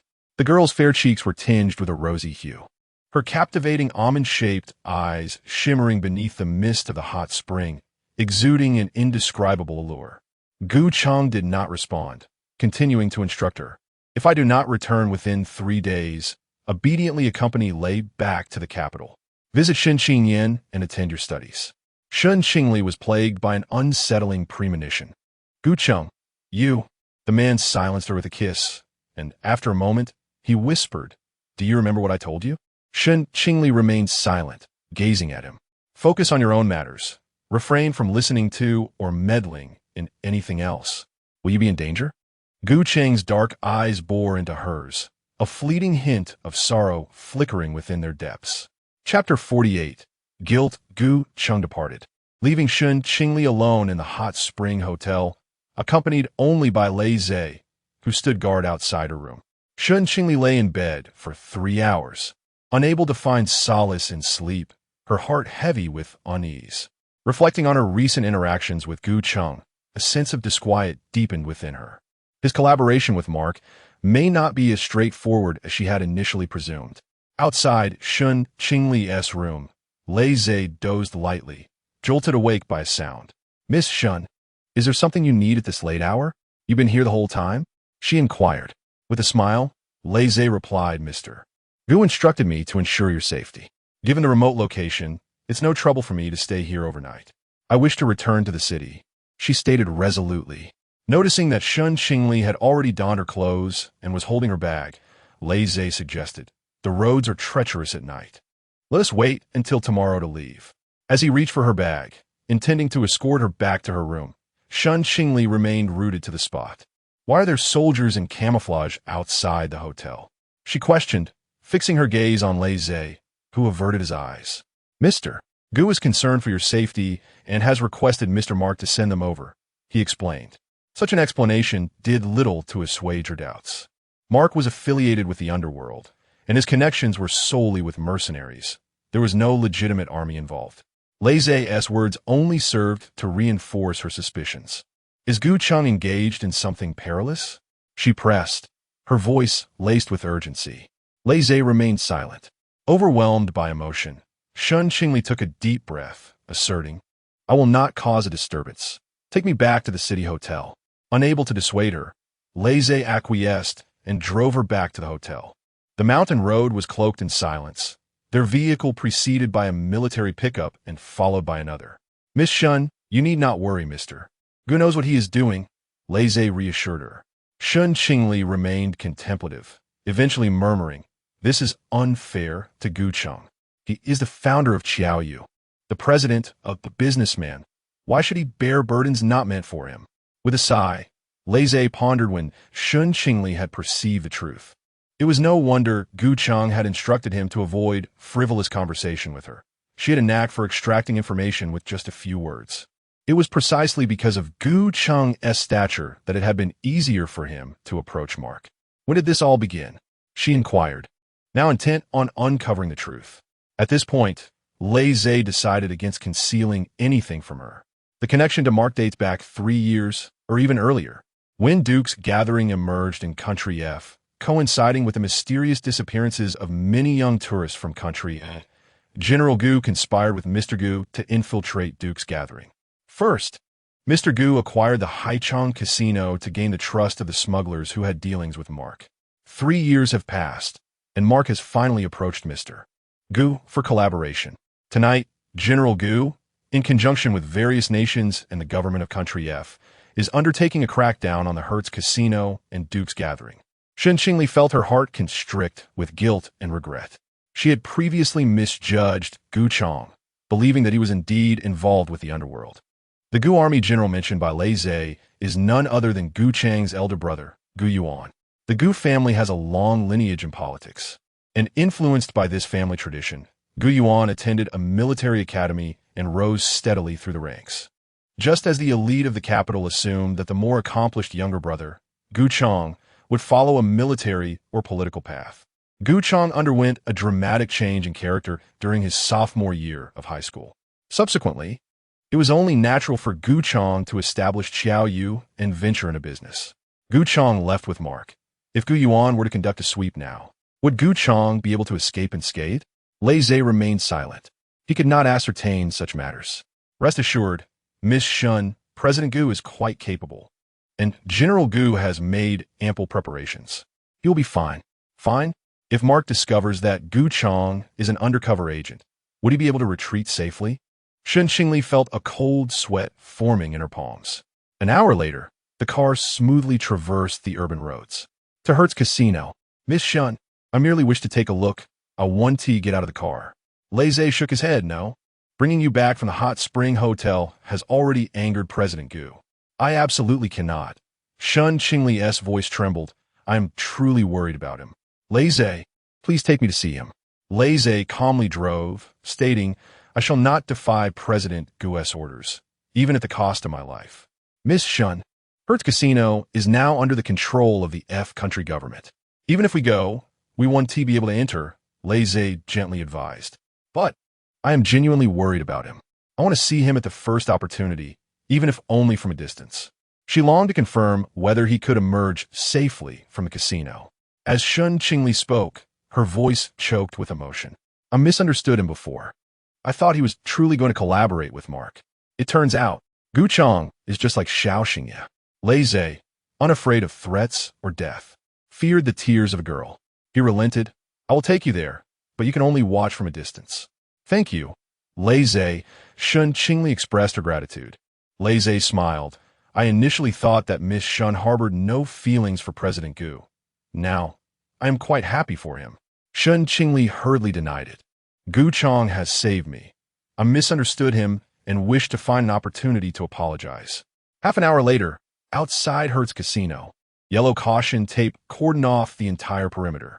The roar of military helicopters pierced Shen Qingli's eardrums.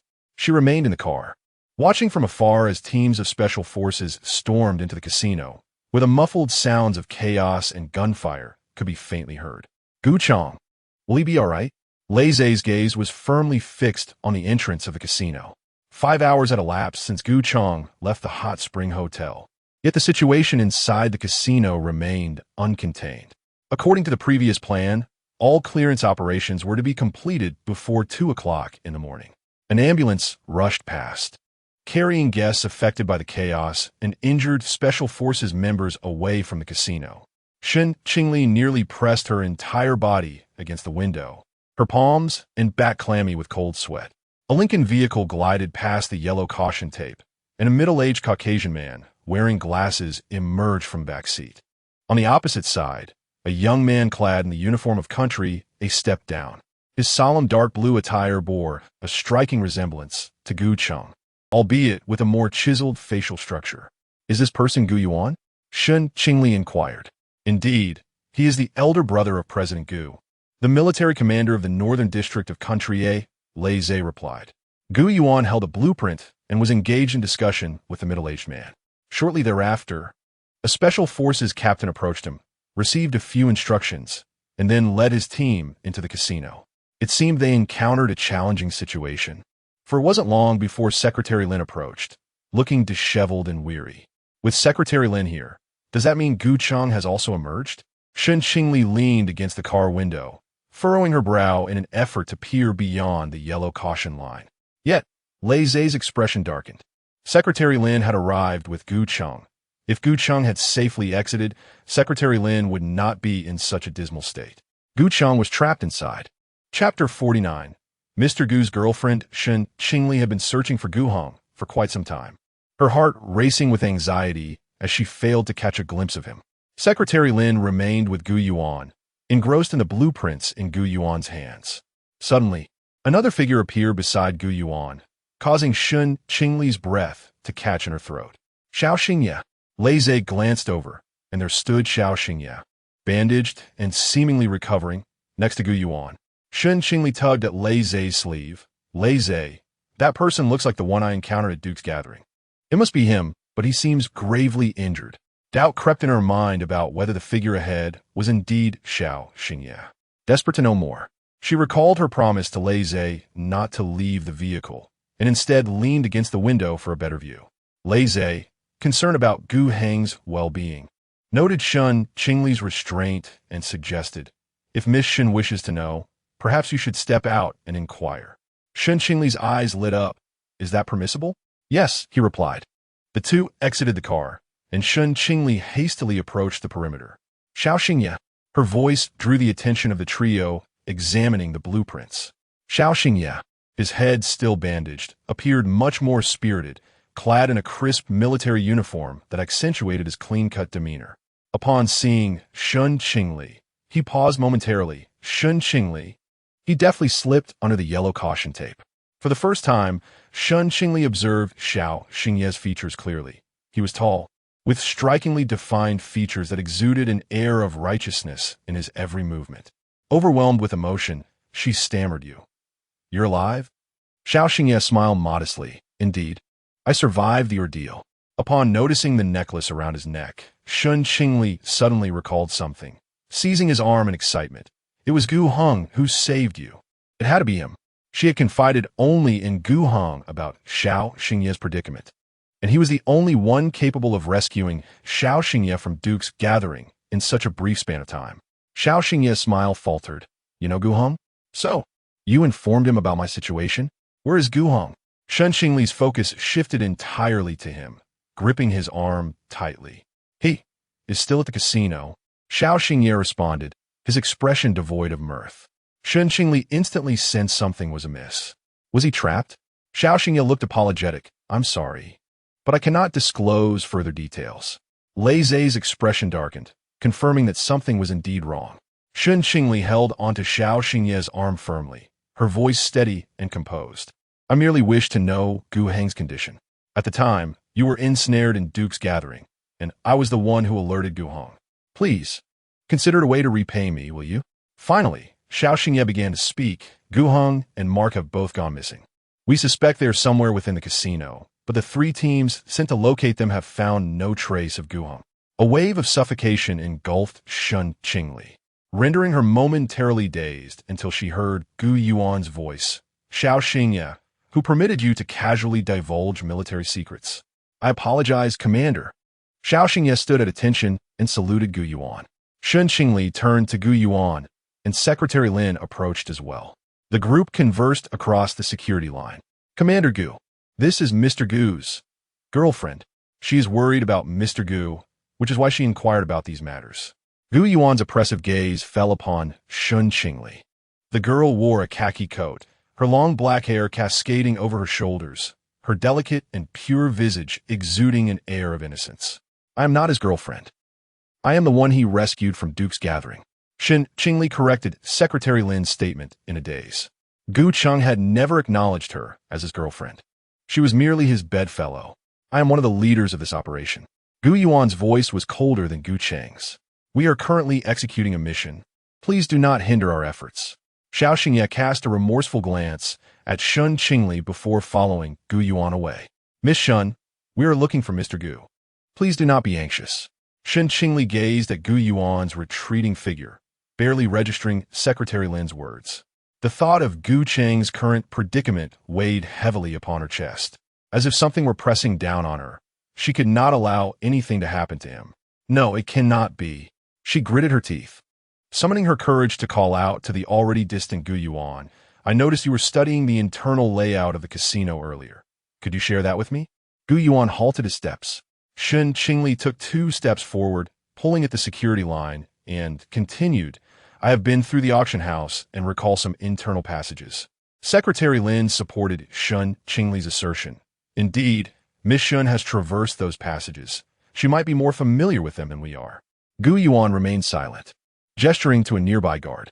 Shen Qingli was invited past the yellow security line. We have cleared everyone from the casino. Those who located the Duke's gathering auction site have also conducted a sweep there and did not find Gu Cheng or Mark. Shen Qingli scrutinized the casino's intricate layout, pointing to an elevator. Does this elevator lead to the one going to the auction house? Indeed. No, wait. Shen Qingli indicated the 3rd floor of the casino accessible by this elevator. There should be a passage here with a significant space. After speaking, she turned to Xiao Xingye. Do you remember? It was where they made us change clothes before the auction. Xiao Xingye furrowed his brow, recalling the moment. It was hazy, yet he stated, I believe the place where we were confined should be on the basement level. You were severely injured at the time. Are you certain you are not mistaken? Secretary Lin inquired. Xiao Xingye was uncertain. He had lost a considerable amount of blood and was not fully conscious. Trust me, there must be other rooms on the 3rd floor. Shen Qingli's gaze was resolute, her bright eyes fixed on Gu Yuan. Gu Yuan handed her a pen, urging her to sketch down what she remembered, promising to dispatch a team immediately. Shen Qingli paused after a couple of strokes, her hand faltering. Can I join them in the search? She inquired. No, Miss Shen, it is perilous inside at the moment. Mark may intend to use Gu Cheng as a hostage. You cannot go in, he replied firmly. Shen Qingli set down her pen, furrowing her brow as she spoke to Gu Yuan. I diligently memorized the route, but I cannot discern the exact directions. If I were at the scene, I would certainly be able to find it. She worried that marking the directions on paper might lead them astray, wasting their time. Gu Yuan remained silent, still unconvinced. In a moment of urgency, Shen Qingli exclaimed, If anything happens to me, you need not bear the responsibility. I can handle a gun. I am capable of protecting myself. Since you cannot recall the specifics, please wait outside, he insisted. A soldier clad in camouflage approached, attempting to escort Shen Qingli away. Gu Yuan, she called out his name directly, causing the onlookers to gasp in surprise. I assure you I will find the passage and the room. Surely, you do not wish for your brother to remain in such a perilous situation indefinitely. Gu Yuan observed the seemingly obedient girl before him, surprised by the stark contrast in her demeanor. I will ensure Miss Shen's safety. Commander Gu, allow her to proceed. Leze interjected, moving to stand beside Shen Qingli. I will join as well. Xiao Xingye borrowed a firearm from a nearby Special Forces soldier. Addressing Shen Qingli, I will safeguard you. Take 10 men and accompany Miss Shen inside. Gu Yuan relented. The Special Forces soldier handed Shen Qingli a bulletproof vest, and without hesitation, She grasped her firearm and followed the team into the casino. Gu Yuan's dark eyes lingered on her retreating figure. How did Ah Cheng come to know this young lady? Secretary Lin recalled that fateful rain-soaked night, a serendipitous encounter. Does Ah Cheng harbor feelings for her? I remember he had many girlfriends in high school, much to his mother's distress, only to end those relationships abruptly, causing her further anxiety. Reflecting on the past, a hint of amusement crept into Gu Yuan's tone. Secretary Lin found it difficult to articulate his thoughts, finally stating, "If Commander Gu is curious, perhaps you should inquire directly with President Gu." "What?" Gu Yuan scoffed. "When did your speech become so hesitant?"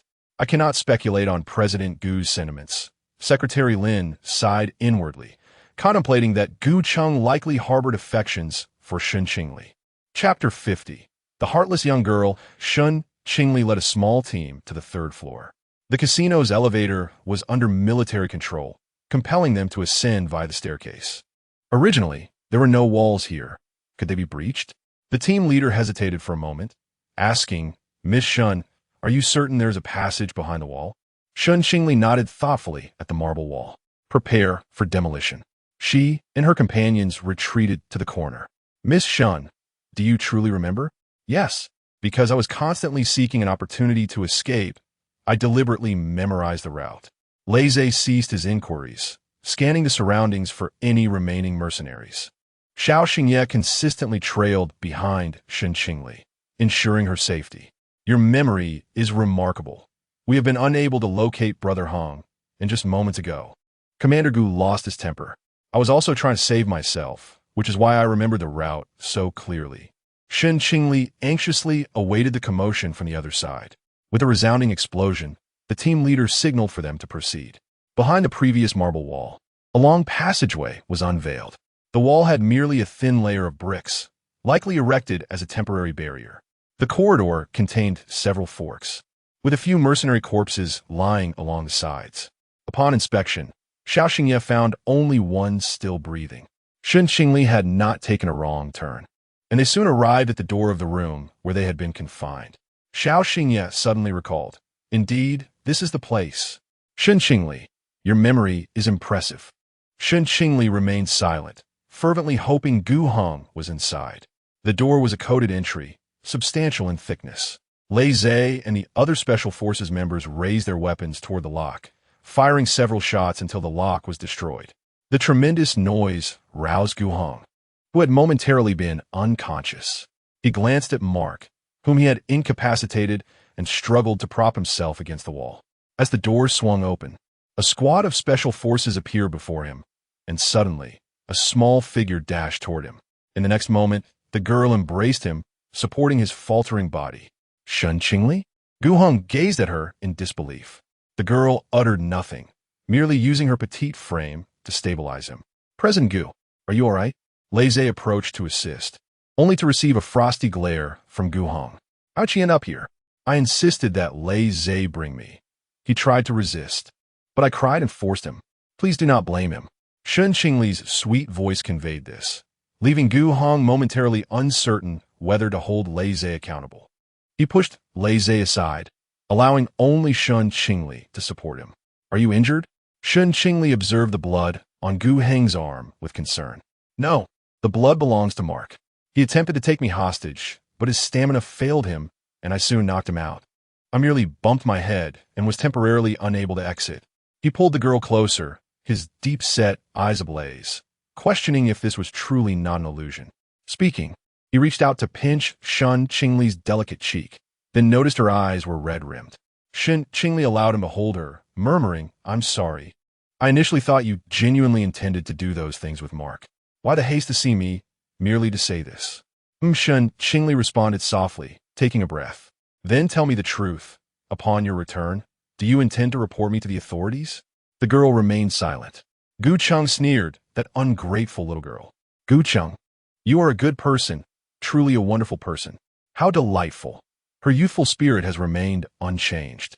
Observing the girl's sweet smile, Gu Cheng couldn't help but curve his lips in response. Upon exiting the casino, Gu Yuan and Secretary Lin awaited them at the entrance. The moment Gu Cheng spotted Gu Yuan, He withdrew the arm resting on Shen Qingli's shoulder, behaving obediently, not straying. Shen Qingli watched his retreating figure, walking steadily, requiring no support. Gu Cheng did not sustain any severe injuries, yet he remained hospitalized for 2 days. During this time, Shen Qingli visited him from the hotel. But each time, the soldier at the entrance barred her entry, stating that Gu Yuan was inside and no visitors were allowed. On the 3rd day, Shen Qingli resolved to wait outside the ward for Gu Yuan to emerge. As fate would have it, she waited until dusk. Gu Yuan, still clad in dark blue military attire, emerged holding a document, his expression slightly weary. "Miss Shen." Shen Qingli stood to greet him. "I wish to see Gu Cheng." Gu Yuan smiled politely, explaining that he was currently unable to meet anyone, as the government and military had numerous matters to discuss with him. Shen Qingli returned to the hotel. Following the departure of the government officials, Gu Yuan slowly spoke. "Miss Shen was just outside." He poured a cup of warm water for Gu Cheng. "This young lady seems quite concerned for you." Gu Cheng accepted the cup, taking a sip, his dark eyes sparkling with mirth. "The little girl is innocent. Having saved her once, she is forever eager to repay me. I see in her feelings for you, a sentiment that transcends mere gratitude." "Ah Cheng, do you harbor feelings for her?" Gu Cheng paused, staring at the water in his hand for a few seconds, his expression solidifying. "No." Gu Yuan seated himself on the chair beside the hospital bed. "If you do not feel affection, do not give the girl any false hope. I have investigated her. A girl without any connections following you poses a significant risk. Your mission is far from complete." Gu Cheng gathered the documents Gu Yuan had provided. "Why investigate her? She was involved in Duke's gathering. It is my duty to look into her. Moreover, her background is riddled with gaps. I cannot even trace her parents. In summary, this girl represents an uncertain variable. It is best to avoid further entanglements with her." Gu Cheng tightened his grip on the cup slightly. Duke's gathering has been dismantled and the coffee family apprehended. Once Shen Qingli returns to Country A, she will no longer be in danger. Gu Yuan warned in a low voice. "Your union with the Jiang family must not encounter any unforeseen circumstances." "I have yet to agree. What unforeseen events could arise?" Gu Cheng's tone was cold, tinged with impatience. "Exercise caution. It is permissible to indulge, but should you find yourself unwilling to part, it is you who will suffer." Gu Cheng emitted a low, sardonic laugh. "I harbor no feelings for her. How could I possibly feel reluctant? This was for the best." Gu Yuan turned to leave the hospital room, only to realize that the door had been left ajar when the representatives of the F Nation departed. He pushed the door open and found Shen Qingli standing at the threshold. "Miss Shen, you have yet to take your leave." Gu Yuan closed the hospital door and glanced around, noting that the guard who had been stationed there had gone to see off the officials from F Nation. It seemed necessary to assign more personnel for door duty in the future. Shen Qingli's bright, clear gaze met his. How much longer must Gu Cheng continue this charade? She had assumed that once the Duke's gathering had been dismantled, Gu Cheng would no longer entangle himself with the underworld, but reality proved otherwise. The darkness in Gu Yuan's eyes revealed a sinister undertone. "How much did you overhear?" "Everything," she replied candidly, meeting his gaze without flinching. Gu Yuan offered a resigned smile. This young lady was truly extraordinary, which explained why his brother wished to keep her close. The coffee family would soon learn of Gu Cheng's dismantling, and the news would spread across the globe. No one could predict whether the remnants of the coffee family would seek retribution against Ah Cheng. In other words, Gu Cheng might never find peace. How long has this been going on? Gu Yuan pondered. It has not merely been 3 years, has it? After a moment of contemplation, he realized it had indeed been a long time. 5 years of meticulous planning for this very day. Shen Qingli's eyes brimmed with unshed tears. This is unjust. Since Gu Cheng has chosen the path of commerce, he should not be ensnared in these affairs. As his brother, have you truly considered his well-being? Her gaze was resolute. You operate in the light while he remains in the shadows. You dismantled the Duke's gathering and returned home adorned with honors, standing atop the pinnacle of power. But what of Gu Cheng? His efforts will go unrecognized. He ventures into peril alone to gather intelligence for you. Yet others perceive him as complicit with the underworld, bearing the weight of potential vengeance. Why must it be so? Shen Qingli. Gu Chang appeared unexpectedly, standing at the door with eyes as deep and turbulent as the night. He regarded Shen Qingli with a cold detachment. "Come in. We need to talk." Chapter 51. Withdrawal. The hospital room was enveloped in silence, broken only by the faint beeping of medical equipment. Shen Qingli stood before Gu Heng, her gaze cast downward, avoiding his eyes. When did she learn to eavesdrop? Gu Heng regarded her with a cold stare. The door must not have been closed properly. Shen Qingli lifted her gaze to assess his injuries. The man's head was bandaged, his complexion wan, and faint bruises lingered beneath his eyes. For the past few days, his hospital room had been filled with visitors, either representatives from the A country's military or officials from the F country's government, discussing matters regarding Duke's gathering. He must be utterly exhausted. "Shall I give you a massage? I can stay with you tonight," Shen Qingli suggested, hoping to divert the conversation and linger a while longer. Gu Heng's profound gaze pierced through her, as if he could discern her innermost thoughts. He reached out, his fingertips grazing her pale cheek. She looked up at him, her hazel eyes shimmering with delicate light. When their gazes met, Gu Heng's hand froze momentarily before withdrawing. "Have you developed feelings for me?" Shen Qingli clenched her hands, her breath catching slightly. "I do not like you." Gu Heng let out a cold laugh, his demeanor shifting to one of chilling indifference. "It is best that way. You heard what was said outside. Our relationship is purely transactional. Those trivial emotions should be avoided. Even if they exist, you must adjust quickly." Her fingertips dug into her palms as she lowered her gaze. "What about you? Do you feel even a modicum of—" She could not finish her sentence, for she already knew Gu Heng's answer. The man pulled her closer, his cool fingers brushing against the skin of her neck. "My feelings for you have always been physical. You must understand why we are entangled and what position you occupy beside me." His tone was frigid, his dark eyes laced with mocking disdain. He was ridiculing her audacity, mocking her unrequited affection. Indeed, he had once professed that in his youth, he had courted many women, yet none had ever stirred his heart. His nature was inherently detached. As a scion of a powerful family, such temperament suited him perfectly. He would not be swayed by marital alliances against his family. As long as the family business remained intact, it mattered little whom he married. "I am sorry." Shen Qingli attempted to avert her gaze from Gu Heng, only to have him grasp her chin, rendering escape impossible.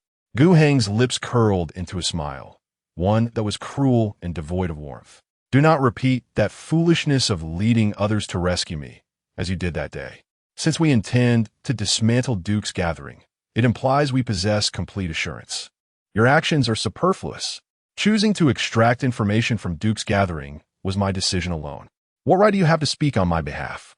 "Shen Qingli, your presumptuousness troubles me." "I am sorry." Shen Qingli's throat felt constricted, her voice emerging hoarse and choked. Tears glistened as they cascaded from the corners of her eyes. Gu Chang extended his hand to gently wipe them away, his tone softening. "The fleeting emotions I felt were excessive. Your feelings, Shen Qingli, hold no value in my world. Do you understand?" As soon as the words left his lips, Shen Qingli could no longer contain her tears. She forcefully pushed him away, bowing her head to wipe her tears with determination. "I understand that my emotions are indeed worthless to Mr. Gu.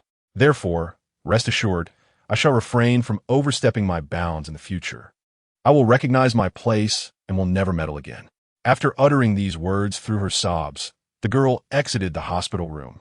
Gu Cheng watched her leave, feeling an inexplicable emptiness within him. The following morning, Shen Qingli packed her belongings at the hotel and told Secretary Lin, who had come to escort her for a meal, "I wish to return to my country. Please inform Mr. Gu." Unaware of the events that transpired the previous night, Secretary Lin noticed her swollen eyes and inquired, "Miss Shen, did you not sleep well last night?" Shen Qingli reiterated, "I want to go back. Please tell Gu Cheng." "Mr. Gu would like you to wait a moment to accompany him for lunch at the hospital. You can speak with him directly." Shen Qingli had no desire to go. She needed time to detach and withdraw. The period spent in close proximity to Gu Cheng made it difficult for her to adjust. "Miss Shen?" Shen Qingli set down her luggage and replied, "I understand." Half an hour later, she entered the hospital room. Gu Cheng, clad in a white patient gown, sat on the sofa, responding to emails on his laptop. He appeared somewhat thinner, his chiseled features still striking. Please sit for a while. The man did not look at her, his focus solely on the computer. Shen Qingli sat on the sofa, maintaining a distance between them. She chose not to disturb him, sitting quietly. 10 minutes later, someone brought in lunch. It was Hunan cuisine, likely from the same restaurant Gu Heng had taken her to previously. The dishes looked enticing, yet Shen Qingli had no appetite. Gu Heng closed his laptop, finally directing his gaze towards her. I noticed you didn't particularly enjoy those dishes last time, so I selected a few different ones. After being away from the capital for so long, you must be yearning for Chinese food. Shen Qingli picked at her food, responding with a faint After only a few bites, she felt a wave of nausea. She had hardly slept the previous night, and the image of Gu Heng haunted her whenever she closed her eyes. Being in such close proximity to him now felt like an invisible torment. I wish to return to the capital, she declared. Gu Heng offered her a piece of fish, carefully deboned. I also intend to return. We shall go back together in 3 days. Shen Qingli remained silent for a moment before stating, I am leaving today. The man's hand, poised to serve her, paused, and he replied, Come with me. If you are in a hurry, we could leave tomorrow evening. I am leaving today, she reiterated. You won't come with me? Gu Cheng's tone grew colder. Shen Qingli set down her bowl. The food he had served her untouched. Mr. Gu saved me at the auction out of our acquaintance. During this period, I have cooperated with you, maneuvering around Mark, and even risked my safety to rescue you from the casino. Shen Qingli paused momentarily, aware that these actions might seem trivial to Mr. Gu, yet they're the only gestures of gratitude I can offer, and they are limited to this. The remaining $1 million, along with my brother's medical expenses, is merely a financial transaction. Should Mr. Gu require my services, our relationship may continue. If not, I can gradually repay the money in the future. Gu Heng also set down his chopsticks, resting his arm lazily on the back of the sofa as he spoke.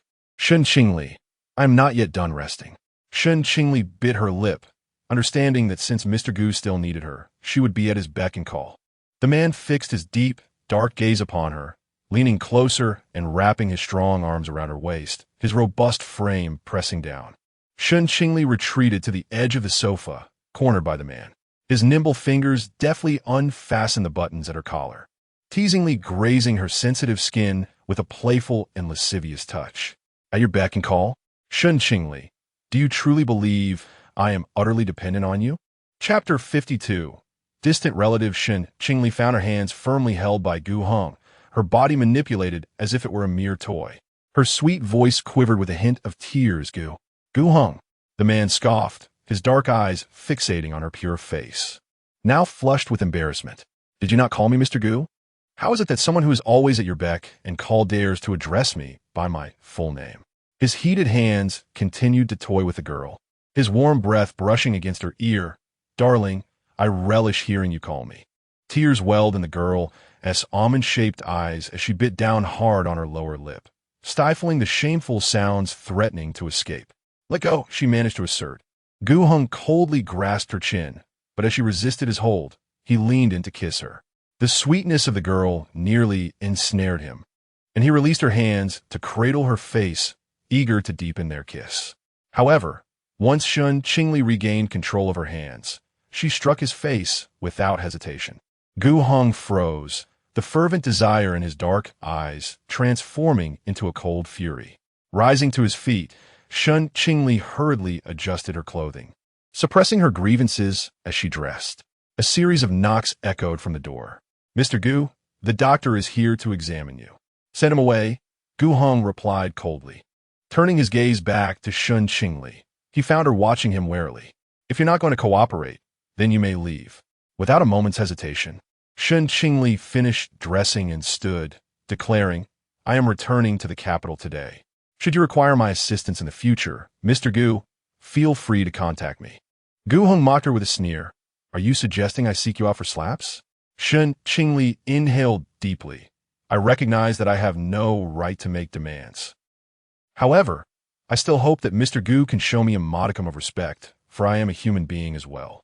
As Shen Qingli departed, Gu Heng stared at the untouched dishes on the table, the lingering sweetness of the girl still hanging in the air. A fleeting sense of desolation flickered across his dark eyes before vanishing without a trace.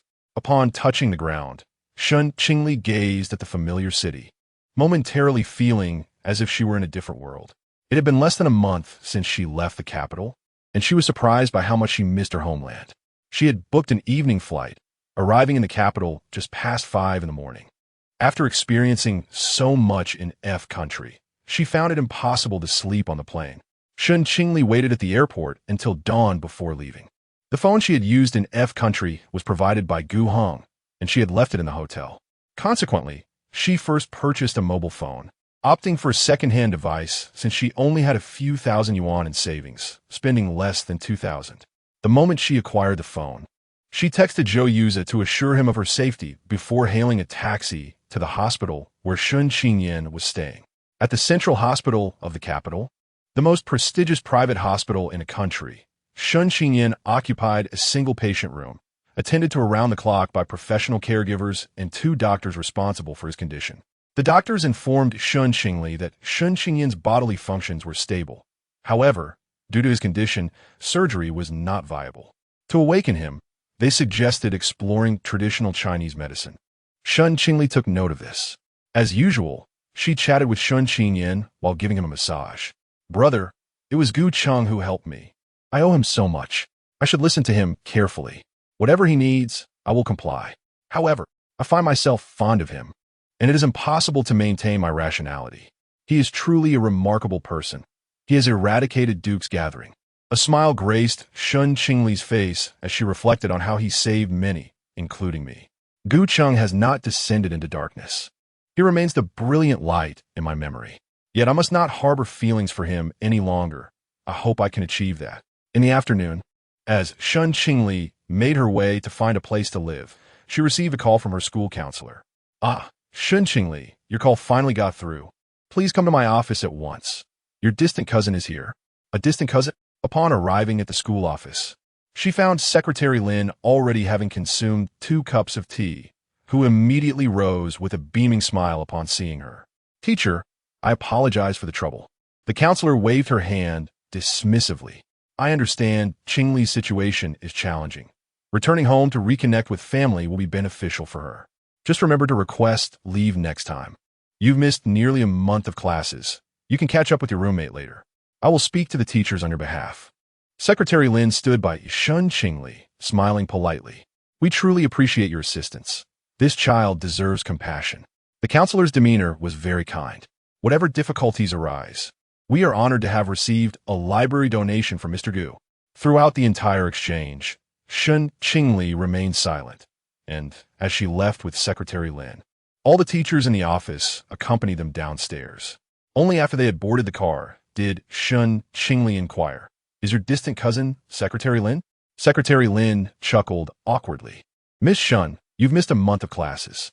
Mr. Gu asked me to find a way to assist. I could only suggest you return home to borrow money for your brother's medical treatment, and under Mr. Gu's name, donate a library." "A library? Does Secretary Lin possess such wealth?" Shen Qingli exclaimed in surprise. "Not at all. Mr. Gu does. It was merely a library, and it would help resolve Shen Qingli's schooling issues. Gu Cheng would not object. In truth, she had already decided to resume her studies next semester."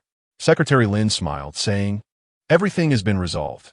Miss Shen can focus on her classes without worry. It is not in vain that I have exerted myself as her distant cousin." Shen Qingli looked at Secretary Lin and couldn't help but smile as well.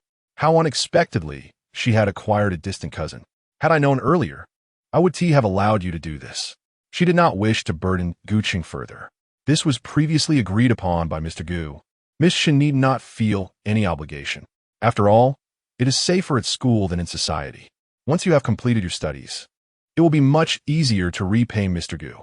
Shen Qingli nodded, recognizing that the decision was now set in stone, and she had no further objections.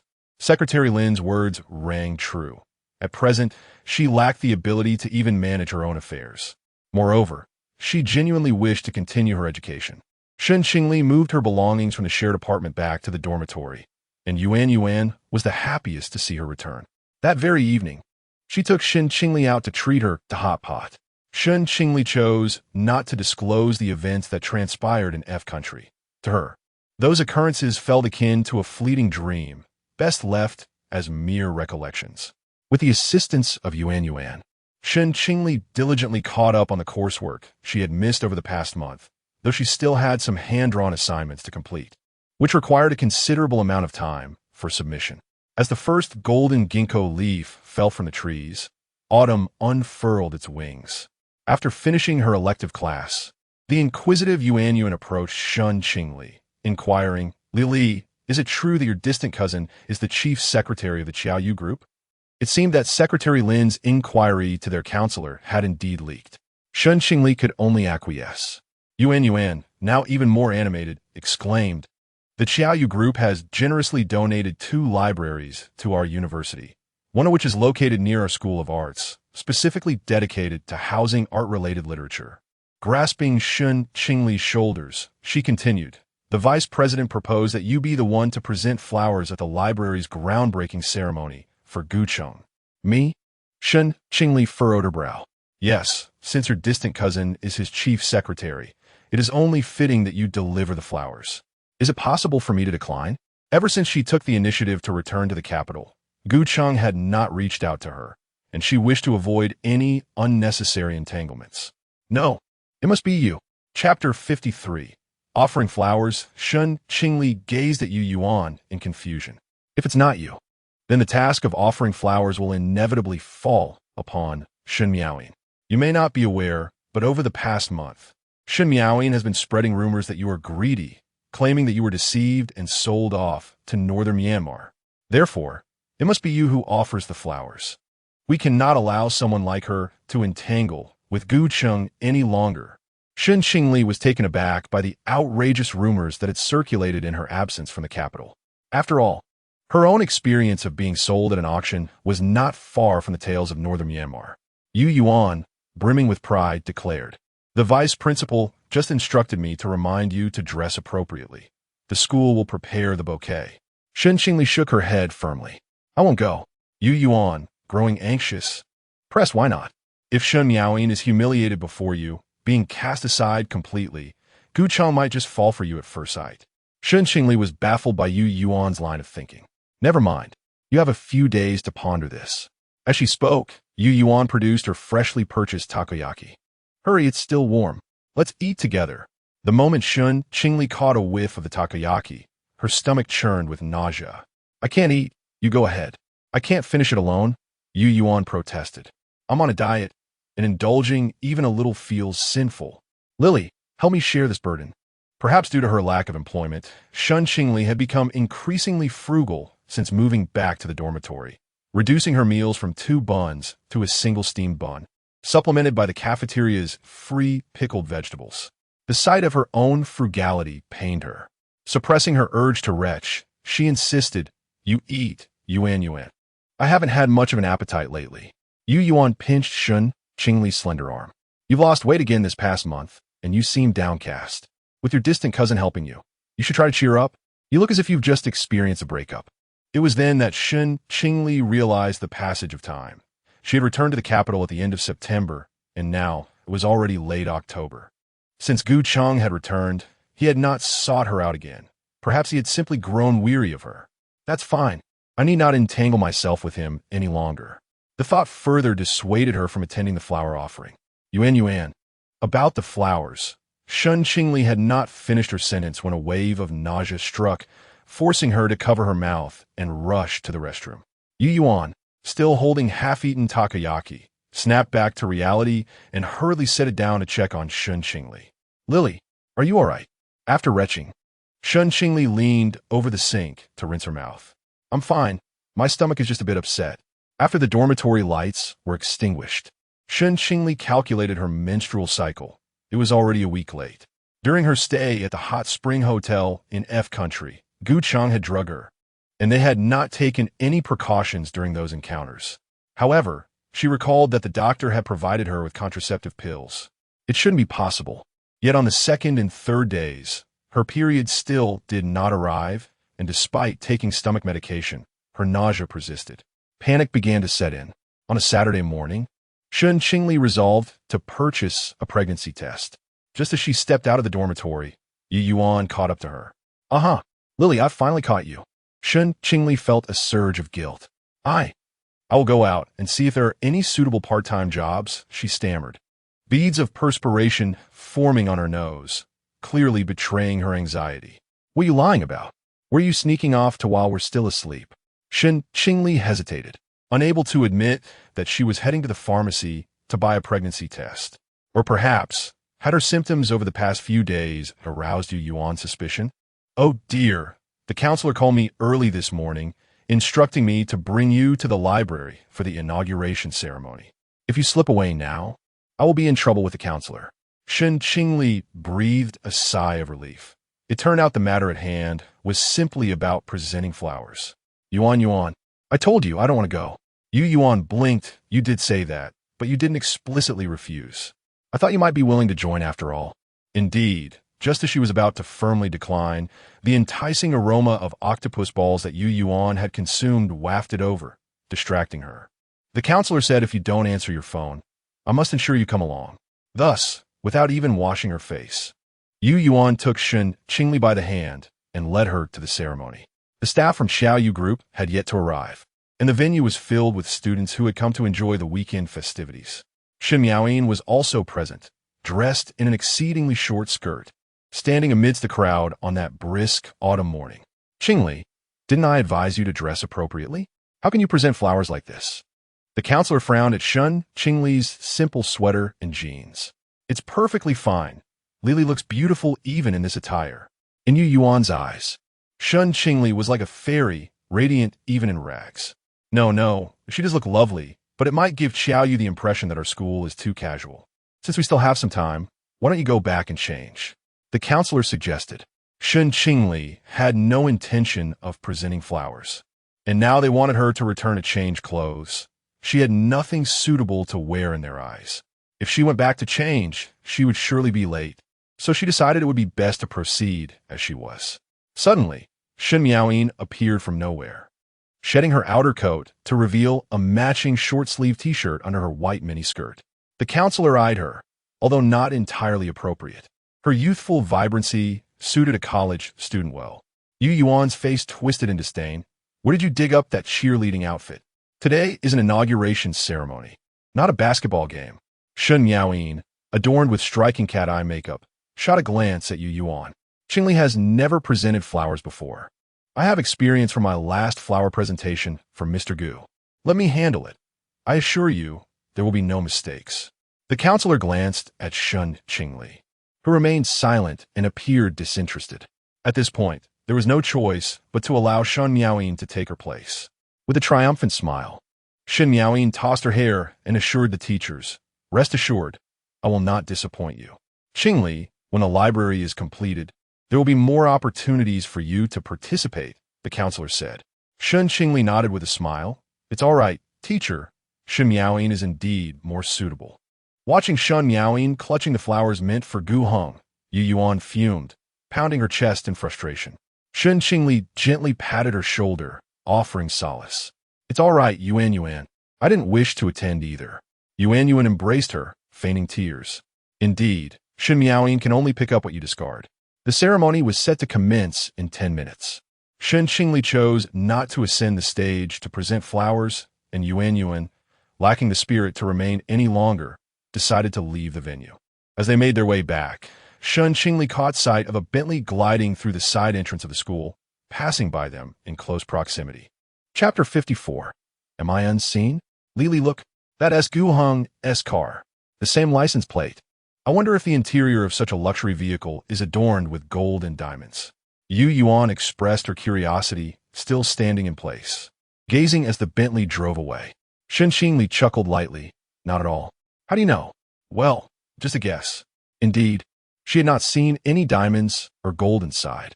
Suddenly, Yu Yuan clenched her teeth. Shen Miaoyin has been in his car? Could it be that she has rekindled her romance with Gu Heng? Shen Miaoyin had boasted about riding in Gu Heng's car twice, grandly implying a special relationship with him, while using this to taunt Shen Qingli, claiming that Shen Qingli was unworthy of comparison. But Shen Qingli Li had no intention of competing with her. Shen Qingli was not preoccupied with such thoughts. Gu Heng had previously clarified his stance on Shen Miaoyin. Stop speculating. Someone like Gu Heng would surely look down upon a person with such a disreputable private life. Yu Yuan huffed quietly, recalling Shen Miaoyin's escapades over the years, juggling multiple affairs and flirting with married executives in the entertainment industry. She felt that Shen Qingli was indeed correct. A simple inquiry would reveal Shen Miaoyin's true character to someone like Gu Heng. After watching Yu Yuan return to her dormitory, Shen Qingli made her way to the pharmacy. Concerned about being seen by classmates, she deliberately walked a distance to reach a pharmacy farther from school. Inside, she casually grabbed a box of pregnancy test kits and headed toward the counter. Qingli. Xia Mingji entered the pharmacy with several friends after a basketball game, creating a ruckus. Shen Qingli hurriedly clutched the box in her hand. Are you feeling unwell? Shen Qingli nodded, casually picking up a box of stomach medicine nearby. Your stomach is upset? Xia Mingji observed her slender frame with concern. You seem to have lost more weight. If you're unwell, it would be best to see a doctor. Do you have time now? I can accompany you. With that, he tossed his basketball to a friend nearby. Shen Qingli quickly shook her head. No, thank you. I'll go if I still feel unwell after my part-time job later. All right. If you're not feeling well, don't hesitate to reach out to me. Sure, you go ahead and get what you need. The nearby pharmacist guided Xia Mingji and his friends to select medications for injuries. Shen Qingli swiftly completed her purchase and exited the pharmacy, her head lowered. Previously, she had criticized others for their reckless private lives and lack of self-protection, leading to unintended pregnancies. Now, she found herself in a similar predicament. Hey, Shen Qingli. Xia Mingji chased after her, offering her a bottle of syrup. This medicine is better. My mother often lacks an appetite, and this works wonders. Shen Qingli glanced at the bottle. It was a health supplement, quite expensive. No, I'm just dealing with a regular stomach issue. You should take this back for your mother.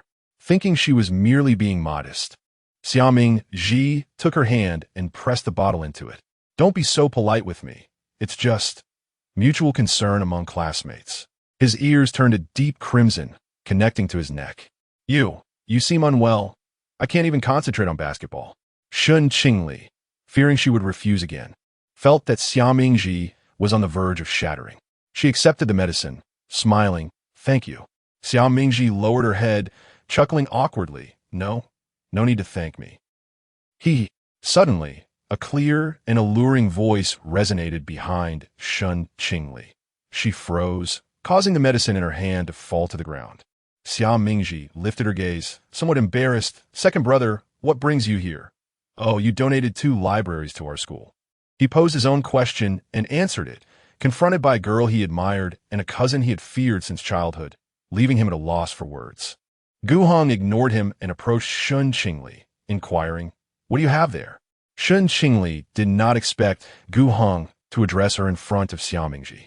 Pretending not to hear, she glanced at Xia Mingji. He assumed Gu Heng was asking him, oh, Shen classmate has a stomachache. I bought her some medicine. Have you been to the hospital? Gu Heng continued to gaze at the girl's profile. Shen Qingli feigned deafness, and Xia Mingji replied again. Shen classmates said she hasn't gone. She still has a part-time job and no time. Gu Heng remained silent, his attention fixated on the girl's side profile. Xia Mingji, perplexed, wondered why Gu Heng was speaking to him while looking at Shen Qingli. He glanced into Gu Heng's eyes, only to hear the man scoff coldly. Are you deaf or mute? Needing someone else to answer for you? Xia Mingji glanced between Shen Qingli and Gu Heng, now realizing that Gu Heng had been addressing Shen Qingli from the very beginning. Only then did Shen Qingli turn to him. Mr. Gu, there's nothing more. I will take my leave. The man reached out to stop her. Get in the car. We're going to the hospital. Shen Qingli struggled, but could not break free. Angrily, she lifted her gaze to meet the man's indifferent eyes. I won't go. Gu Heng's lips curled faintly. So, you intend to linger here, allowing them to watch? Shen Qingli glanced at Xia Mingji, who was dumbfounded and ceased her struggle. Gu Heng took the oral solution from her hand and returned it to Xia Mingji. Take care of your things. Until Shen Qingli entered the car, Xia Mingji remained rooted in place. What are you staring at? Reluctant to leave. Shen Qingli averted her gaze. Her tone distant. At the next intersection, let me out. Gu Heng chuckled in exasperation. If you've forgotten our relationship, do you need me to remind you? I am currently unavailable. If Mr. Gu has a need, please contact me in advance. You seem quite busy. Does it require an appointment to share a bed with you? Shen Qingli clenched her hands.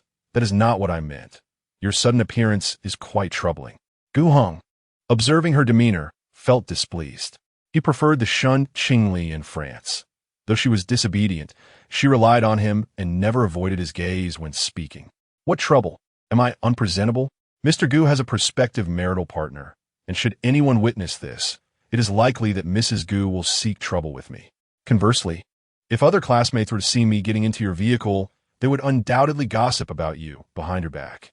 Shen Qingli spoke with utmost respect, yet in Gu Heng's ears, her tone resonated with a hint of sarcasm. Gu Heng suppressed the anger brewing within him. After all, during their time in Country F, he had indeed made it clear to Shen Qingli what her standing was, urging her to relinquish any illusions. The fact that she had not sought him out once since returning to her homeland further indicated her adherence to the commitment she had made to him, merely an arrangement devoid of any emotional entanglement. To the central hospital, Gu Heng instructed the driver. Shen Qingli, in a state of panic, insisted, I do not wish to go to the hospital. Please stop the car at the intersection ahead. I want to get out. Gu Heng narrowed his eyes, the confined space of the vehicle brimming with an oppressive atmosphere. He scoffed, We are headed to the hospital for medical attention, not to a hotel for a liaison. What are you so flustered about? Chapter 55, Congratulations. Miss Shen Qingli pressed her body tightly against the car door, maintaining a distance from Gu Heng. I am in good health. No need for medical attention, she asserted. Gu Heng cast a glance at the medication she had been concealing in her bag. In good health, yet visiting a pharmacy? His piercing gaze lingered on the girl's slender figure. It had been a month since their last encounter, and she appeared even more emaciated, her complexion ashen. After observing her, Gu Heng felt a heaviness in his heart and decided to head to the hospital. Shen Qingli still wished to exit the vehicle, unprepared for what lay ahead. I want to go. Gu Heng closed his eyes, feigning sleep, ignoring her protest. Shen Qingli leaned closer, softening her tone. I merely have a stomachache. I have a part-time job this afternoon. It's my first day, and being late wouldn't be ideal. Gu Heng listened to her gentle voice, a shiver running through him. Hadn't she just been addressing him with utmost respect? How had she become so impolite so quickly? Shen Qingli realized Gu Heng was mocking her, but she genuinely wished to avoid the hospital. Besides, would a doctor be able to discern a pregnancy from a stomach ailment?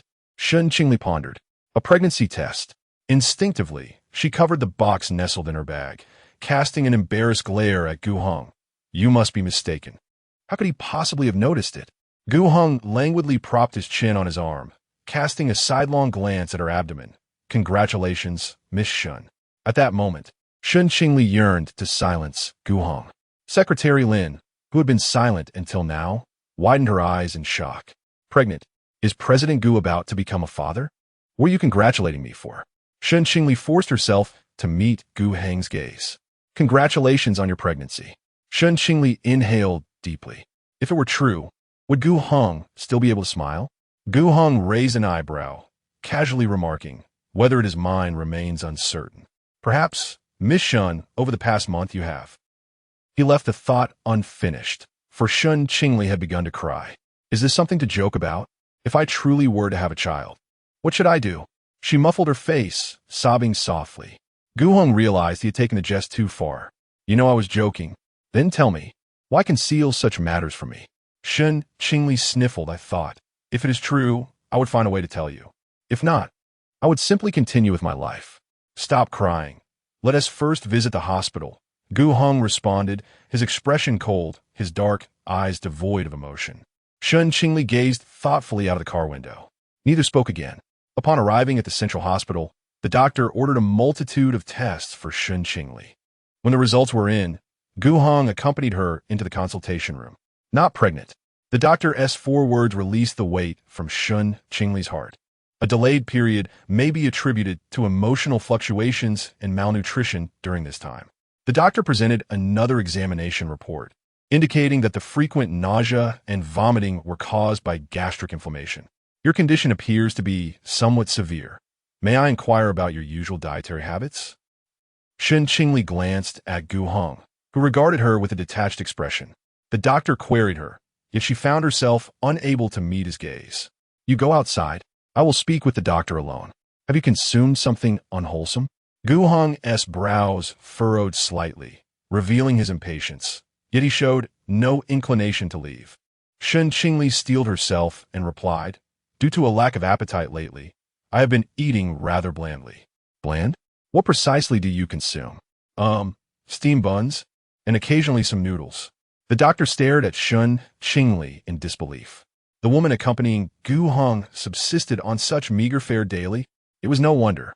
Miss Shen's long-term dietary choices lacked nutrition, and her bodily functions were already weak. You haven't been having breakfast, have you? Shen Qingli lowered her head, finding it difficult to confess. To save money, she had grown accustomed to skipping breakfast. I don't have time to eat. One would guess you're so busy, Gu Heng interjected with a cold laugh. Anyone could see that the girl was feeling guilty. It was evident she was lying. The doctor chose not to confront her and instead advised, you should undergo intravenous therapy for 2 days to alleviate the gastric inflammation. Afterward, ensure you eat properly, including vegetables, fruits, meat, and dairy daily. Do not find it bothersome. Shen Qingli obediently nodded. In half a month, return for another examination. I shall see whether you have been eating well, and the results will tell me. I will eat properly. Shen Qingli stepped out to collect her medication for the infusion, while Gu Heng remained in the consultation room. Uncle Qin, thank you. Qin Jingxin smiled. It is my duty, but concerning Miss Shen's situation, Madame Gu, do not let my mother find out.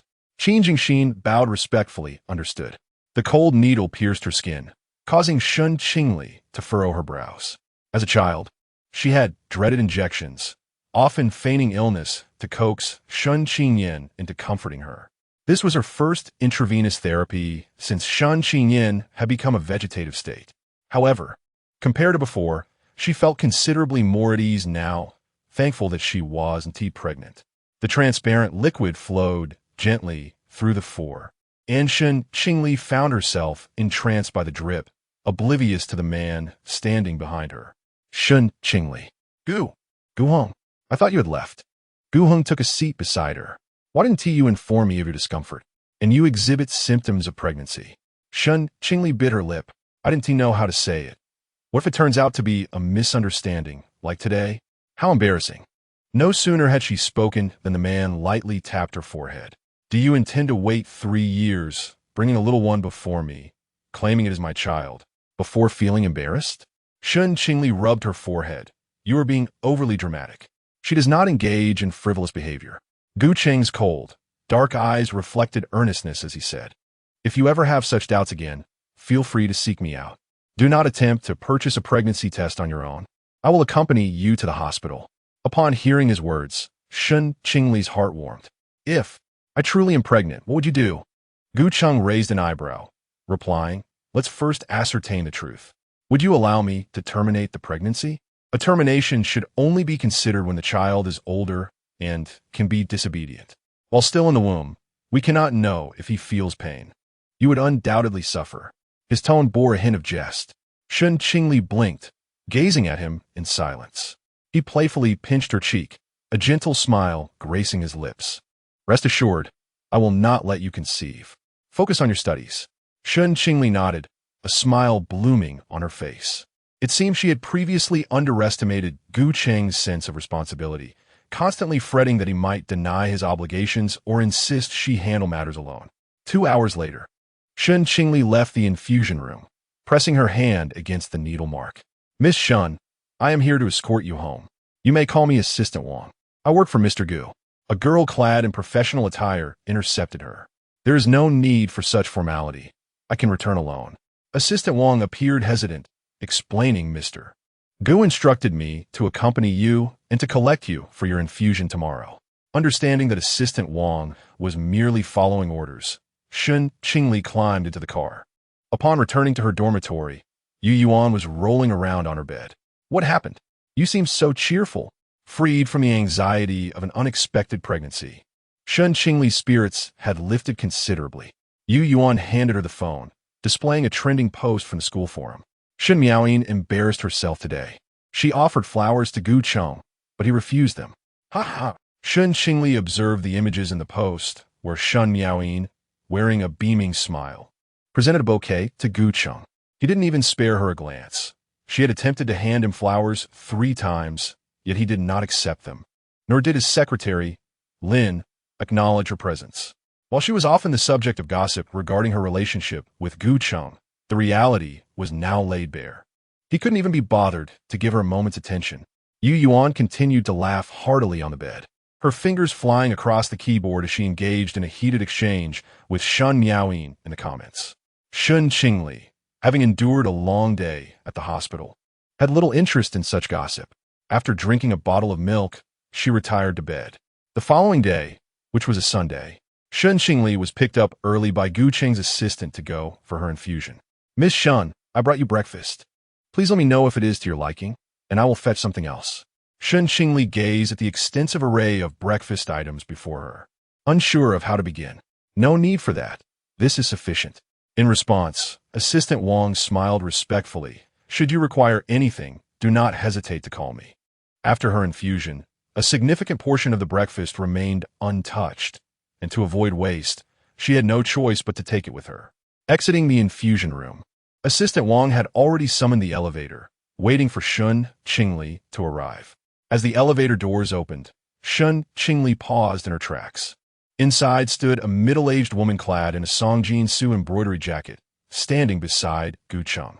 "Xiaowan, what brings you here?" As the young woman stepped out of the elevator, she greeted Assistant Wang with a warm smile. Her long hair was elegantly styled, and a pair of imperial green jade earrings adorned her ears, enhancing her regal presence. Her face radiated a gentle smile, exuding grace and poise. Before Assistant Wang could speak, Secretary Lin, following closely behind Gu Cheng, introduced her, saying, "This is my distant niece, a student at Jingnan University. She has been feeling unwell lately, which is why I asked Xiao Wang to accompany her to the doctor." Song Jinyun observed Shen Qingli with thoughtful scrutiny, the vibrant turquoise beads in her hand swaying gently. Shen Qingli politely smiled at her, saying, "Good day, Mrs. Gu. What a striking young lady." Song Jinyun lifted her gaze to Gu Cheng and inquired, "Ah Cheng, have you met her?" Chapter 56. I'm just annoyed by her. Gu Cheng wore a faint smile, his gaze briefly passing over the girl's flustered apricot eyes. He had encountered Lin Chuan's niece before, and she was quite a headache. She had skipped classes since the start of the term, and it had taken my donation of 2 libraries to smooth things over. Secretary Lin awkwardly apologized, saying he had troubled Mr. Gu. Seeing Shen Qingli, who appeared both obedient and demure, Song Jinyun curiously inquired why Shen Qingli was not attending school. "Family matters. I am sorry for causing trouble for Mr. Gu." Shen Qingli replied. Gu Cheng interjected, "Is not troublesome. As long as you remain honest and attend school, there will be no trouble." Shen Qingli was momentarily at a loss for words at Gu Cheng's sardonic tone.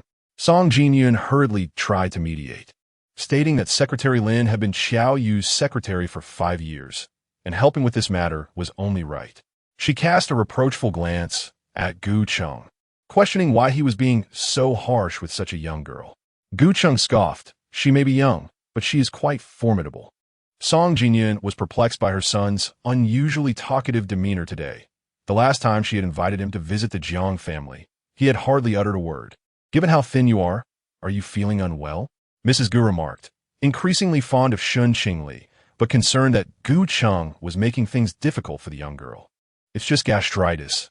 I felt much better after the 4 yesterday," Shen Qingli replied politely. "And you, Mrs. Gu?" Mrs. Gu smiled. "I am here for my regular checkup. I initially planned to skip it this year, but Cheng insisted I come." Shen Qingli blinked and, upon glancing at Gu Cheng, noticed he was also looking at her, prompting her to quickly avert her gaze. "What are you secretly looking at me for?" Shen Qingli thought, feeling speechless. If Gu Cheng wasn't looking at her, how would he know she was? "I wasn't," she retorted. Gu Cheng coldly laughed, turning to Song Jinyun. "See? She looks obedient. Yet not a single word she speaks is truthful." The smile on Shen Qingli's face stiffened as she wished to refute Gu Cheng, but with Mrs. Gu present, she could only remain silent. "Ah Cheng, what's wrong with you today? The girl is shy. A few teasing word from you might hurt her feelings," Song Jinyun gently reprimanded. Gu Cheng remained indifferent, questioning who truly felt discomfort, the one being struck or the one delivering the blows. Song Jinyun furrowed her brow, utterly baffled by her son's words. "Don't take it to heart. He is always like this," she advised. Shen Qingli shook her head. "It's all right, Mrs. Gu." Gu Cheng had just been referring to the incident in F country when she had slapped him, and he was still brooding over it, which explained his sardonic manner of speaking to her. "I have matters to attend to this afternoon, so I shall not delay your examination any further, Mrs. Gu," Shen Qingli said, seeking an excuse to depart. Gu Cheng's expression turned frosty after her exit. Once she was gone, Song Jinyun asked, "Are you quite familiar with Miss Shen?" Gu Cheng remained silent.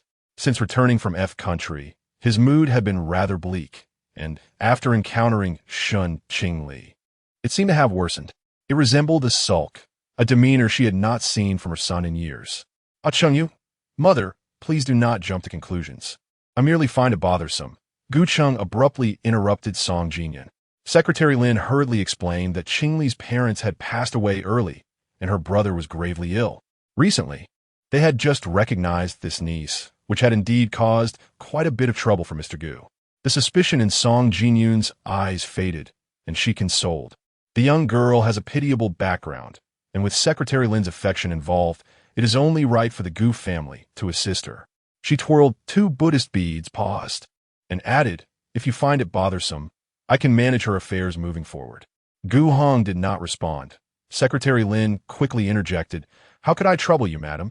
Qingli's situation has stabilized now, and I will handle her matters."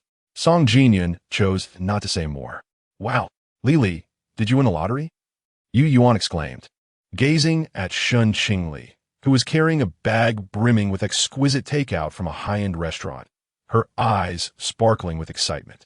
Shen Qingli placed the bag on the table and invited her dormitory mates to join in the feast. "I want to see the doctor, and he advised me to eat well," Shen Qingli stammered, explaining that these dishes had been pre-ordered by Assistant Wang. All were light, digestible delicacies, yet she could not possibly consume them all alone, hence she brought them back to share. "Is this the takeout from Zue Jianhua? My father used to take clients there. It's notoriously difficult to get a reservation, and I heard the dishes are quite expensive. These few small dishes must cost at least 1,000. What? I must taste these $1,000 dishes." Hearing her roommate's explanations, Shen Qingli felt a pang of regret for bringing the food back. Indeed, the ever-curious Yu Yuan swiftly asked, "Qingli, where did you get so much money?" Shen Qingli had no choice but to use Secretary Lin as a shield, replying, "My distant cousin sent it to me. The chief secretary of Qiao Yu Group is truly remarkable. Qingli, your distant cousin is worth knowing." Jiao Jiao, who had just been educated by her roommates, remarked while munching. Yu Yuan frowned. "All right, eating won't silence your chatter. This is what Lili brought back. She hasn't even eaten yet, and you all are just diving in." After saying that, she handed her chopsticks to Shen Qingli. "Lili, you should eat more. Look how thin you are." Shen Qingli smiled at her. "Yuan Yuan, you should eat as well." The 6 dishes were devoured cleanly by the 4 of them. Surprisingly, the cuisine from Zue Jianhua suited Shen Qingli's palate remarkably well. 3 days later, Shen Qingli's menstrual cycle arrived. The previous incident regarding her pregnancy had merely been a misunderstanding. During these days, she had been eating properly, always opting for 3 dishes, 1 meat and 2 vegetables, when dining in the cafeteria. After eating normally, her overall vitality improved significantly. Perhaps it was also due to the gradual cessation of contact with Gu Heng. She only recalled him during moments of emptiness in her mind. The last encounter with Gu Heng's mother, Song Jinyun, had doused her already clear thoughts with a bucket of cold water. A person of high status and privilege like him was indeed mismatched with an ordinary person like her. Lost in thought, her phone suddenly rang. "Is this Shen Qingli?" "Yes, it is. I am a supervisor from Qinyuan. I wonder if you still remember me?" Shen Qingli certainly recalled. She was the one who had scolded her fiercely and dismissed her after the incident with Luo Zhengde. "What is the matter?" As the year draws to a close, Qin Yuan finds itself in need of staff. Do you have time to come over? We can offer you a part-time position from 7 to 10 in the evening.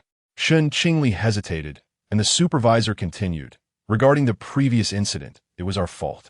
That individual was from a rather influential background, and we dared not offend him lightly. However, he has since been apprehended, and bringing you back is our way of expressing our apologies. Apprehended? Shen Qingli inquired. Indeed, did you not see the news? It was a few days ago. He was caught smuggling prohibited items and has received a 20-year sentence.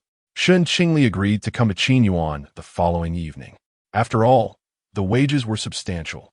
Even as a part-time worker, she would earn 800 yuan for a single night, which would adequately cover her usual expenses. Do you still remember the etiquette lessons we discussed, such as pouring drinks? The supervisor handed her the custom-designed Qipao uniform of Qin Yuan. Shen Qingli nodded. Every server at Qin Yuan undergoes professional training, and the standards for serving guests are far more stringent than those at ordinary restaurants. This encompasses everything from walking and standing postures to how to serve tea and water, engage with guests, and maintain appropriate facial expressions. Moreover, personnel providing close service are expected to possess striking appearances. Shen Qingli's successful entry into Qin Yuan can be attributed to her beauty and amiable personality. After confirming that Shen Qingli recalled these protocols, the supervisor summoned 3 attractive attendants and instructed, "You 4 will be heading to Guanlan Pavilion tonight. The private room is reserved by a young master from a prominent business family in the capital, and the guests are all influential figures. Be sharp and attentive." Chapter 57. The nature of indifference. The 3 young ladies accompanying Shen Qingli had each served as attendants at this establishment for 1 to 2 years, possessing a level of professionalism that surpassed her own. Each of the girls was exceptionally attractive, and it was rumored that 2 of them had previously courted the scions of affluent families in the capital. Shen Qingli's presence among them this evening was solely due to one girl's recent elevation in status through marriage to a wealthy merchant from the city. Those who come to Qin Yuan as close attendants are often driven by aspirations of entering high society. However, they are prohibited from taking the initiative or flirting with patrons. Such conduct is against the rules of Qin Yuan. Outside the Tinglan Pavilion, a serene scene of small bridges and flowing water sets the ambience. As she traversed the bridge corridor, Shen Qingli accepted a drink from the attendant at the entrance. "You are responsible for replenishing tea and pouring drinks," she was instructed. Nodding in acknowledgement, Shen Qingli entered the Tinglan Pavilion. The task of refilling tea and pouring drinks is the least favored among close attendants, especially when dealing with the unattainable elite of the capital. If one performs well, it is acceptable. However, a careless spill could lead to personal misfortune. Thus, this thankless duty naturally fell upon the newcomer, Shen Qingli. The 4 close attendants were stationed at the entrance and in various corners of the private dining room. As Shen Qingli needed to refill tea, she made her way to the dining table. "Why hasn't Brother Heng arrived yet?" Su Wenyao, engrossed in a game on his device, glanced at Shen Qingli, momentarily intrigued by her presence. With a furrowed brow, Shang Xiao responded, "I have an urgent meeting. I will be there shortly." "I asked you to message Xianxian. Has she replied?" After waiting in vain for Su Wenyao's response, Shang Xiao lifted his gaze and tossed a napkin in his direction. "What are you doing?" Shang Xiao sighed in exasperation. "I'm asking you a question." Su Wenyao withdrew his gaze from Shen Qingli and replied, "Haven't you 2 broken up? Why are you still clinging to her? Are you a love-struck fool?" Shang Xiao had been in a tumultuous relationship with his girlfriend, Cheng Qian, since high school, experiencing numerous breakups. This time, she had gone too far, dating someone else while still involved with him, and he had caught them together by chance. Annie Shang has never accepted her after all these years. "Honestly, you should find someone more suitable and marry her."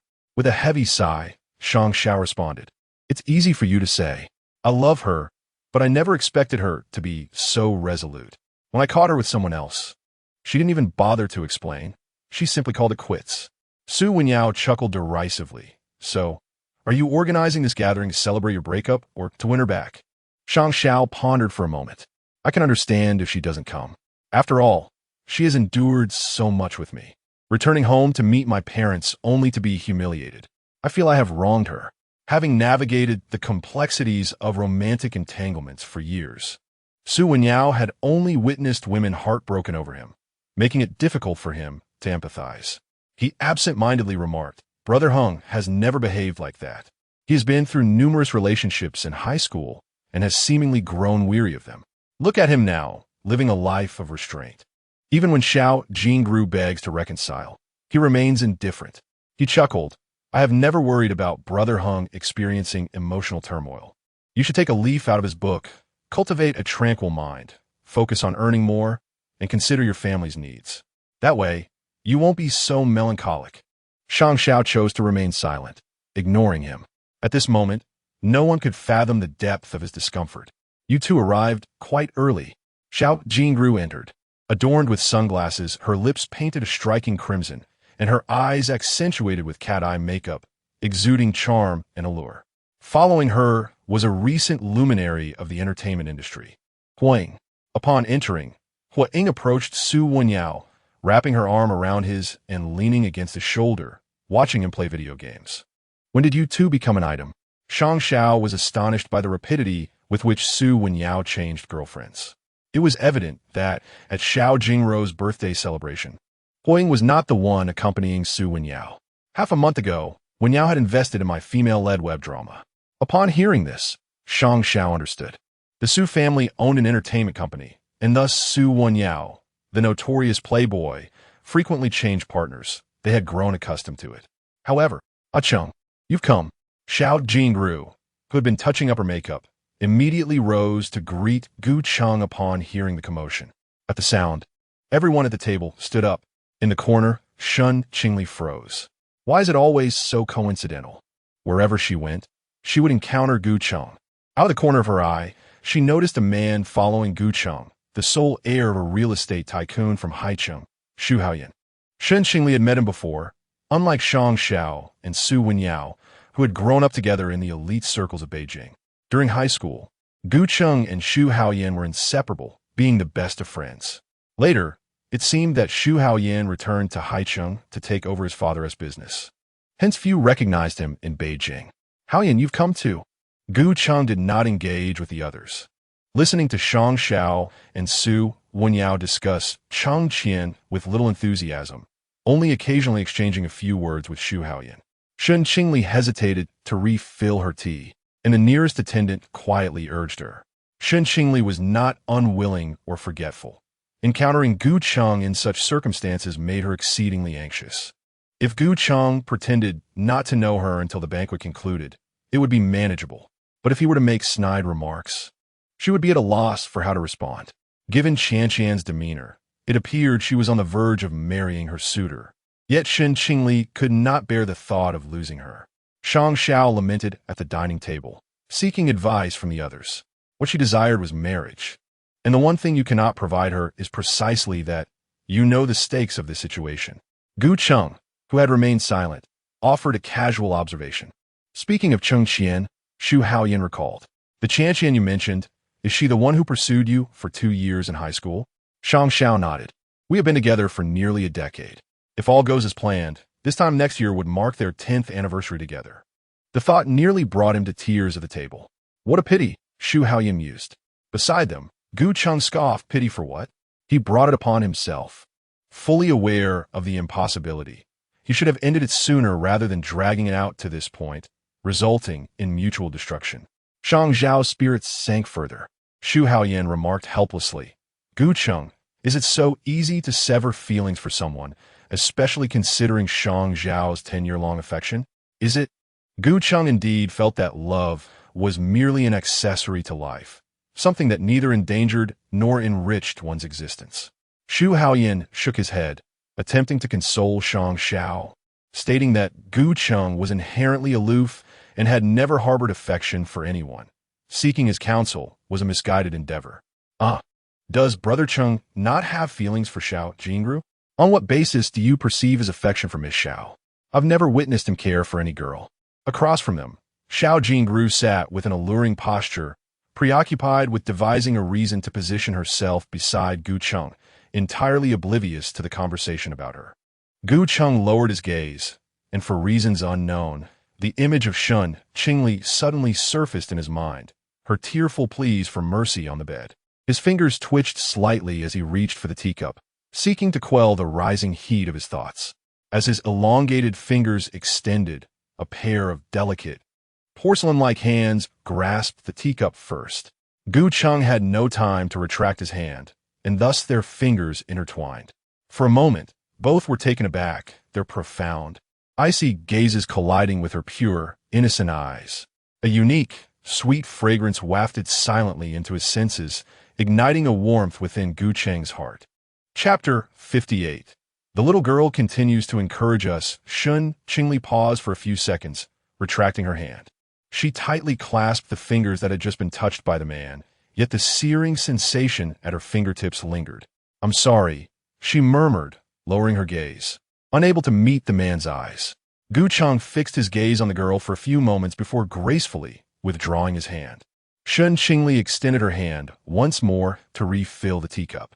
Her movements were deft and nimble, and soon she was at Xu Haoyin's side, pouring tea for him. As the sweet fragrance of the girl dissipated, the restlessness within Gu Cheng subsided somewhat. After replenishing the tea, Shen Qingli retreated to a corner, standing quietly.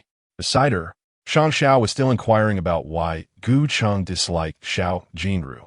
Their voices were hushed, and Xiao Jingru, seated opposite them, remained oblivious to their whispered gossip. Then why hasn't Gu Cheng found a girlfriend afterward?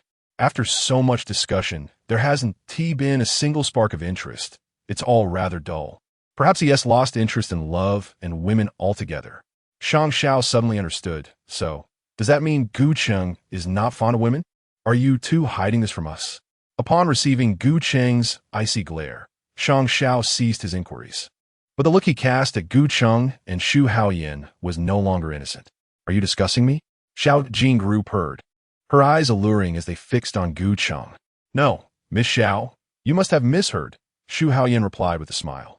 Before long, dishes began to be served in the private room. Shang Xiao, who initially hadn't ordered any wine, opted for a bottle of red after Cheng Qian failed to arrive.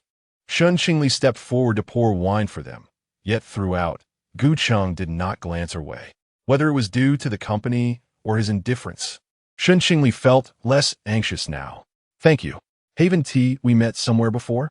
Su Wenyo inquired, his curiosity directed at Shen Qingli. His question drew the attention of everyone at the table towards her. Xiao Jingru immediately recognized her. You are the student who follows Zhou Yuza, aren't you? Shen Qingli did not deny it, nodding with composed humility. Yes, that's me. On my last birthday banquet, Zhou Yuza brought her along. Have you all forgotten? Xiao Jingru's tone was laced with superiority. What happened? Did Zhou Yuza abandon you, leaving you to serve us tea in such a place?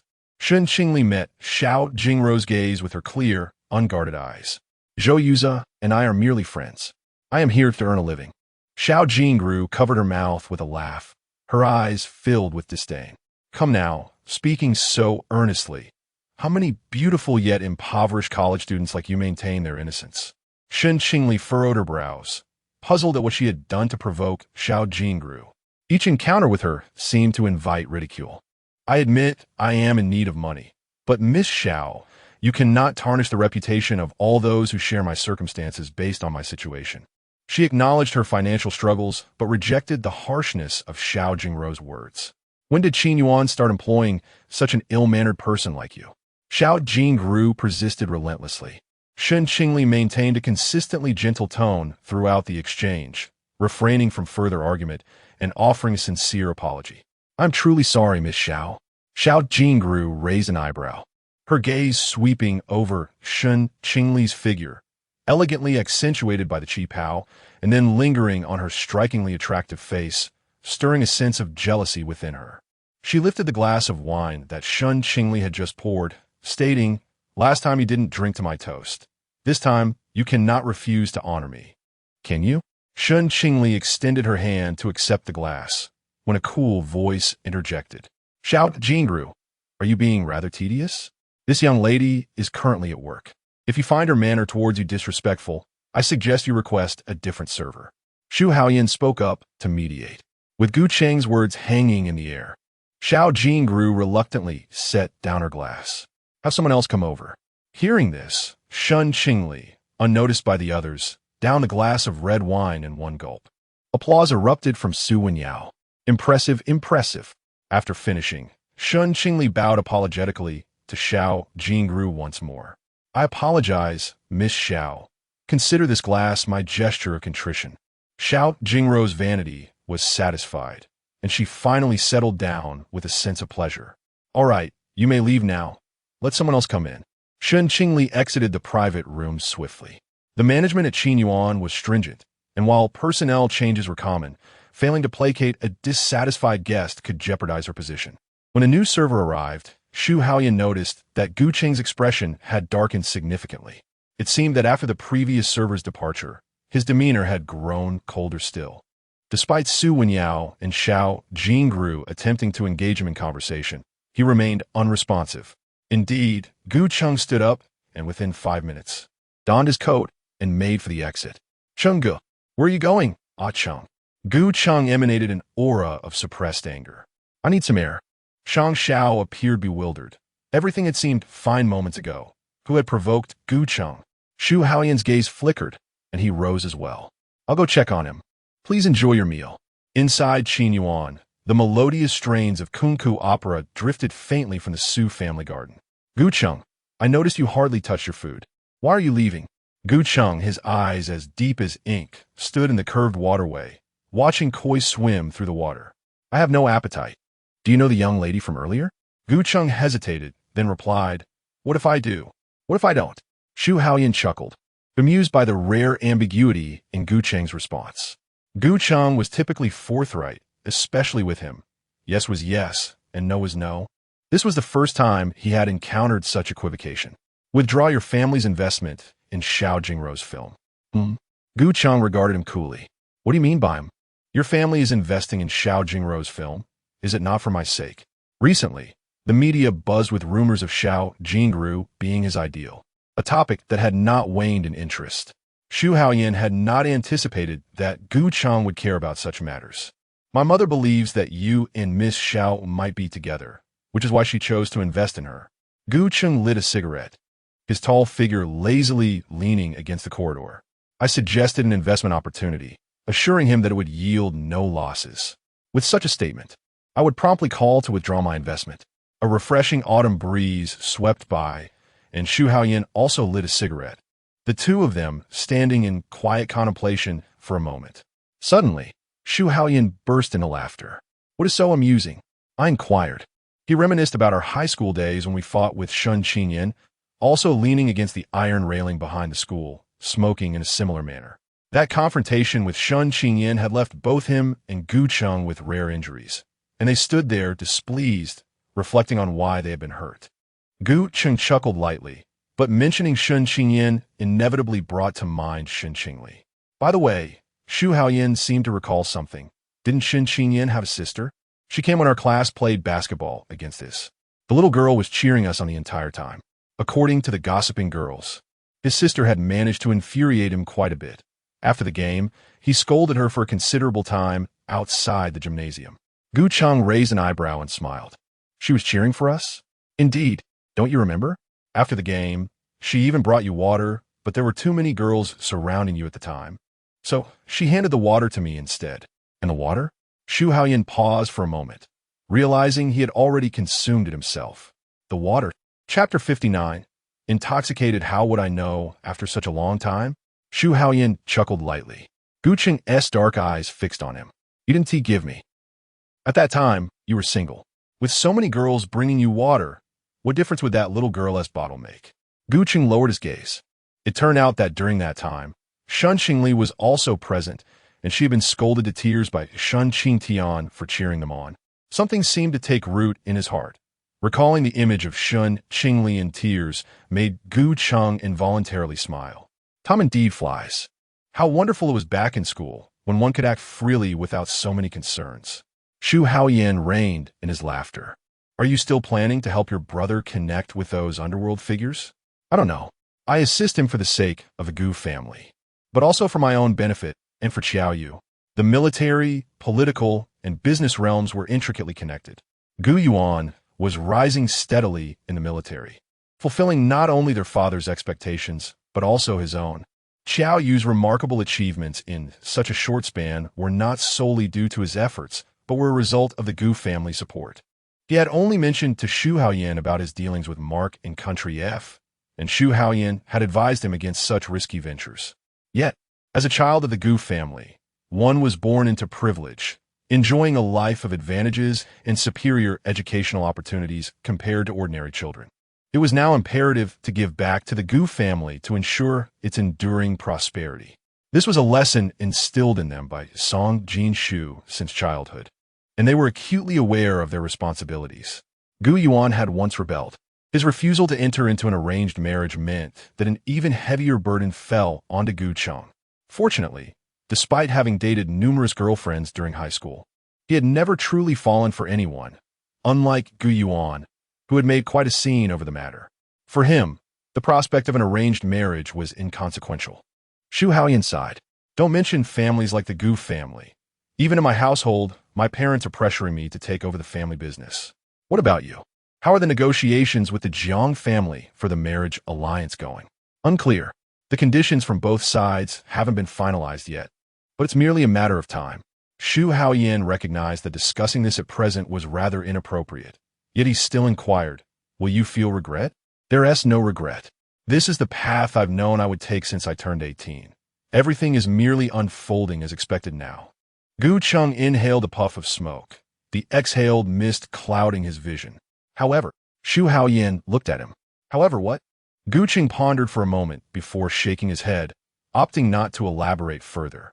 The two stood there, engaged in idle conversation, unwittingly allowing time to slip by until nearly 10 o'clock.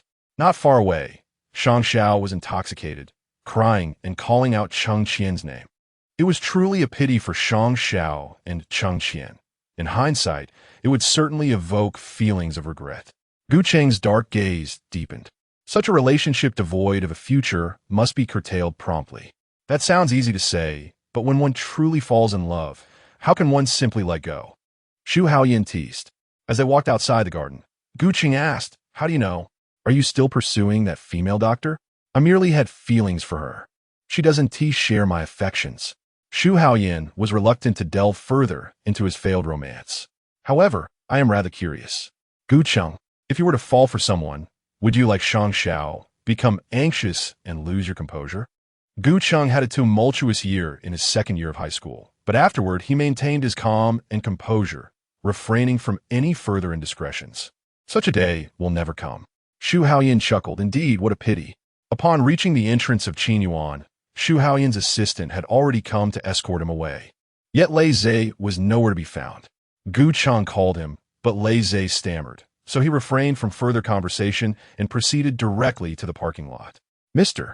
Gu, why have you come personally? I came to see if you're driving, or if the car is driving you. Lei Zhe hurriedly apologized. Mr. Gu, it's not that I was dawdling, but... He glanced awkwardly towards the side of the car.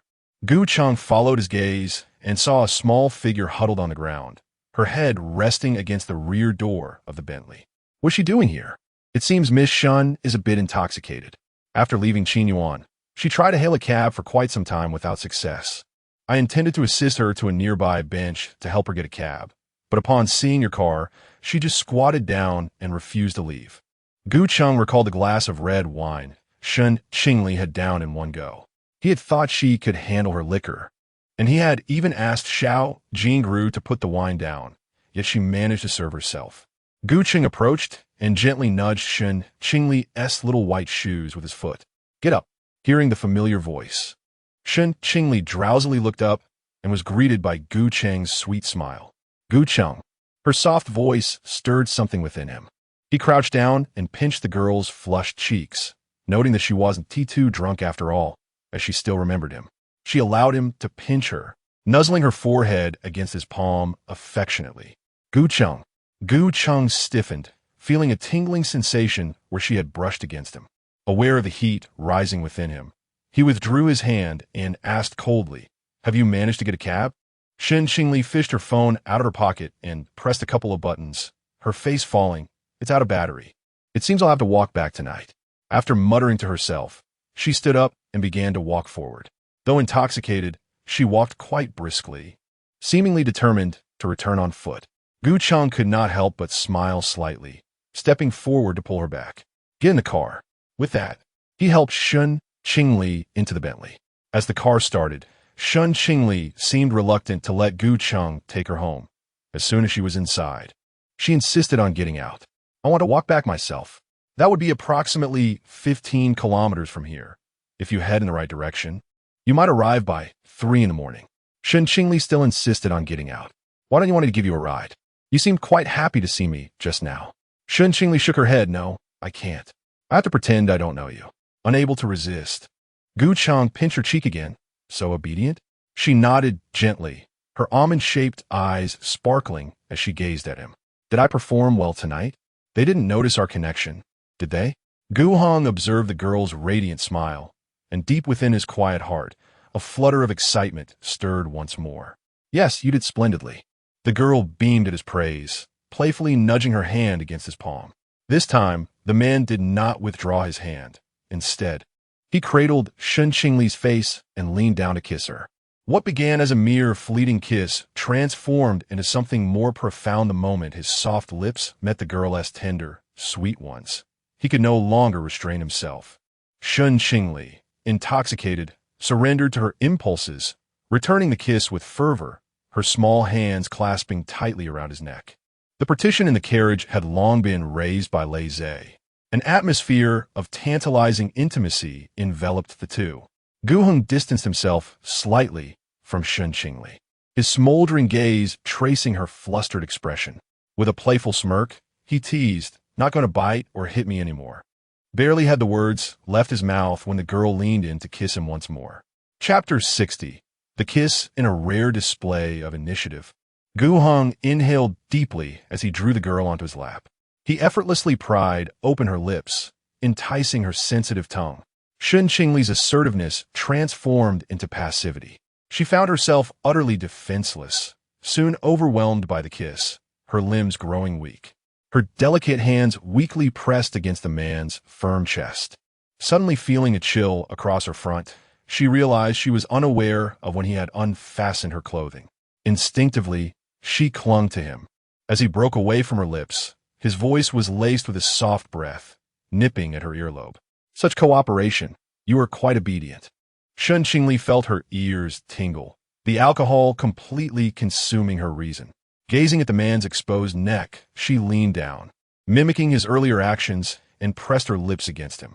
Her kiss sparked like electricity, radiating from his neck throughout her entire being, and he remained still, allowing her to explore.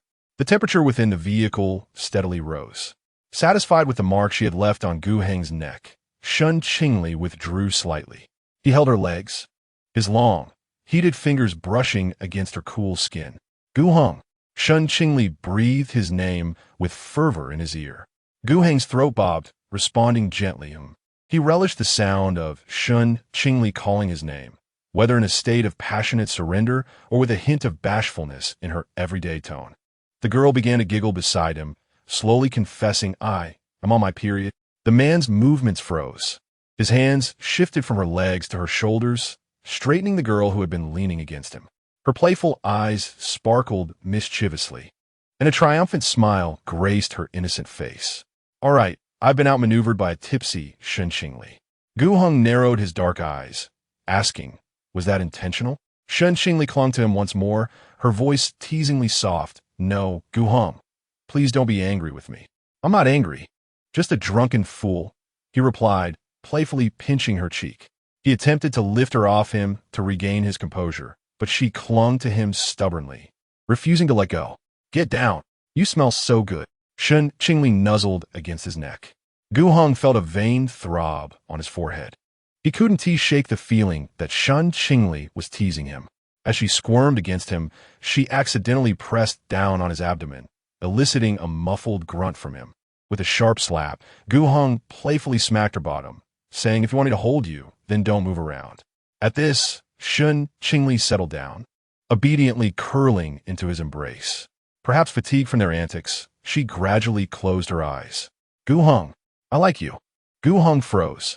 Shen Qingli's voice was barely a whisper, yet pierced through him, causing his heart to race uncontrollably. He had heard countless confessions from other girls before, remaining indifferent and even annoyed.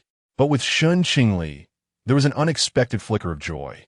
He pinched her nose, teasing, "What did you just say?" Shen Qingli swatted his hand away and nestled closer to him. Gu Heng's dark eyes deepened. "You said you didn't tea like me." Shen Qingli. "Don't like me." He lowered the partition, instructing Lei Zhe to lower the temperature in the car, and draped his coat over Shen Qingli. The night was long, and the city's main thoroughfare was bustling with traffic. In his arms, the girl emitted faint breaths, prompting Gu Cheng to lower his gaze. He noticed the neckline of her garment, which he had previously loosened, and reached out to fasten it once more. The dim yellow glow of the streetlights filtered through the car window, casting a softer light upon the girl's face. Gu Cheng tenderly brushed her silky hair, momentarily lost in thought. His mind wandered, envisioning her cheering him on and offering him water, as warmth enveloped his cold, dark eyes. Regret, surely it would linger. Meanwhile, Shen Qingli awoke in a five-star hotel near her school.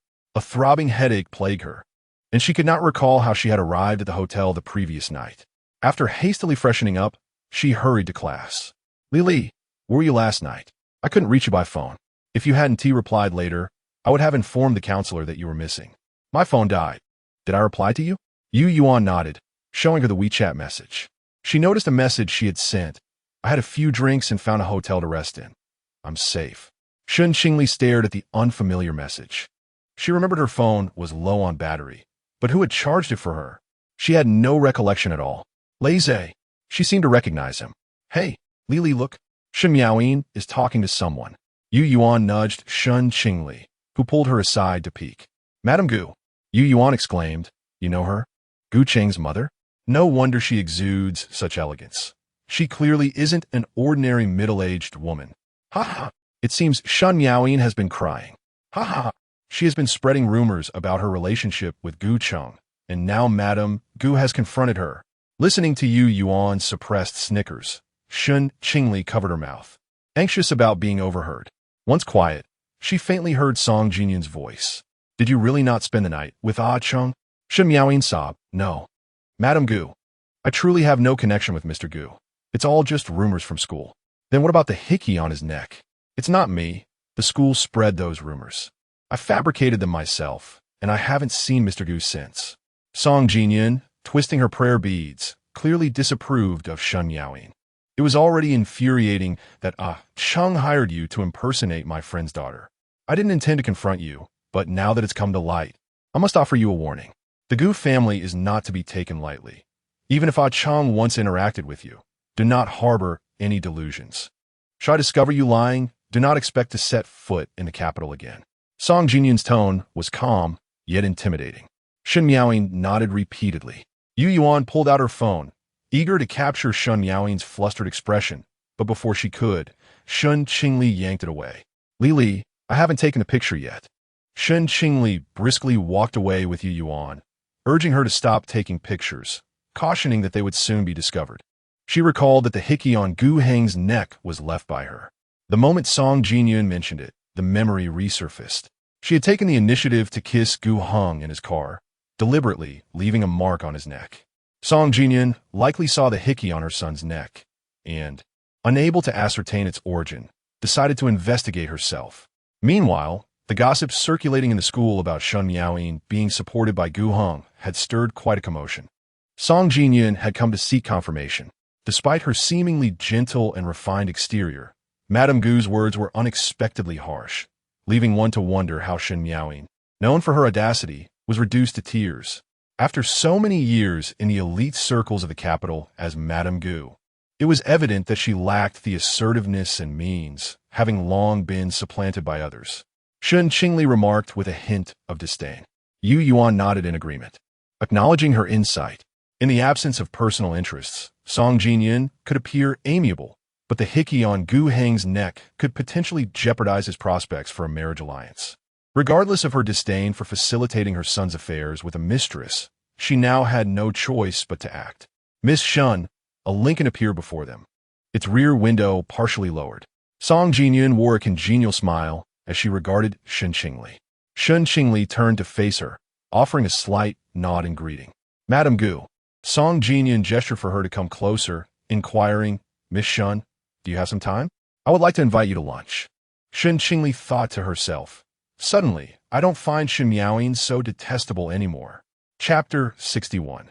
The young girl's psychological resilience. Shen Qingli felt a sudden stiffness envelop her, rendering her momentarily speechless. Noticing her hesitation, Song Jinyan gracefully exited the vehicle and approached her, taking her hand with a gentle touch. I have a few inquiries regarding your school that I would like to discuss with you. I assure you, it won't take up too much of your time. Lowering her demeanor, she extended an invitation to Shen Qingli, who found it challenging to decline further. Madam Gu, you are exceedingly gracious. Please feel free to ask whatever you wish. A smile danced in Song Jinyan's eyes as she led her to the car. Then accompany me for lunch, and we can converse at our leisure. Shen Qingli glanced back at the still-dazed Yu Yuan. Yuan, I shall return after lunch. Oh! Yu Yuan stood frozen, watching as the Lincoln carrying Shen Qingli slowly pulled away.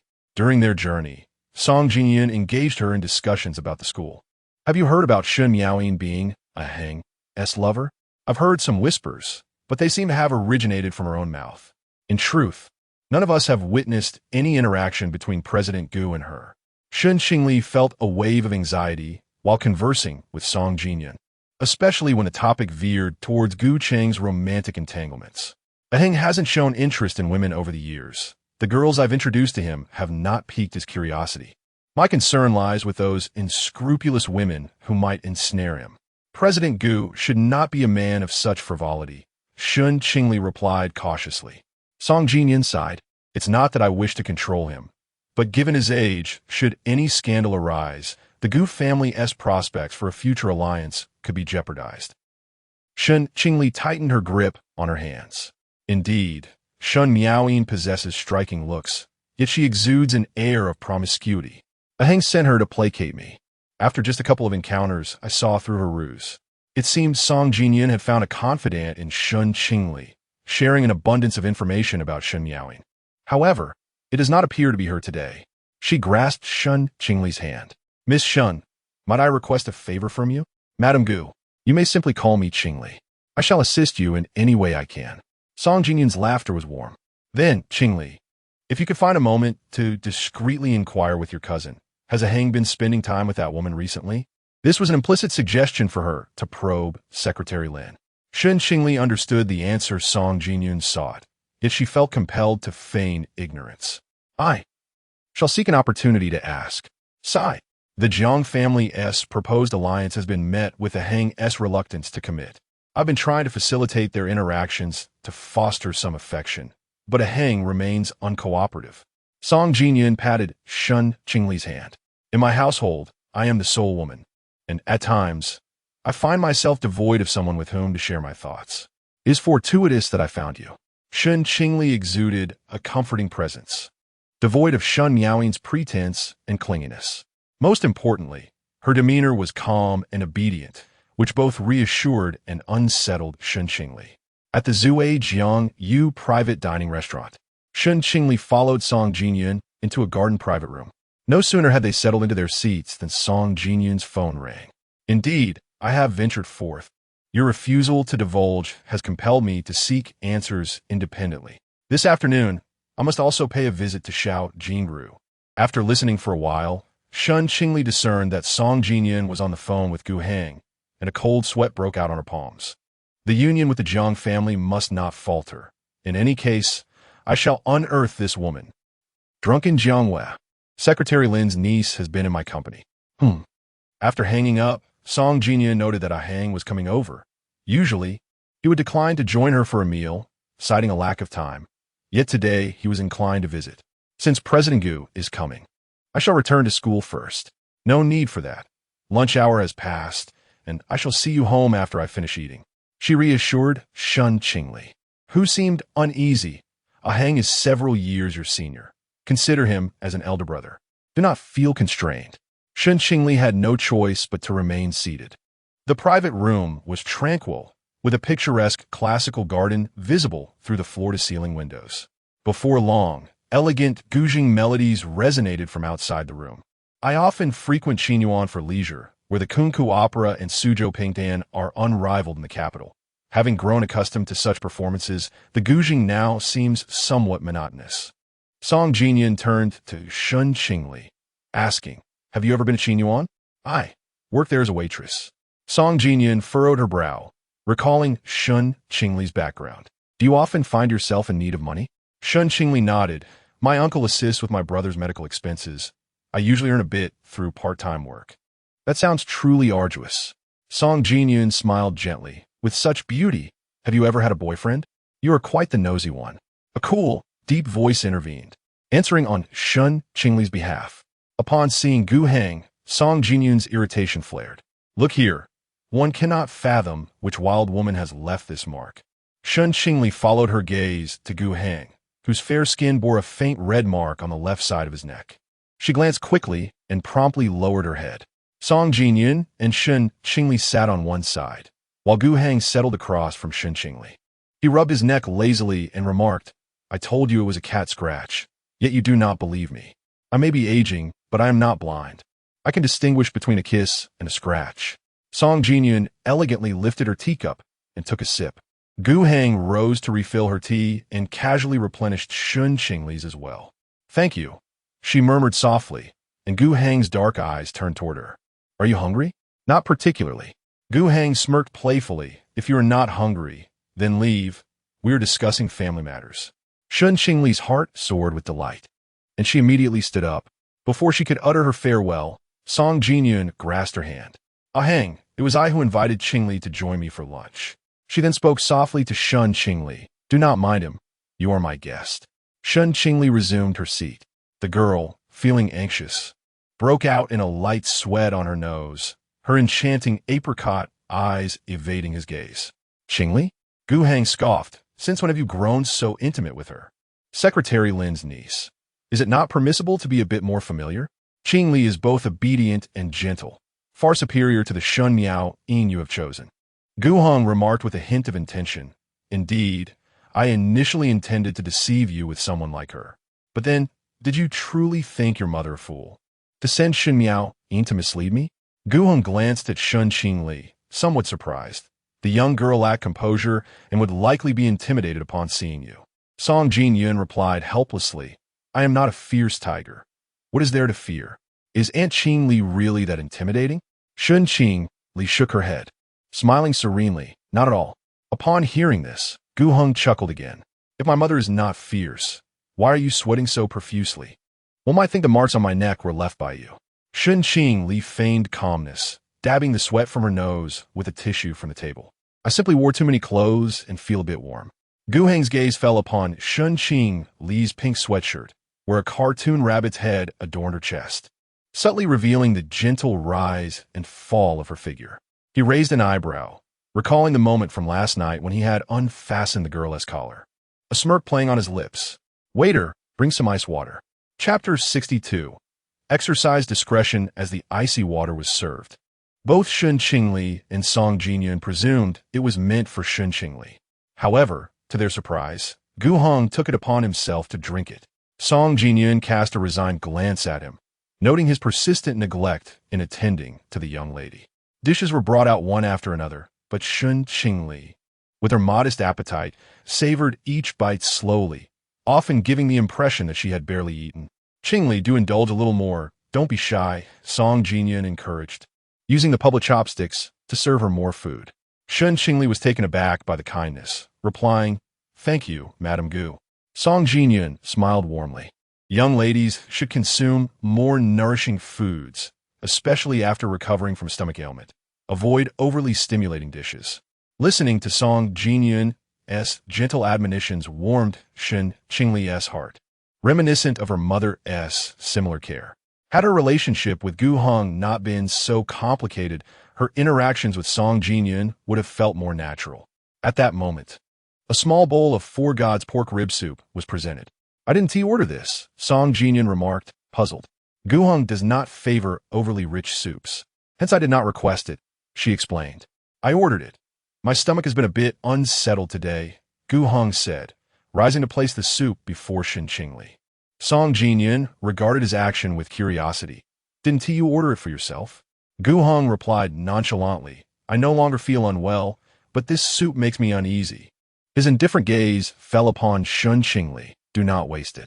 Shen Qingli remained silent. Qingli, that's not what he means. He has a habit of ordering dishes whimsically, and then he doesn't eat them. Please don't take it to heart. If you don't wish to drink it, just leave it. Song Jinyan reassured her. That's not an option. Gu Heng interjected, as both women turned to him. You must finish it. Wastage is unacceptable. Song Jinyan frowned, her voice lowered in reprimand. What has come over you?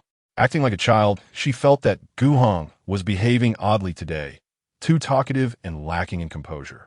Initially, he had been sarcastic, and now, after ordering soup, he insisted that Shen Qingli, a young girl, consume it. It's fine, Madam Gu. Thank you, Mr. Gu. Shen Qingli hastily shifted the conversation away from the soup. Are you going to meet Xiao Jingru this afternoon? Gu Heng inquired. Yes. I've confirmed that she'll be filming on set this afternoon. I'll drop Qingli back at school and head over, Song Jinyan replied. Don't trouble yourself. It's not her, Gu Heng stated dismissively. Song Jinyan set her chopsticks down and replied calmly. You're already defending her without even going to see her? I've often asked you to join me for a meal, yet you've refused. Today, you've come here specifically because you heard I was meeting Xiao Jingru. Haven't you? Gu Heng chuckled, as if he had heard a great jest. Why are you so adept at conjecturing? Song Jinyan pressed. I noticed you two were together back in August, weren't you? Gu Heng raised an eyebrow. I spotted a mark on your neck in the video from your speech at Jingnan University. Song Jinyan paused, narrowing her eyes. Was it not Xiao Jingru who left it? Shen Qingli's heart tightened as she lowered her head further. Gu Heng could not suppress his laughter, his hand resting beneath his nose, producing a melodious sound. Indeed, there was a mark, but it was not left by Xiao Jingru. It was during that time when I had just brought home a rather fierce cat, which caused quite a commotion during bath time and ended up scratching me. At the dining table sat 3 individuals, with only Song Jinyan unable to comprehend Gu Heng's words. Gu Heng, let me reiterate, I am aging, not losing my wits. Are you bathing the cat? Or is the cat bathing you, scratching your back and neck? Gu Heng calmly smiled as I mentioned, the cat is fierce. It dares to bite my neck now. Song Jinyan was incensed by his response and chose to remain silent, fiddling with her prayer beads instead. Meanwhile, Shen Qingli kept her gaze lowered, sipping her soup, which had nearly emptied by the time they finished their conversation. Gu Heng, sitting across from her, continued to eat elegantly, as if unfazed. She lifted her eyes to glance at him. Madam Gu, I wish to use the restroom.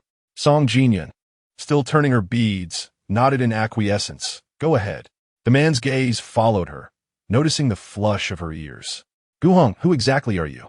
Gu Heng withdrew his gaze, responding, You have already posed that question numerous times today. I do not wish for anyone to shadow you around the clock. Song Jinyan stated solemnly, her smile fading. I advise you against doing so. My methods are far more ruthless than my brother's. Taking a deep breath, Song Jinyan added, I may choose not to interfere with you, but you must exercise discretion. Gu Heng lost interest in his meal, setting down his chopsticks, well aware that the delay in finalizing the alliance was due to both families failing to reach an agreement. Song Jinyan paused her bead twirling, recalling that Jiang Lu's grandfather was the commander of the northern region of Country A. Should our families unite, Yuan's position as a general would face no unforeseen complications, and within a few years, he could ascend to the commander's role.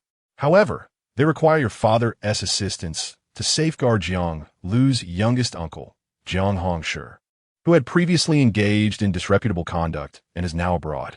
The Jiang family wishes to bring him back, but Commander Jiang cannot intervene directly and needs your father to step in. A shadow crossed Gu Heng's eyes. If his father were to help, and it came to the attention of ill-intentioned individuals, his position would be at stake. Song Jinyan sighed, I understand. Your father will retire in a few years, and currently, the most crucial figure in the Gu family is your brother. Heng, Jiang Lu harbors feelings for you, and Commander Jiang dotes on her. I hope you wish for me to pursue a romantic relationship with her? Gu Heng interrupted coldly. Song Jinyan, feeling awkward, replied, I am left with no choice. The matter concerning Jiang Lu's uncle is indeed delicate. Whosoever gets involved will inevitably face the flames. However, if we were to withdraw from the alliance, Yuan, currently under Commander Zhang's command, would likely suffer consequences. My brother has just resolved the case concerning the Coffee family. Commander Jiang won't take action against him. The Jiang family's demands are beyond their own capacity, yet they pressure the Gu family. Gu Heng smirked coldly. Shall I offer you a suggestion? Song Jinyan looked at him attentively. Maintain distance from the Jiang family for a while. The Gu family cannot afford to take such risks regarding the alliance. After a moment of contemplation, Song Jinyan responded, I understand. When Shen Qingli returned from the restroom, only Gu Heng remained at the dining table. She glanced around, asking, Where's Madame Gu? I sent her back first. She instructed me to escort you to school. Shen Qingli picked up her canvas bag and was about to leave. No need, I shall return alone. After taking a few steps, a playful voice resonated from behind her. Shen Qingli, do you know who left the kiss mark on my neck? The blush that had just faded from her cheeks flared up once more. Gu Heng rose and approached her. Shall I escort you? After posing the question, he walked away, prompting Shen Qingli to bite her lip and follow him. Once inside the Bentley, she turned her gaze to the kiss mark on Gu Heng's neck. On the left side, near the earlobe, lay a small dark red mark. Anyone who had seen it would recognize it as a kiss mark. Have you seen enough? Gu Heng inquired, glancing at the flustered Shen Qingli. Did I really do that? Although she recalled fragmented moments, she doubted her ability to leave a kiss mark. Noticing her reluctance to take responsibility, Gu Heng narrowed his elongated black eyes, exuding a sense of danger. Do you refuse to acknowledge it? Shen Qingli replied. Wasn't it that ferocious cat that bit you? It has nothing to do with me. Chapter 63. The unlimited card. Shen Qingli sensed the pressing atmosphere and hurriedly waved her hand. No. I merely drank too much last night and can't recall everything clearly. Gu Chang raised an eyebrow. Do you require me to help you recollect? Shen Qingli gazed at him with her beautiful almond-shaped eyes. Gu Chang's lips curled slightly. You mentioned that you liked me. Shen Qingli's pupils quivered, leaving her momentarily stunned. But you previously stated you did not like me. Should I trust your sober words, or those spoken in intoxication? Shen Qingli straightened her posture, her bright almond eyes sparkling. I have poor alcohol tolerance. When I drink, I tend to speak nonsense, rendering my words unreliable. Gu Chang raised an eyebrow. Is that so? Indeed. I harbor only gratitude towards you, nothing more. For reasons unknown. Her declaration caused a tightness in his chest. As for our relationship, Shen Qingli looked at him. Are you not afraid that Madame Gu might discover that I am with you? Gu Chang dismissively replied. She wouldn't find out. Even if she did, she wouldn't act against you. Shen Qingli expressed her concerns, but I heard Madame Gu threaten Shen Miaoying, forbidding her from continuing her studies and from setting foot in the capital again. That concerns Shen Miaoying, Gu Chang interjected, pinching her cheek lightly. She is she, and you are you. It's not the same. Shen Qingli felt troubled. What is not the same? The only difference is that Shen Miaoying is a falsehood, whereas I am genuine. Perhaps if discovered, my fate would be even worse. Do you not trust me? Gu Chang's dark eyes bore into hers. Not entirely. Since Gu Chang was unwilling to terminate their relationship, she resolved to take things one step at a time.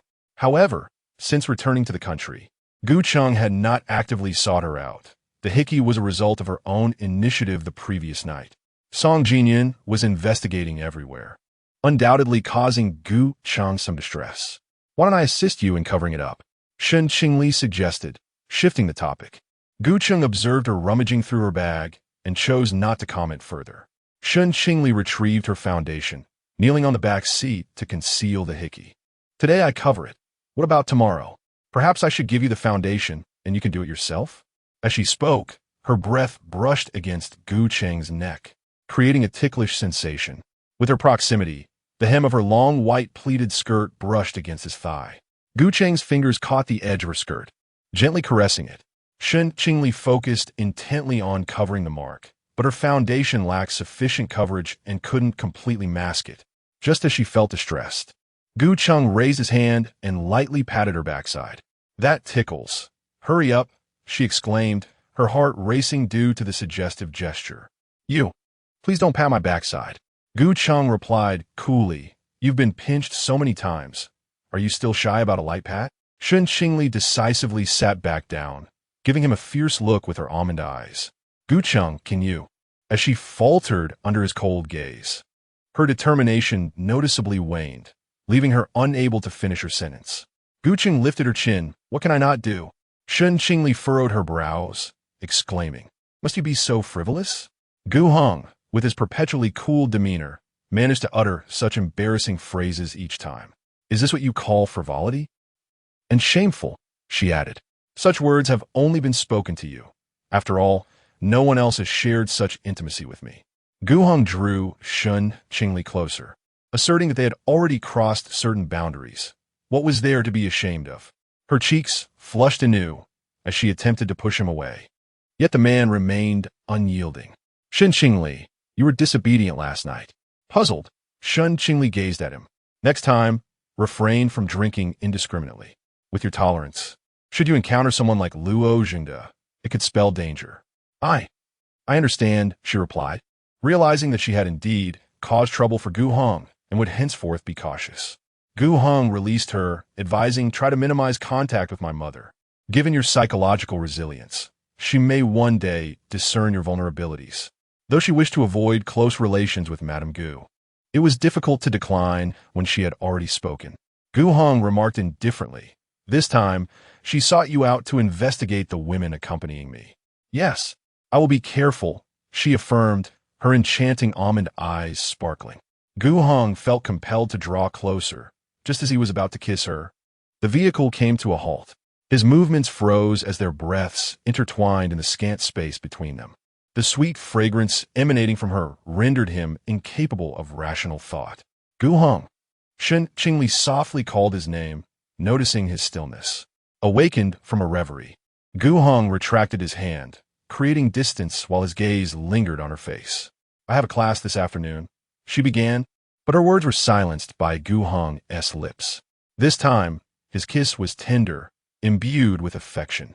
What did you eat? It's so sweet. Shen Qingli blinked. Before she could finish, Gu Heng's long fingers pinched her cheek, playfully squeezing the soft flesh. It was the meal we just shared. With her face in his grip, her words were somewhat garbled. Gu Heng's melodic laughter resonated from within as he released her, his fingertips brushing the reddened spot where he had pressed. I will be quite busy during this period. If you have matters to attend to, you may contact Secretary Lin. Okay, Shen Qingli nodded obediently. Do not return to Qinyuan for work. Gu Heng recalled the previous encounters with Luo Songde and Xiao Jingru. If Shen Qingli were to encounter more clients of that ilk, would she not end up in tears again? I need to earn a living, otherwise. It's just steamed buns for me every day. The girl looked at him earnestly. Gu Heng handed her a black card. Use this for your expenses. You may also transfer the funds to your phone. There are no limits. Shen Qingli hesitated. I cannot accept it. Gu Heng was already covering her tuition and Shen Qingyin's medical expenses. Her burdens were already light. Why not? Gu Heng inquired, displeased. Each time I offer you something, you refuse. Shen Qingli, ponder this carefully. How many times have you turned me down?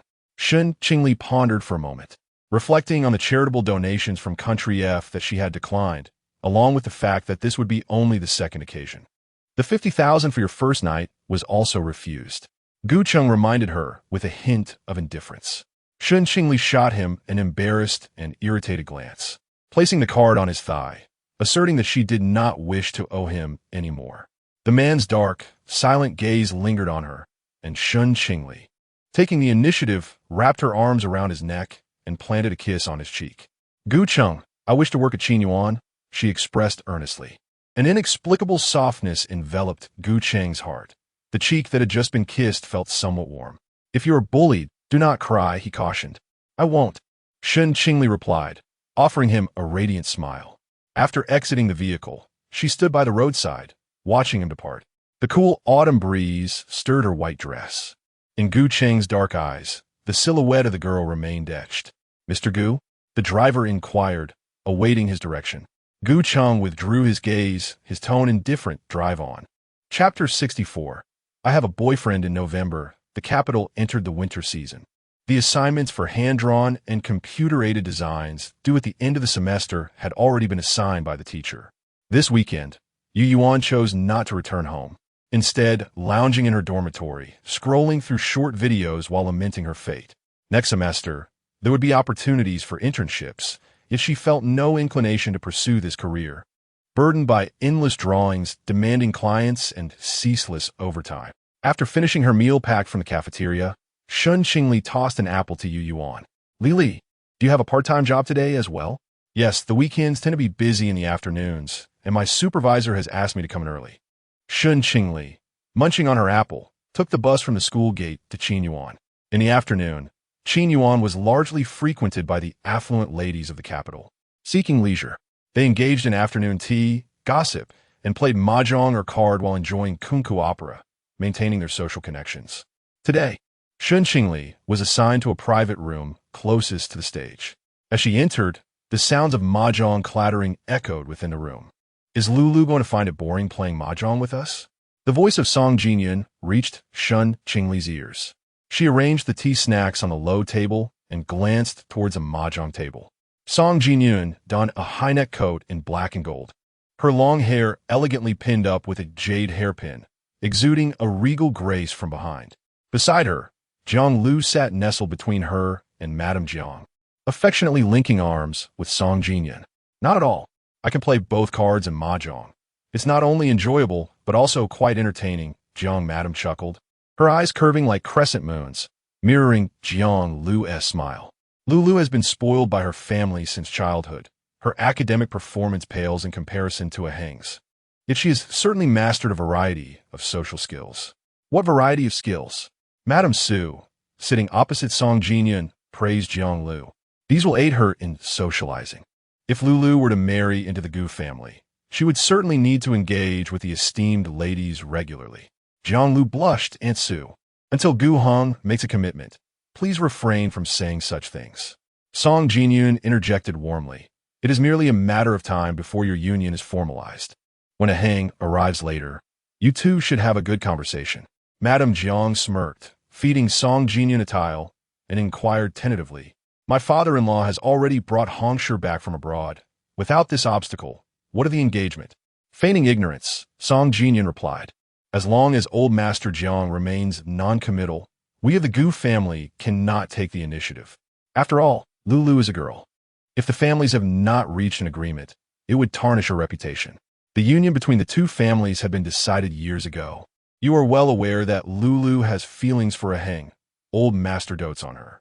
As long as a Heng expresses his intentions, he will surely agree.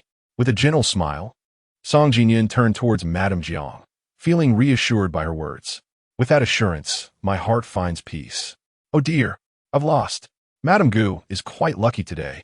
I didn't bring much money, but I plan to play a few more rounds. Consider this a gift from me to you. Madame Jiang retrieved a small brocade box from her bag, and upon opening it, Madame Gu discovered exquisite imperial green earrings inside, renowned for their exceptional quality. The earrings are not merely a gift.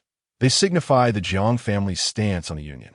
On the other side of the table, Mrs. Su and Mrs. Shang exchanged compliments, and the grievances that Song Jingyun had endured at the Jiang household recently faded away. After the brief interlude, the four continued their game.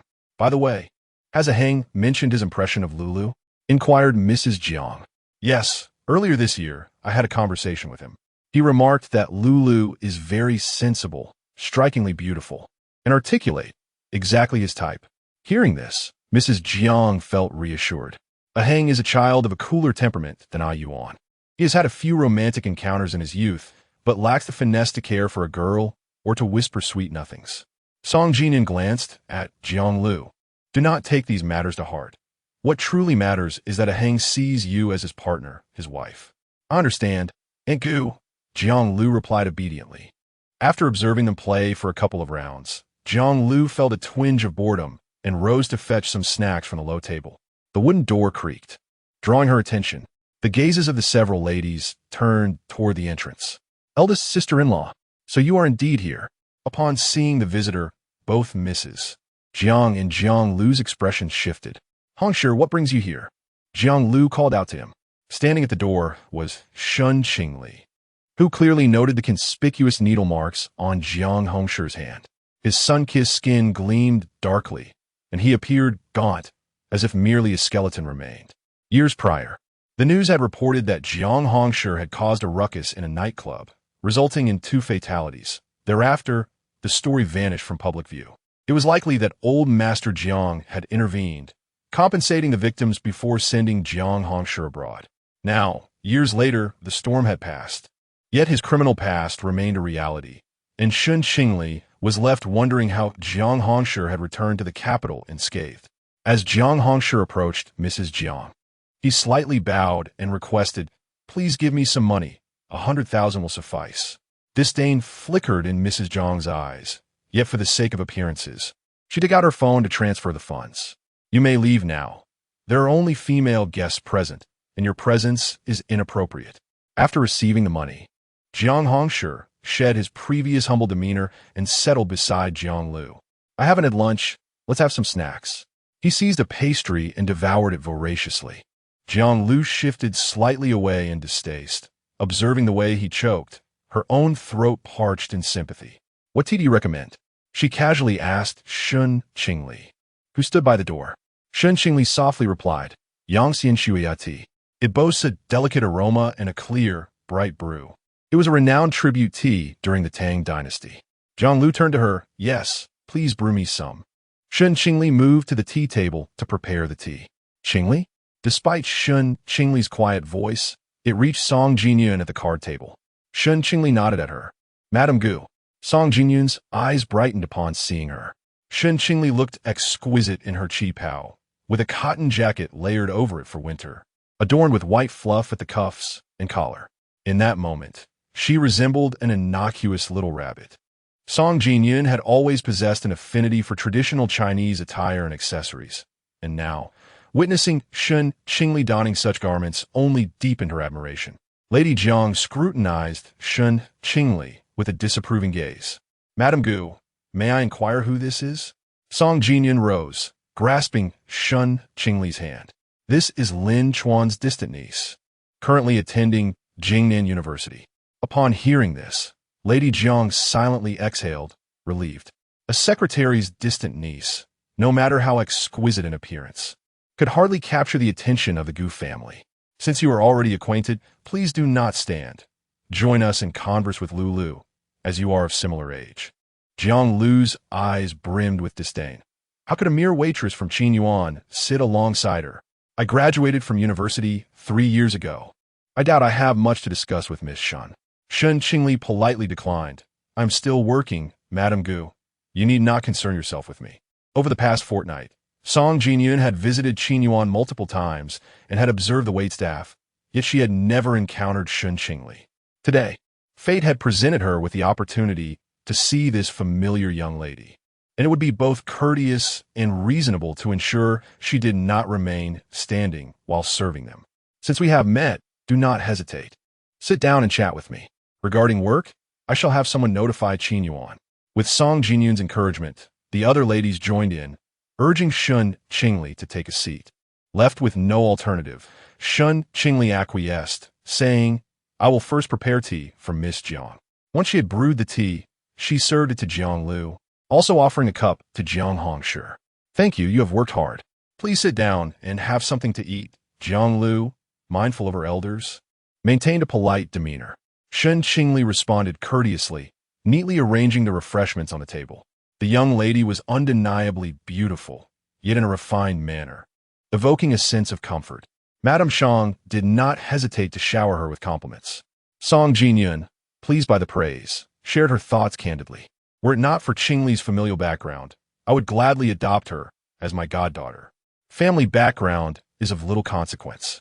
What matters is a harmonious connection and the absence of ulterior motives. Have you not always desired a sweet and obedient daughter?" Madame Su disait. Lady Jiang, displeased, remained silent. She had never favored interacting with them, previously relying on the connections of old Master Jiang, who had garnered their affections. Now, with old Master Jiang's advancing age, her husband lacking influence, and her younger brother-in-law's reckless behavior, she found herself with no dependable support. For the sake of the Jiang family and her daughter, she had to endure.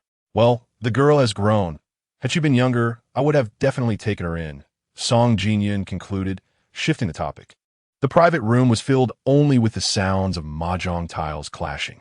Shen Qingli, having arranged the tea, stepped out to place the hot drinks and peach gum sweet soup on the low table. Just as she finished, she lifted her gaze and met Jiang Hongshi's piercing stare. A shiver coursed through her, yet she feigned nonchalance and turned back to the tea station. While preparing the tea, she noticed Jiang Hongshi still watching her. His gaze dark and frenzied. Startled, Shen Qingli trembled slightly, nearly scalding her hand with the hot water. She averted her eyes, focusing on the tea, but Jiang Hongshi rose and approached her directly. He sat across the tea table, wearing a somewhat sickly smile. "Do you have a boyfriend?" Shen Qingli hesitated for a moment before nodding. "Yes, I do." She uttered a falsehood.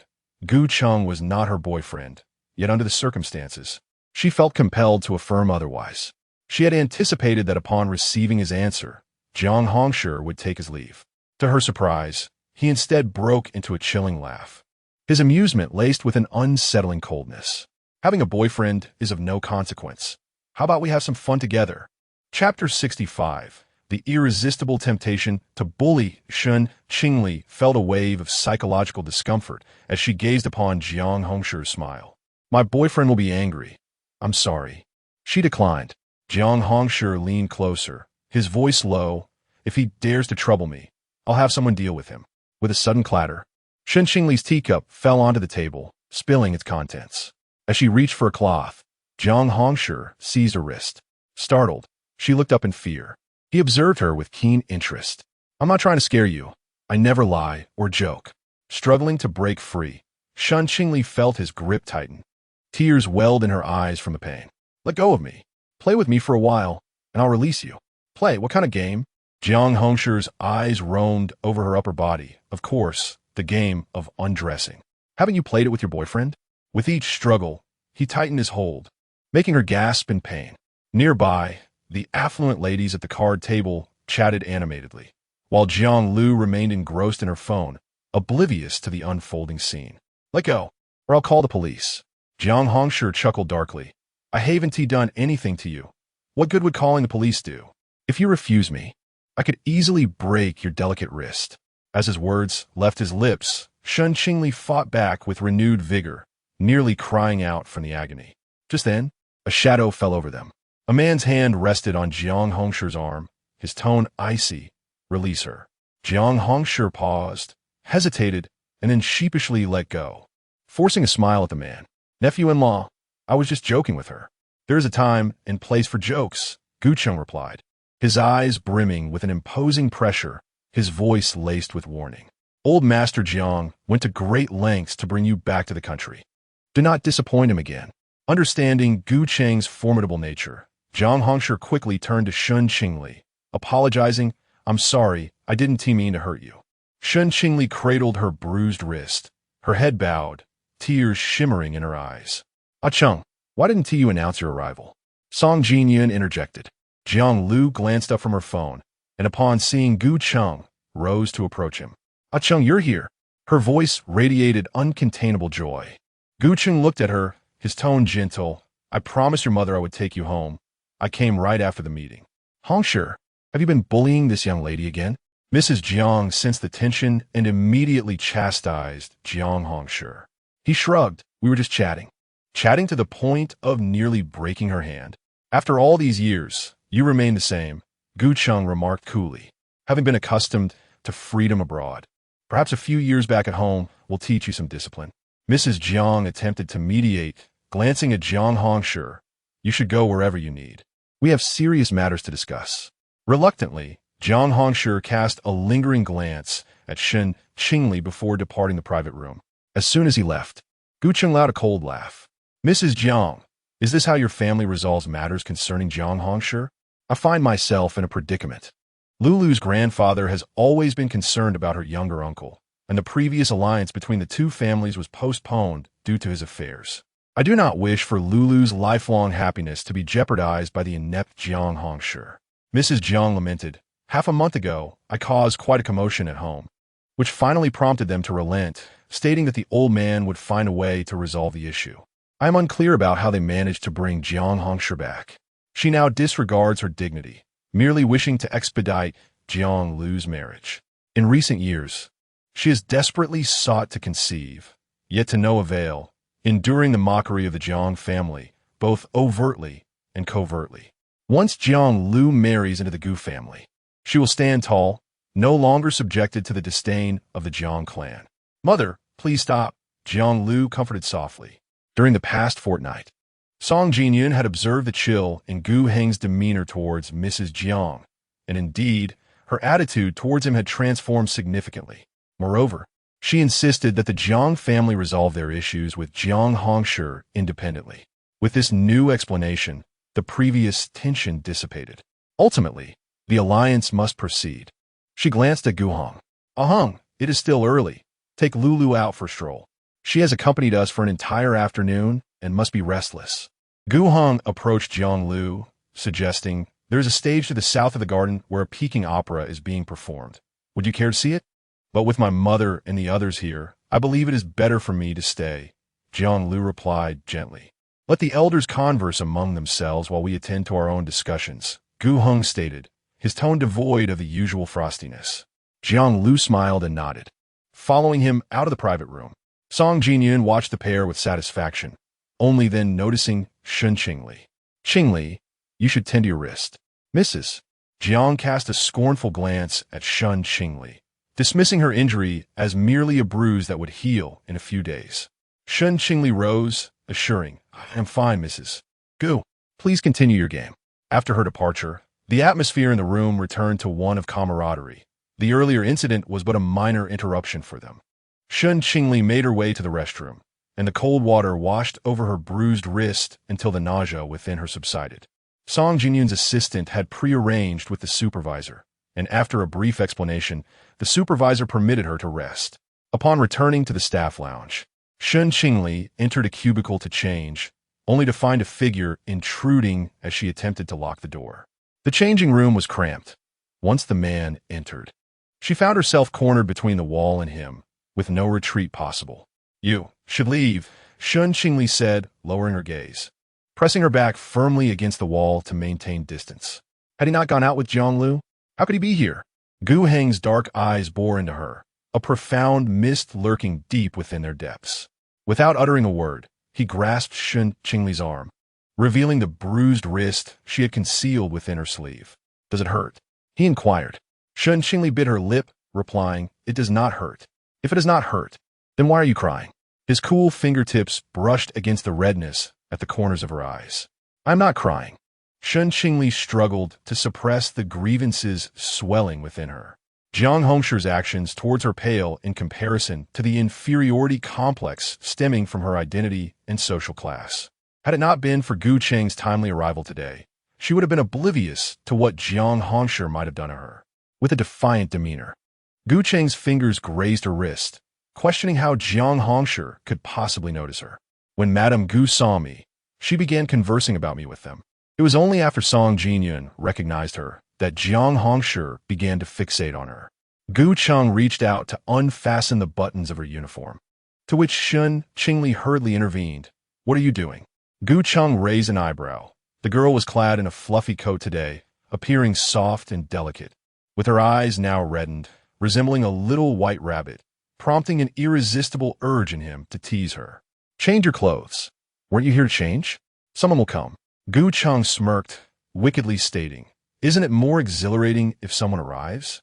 Shen Qingli was taken aback. After half a month apart, Gu Cheng remained unchanged.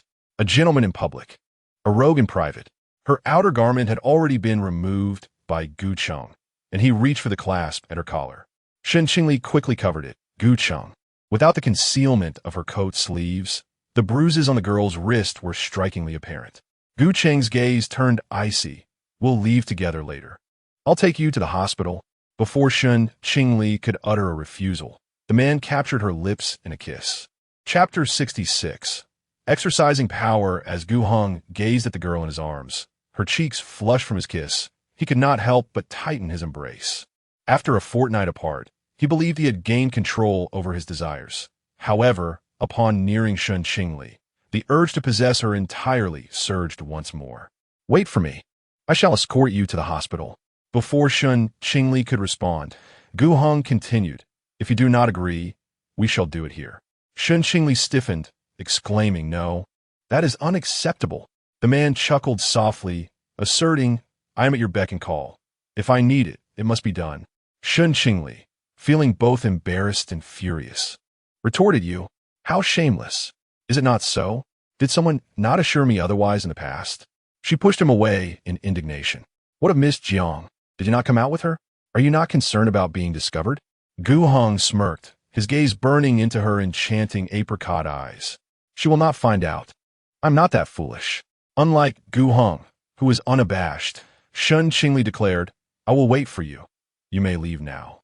Only then did Gu Heng release her, but not before reminding her, next time you see Jiang Hongshu, keep your distance. Shen Qingli nodded, having no desire to associate with such a person. Exiting from the Qinyuan, she found Lei Zhe waiting for her at the door. Miss Shen, please come with me to the car. Remembering her earlier promise to Gu Heng, she followed Lei Zhe into the Bentley. Is Gu Heng getting married? She inquired. With a smile, Lei Zhe explained.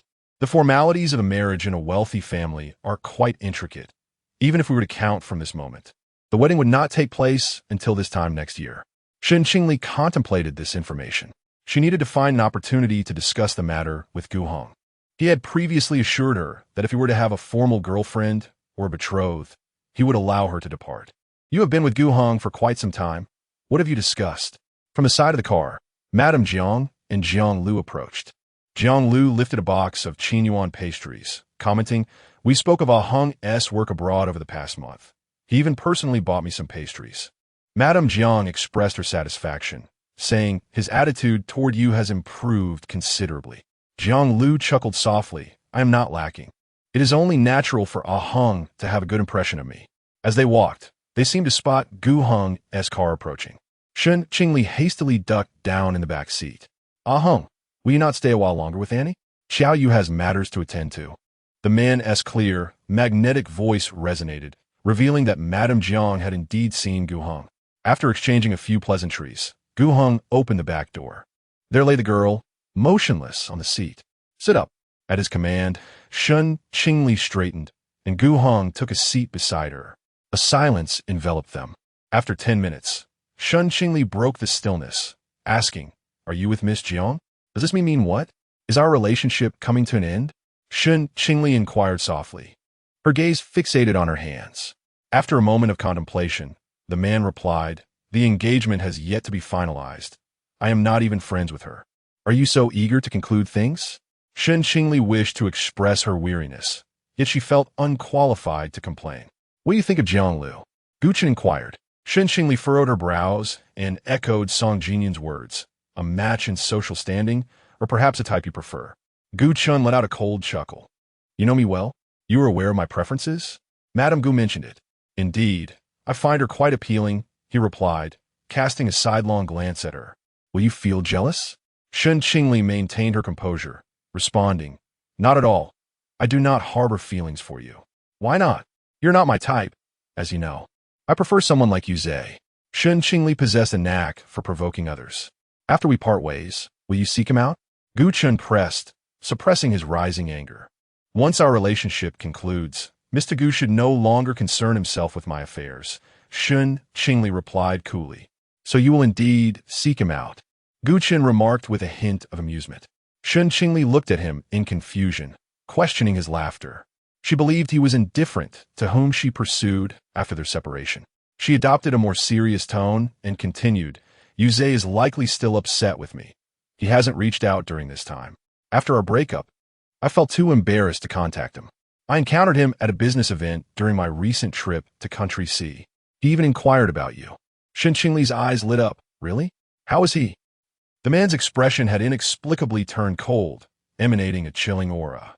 Shen Qingli was uncertain which of her words had offended him, tentatively tugging at his sleeve. Did Yuze say something to upset you? Gu Chen raised an eyebrow icily. The mere mention of Shen Qingli's name by Zhou Yuze would invoke his ire. Lei Zhe, return to the apartment. Shen Qingli's heart tightened. Aren't we headed to the hospital? No sooner had she spoken than the man wrapped his powerful arm around her slim waist, lifting her onto his lap. Since returning from Country F, we haven't engaged in such activities. I wish to exercise my rights. Shen Qingli was perplexed by Gu Chen's sudden shift. For the past 2 months, he He had refrained from intimacy, leading her to believe he had lost interest. Moreover, Gu Chen intended to take her back to the apartment. But what? Gu Chen's long fingers had already slipped beneath her clothing. It is not yet your time of the month, nor are you unwell or feverish. Shen Qingli weakly pushed against him, his coarse, warm palm igniting a fire on her delicate, sensitive skin. The partition in the car had not risen, and Shen Qingli dared not make a sound, biting her lip tightly. Gu Chen remained silent, his dark eyes fixed on her until Shen Qingli, her voice trembling, finally spoke. Gu Chen. Her starry eyes glistened with tears, her fair skin flushed with color, and her crimson lips parted slightly. Gu Chen's throat constricted with desire as he withdrew his hand from her clothing. Laissez, drive faster. Shen Qingli reclined upon the sofa, the twilight beyond the floor-to-ceiling windows having succumbed to darkness. A man, his hands resting upon her delicate waist, left a series of marks upon her exquisite butterfly bones with his soft lips. The girl emitted a series of fragile sobs, which tantalized the man's senses, compelling him to tease her with increasing audacity. Do you still think of Zhou Yuza? He murmured, his breath warm against her ear. In response, Shen Qingli delivered a precise slap to the man's face, yet her body felt utterly devoid of strength. The gesture resembled more of an affectionate pout than an act of defiance. Chapter 67. Who cooked so deliciously? Gu Chen curled his lips, grasping her hand and pressing it against his face. You dislike Zhou Yuza, so I shall refrain. Shen Qingli bit her lip, refusing to speak. The man's slender fingers continued to tease her. Shen Qingli covered her face and began to sob softly, cursing, bastard. Gu Chen chuckled, pressing his hand down on her thigh. Not going to say, do you like him that much? Shen Qingli continued to cry, bastard. Gu Chen gently wiped away the tears at the corner of her eyes, sighing in resignation. Stop crying. Give me a kiss, and I will let you off tonight. Only then did Shen Qingli remove her hand from her face, gazing at the man's striking features, his dark eyes tinged with desire. She tilted her head and kissed him. The kiss was soft, imbued with the sweet fragrance unique to her, ensnaring him in its allure. After so many kisses, you still don't know how? Shen Qingli blinked. You said to kiss, but you didn't specify how. Gu Cheng's voice grew increasingly husky, like this. In the early hours, Gu Chen carried Shen Qingli from the bathroom. Exhausted, she pulled the blanket over herself, but as she closed her eyes, someone pinched her nose. Don't sleep just yet. Eat something. Gu Chen, drying the droplets of water on his body, stood in warm light that accentuated his muscular physique, appearing extraordinarily alluring. Shen Qingli buried half her face in the blanket, revealing her glistening eyes. I don't want to eat. Her sweet, soft voice sent tingles through Gu Cheng's ears, and his tone softened further. Tomorrow is the weekend. You can sleep as long as you wish, but you must go hungry. Shen Qingli felt warmth in her heart and obediently nodded. The man ruffled her hair before heading downstairs. There were no clothes belonging to Shen Qingli in the apartment, so she donned Gu Cheng's bathrobe and padded downstairs barefoot. In the kitchen, the enticing aroma wafted through the air as she approached. Let me cook. Gu Cheng turned around, instantly noticing her bare feet, and bent down to lift her onto the kitchen island. When Shen Qingli attempted to get down, he held her in place. The floor is cold. Under Shen Qingli's incredulous gaze, Gu Cheng knelt before her, his warm hands cradling her delicate feet as he slipped them into slippers. Once he had donned the shoes, he looked up at her with a playful smile. Shen Qingli's heart skipped a beat as their eyes met, and the secrets buried deep within her seemed on the verge of breaking free, surging forth. She wrapped her arms around Gu Cheng, tightening her embrace, and she could feel the strong rhythm of his heartbeat. It was the heartbeat of the one she adored. Gu Cheng. The girl nestled in his arms, softly calling his name. Gu Cheng wrapped his arm around her shoulders, inexplicably feeling his heart soften. What's wrong? Don't be so good to me. The burning tears had not yet spilled from her eyes, yet they left damp marks on the fabric of his shirt.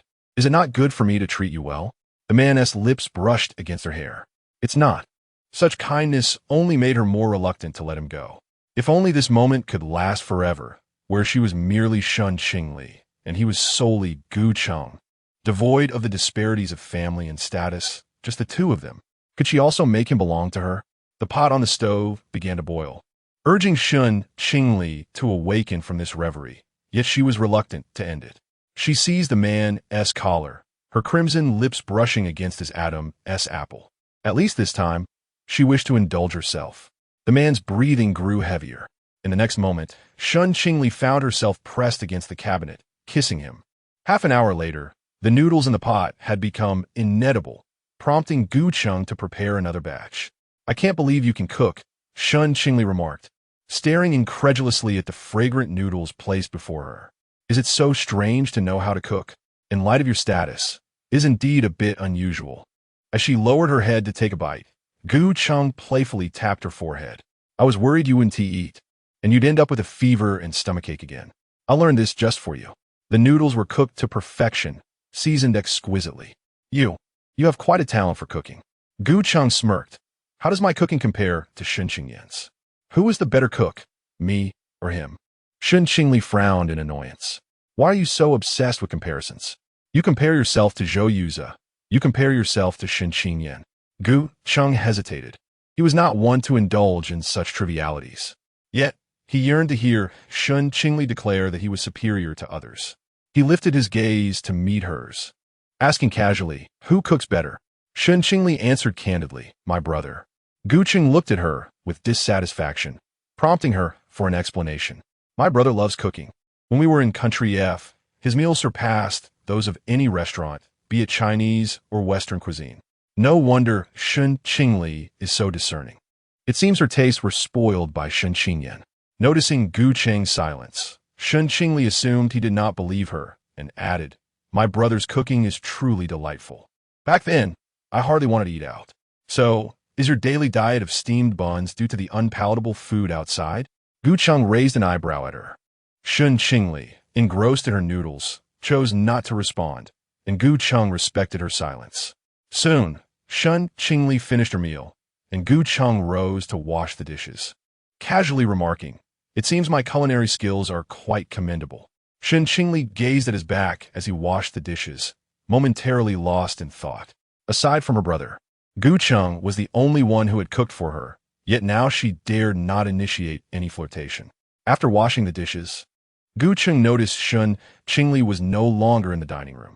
He walked to the living room and found her watering the flowers on the stand by the floor-to-ceiling window. "Shen Qingli, all these flowers have died." These flowers were a gift from Song Jinshu when the apartment was newly renovated, meant to add a touch of life to the cold space. However, he often forgot to water them, and only the cleaning maid, who came at regular intervals, would tend to them. During this time, he had mostly resided in the old house and had not summoned the maid, leading to the plant's desiccation. "They're not dead, look. There's a little green sprout beneath this wilted leaf." Shen Qingli, with her delicate fingers, gently peeled back the dried leaves to reveal a hint of green beneath. "They will die. I usually neglect them." Shen Qingli inquired, "May I take them with me tomorrow? I would like to nurture them in my dormitory." Previously, Yuan had attempted to care for a few small cacti, diligently watering them and conversing with them daily, yet within a month, they all perished. She too had a desire to rear plants but lacked the spare funds to procure them. "Take them," Gu Heng remarked, seemingly indifferent to the inevitable demise of the potted plants. However, Shen Qingli beamed with delight. "Give me your hand." Gu Heng, retrieving a warm towel from an unknown source, grasped Shen Qingli's wrist to apply it to the bruises. "Does it still hurt?" Shen Qingli shook her head and softly expressed her gratitude.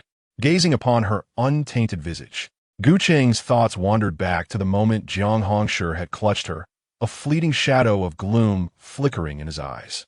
"I will have Secretary Lin assist you in resigning from your position at Qinyuan tomorrow." This time, Shen Qingli remained silent. Gu Heng smirked. "Have you learned your lesson after this loss?" Shen Qingli lowered her gaze, her long lashes casting a delicate shadow like ink feathers. It was not only Jiang Hongshi. There were also Song Jinshu and the Jiang family. She wished to avoid encountering them at Qinyuan, not even once. The following morning, Shen Qingli awoke around noon. Her wrists bruising significantly faded. Beside her bed lay a set of clothes that had belonged to Gu Heng, along with a black card resting atop them. She donned the clothes, but left the card untouched.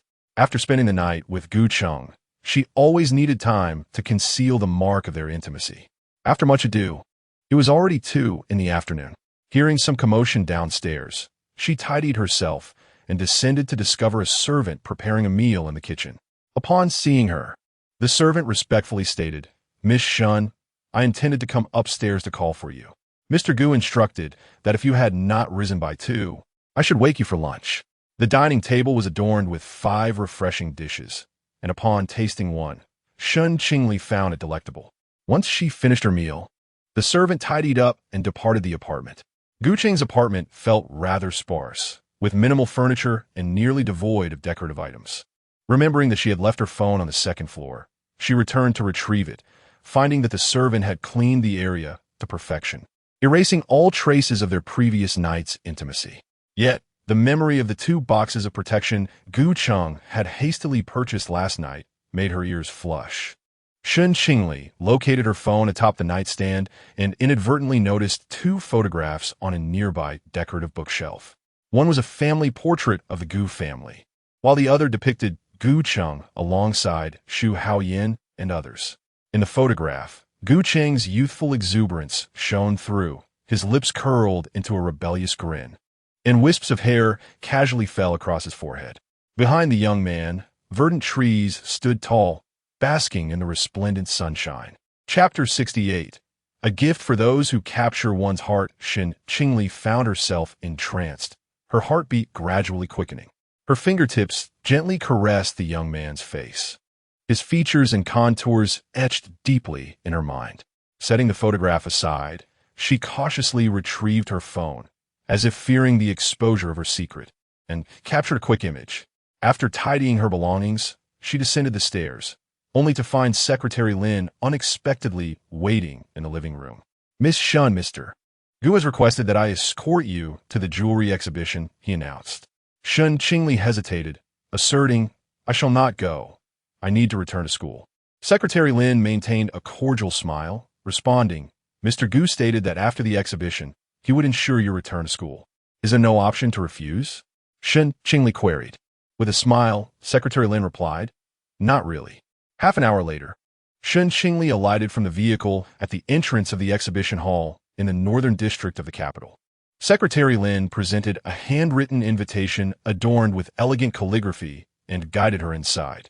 The venue was sparsely populated, and upon entry, she was met with a striking golden ink wash painting that divided the expansive hall into sections.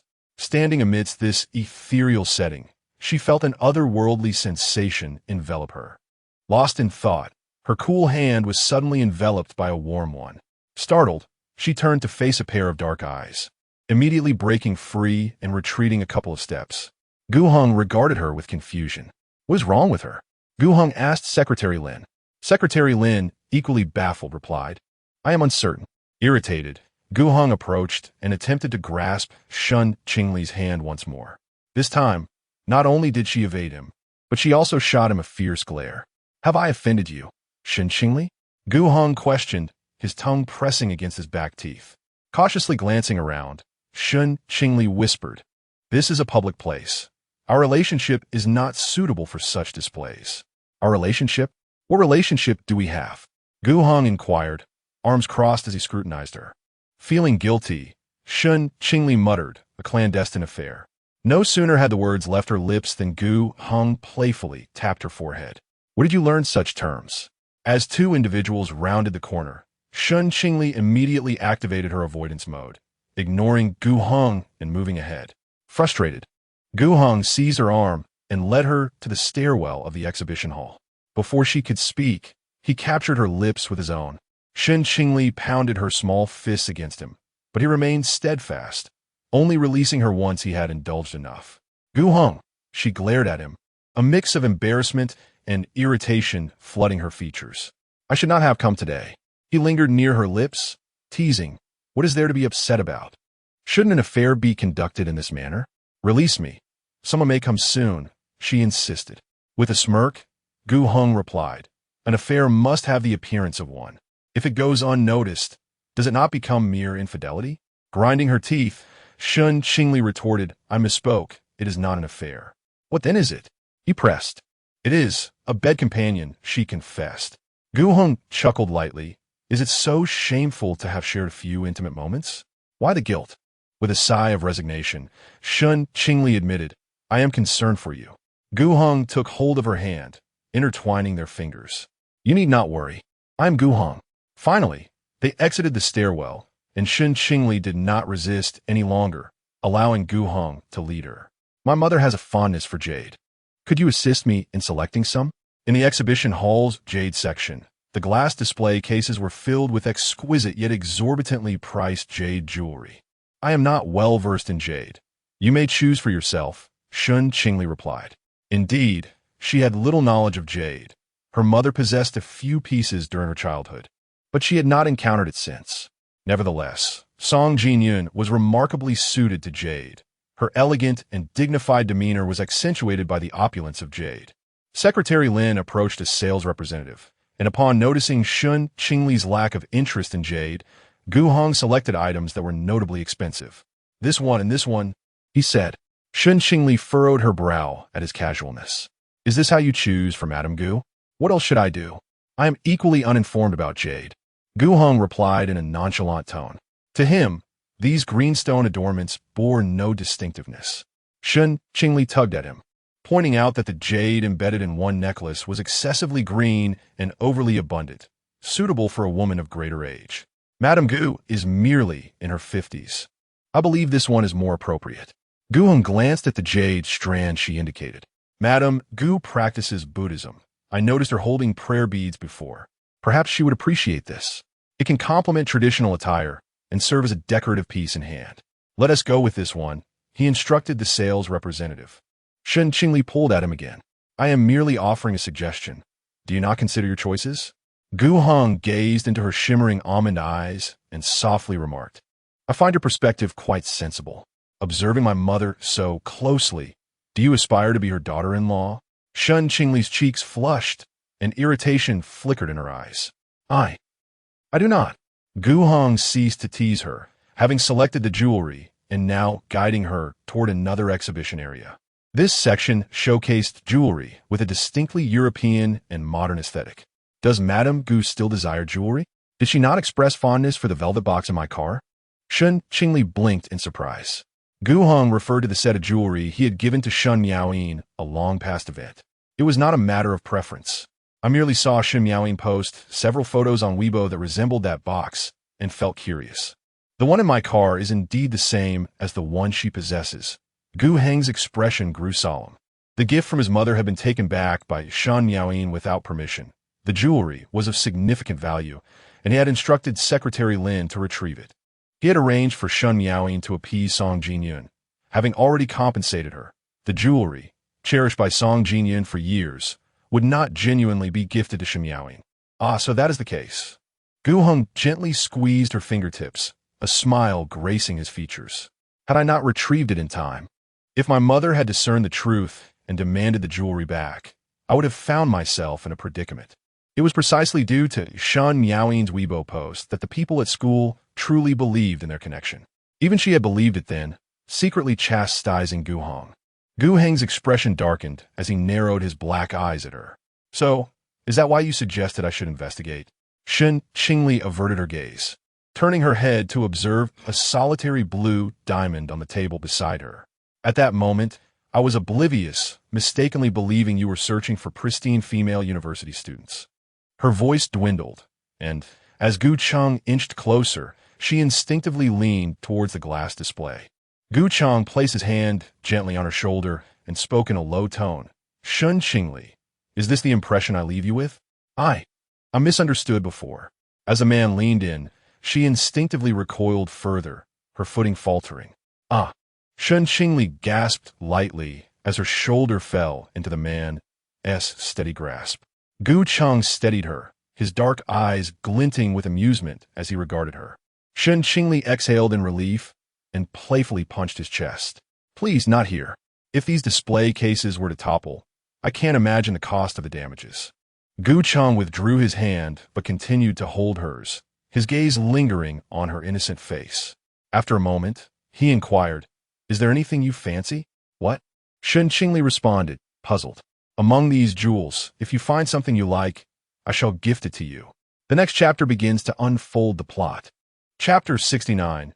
He embraces another woman in Shen Qingli's shimmering almond eyes. Astonishment was vividly inscribed. Gu Heng smirked, suggesting that if she felt shy to ask, a simple kiss would suffice as an unspoken agreement. Shen Qingli's gaze fell upon the exquisite blue diamond that she had nearly toppled moments earlier, only to drift away.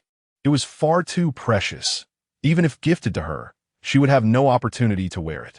Nonetheless, she expressed her gratitude. These jewels, even a modest pair of earrings, commanded a price exceeding $1 million. The thumb-sized blue diamond beside her bore no price tag, a testament to its exorbitant worth. Such items were unnecessary for her. Gu Heng's dark eyes dimmed. In a fleeting moment of whimsy, he wished to present the young lady with jewelry, only to be met with rejection. Wasn't Song Jinyan correct in saying that girls adored beautiful and valuable ornaments? Did she not desire them? Or was it a matter of disdain? Shen Qingli smiled sweetly, though a flicker of melancholy passed through her almond eyes. What girl does not cherish jewelry? Yet, it simply did not suit her, nor did she require it. As Gu Heng beheld her radiant smile, his cold black eyes softened with warmth. The girl's laughter was enchanting, akin to the sweetness of honey, captivating him entirely. "It's quite late. I must return to school," she declared. Before he could respond, Shen Qingli grasped his hand and led him out of the exhibition hall, and Gu Heng allowed himself to be drawn along, tightening his grip on her delicate hand. An hour later, Shen Qingli returned to her dormitory, cradling a potted plant. Upon spotting the plant in her hands, Yu Yuan perked up, exclaiming, "I am the most experienced. Let me take care of it." Shen Qingli quickly shielded it with her hands. "I'll tend to it myself. Please don't touch it, Yuan Yuan." With a mournful expression, Yu Yuan lamented, "Does even you think I'm a plant killer?" Shen Qingli remained silent, her gaze drifting to the barren pots lined on the windowsill, each reduced to mere soil. These were all unfortunate accidents. They had conspired against her, and she was determined to prove her capability to nurture life. Yu Yuan let out a malicious chuckle. Meanwhile, another roommate, Jiao Jiao, who was engrossed in a drama on her bed, interjected, "For heaven's sake, spare Qingli's plant. Let have a chance to live." Shen Qingli ceased her part-time job at Qin Yuan and, relishing her rare free time, ventured out shopping with Yu Yuan. After a tiring excursion, while enjoying spicy hot pot, Shen Qingli received a message from Gu Heng. "Not going to ask? Preparing to find another part-time job?" Shen Qingli responded, "I wish to continue at the training center as an art teaching assistant." Gu Heng replied, "This is the first time I found my card so difficult to part with." He transferred 100,000 to her. "Accept it." Shen Qingli declined the offer and returned the sum, inquiring, "Have you returned to the apartment? Could you help me retrieve the clothes I left in the bathroom?" There was no further reply from Gu Heng. Shen Qingli switched off her phone. On her way back to the dormitory, she vaguely noticed a man standing at the entrance. Upon recognizing his face, a shiver ran down her spine. "Yuan Yuan, I'm going to pick up a package. You should head back first." "Let me accompany you," Yu Yuan insisted. Shen Qingli gently pushed her through the dormitory door. "Aren't you going to take a shower? If we wait, the lights will go out, and you won't be able to dry your hair." "All right then, be careful." Shen Qingli glanced back toward the dormitory after Yu Yuan had returned, only to find a man lurking in the shadows. Nearby, a couple was engaged in flirtation, unable to part.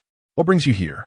Jiang Hongshi asked, a peculiar smile gracing his face as he produced his phone and revealed a photograph. "What were you and Gu Heng doing in the changing room?" One after the other. A cold sweat broke out on Shen Qingli's back. This could not imply anything. Jiang Hongshi erupted into laughter, scrolling through more pictures. "And what were you doing in Gu Heng's car, returning to his apartment together? Attending the jewelry exhibition?" Shen Qingli instinctively reached for the phone, but Jiang Hongshi swiftly withdrew it. "What do you want?" He surveyed her, adding, "You would look better in tighter clothes. Your curves invite a man's attention." Shen Qingli's hands clenched, her entire being tensed. To her surprise, Gu Heng, who seemed disinterested in women, was indulging in such escapades behind the scenes. Jiang Hongshi gripped her chin, remarking, "His taste is exquisite." You're more beautiful than any woman I've been with before. Shen Qingli evaded his grasp, stepping back, revulsion flooding her. What do you truly desire? Jiang Hongshi had taken the photos before seeking out Gu Heng, which could not be motivated by money or gain. The remaining motive was, here's the deal. You spend a night with me, and I will delete the photos from my phone. Suppressing her fear, Shen Qingli retorted, not a chance. If Gu Heng finds out, he will not spare you. Her words lacked any real threat, as she herself was uncertain of Gu Heng's reaction. He won't spare me? Do you believe he would risk his life over a student he supports? Jiang Hongshi scoffed. Shen Qingli, you overestimate your importance. If the photos were to surface, affecting the Gu family's alliance with the Jiang family, what do you suppose they would do to you, their little mistress? He gestured menacingly to his neck. Shen Qingli felt herself retreat uncontrollably, only to be yanked back by Jiang Hongshi, who pulled her towards the school's exit. She had no intention of following him and was about to cry out for help when he suddenly remarked, your brother is at the central hospital in the capital. Isn't he? Shen Qingli froze. You would do well to obey me tonight. Otherwise, I can ensure your brother's demise. Jiang Hongshi forced her into the car. The master requests your return, Miss Shen. It would be inappropriate for you to miss your niece's birthday celebration, the driver reminded them. Jiang Hongshi, irritated, cursed under his breath. Turning to Shen Qingli, he noticed her discreetly messaging Gu Heng. Today is my niece's birthday. Do you really believe he will respond to you tonight? He won't care at all. Shen Qingli hesitated but ultimately pressed send. Jiang Hongshi erupted into manic laughter, slapping her face lightly before drawing a cold blade from the seat and pressing it against her neck. You truly are one who won to shed tears until faced with the grave. Certainly, I will take you to witness firsthand the man with whom you were entwined in bed last night, now jovially embracing another woman. Shen Qingli curled up in a corner of the car, and throughout the journey to the Jiang family villa, Gu Heng remained unresponsive. Only Yu Yuan messaged her, inquiring why she had not yet returned to the dormitory. She steadied her trembling fingers and replied, my distant cousin has summoned me for an urgent matter. I shall not be returning to the dormitory tonight. Jiang Hongshi paid no heed to whom Shen Qingli was contacting on her phone. Furthermore, he had not yet laid a finger on her, and even if he did, she was powerless against him. After all, he belonged to the Jiang family. As long as Gu Heng did not intervene, no one could touch him. Shen Qingli was taken by Jiang Hongshi to Jiang Lu's birthday banquet, where most attendees were dignitaries from the capital. Where is my father? I will merely greet him and depart. Upon entering the banquet hall, Jiang Hongshi instructed a servant to lead him to old Master Jiang. Shen Qingli was pulled by the arm. Behave, or I shall reveal the photos or send someone to check on your brother. The girl resembled a marionette, allowing him to guide her through the throng. Navigating through the bustling crowd, at the center of the main table sat the Jiang and Gu families. Gu Heng, clad in a black suit, exuded an air of aristocratic aloofness beside Jiang Lu. Gu Yuan was also present, engaging in conversation with old Master Jiang. Shen Qingli stole but a glance before hurriedly lowering her head. Father, I have arrived late. I apologize to everyone. After Jiang Hongshi spoke, all eyes at the main table turned towards him. Shen Qingli stood beside him, head bowed, her body trembling slightly. She wore the beige coat Gu Heng had left on the bed that morning, beneath which was a white autumn dress. Though she appeared out of place among the elegantly dressed guests, she still attracted attention. Jiang Lu and Madame Jiang recognized her instantly. Song Jinyan's smile faltered upon seeing Shen Qingli. How outrageous! Your niece's birthday, and you can still gallivant about. Who is this woman? Old Master Jiang's authoritative voice silenced even the nearby tables. Jiang Hongshi, with a playful grin, introduced her as a newly acquainted friend whom he had brought along for some amusement. Upon hearing the term friend, the Jiang family members tacitly ceased their inquiries. Please take your seats. You're the last one missing. A servant pulled out a chair for Shen Qingli. Throughout the ordeal, she dared not lift her gaze. Gu Heng sat directly opposite her, yet she sensed that his demeanor remained unchanged by her presence. He continued to handle the inquiries from the elder Jiang family members with composure, even taking the time to pour juice for Jiang Lu. Uncle, why I sent to your friend eating? Jiang Lu inquired innocently, gazing at Shen Qingli. Jiang Hongshi clattered his chopsticks against her bowl, mockingly stating, "She is timid and has never experienced such grandeur. She is too frightened to eat." Jiang Lu giggled. "She is a waitress from Qinyuan. You should have brought her here." Madame Jiang added disdainfully in a hushed tone, "Indeed, one ought to consider the occasion before bringing her along." Shen Qingli mechanically lowered her head to consume the food in her bowl, tears uncontrollably dripping into it, the tasteless morsels swallowed alongside her sorrowful tears. Chapter 70. Do you know who she is? Laughter and conversation filled the table, entirely disconnected from Shen Qingli. The torment she endured now seemed trivial. What truly frightened her was the prospect of what Jiang Hongshi might do after the banquet concluded. The Jiang family occasionally cast scornful, derisive glances her way.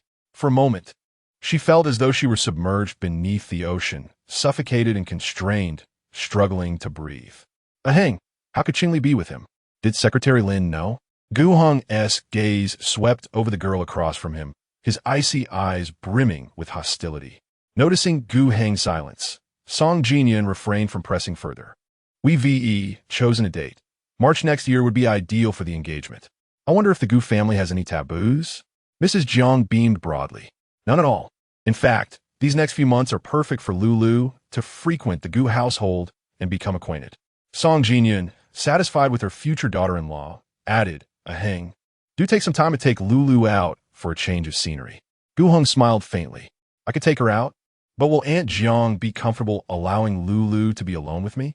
Jiang Lulu blushed, lowering her head and tugging at Gu Heng's arm. The elder Jiang interjected. We are not so rigid in the Jiang family. As long as Lulu is willing, you may elope if you wish. His words elicited laughter from the table. But to Shen Qingli, the laughter felt particularly jarring. Didn't Gu Heng say last night that the union was not yet settled? And today, at Jiang Lulu's birthday banquet, they were discussing the engagement date? What was she to Gu Heng that night? An affair behind his fiancée's back. The tender moments they shared that evening now felt like the sharpest blades, mercilessly slicing into her heart. She was left with countless wounds, a heart-wrenching pain. Shen Qingli never imagined she would one day become the very person she despised most. The cold edge of a knife pressed against her abdomen. She dared not flee, nor resist, unable even to shed tears. She could only sit there like a soulless being. Eventually, the diners finished their meal. Jiang Lulu affectionately linked arms with Gu Heng and departed, while Jiang Hongshi yanked Shen Qingli to her feet. Hongshi, the genial smile previously adorning the elder Jiang's face vanished, replaced by a menacing glare, a warning. Today is Lulu's birthday. Do not overstep your bounds. Jiang Hongshi replied with a sycophantic grin. Dad, what will you take me for? As her friend, I will certainly cherish her. He sheathed the metaphorical knife and dragged Shen Qingli away from the banquet hall and into the car. The old mansion had not provided enough amusement. Outside, he could indulge himself as he pleased. Where are you taking me? Shen Qingli's voice trembled with fear. Jiang Hongshi instructed the driver to proceed, promising her a taste of the pleasures Gu Heng had never afforded her. Shen Qingli felt a chill run through her. She dared not contemplate what awaited her that night. Mr. Gu, Jiang Hongshi's car has left the Jiang family estate. Gu Heng stood on the terrace, awaiting Jiang Lulu to change her attire. Has Lei followed? Secretary Lin replied quietly. He has been following since you received Miss Shen's message. I am merely concerned that he may take action in the car. Gu Cheng's gaze darkened, and if he dared to lay a hand on her, then let him collide. The night was as dark as ink. Gu Cheng leaned against the railing, a cigarette burning between his fingers. Closing his eyes, he inquired, Where's the car now? Secretary Lin hurriedly checked Lei Zai's location, realizing they were likely headed to the Eternal City. Gu Cheng's brow furrowed, his fingers tapping against the cold railing. Extinguishing his cigarette, he strode out.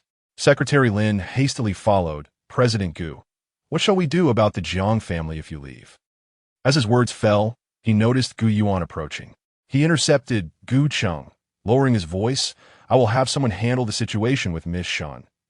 Before he could finish, he was met with Gu Cheng's chilling glare. Gu Yuan remained patient.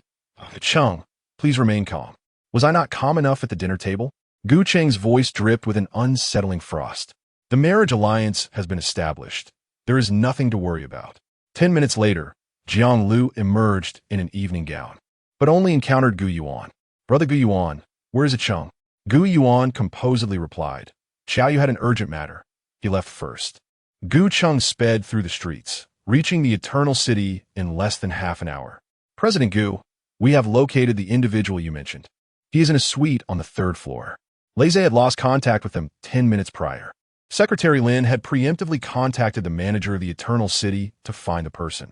They had just arrived when the manager informed him of Jiang Hongshi's room. Within the Eternal City, wherever Gu Cheng tread, there was a thorough clearance. At the elevator entrance on the 3rd floor, Lei Zhe was being held by Jiang Hongshi's men, battered and bruised. Upon seeing Gu Cheng, he exclaimed in excitement, President Gu, Miss Shen has been taken inside by Jiang Hongshi. Jiang Hongshi's men attempted to obstruct them, but were deterred by the group of bodyguards led by the general manager. Gu Cheng approached the door of the room, stepping aside for the manager to unlock it. The manager attempted to use a master key, but failed. The door was locked from the inside, and even with the card would not budge. Faintly, Jiang Hongshi's maniacal laughter echoed from within. Gu Cheng first rammed his shoulder against the door twice, but remained unmoved. He noticed his hand, gripping the doorknob, trembled slightly. Was he afraid? Afraid of Jiang Hongshi? No, he was afraid for Shen Qingli's safety. Since when had he become so concerned for her? Gu Cheng's gaze was icy as he fixed his stare on the door, the atmosphere around him heavy and oppressive. President Gu, let us break the door down. Secretary Lin called for the bodyguards to come forward. Gu Cheng took 2 steps back and then kicked the door with force. Bang! The heavy door splintered open with a resounding thud. Upon witnessing the scene within, Gu Cheng's expression darkened, as if he were a tempestuous wave caught in a storm. The people outside had yet to enter when the door he had kicked open was violently slammed shut once more. Gu Cheng advanced step by step into the room. The suite was in disarray, and a girl lay on the floor, barely conscious, her clothes torn, revealing her pale shoulders as she clutched her chest and coughed. Jiang Hongshi rose to his feet, casually discarding the cup in his hand, the wound on his arm inflicted by Shen Qingli still oozing blood. Gu Cheng? Ha ha ha. Am I mistaken? Gu Cheng, having removed his coat, draped it over Shen Qingli with a gentler motion. He rolled up the sleeves of his shirt, a smile gracing his face, yet it was chillingly cold. Do you know who she is? Jiang Hongshi seemed to have taken a dose of courage, provoking Gu Cheng. Initially indifferent, upon learning she was your woman, I grew increasingly curious to discover what she truly is. I see you're courting death. With a swift punch, Gu Cheng struck Jiang Hongshi squarely in the face, sending him crashing onto the glass coffee table behind him. Before he could catch his breath, he was yanked by the collar, and, in the next instant, his skull was slammed against the glass table, shards scattering across the floor. Jiang Hongshi succumbed to unconsciousness as Gu Cheng continued to rain blows upon his face. Only when his features were rendered unrecognizable, blood and flesh mingling, did Gu Cheng rise and approach Shen Qingli. He untied her hands, ensuring she was warmly covered, holding her tightly in his embrace. Shen Qingli, what did he make you drink? The girl clutched his garment, softly sobbing in his arms, shaking her head in silence. Gu Cheng pressed a gentle kiss to her forehead, reassuring her, it's all right, I will take you away. Chapter 71.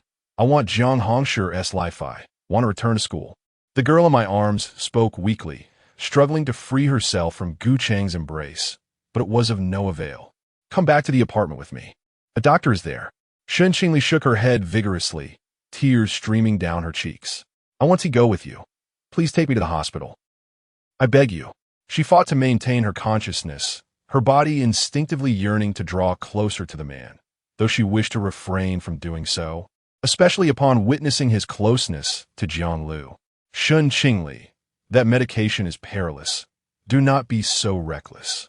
Gu Cheng cradled her face, his tone gentle. As if pierced by his words, Shen Qingli gazed at him through tear-filled eyes, as though she could see through him at that moment. You deceived me. Gu Cheng, you lied to me. Her words came in fragmented bursts, but Gu Cheng understood her meaning. Her current anguish made his heart ache with every breath he took. The girl in his arms was gradually losing her grasp on consciousness. She ceased her tears and instead reached out to embrace him, resting against him. Drive faster. The private doctor had been waiting at the apartment, and, upon entering, she began examining Shen Qingli and administering medication. The drug is potent and has a prolonged effect. After taking my medication, Miss Shen may have to endure some discomfort for a while. Shen Qingli felt feverish. The medication had already taken effect in the car, and now her condition appeared more severe, her mind becoming somewhat muddled. Is there no antidote? There is, but intravenous treatment is somewhat challenging given Miss Shen's current state. The girl, affected by the medication, writhed on the sofa, making it difficult for the doctor to administer the four. Can she take a bath? Yes, warm water. It should not be too cold. Gu Chang lifted Shen Qingli and ascended the stairs. The private doctor turned to Secretary Lin. Isn't President Gu engaged to Miss Jiang? Is this relationship still ongoing? Secretary Lin replied coolly, Dr. Wan, do not pry into President Gu's private matters. Dr. Wan, belatedly understanding, said, my apologies, it won't happen again. In the bathroom, Gu Chang prepared warm water and reached to help Shen Qingli undress. Having taken medication, she regained some clarity, though it seemed she had forgotten the earlier events. Gu Chang, you're here. His dark eyes were like ink, soothingly responding, yes, you're safe now. Tears fell onto Gu Chang's hand, striking his heart. Jiang Hongshi took our photo. He is using it to threaten me, and he intends to harm my brother. Gu Chang pulled her tightly into his embrace, realizing she had been threatened by Jiang Hongshi. Yet why had she not mentioned it earlier? Why had she insisted on leaving the car and demanded he take her to the hospital? Do not be afraid. I will handle it.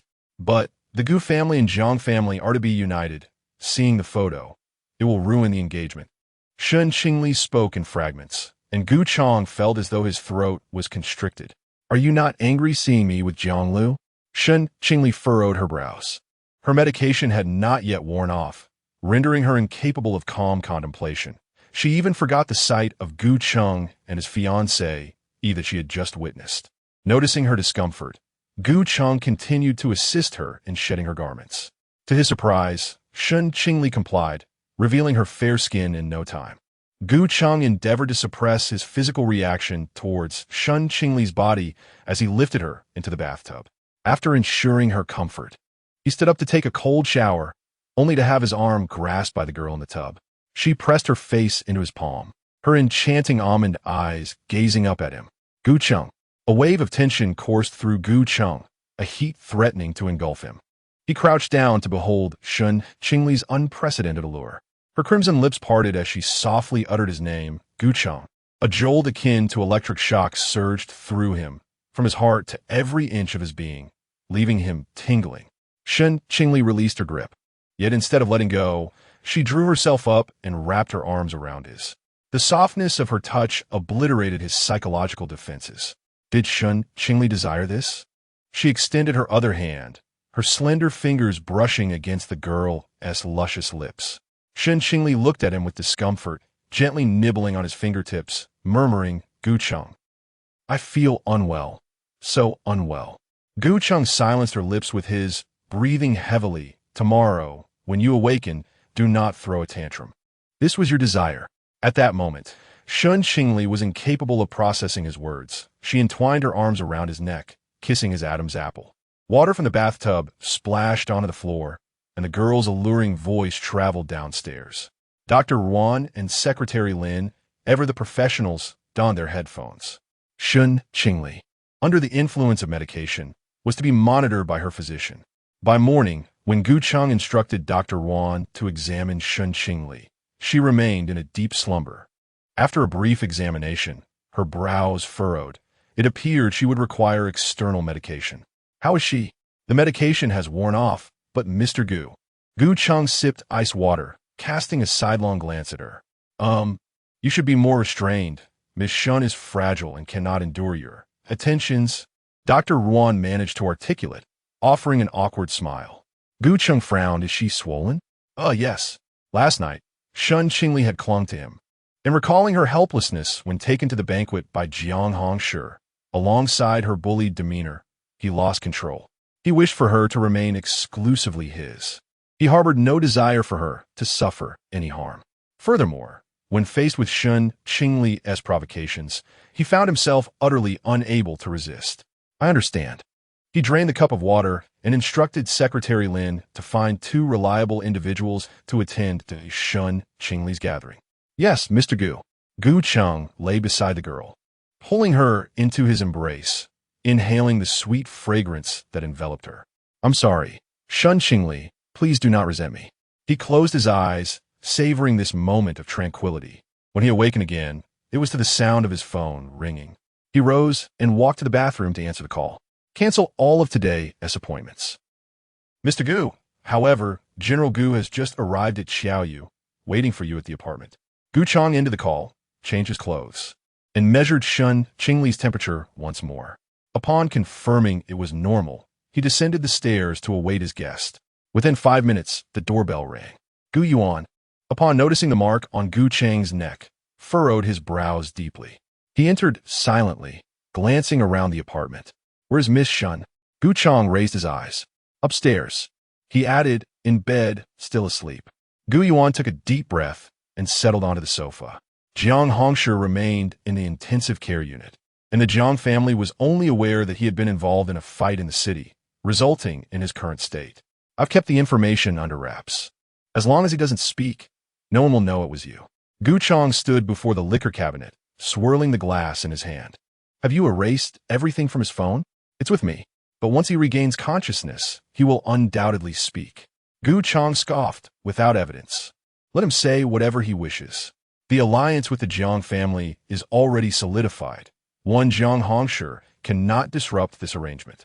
You promised me before that you would exercise restraint with Miss Shen. Is your restraint merely to have me deal with your fiancé? Gu Yuan's voice rose with anger, but he suppressed it, considering Shen Qingli still upstairs. Has Jiang Hongshi done anything to Miss Shen? Gu Cheng lowered his gaze, his tone icy. No. If he had, he wouldn't have had the opportunity to enter the ICU. Gu Cheng, have you considered the consequences? Gu Yuan, agitated, approached him. I want Jiang Hongshi's life. Gu Cheng's tone remained indifferent. Gu Yuan, however, felt a headache coming on. Not yet. I remember telling you he is of great use. And what of it? Once I'm done with him, I want his life, Gu Cheng retorted. Gu Yuan studied Gu Cheng intently. Ah, Cheng, do you have feelings for Miss Shen? Gu Cheng remained silent, taking a sip of water. Gu Yuan snorted. It has only been a few months. Back in F country, you assure me you felt nothing for her. Gu Cheng lowered his gaze, contemplative. I've never experienced such feelings. How would I know? Perhaps this is not affection. Yesterday, when Shen Qingli appeared with Jiang Hongshi, he almost lost control and wanted to strike him. Later in the city, he noticed his hands trembling due to Shen Qingli's presence, a fear he had never known before, a fear of her being harmed, a fear of losing her. Reflecting on it now, his heart still ached. Am I in love? He asked Gu Yuan. Gu Yuan, exasperated, hadn't he anticipated discussing the nature of affection with Gu Cheng one day? Weren't you in relationships throughout high school? You couldn't even discern your own feelings? Gu Cheng raised an eyebrow. None of them evoked such emotions. When I see her, my mood inexplicably lifts. Her laughter makes me want to kiss her. Is that how you feel about your sister-in-law? In essence, he yearned to be close to Shen Qingli at all times, unlike with the others, from whom he wished to distance himself. Cough, cough. Gu Yuan regarded him as if he were a fool. You must assess your own feelings. As for the Jiang family, find time to make amends. And concerning Miss Shen, if you wish to avoid her ending up like your sister-in-law, act swiftly. Gu Cheng remained silent. It is imperative for Gu Cheng to sever ties. Gu Yuan's voice grew noticeably colder. Chapter 72. Spare me. Gu Cheng tapped the rim of his cup with his fingertips, his dark eyes clouded with uncertainty. He was aware that I intended to take her to Haicheng. I would ensure her protection. The Jiang family would not harm her. Gu Yuan assured Gu Cheng that I would return to the military district tomorrow, possibly not returning until the spring festival, but I could safeguard a single Shen Qingli. In my absence from Beijing, she could not remain here. Gu Cheng's resolve was unwavering. The Jiang family's focus was currently on Jiang Hongshi, leaving them little inclination to investigate whether I would take a woman to Haicheng. Regardless of the circumstances, I hoped you could be more rational and prioritize the union. Gu Cheng smirked, knowing I held leverage over Jiang Lu. Even if she were to discover my connection with Shen Qingli, she would dare not act against it. When Shen Qingli awakened, the sky outside was shrouded in gray. For a moment, she was disoriented, unable to discern the time. Her phone lay beside her, on WeChat. Gu Cheng had once again managed her interactions with her counselor and roommate. It appeared to be the following morning. Shen Qingli dragged her weary body out of bed, and as she washed up in the bathroom, the image of her holding onto Gu Cheng in the shower last night flashed through her mind, causing her cheeks to flush with embarrassment. Downstairs, Gu Cheng was on the phone. She settled onto the sofa, patiently awaiting the conclusion of his call. "Are you feeling unwell?" Gu Cheng inquired after hanging up. "No, I need to discuss something with you. Do you have time?" Shen Qingli replied with a calm demeanor, her tone subdued. Gu Cheng turned to face her. "I know what you wish to discuss. I will not go back on my promise." But before she could finish, he interrupted. "First, accompany me to Haiqing." Shen Qingli furrowed her brow. "I have classes to attend. I lack the time, and I do not wish to be with you any longer." The realization that she had inadvertently become an interloper was already distressing enough. She did not want to linger for even a moment longer. "The remnants of Marcoffey's faction have appeared in Haiqing. I suspect they are targeting me." Gu Cheng's icy gaze bore into her. "Of course, this should not overlook you. Who was with me at that time?" Shen Qingli's heart tightened. She had not anticipated their retaliation would come so swiftly.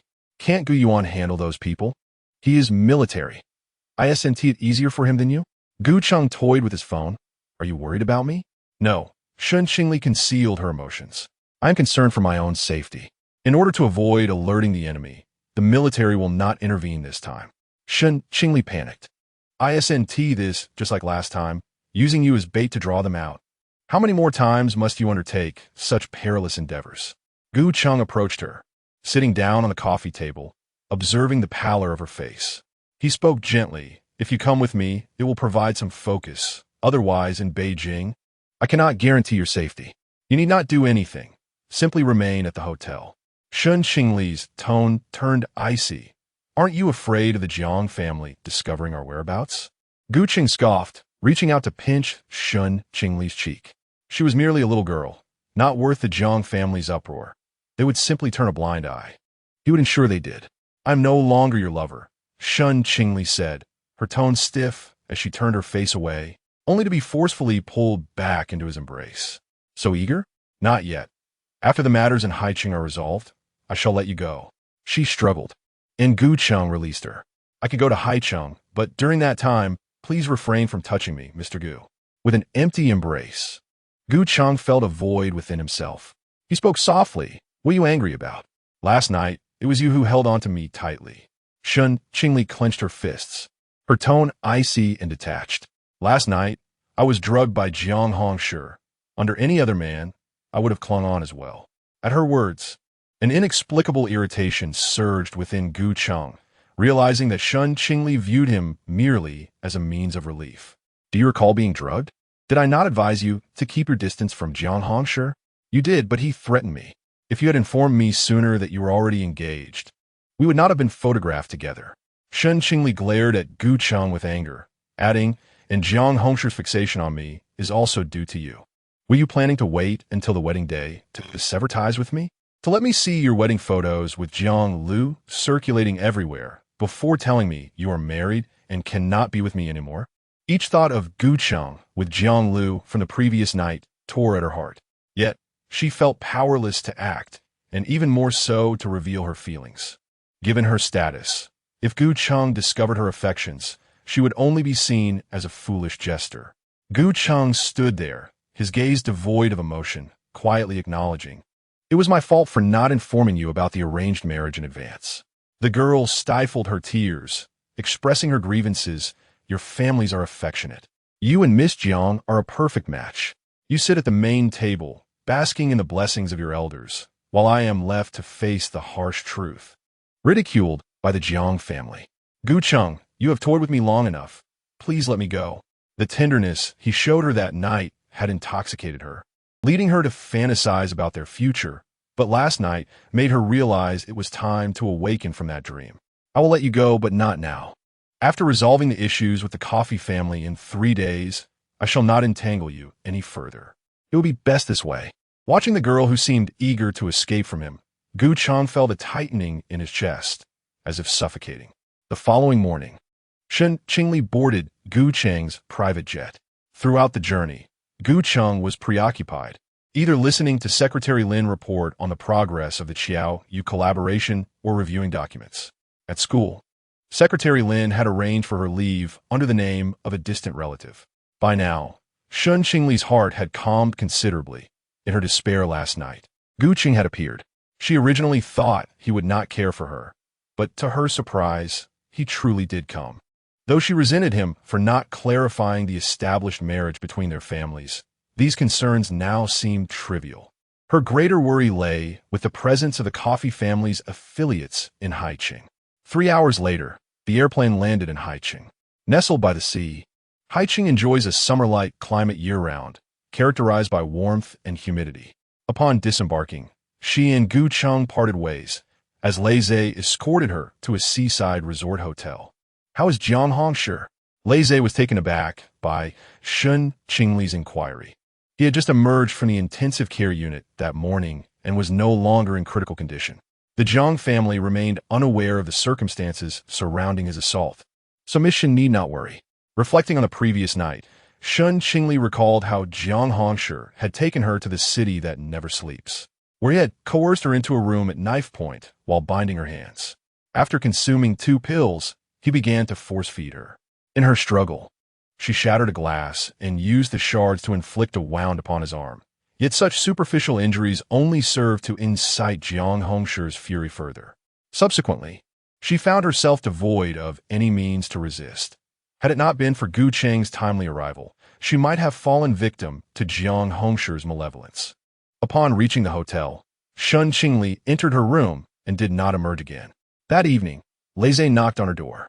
"The president requests your presence for dinner." Shen Qingli shook her head, replying, "I ordered takeout to eat in my room." With that, she closed the door firmly. She endeavored to avoid any interaction with Gu Cheng, even refraining from uttering a single word. From her room, the azure expanse of the sea was visible just outside the window. Half an hour later, her takeout arrived, and upon opening the door, she found herself momentarily stunned to see Gu Cheng standing there, delivering her meal. Chapter 73. The final 3 days, can you behave? Shen Qingli promptly closed the door, only to have her way obstructed by the man's powerful arm. "Have you decided to forego your takeout?" he inquired with an icy tone. Shen Qingli accepted the delivery and resolutely shut the door. With a modest appetite, she had ordered only a local delicacy from Haicheng, clam noodles. She carried it out to the small terrace, where she savored her meal while enjoying the sea breeze. Gu Heng returned to the room, and Lin, his secretary, sensed the palpable tension emanating from him. After inquiring with Lei Zhe, she learned that their esteemed CEO had been met with a cold shoulder. It seemed that the two had indeed quarreled this time. For the next 2 days, Shen Qingli remained in her room, relying solely on takeout for her meals. She even enlisted Lei Zhe to procure drawing paper and tools, dedicating her time to creating the hand-drawn illustrations required for her final project. Concerned that she might feel stifled within the confines of her room, Lei Zhe seized every opportunity to suggest local attractions and culinary delights whenever she opened the door to retrieve her food, but Shen Qingli lacked the inclination to venture out. Under Gu Heng's directive to stay at the hotel, she complied without objection. Immersed in her artistic endeavors, she had largely managed to process the unpleasantness of the previous days, allowing herself to temporarily forget the chaos and embrace her identity as an ordinary interior design student. On the evening of the 4th day, Shen Qingli opened the door to fetch her takeout, only to find Gu Heng standing outside, devoid of her delivery. Peering her head out, she glanced around, noticing the absence of her food, and was about to close the door. "I disposed of the takeout," the man stated coldly. Shen Qingli shot him a glare. "Why?" "I wish to see how long you can remain cooped up in this room without sustenance," he replied. Shen Qingli attempted to shut the door, but he blocked her path. His demeanor revealed hints of weariness and indifference, yet his dark eyes softened as they fell upon the girl's innocent visage, a flicker of warmth surfacing within them. "There is a fireworks display tonight. Would you care to witness it?" Shen Qingli persisted in her attempt to close the door, but Gu Heng continued. A renowned neurologist from Haicheng will also be attending. We could discuss Shen Qingli's condition. The nightlife in Haicheng was vibrant, perhaps due to the balmy weather that drew crowds to the night market. As Shen Qingli rolled down the car window, the enticing aromas wafted in with the sea breeze. "Would you like to eat?" the man inquired nonchalantly. Shen Qingli pursed her lips, closed the window, and shook her head. "Park the car," she commanded. The vehicle came to a halt at the roadside, and Gu Heng exited, moving to open the door on her side. "Come down," he urged. Shen Qingli remained still, asserting, "I'm not hungry." Gu Heng leaned against the car door, gazing down at her. The evening breeze teased the fabric of his white shirt, creating an alluring silhouette, while a unique, woody fragrance enveloped her senses. Shen Qingli instinctively tightened her grip on the hem of her dress, going in a state of hunger to see the doctor. It would be I who would be embarrassed. In truth, she was quite hungry. Having had no appetite during lunch, she had eaten nothing. After finally receiving her order of fried rice, she had opened the door, only to find Gu Heng standing there instead. With a lowered head, she exited the car, and he closed the door behind her. Shen Qingli wore a pure white spaghetti strap dress, topped with a denim jacket, her own attire. That morning, Gu Heng had gone to the Jiang family to deliver gifts as an apology, while she had returned to her dormitory to gather a few summer garments. She recalled the last time she donned this dress, having just returned from country F to the capital during the summer. Shen Qingli accompanied her to the store, where she selected it herself. At that time, Shen Qingli found the upper part of the dress too revealing, yet Shen Qingli adored it. To persuade Shen Qingli to purchase it for her, she even chose a denim jacket to pair with it. However, now in Haicheng, wearing a denim jacket felt somewhat stifling. Standing at the traffic light, lost in thought, her hand was suddenly clasped by a warm grip. She looked up, only to see the light turning red again. The man guided her across the crosswalk, and upon reaching the other side, Shen Qingli attempted to withdraw her hand, but could not. The crowd was dense, and getting separated could lead to an encounter with the Gu family, who might drag her off to an auction. Shen Qingli shot him an exasperated glare from behind. Gu Heng deliberately averted his gaze, a faint smile playing on his lips. What had she been pondering so deeply? Shen Qingli did not wish to engage him and replied dismissively, claiming to think of nothing. Gu Heng tightened his grip on her hand and asked if she was still upset. "At least when we return, if we part ways. I shall continue to bear the cost of Shen Qingli's treatment." Gu Heng regarded her with a playful expression. Shen Qingli, vexed, yanked her hand free this time, successfully. "Thank you, Mr. Gu, but I will cover my brother's treatment expenses myself." Gu Heng frowned and directly pulled her shoulder, leaning a part of his weight against her. Shen Qingli felt unsteady and desperately pounded on him. "You want to let me pay, but you want Zhou use it to cover it? That's none of your business." Gu Heng playfully bit her earlobe, causing her to let out a soft yelp. He straightened up, yet his arm remained draped over her shoulder, his voice clear and teasing. "Not letting you pay? You wouldn't be thinking of dropping out of work, would you? Whatever method I employ is my own affair." Gu Heng had facilitated Shen Qingli's return to the country and found such a professional doctor to oversee his care, thus she ought to shoulder the subsequent expenses herself. Otherwise, what would this be considered? "Have you located your uncle's family?" "No." "How do you know?" "In 2 days. The 500,000 that was transferred from your account will be returned." Shen Qingli stared at him in disbelief. "You found them?" Gu Heng smirked slightly. "No. They are currently abroad. I can only have the bank refund the money they transferred from your account." Shen Qingli felt an indescribable joy in her heart. She had thought the money taken by her uncle's family would be irretrievable for a lifetime. "Gu Heng, thank you. I told you. Focus on your studies." Gu Heng asked lightly, "Being so kind to you, will you still be with me in the future?" Shen Qingli blinked. "I intend to pursue a serious relationship and eventually find someone to marry." Gu Heng was about to wed Jiang Lu. If she continued to be with him, she would be the third party. Gu Heng pinched her face with the hand resting on her shoulder. "I'll send you back to the capital early Monday morning. In these last 3 days, considering I helped you retrieve your money, could you be a little more agreeable?" Shen Qingli remained silent, though her body showed less resistance. As Shen Qingli passed by a stall selling mango sticky rice, she couldn't help but gaze at it a little longer. "Gu Cheng," in a hushed tone, inquired, "Would you like some?" "Yes, but I can't finish it alone. It seems a bit wasteful." "I can eat what you cannot." Shen Qingli looked at him in astonishment. Wasn't Gu Cheng averse to such things? Is it repulsive? "Well," Gu Cheng gently affirmed, requesting a portion of sticky rice from the vendor. Shen Qingli remained incredulous. "You actually want to eat what's left over?" Unable to suppress a chuckle, Gu Cheng pinched her delicate face. "Indeed, I shall eat it. Is there a problem? Isn't that rather unsanitary? I didn't suggest you eat my leftovers. Why worry about it? If it's too much, we can discard it, which is far worse." Shen Qingli quietly retorted, "You just threw away my takeout." Gu Cheng reached for the sticky rice. "I didn't discard it. I gave it to Lei Zhe." As they wandered through the food street, Shen Qingli's appetite was piqued. With Gu Cheng offering to share, her concerns about waste dissipated. She indulged in various delights: rice rolls, fluffy ice, taro sago, shrimp crackers, and bubble pancakes. They found a spot on the beach adjacent to the food street, where strings of twinkling lights adorned the iron railing. From their vantage point, the beach and sea unfolded before them. Speakers scattered throughout the corners emitted cheerful, soothing melodies. Gu Cheng settled beside her, meticulously unwrapping the snacks they had procured while she admired the surrounding scenery. Turning back, Shen Qingli found Gu Cheng extending chopsticks toward her. "Go ahead." Famished, she took 2 bites of the mango sticky rice, leaving one side untouched for Gu Cheng. After savoring the rice, she picked up a shrimp cracker, only then noticing Gu Cheng gazing at her, resting his chin on his hand. "Why aren't you eating?" With a playful smile, Gu Cheng's dark eyes sparkled. "I'll have what you leave behind."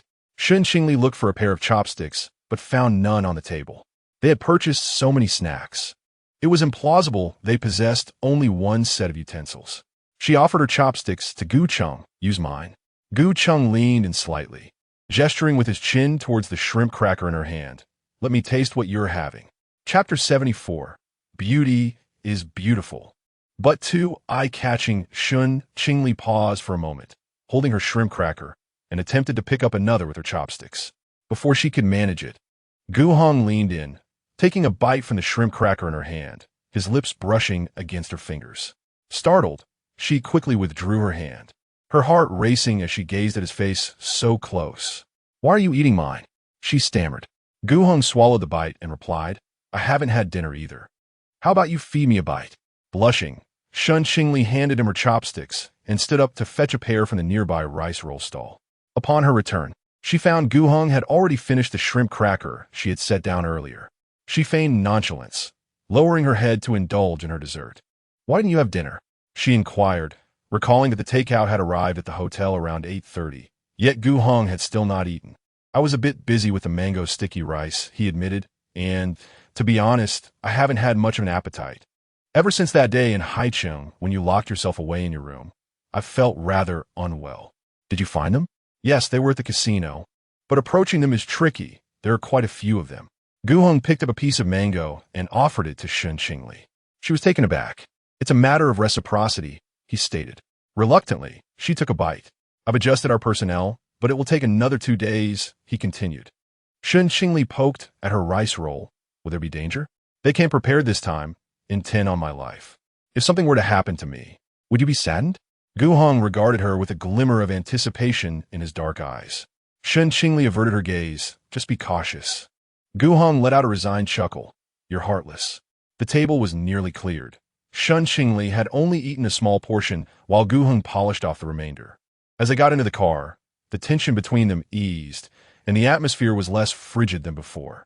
Secretary Lin and Lei also appeared more relaxed. The car headed towards Gu Heng's Blue Bay Casino in Haicheng. Perched on a cliff by the sea, the casino overlooked a stunning azure bay, the waters below forming a small current that mirrored the sky. Unlike the casinos in Country F, Blue Bay featured numerous traditional Chinese decorative elements. The establishment was quite reputable.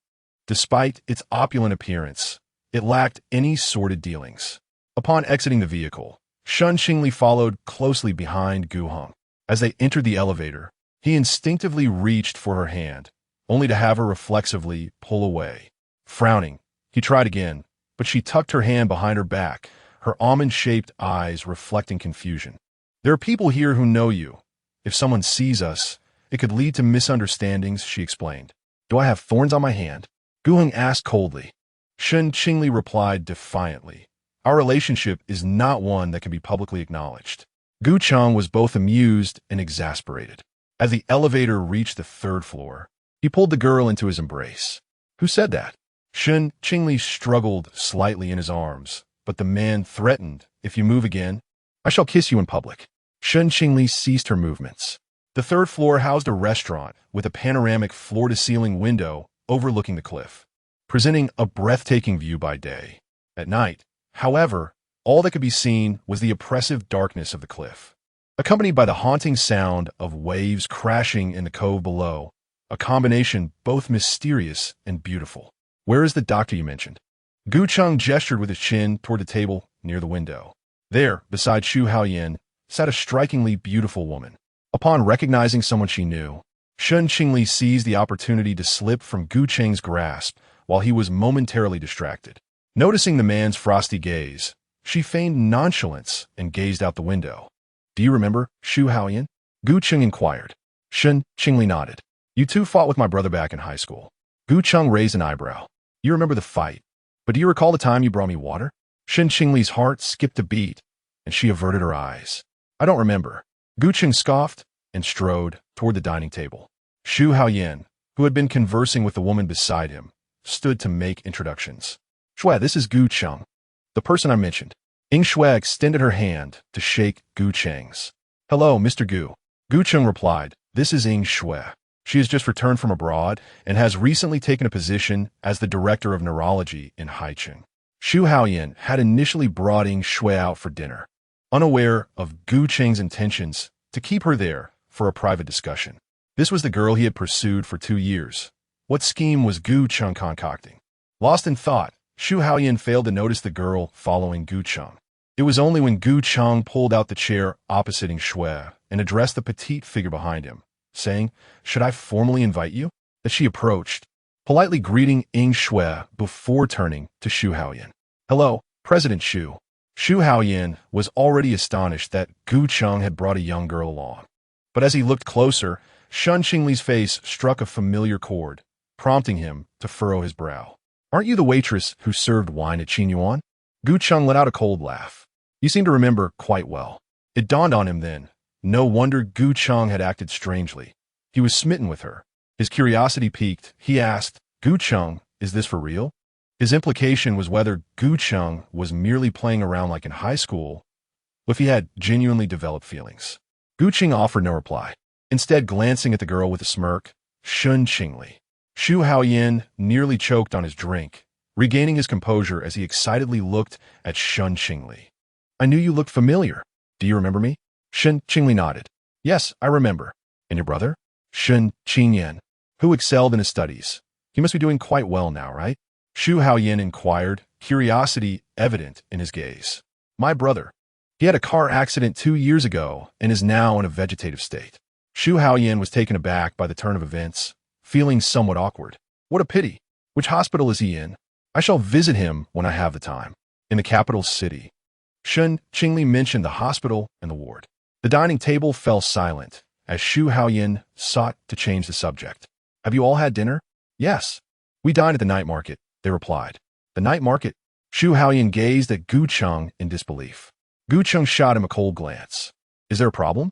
No, none at all. As far as he was aware, Gu Cheng, with his obsessive cleanliness, would never even glance at a roadside stall, let alone dine there. The young lady, Shen Qingli, was indeed remarkable. Gu Cheng chose not to engage further and turned to Ying Shui, saying, The young girl has some inquiries she wishes to discuss with you. Ying Shui regarded Shen Qingli with a gentle expression. Miss Shen, you wish to inquire about your brother's condition, do you not? I possess considerable experience with neurological cases abroad. Feel free to ask me anything. The two began to delve into the details of Shen Qingyan's illness. Meanwhile, Gu Cheng and Xu Haoyan rose to the terrace outside the restaurant to smoke. As they lit their cigarettes, the wind from the cliff scattered the smoke away. When did you first meet Shen Qingyan's sister? You must have known her before you encountered her at Qinyuan, right? Xu Haoyan inquired with curiosity. Gu Cheng pondered for a moment. Can you tell? I am not a stranger to you. When did you ever show such interest in a waitress? Shu Haoyan chuckled. Though the young lady is indeed quite beautiful. Gu Cheng did not refute this. She is stunning, but too conspicuous. Girls like Shen Qingli, with their beauty, are more susceptible to danger. Gu Cheng, with all this jealousy, could it be that you truly... Gu Cheng maintained a stern expression. Jealousy? I'm not jealous. It is merely that she belongs to me. Why would I feel jealousy? Chapter 75. The Gift of Separation. Shu Haoyan laughed heartily. It seems this time is markedly different from those moments in high school. You have developed feelings, Gu Chen. Gu Chen lowered his gaze to the crimson light between his fingers. I am about to enter into a marriage alliance with the Jiang family. So soon? Yes, with Jiang Hongshi's return, the Gu family harbors no reservations, and the union can proceed. Shu Haoyan furrowed his brow. What about Shen Qingli? Are you going to sever ties with her? It is necessary to end it. Once we deal with the members of the Ko-Fei family hidden in Blue Bay, I will part ways with her. Gu Chen's tone was devoid of emotion. Can you truly bear it? This is your first time being infatuated. The man gazed at the girl by the floor-to-ceiling window, serene, beautiful, untouched by the slightest imperfection. The depths of his dark eyes were inscrutable. He did not know. Does Shen Qingli harbor feelings for you? Gu Chen chuckled self-deprecatingly. No, she has someone she adores. Shu Haoyan expressed confusion. I recall that in the past, she seemed quite fond of you. How genuine can a child's feelings be? Now that she has matured, I no longer fit her ideal. Shen Qingli is enamored with someone like Zhou Yuza, who whispers sweet nothings to her, never coercing her. I have heard that one becomes self-conscious in front of their beloved. Gu Chen, you are truly enmeshed. Shu Haoyan, feeling a kinship, patted Gu Chen's shoulder. Xiao Xue is also indifferent to me. I'm not like you. Gu Chen replied with a relaxed smile. I do not pander. Shu Haoyan let out a light scoff. The two stood outside for a while. Shu Haoyan glanced at the time. It was nearly 10 o'clock. What about your fireworks display? Waiting for the young lady to finish her conversation. So, this is exclusively for the young girl as enjoyment? Gu Chen walked inside against the wind. Otherwise, would you like to see it? In the restaurant, Shen Qingli had finished her inquiries with Ying Shui. When Gu Chen approached, she was sipping orange juice. Listening to Ying Shui discuss the culture of Northern Europe, Shen Qingli was intrigued. Is it really possible to see the aurora there? It depends on your luck. From mid-September to early April each year, one can witness the aurora during that period. If I have the opportunity, I would like to see it as well. Shen Qingli grasped the glass, envisioning the beauty of the aurora. Have you concluded your discussion? She turned her head for a moment. It's finished. Gu Chen took hold of her wrist. Now that you are done, come over here. Shen Qingli was pulled along by Gu Chen, brushing past Shu Haoyan, feeling a bit embarrassed as she lowered her head. Upon entering the elevator, she asked curiously, Where are we going? To the lounge upstairs. Shen Qingli looked at him in surprise. Does your casino have a lounge? Gu Chen smirked. My own casino surely deserves a lounge, does it not? The lounge on the 4th floor requires fingerprint verification to access via the elevator. Gu Chen opened the door, revealing a spacious suite with an entire wall of floor-to-ceiling windows. Just like the restaurant below, the view here was even more spectacular and beautiful than downstairs. One must admit, Gu Chen knows how to indulge in life's pleasures. During the day, one can see the entire bay from this vantage point. Gu Chen walked beside her, a casual smile gracing his face, and asked, Do you like it?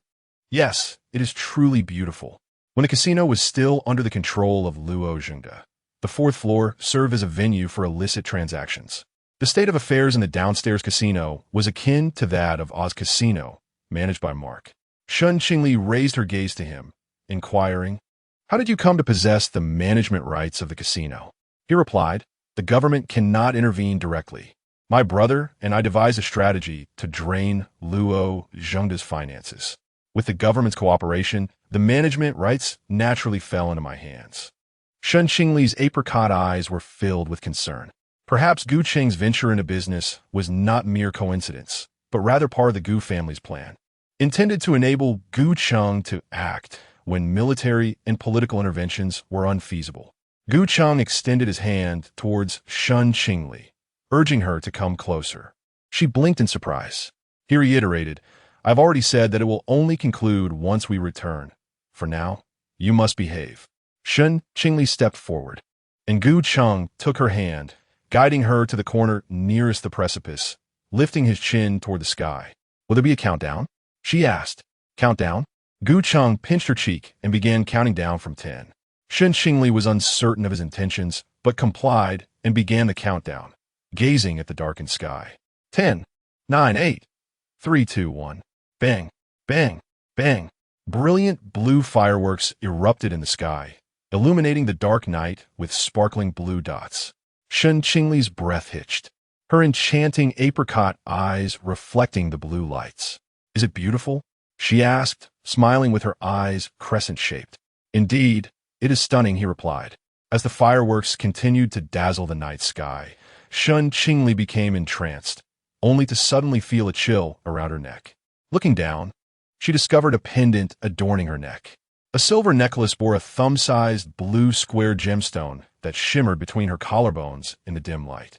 The necklace and diamond possessed no superfluous embellishments, embodying simplicity and elegance. She recalled the diamond from the last jewelry exhibition, one she had nearly toppled. What is this? She inquired. Gu Cheng fastened the necklace for her, leaning down to kiss her earlobe. A gift, a token of completion. Shen Qingli stiffened. This must be very expensive. The bare diamond had been unpriced, with whispers suggesting that only priceless jewels remained untagged. I do not want this. As she attempted to remove the necklace, Gu Cheng held her hand firmly, his sharp teeth grazing her neck. Sensing his displeasure, Shen Qingli retracted her neck, explaining, "It is too extravagant. I will be grateful if you could help me recover the funds in my account. The gift has already been given. What you choose to do with it henceforth, whether to discard or sell, does not pertain to me." Gu Cheng's fervent kisses rained down upon her, leaving Shen Qingli feeling weak. Gu Cheng, I do not wish to either, but I cannot help myself. Shen Qingli surrendered to the final night, treating it as a dream before their separation.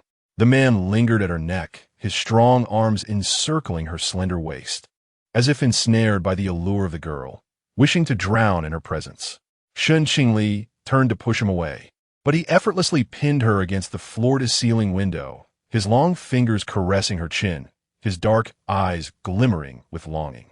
I do not want to dream. Shen Qingli gazed at him with her shimmering eyes.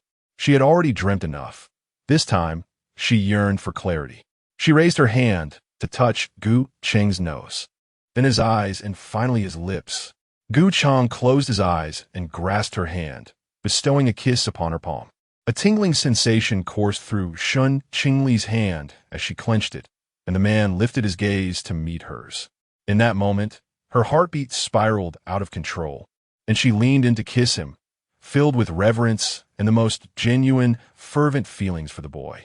Chapter 76. The fire that cannot be concealed. Shen Qingli pressed her back against the cold glass, the man's nearly frenzied demands leaving unintentional scratches on the nape of his neck. The blue gemstone at her collarbone glistened with perspiration, enchanting yet ambiguous. It mirrored Shen Qingli in this moment, delicately suspended by a slender necklace around her fair neck, swaying, descending, ultimately sinking into this dreamlike night. Gu Cheng seemed inexhaustible, marking every corner of the room with their imprints. As Shen Qingli succumbed to slumber, he cradled her into the bathroom. Warm water cascaded down as Shen Qingli wearily opened her eyes. The man held her close, kissing the corner of her lips as she awakened. Do not forget me, Shen Qingli. Shen Qingli lacked the strength to respond, leaning against his shoulder as tears silently streamed down her cheeks. How could she ever forget Gu Cheng? With a thunderous roar, the rainstorm battered the floor-to-ceiling windows. When Shen Qingli awoke, the curtain of rain obscured the entire view outside. Wrapping herself in a thin blanket, she approached the window, recalling the spot where she had been with Gu Cheng the previous night, her fingertips gently brushing against it. In the bathroom, fresh clothes awaited her. After changing and freshening up, she found a blank sheet of paper and a pencil at the writing desk in the suite. Settling onto the lazy sofa by the window, she began to draw. The sound of pencil against paper filled the air. Before long, the door to the suite opened. The man entered, holding a tray filled with Western delicacies. What are you drawing? He set the tray down and approached Shen Qingli from behind, pausing upon seeing the drawing. "Didn't you say you wouldn't draw me?" Engrossed in her work, Shen Qingli replied softly, "I wanted to give a gift. But you surely have no shortage of valuable presents, so I thought a drawing would suffice." Gu Heng lowered his gaze as Shen Qingli skillfully delineated his facial features with the pencil. Curiously, he asked, "Don't you need to look at me while you draw?" Previously, when Shen Qingli had drawn Lei Zhe, she had indeed looked at him. Shen Qingli pursed her lips. "No, I have a good memory." She had depicted Gu Heng countless times before, requiring no visual reference.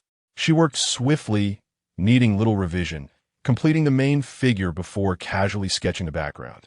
Gu Heng soon realized she was capturing his profile from last night when they watched the fireworks together, albeit rendered with a youthful innocence, resembling his 17 or 18-year-old self.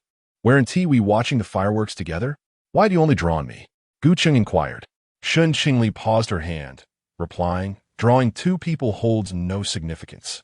Those who should never exist in the same world, even if depicted on paper, are merely part of a false dream." Gu Heng said no more, turning to the bedside table to put on his watch. The sound of rain continued, and the girl sat quietly, her shimmering almond eyes focused intently, her silky black hair cascading down her shoulders as time seemed to stand still. Gu Heng gazed at Shen Qingli for an extended period until his phone vibrated, prompting him to divert his attention. After reading the message, he opened the camera on his phone and captured a photograph of the girl. "I won't be here tonight. Lei Zhe will deliver food to you at regular intervals. You can return to the capital early tomorrow morning." Shen Qingli paused her writing and tilted her head to look at him. "Have you moved your plans forward?" "Yes, tonight." Gu Heng stepped closer, gently pinching her cheek. "Be good and don't go anywhere. This time, I won't be in any danger while in the country." Shen Qingli responded softly. Gu Heng leaned down, their gazes meeting, causing her breath to hitch. "Goodbye, Shen Qingli." His tone was light, yet she appeared momentarily bewildered. As the man departed, the suite fell silent once more, leaving only the sound of rain against the floor-to-ceiling window. Shen Qingli retracted her gaze and continued to outline the man's features. Unbeknownst to her, a single tear fell onto the pristine white paper. She carefully wiped it away and resumed her drawing.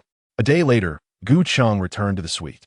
Upon entering, he was greeted by an expansive blue sky and a slight opening in the side window, through which the damp, salty sea breeze stirred the white curtains. On the milky white chaise lounge beside the window, the girl's presence seemed to linger. Gu Heng stood at the doorway, momentarily lost in thought. "Mr. Gu, Lei Zhe has informed us that Miss Shen has safely arrived in the capital." Secretary Lin spoke from behind him. "Understood. Please inform the sheriff that we will be returning this afternoon," Gu Heng instructed. "Very well, Mr. Gu." He closed the door and walked directly to the desk, where a white sheet of paper adorned with a completed sketch awaited him. The fireworks outside sparkled brilliantly, reminiscent of how the girl had seen him then. He had assumed she was captivated by the fireworks, unaware that she had also been watching him. The first snowfall of the year in the capital transformed the Gu family's ancestral home into a picturesque scene. Song Jinyun arranged red plum blossoms in a roux-kiln porcelain vase, and upon hearing a commotion outside, she hurriedly set down the branches to investigate. Gu Heng, clad in a black coat, strolled in from the foyer. The servants had offered him an umbrella upon entry, yet the delicate white snowflakes still settled upon his shoulders. Song Jinyun approached, brushing the snow from him and surveying him anxiously, relieved to see he bore no injuries. "I couldn't sleep last night. You didn't even send me a message to assure me of your safety." Gu Heng removed his coat and turned his back to her in the kitchen to pour water. "There was never any danger. What are you worried about while I'm in the country?" Song Jinyun chuckled. "You are my son. If I do not worry about you, whom shall I worry for?" Observing him add ice to his cup, she chided, "On such a cold day, don't drink ice water. Aunt Yin made some bird's nest and baked pears this morning. Shall I have her serve you some? You know I don't like sweets." Gu Heng replied, tilting his head back to drink.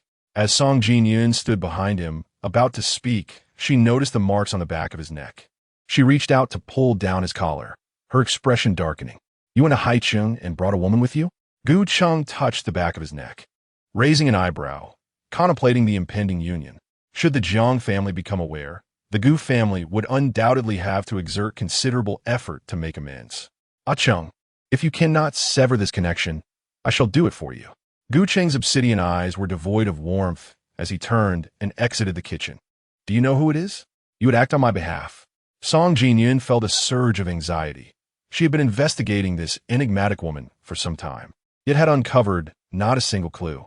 No matter how carefully you conceal yourself, I shall eventually unearth the truth. A secret cannot remain hidden forever. Gu Cheng scoffed. Is Jiang Hongshi still in hospital?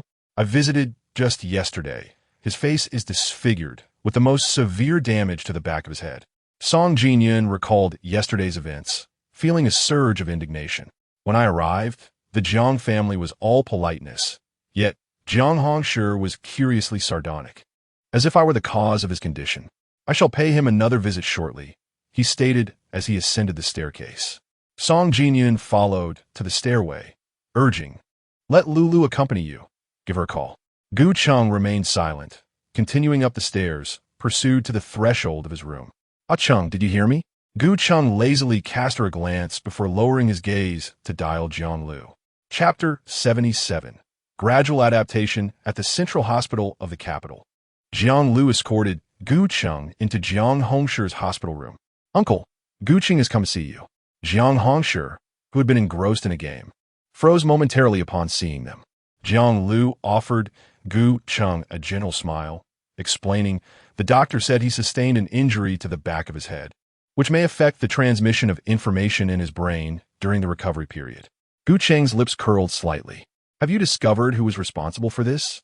Jiang Lu shook her head. "No, we haven't found out. The night city is full of complexities, and my uncle can't recall who assaulted him." After speaking, she went to prepare tea for Gu Cheng. Gu Cheng's gaze fell upon Jiang Hongshi, his dark eyes reflecting an unsettling chill. "I have already informed Jiang Lu about your little affair." Jiang Hongshi grinned. "You should have killed me that night."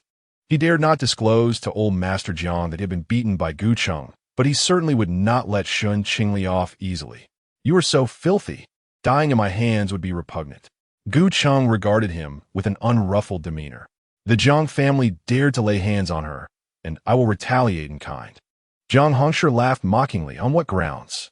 My niece genuinely cares for you, yet you protect a mistress. If my father learns of this, your brother will not have a favorable outcome. I am aware that Jiang Lu has feelings for me, but her actions hardly merit such affection." Jiang Hongshi's gaze turned complicated as he watched Jiang Lu's figure not far away. "Will your brother truly face a grim fate? What of old Master Jiang? I have just returned from Haicheng." The bandages wrapping Jiang Hongshi's face shifted. "You." Gu Cheng spoke with a hint of amusement. "Jiang Hongshi, your time is running out." Upon exiting the hospital room, Jiang Lu attempted to link her arm with Gu Cheng's, but as soon as she made contact, she felt a piercing, cold stare. "Ah Cheng, you," Gu Cheng explained softly, "I have a cleanliness obsession. I dislike being touched by others, though I can gradually adapt." Jiang Lu smiled and rested her hand on his arm. As they reached the hospital lobby, Gu Cheng spotted a figure in the distance, engaged in conversation with a doctor. Jiang Lu noticed as well, her attention drawn to the man beside her until they brushed past a girl, at which point she withdrew her gaze. "What are you looking at?" Jiang Lu glanced back at the girl, jealousy evident in her eyes. "Ah Cheng, my uncle mentioned that the women outside are different. Since I have confirmed the union with the Jiang family, my affections will be solely for you." Gu Cheng rarely expressed such sentiments, satisfying Jiang Lu's vanity. "Ah Cheng, I too only have eyes for you." Gu Cheng merely smiled faintly without replying. The union between the Gu and Jiang families gradually spread through the circles of the capital. Even within the school, gossiping girls discussed the matter. The second son of the Gu family was seen with the sole daughter of the Jiang family at upscale restaurants, luxury stores and shopping malls, and gatherings held by affluent families. Rumors even circulated that Jiang Lu had moved into the Gu residence. With Shen Qingli no longer working at Qinyuan, she distanced herself from the elite of the capital and had not encountered the protagonists of those scandals again. The blue diamond necklace was tucked away in a small box at the bottom of her wardrobe, and all memories of her and Gu Heng would gradually be buried by time. After submitting her final assignments, Yu Yuan found herself with time to indulge in gossip on the school forum. Oh my, Shen Miaoyin is pregnant again. The wealthy woman who is keeping her has even caused a stir at school. This morning, they unfurled a banner at the school gate proclaiming her as a concubine. Is this for real? Of course, it is, with photographs as proof.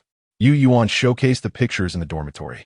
Shen Qingli was tidying the bed linens, preparing to wash them, when Yu Yuan brought her phone over for a glimpse.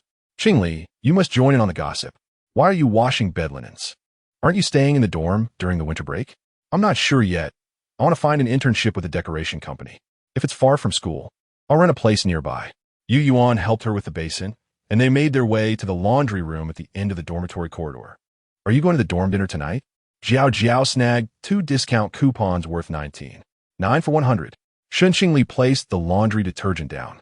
Of course. I'm going. I haven't tea had hot pot in ages. Ha ha ha. After eating, we'll hit the KTV nearby to sing. You must come. It's the last activity before the winter break. All right, I'll go. For the past 2 months, Shen Qingli had not taken on any part-time work. Although the training center had invited her back, she declined, knowing she would need to intern during the winter break. With the money her uncle had transferred back to her, she could finally relish her long-awaited university life. As evening fell, snow began to fall from the sky. Yu Yuan, seated in a rideshare, squeezed tightly against Shen Qingli, prioritizing style over warmth. Concerned that her down jacket would conceal her beautiful dress, she wore only a thin coat. As soon as they stepped out of the car, her lips trembled from the cold. After finally submitting her assignments, she wanted to enjoy herself, yet the weather was so unforgiving.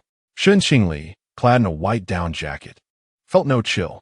Sensing Yu Yuan's gaze on her jacket, she tightened her coat, saying, I'm only wearing a sweater underneath, so don't even think about my down jacket. Yu Yuan, with a sorrowful expression, turned to Jiao Jiao. What about your cotton coat? Jiao Jiao disdainfully shook her head. Just as Yu Yuan's gaze shifted to another roommate, Su Junjun, in her coat, Shen Qingli seized her and dashed towards them all. Su Junjun, soft-hearted and unable to refuse anyone, would have obliged Yu Yuan if she had asked. However, Shen Qingli did not want Yu Yuan to wear someone else's clothes. She had reminded her to dress warmly before leaving, yet she stubbornly opted for a skirt. Now, enduring the cold was a choice she made. Qingli, you don't love me anymore. Yu Yuan and Jiao Jiao pursued them from behind. Wait for me. I'm going to strip you of that down jacket. Shen Qingli rushed into the mall, warmth enveloping her immediately. She glanced back at Yu Yuan while running. Qingli, watch out for the people ahead. Su Junjun gently released her hand as a reminder, but by the time Shen Qingli halted her steps, her head had already collided forcefully with another person. Stars danced before her eyes as she rubbed her forehead and nose, offering apologies to the individual she had bumped into. I'm terribly sorry. It was my oversight. Isn't this Qingli? Upon hearing the familiar voice, Shen Qingli lifted her gaze, and there stood a man of striking countenance. His deep black eyes fixed upon her, a subtle smile gracing his lips. Her breath caught in her throat, and she hastily lowered her head, retreating a few paces before greeting Song Jinyan beside her. Good day, Madame Gu. Out of the corner of her eye, she noticed Secretary Lin behind Gu Heng and offered him a polite nod. Hello, cousin. Secretary Lin responded with a smile, adopting a tone of elderliness as he advised her. In the future, refrain from running around in the mall. It is quite perilous. Understood, cousin. Song Jinyan stepped closer to Shen Qingli to interject. At this age, young girls are full of energy. Just be cautious next time you run. Of course, Madame Gu. Suddenly, the man, previously overlooked by Shen Qingli, let out a soft chuckle. You collided with me. Is a mere apology too much to ask? Chapter 78. Sing a few lines for me. Song Jinyan discerned that Gu Heng had once again succumbed to his old habits. With a furrowed brow, she cast a glance at him and remarked to Shen Qingli, he is quite sturdy. A little bump won't harm him. It's not you who collided with him. After all, despite her petite stature, her head is quite resilient. Gu Heng gazed at Shen Qingli with a playful glint in his eyes. Well, take a look. Qingli's forehead has turned red as well. Concerned that Gu Heng might continue to provoke her, Shen Qingli offered an apology. Mr. Gu, I am sorry. Gu Heng observed her unadorned face, a subtle smile tugging at his lips, yet he remained silent. Song Jinyun glanced at the trio of girls huddled behind Shen Qingli. Did you come to the mall with your classmates? She inquired. We came for dinner, a gathering from the dormitory. Shen Qingli replied, her cheeks flushed. Since we crossed paths. She turned to instruct Secretary Lin, tonight, Annie will treat you all to dinner. Oh, that is too much. No need. Shen Qingli politely declined. Song Jinyun continued. Since it's a year-end gathering, do you have any plans for after dinner? Yes. We're heading to KTV to sing. Yu Yuan exclaimed excitedly. Song Jinyun smiled. Have Secretary Lin book a large private room for you. Feel free to invite any classmates or friends you wish to join. Yu Yuan was nearly bouncing with excitement. Thank you, Mrs. Gu. With Song Jinyun having spoken, Shen Qingli felt it unnecessary to add anything further, not wanting to dampen the spirits of Yu Yuan and the others. How old are you, that you're off to KTV? Gu Heng interjected coldly. His query left Yu Yuan and her friends hesitant to respond. We're all 20. It's quite common for university students to visit KTV, Shen Qingli explained. Gu Heng's deep-set gaze bore into her. How many times have you been? Several times. Do you enjoy singing? Shen Qingli was perplexed by the barrage of questions. It's just average. In truth, she was tone-deaf and sang off-key, which was rather unpleasant. The man scoffed. Sing a few lines for me. Shen Qingli was taken aback. Was he unwell? Hurry up. If you don't sing, I won't let you go to KTV. He urged maliciously. Flustered, Shen Qingli stood awkwardly while Song Jinyun silently smacked Gu Heng's arm. What is the matter with you? Every time you meet Qingli, your childish temperament resurfaces. She tugged at Shen Qingli. Ignore him. He's just teasing you because of your age. Let us go eat. Your classmates are waiting. As Shen Qingli and her roommates ascended to the dining area, Gu Heng and Song Jinyun proceeded to the underground parking lot. Once inside the car, Gu Heng absently rubbed the spot on his chest where Shen Qingli had collided with him, feeling a slight warmth. After 2 months apart, seeing her again made him yearn for closeness. Gu Heng massaged his temples, attempting to clear his mind of the chaotic thoughts swirling within. Heng, I warned you last time. Qingli is a young lady. How can you tease her so? Song Jinyun could not help but scold him. Gu Heng remained silent, gazing out the window. Next time, don't do that again, she admonished. She then retrieved a list of betrothal gifts from her bag. Old Master Jiang has an affinity for antiques. There's an auction in Xiangqing next week. You should go and acquire the Northern Song Dynasty Qing Ru Kiln piece. Gu Cheng casually remarked, there is no time. The esteemed elder Jiang held significant influence. The success of a union would ultimately rest upon his sentiments. Song Jinyun sighed, noting that the Jiang family adhered to even more elaborate customs than the Gu family, and urged him to pay greater attention to the betrothal gifts. Gu Cheng's expression remained indifferent, lost in his own thoughts. Song Jinyun opted to engage in light conversation with Secretary Lin, inquiring whether Qingli had a boyfriend at school. Secretary Lin paused momentarily, responding that she likely did not. This child has a difficult fate. You must assist in her marital prospects. Madam, I'm not married myself. I am hardly equipped to offer guidance, Secretary Lin replied, visibly troubled. He was merely a pretender. The true connection with Shen Qingli lay with their esteemed CEO, and he felt unqualified to advise her. If you're unsure, you may consult me. Should she remain unpaired by a suitable age, I would be willing to introduce her to someone. Song Jinyun smiled gently, acknowledging that although Qingli's family background was wanting, she was pure of heart, sensible, and possessed a commendable demeanor. The affluent offspring of noble families may not be suitable, but at the very least, she deserves a match from a reputable lineage. A gentle temperament and nurturing spirit will ensure her future is not fraught with hardship. Song Jinyun's genuine concern for Shen Qingli was evident. Yet Gu Cheng's countenance grew increasingly grave as he listened. A gentle temperament and nurturing spirit. You do indeed know how to select for her. Qingli is well-mannered and composed. I believe such qualities are indeed fitting for her. After a moment of contemplation, Song Jinyun recalled the young master of the Zhou family from Xiangqing, with whom she had spoken of business at the last banquet. Do you remember him? Gu Cheng, eyes closed and voice frigid, replied, I do not recall. Do not meddle in matchmaking. You truly have grown old, spending your days idly, preoccupied with the affairs of others. Song Jinyun found Gu Cheng's response perplexing. as she was merely discussing Qingli's situation, while he seemed to harbor some inexplicable ire. Secretary Lin quickly intervened. The CEO has been particularly busy with work lately, and Miss Jiang has been frequenting Xiaoyu, which has been a distraction for him. Please forgive us. I will speak to Madame Jiang and ask Lulu to refrain from visiting Xiaoyu. Once this was said, silence enveloped the car. The following day, while Yuan and her other roommates still slumbered, Shen Qingli set out to seek internships. As an inexperienced newcomer, she could only apply for the position of designer assistant. She submitted several resumes and spent the morning interviewing at various companies, but each time, they directed her towards sales, which she politely declined. In the afternoon, she visited Shen Qingli at the hospital. Upon entering the ward, she spotted a familiar figure. Zhou Yuza stood at Shen Qingli's bedside, and upon hearing Shen Qingli call out, a gentle smile blossomed on his face. Qingli, I came to see Qingyan. Since his return, I have not had the chance to visit. Shen Qingli set down her belongings. Why didn't you contact me before coming? Zhou Yuza noticed the resume she had concealed beneath her canvas bag. Are you looking for a job? Shen Qingli felt a touch of embarrassment. I am indeed searching. I wish to gain more experience, but today's visits to several companies did not go smoothly. I know a few owners of decoration companies in Shanqing. Once I return, I will inquire on your behalf.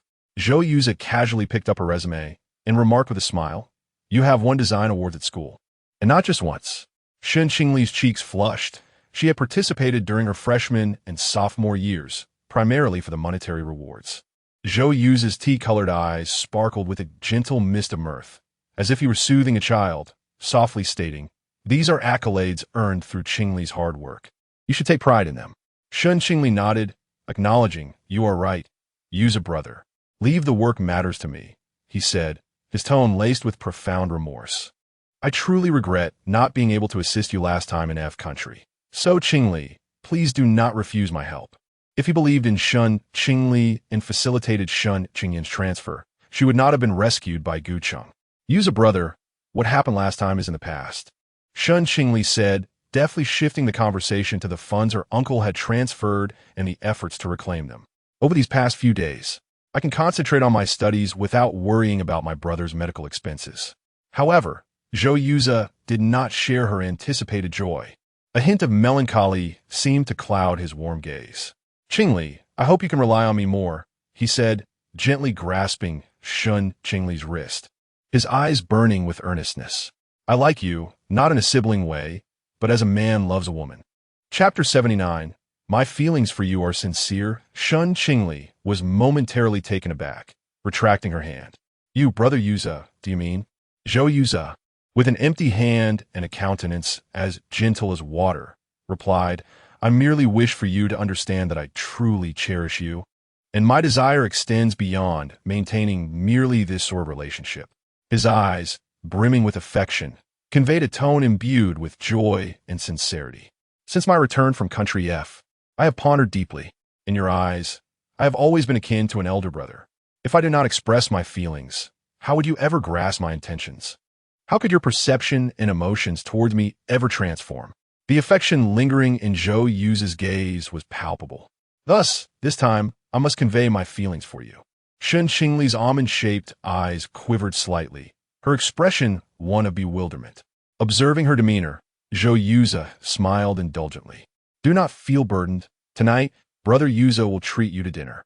I'm sorry, Brother Yuza, but my feelings for you, Qingli, grant me the opportunity to pursue you. Shen Qingli appeared troubled. Do you dislike me? Not at all. I merely wish to inquire about your feelings. I was abruptly dismissed from the golf course. Zhou Yuza, filled with remorse, interjected, it was Wang Chong. He was aware of my affections for you, and since you were reluctant to accept my goodwill, he acted without my knowledge. I only discovered this upon arriving in Country F. He often takes matters into his own hands. Qingli, I am truly sorry for the predicament you faced regarding your job. Yet, I genuinely hope you can rely on me. I was merely too hasty. Zhou Yuza gazed at her earnestly. Shen Qingli found it difficult to discern the authenticity of his words. It is all in the past. As long as we have spoken about it, it is inconsequential now. Then, Qingli, please do not let this incident create a rift between us. I assure you, I shall never do anything to harm you. Shen Qingli nodded, and after exchanging a few more words, Zhou Yuze took his leave. Not long after, Shen Qingli's brother's attending physician arrived with the latest examination report. All bodily functions appear normal. However, due to a lack of physical exercise, Mr. Shen's muscles have been atrophying. This is a common condition among patients in a vegetative state. Shen Qingli grasped her brother's hand. Do you believe my brother still has a chance to awaken? The doctor refrained from giving a definitive answer. Miss Shen, we cannot ascertain that. However, there is no need for excessive concern. Mr. Shen can maintain vital signs for another decade under our care. Shen Qingli softly expressed her gratitude. A decade. If my brother knew he would remain in this slumber for 10 years, would he consent to it? She recalled the suggestion Ing Shui had made during their last encounter in Haicheng. Could my brother perhaps try traditional Chinese medicine? The attending physician pondered for a moment. Therapies such as localized acupuncture or injections of herbal remedies aimed at awakening consciousness could indeed be explored. Shen Qingli's eyes brightened. Does the Central Hospital offer such traditional therapies? Yes, but if Miss Shen has the means, I recommend seeking out a retired esteemed physician, Mr. Chendan. He previously worked at our hospital, but has since retired to Xiangqing for his golden years. Shen Qingli gazed at her brother, Shen Qingyan, who lay with his eyes tightly shut. I will make time to seek out Mr. Chendan. I must trouble you all in the meantime. Even if there was but a glimmer of hope, she felt compelled to try. This private dining establishment required reservations in advance and limited the number of guests it could accommodate daily. During her time in the capital, many had recommended this place to her. As she beheld the elegant characters Drunken River Moon inscribed on the restaurant sign, her steps faltered slightly. Zhou Yuze slowed his pace. Teasing her, I've already said I would treat you. Do not feel burdened. Thank you, Yuze, but it should be I who treats you, she replied. Zhou Yuze walked alongside her, wondering why she was so polite to a suitor. I have few friends in the capital. Consider it an opportunity to savor the cuisine here. With a blush, Shen Qingli nodded in agreement. The interior of the restaurant exuded the charm of Jiangnan style. The last time she had visited with Song Jinyan, they had been in a private room, but this time the server led them to a table in the main hall. Yet, each table was discreetly partitioned by screens, ensuring the privacy of the diners. The dark blue and elegant gold landscape painting screens created an atmosphere of refined beauty, even though they could not see the central garden of the restaurant. As several dishes were served, Zhou Yuze engaged Shen Qingli with stories of recent happenings in his family. My father has gone to Tea Country to negotiate raw material cooperation, and I haven't been able to reach him these past few days. Tea Country? Shen Qingli pondered. She had heard of it as a Southeast Asian nation, notorious for a surge in criminal activity over the past 2 years. Why would Uncle Zhou consider going to Tea Country? Zhou Yuze sighed. Compared to F Country, Tea Country is closer to a country. In the cost of raw materials, there is only half that of F Country, which could significantly reduce expenses. A sense of foreboding washed over Shen Qingli. The inability to contact him upon his arrival in Tea Country raised serious concerns. We must send someone to find him in Tea Country as soon as possible. The day after we lost contact with my father, I already dispatched someone to Tea Country. If there is still no news, I will go myself. Zhou Yuze, wishing to alleviate Shen Qingli's worries, smiled reassuringly. It will be fine. My father's status is unique, and those in Tea Country would not dare to harm him. After speaking, he served Shen Qingli a bowl of crab meat and tofu soup. I remember you loved crab when you were a child. Shen Qingli expressed her gratitude, and then mentioned her intention to visit a traditional Chinese medicine practitioner in Xiangqing. I will be returning to Xiangqing tomorrow. You could accompany me. Fearing she might decline, Zhou Yuze added, my mother has been quite anxious due to my father's situation, and your presence would surely comfort her. She always cherished you as a child, preparing your favorite pudding in the fridge. She still thinks of you often. Upon hearing this, Shen Qingli reminisced about their childhood, recalling how close their families had been. She yearned to return and see them. I also wish to visit Aunt Zhou, but I will need to purchase my own ticket this time. I do not want to impose on you any further, she jested. After all, I am quite financially stable now. Zhou Yuze shook his head in exasperation. Qingli, you always distance yourself from me. Another dish was presented, steamed shad fish with Shaoxing wine. Zhou Yuze took a bite, his gaze lingering on Shen Qingli. Qingli. Shen Qingli raised her gaze to him. Have you and Gu Chong parted ways? The mention of Gu Chong made Shen Qingli's heart skip a beat. Yes, the Gu and Jiang families have allied, and I am no longer connected to him. Zhou Yu's eyes sparkled with mirth. The Kofi family has been eradicated. You will no longer be in danger. Even if there were, I would ensure your safety. Shen Qingli was momentarily taken aback. Brother Yuza, do you mean? Zhou Yuza chuckled. Do not misunderstand. I merely wish to have you by my side as before. Your presence brings me solace. I'm sorry, Brother Yuza, but I do not harbor those feelings for you. She finally voiced what she had left unsaid at the hospital that afternoon. She had never felt that way about Zhou Yuza, for her heart had always belonged to another. It is all right, as long as you do not reject my goodwill. Zhou Yuza gazed at her earnestly. Whatever transpired between you and Gu Chong, I shall not concern myself with it. Qingli, I just want you to look at me. I promise I will never again disrupt your work as I did last time. Since parting from Shen Qingli in Country F, his yearning for her had only intensified, especially when he saw her standing beside Gu Chong. Had circumstances not forced his hand, he would never have left Shen Qingli there. Now that she was free from Gu Chong, he only wished to care for her and allow her to be the carefree girl she once was. Brother Yuza, when did you develop feelings for me? Shen Qingli was perplexed, recalling that they had only shared childhood moments. Zhou Yuza smiled wryly. Qingli, you were my solace during the most arduous years of my life. Do you remember the piano award I received at 15? Of course, you practiced diligently every day. It was quite taxing. He looked at Shen Qingli. I despised playing the piano, yet my father. He wished for me to persist and achieve the utmost excellence.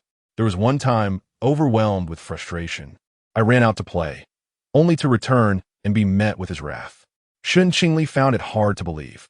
She recalled a time when Zhou Yuza had not left his home for several days, and when he finally emerged, his forehead was bandaged. At that time, Mrs. Zhou had mentioned that he had fallen down the stairs.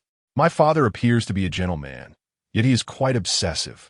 The injury on my head was from him shattering a glass against me. I have been subjected to his abuse since childhood, and I have grown accustomed to it. However, that incident was particularly severe, nearly leading me to depression. Zhou Yuza reached out to grasp Shen Qingli's hand. Do you remember the day you and your mother came to visit me? They were chatting in the living room, and upon hearing your mother speak of my declining academic performance, my father stormed into my room. Actually, he intended to strike me again, but just as he began to berate me, you rushed into the room, standing before me in defense, proclaiming that I was exceptional, that I was your role model. These words, though seemingly ordinary now, were a beacon of warmth for him, a boy whose self-esteem was severely battered and overshadowed by his father's tyranny. Shen Qingli's small frame stood protectively before him, a gesture her mother had never undertaken. As for the events of their childhood, Shen Qingli found herself struggling to recall them clearly. Yet, in her childhood, she was undeniably braver than she is now. Surrounded by the love of her parents and elder brother, her early years were filled with fearlessness, boldly confronting any injustice she perceived. Now, however, she lacks the courage to pursue the one she admires. The person Zhou Yuza spoke of is the very version of herself she yearns for the most. Yuza, I had no idea. I thought you were truly fond of the piano and even nicknamed you the Piano Prince. Zhou Yuza chuckled. It's all right.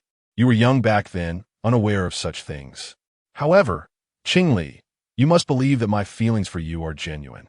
As Shen Qingli gazed at his hand, clasping hers, she ultimately withdrew it. Please grant me some time, Yuza. She needed time to forget that beautiful dream before contemplating anything further. I can wait, no matter how long it takes.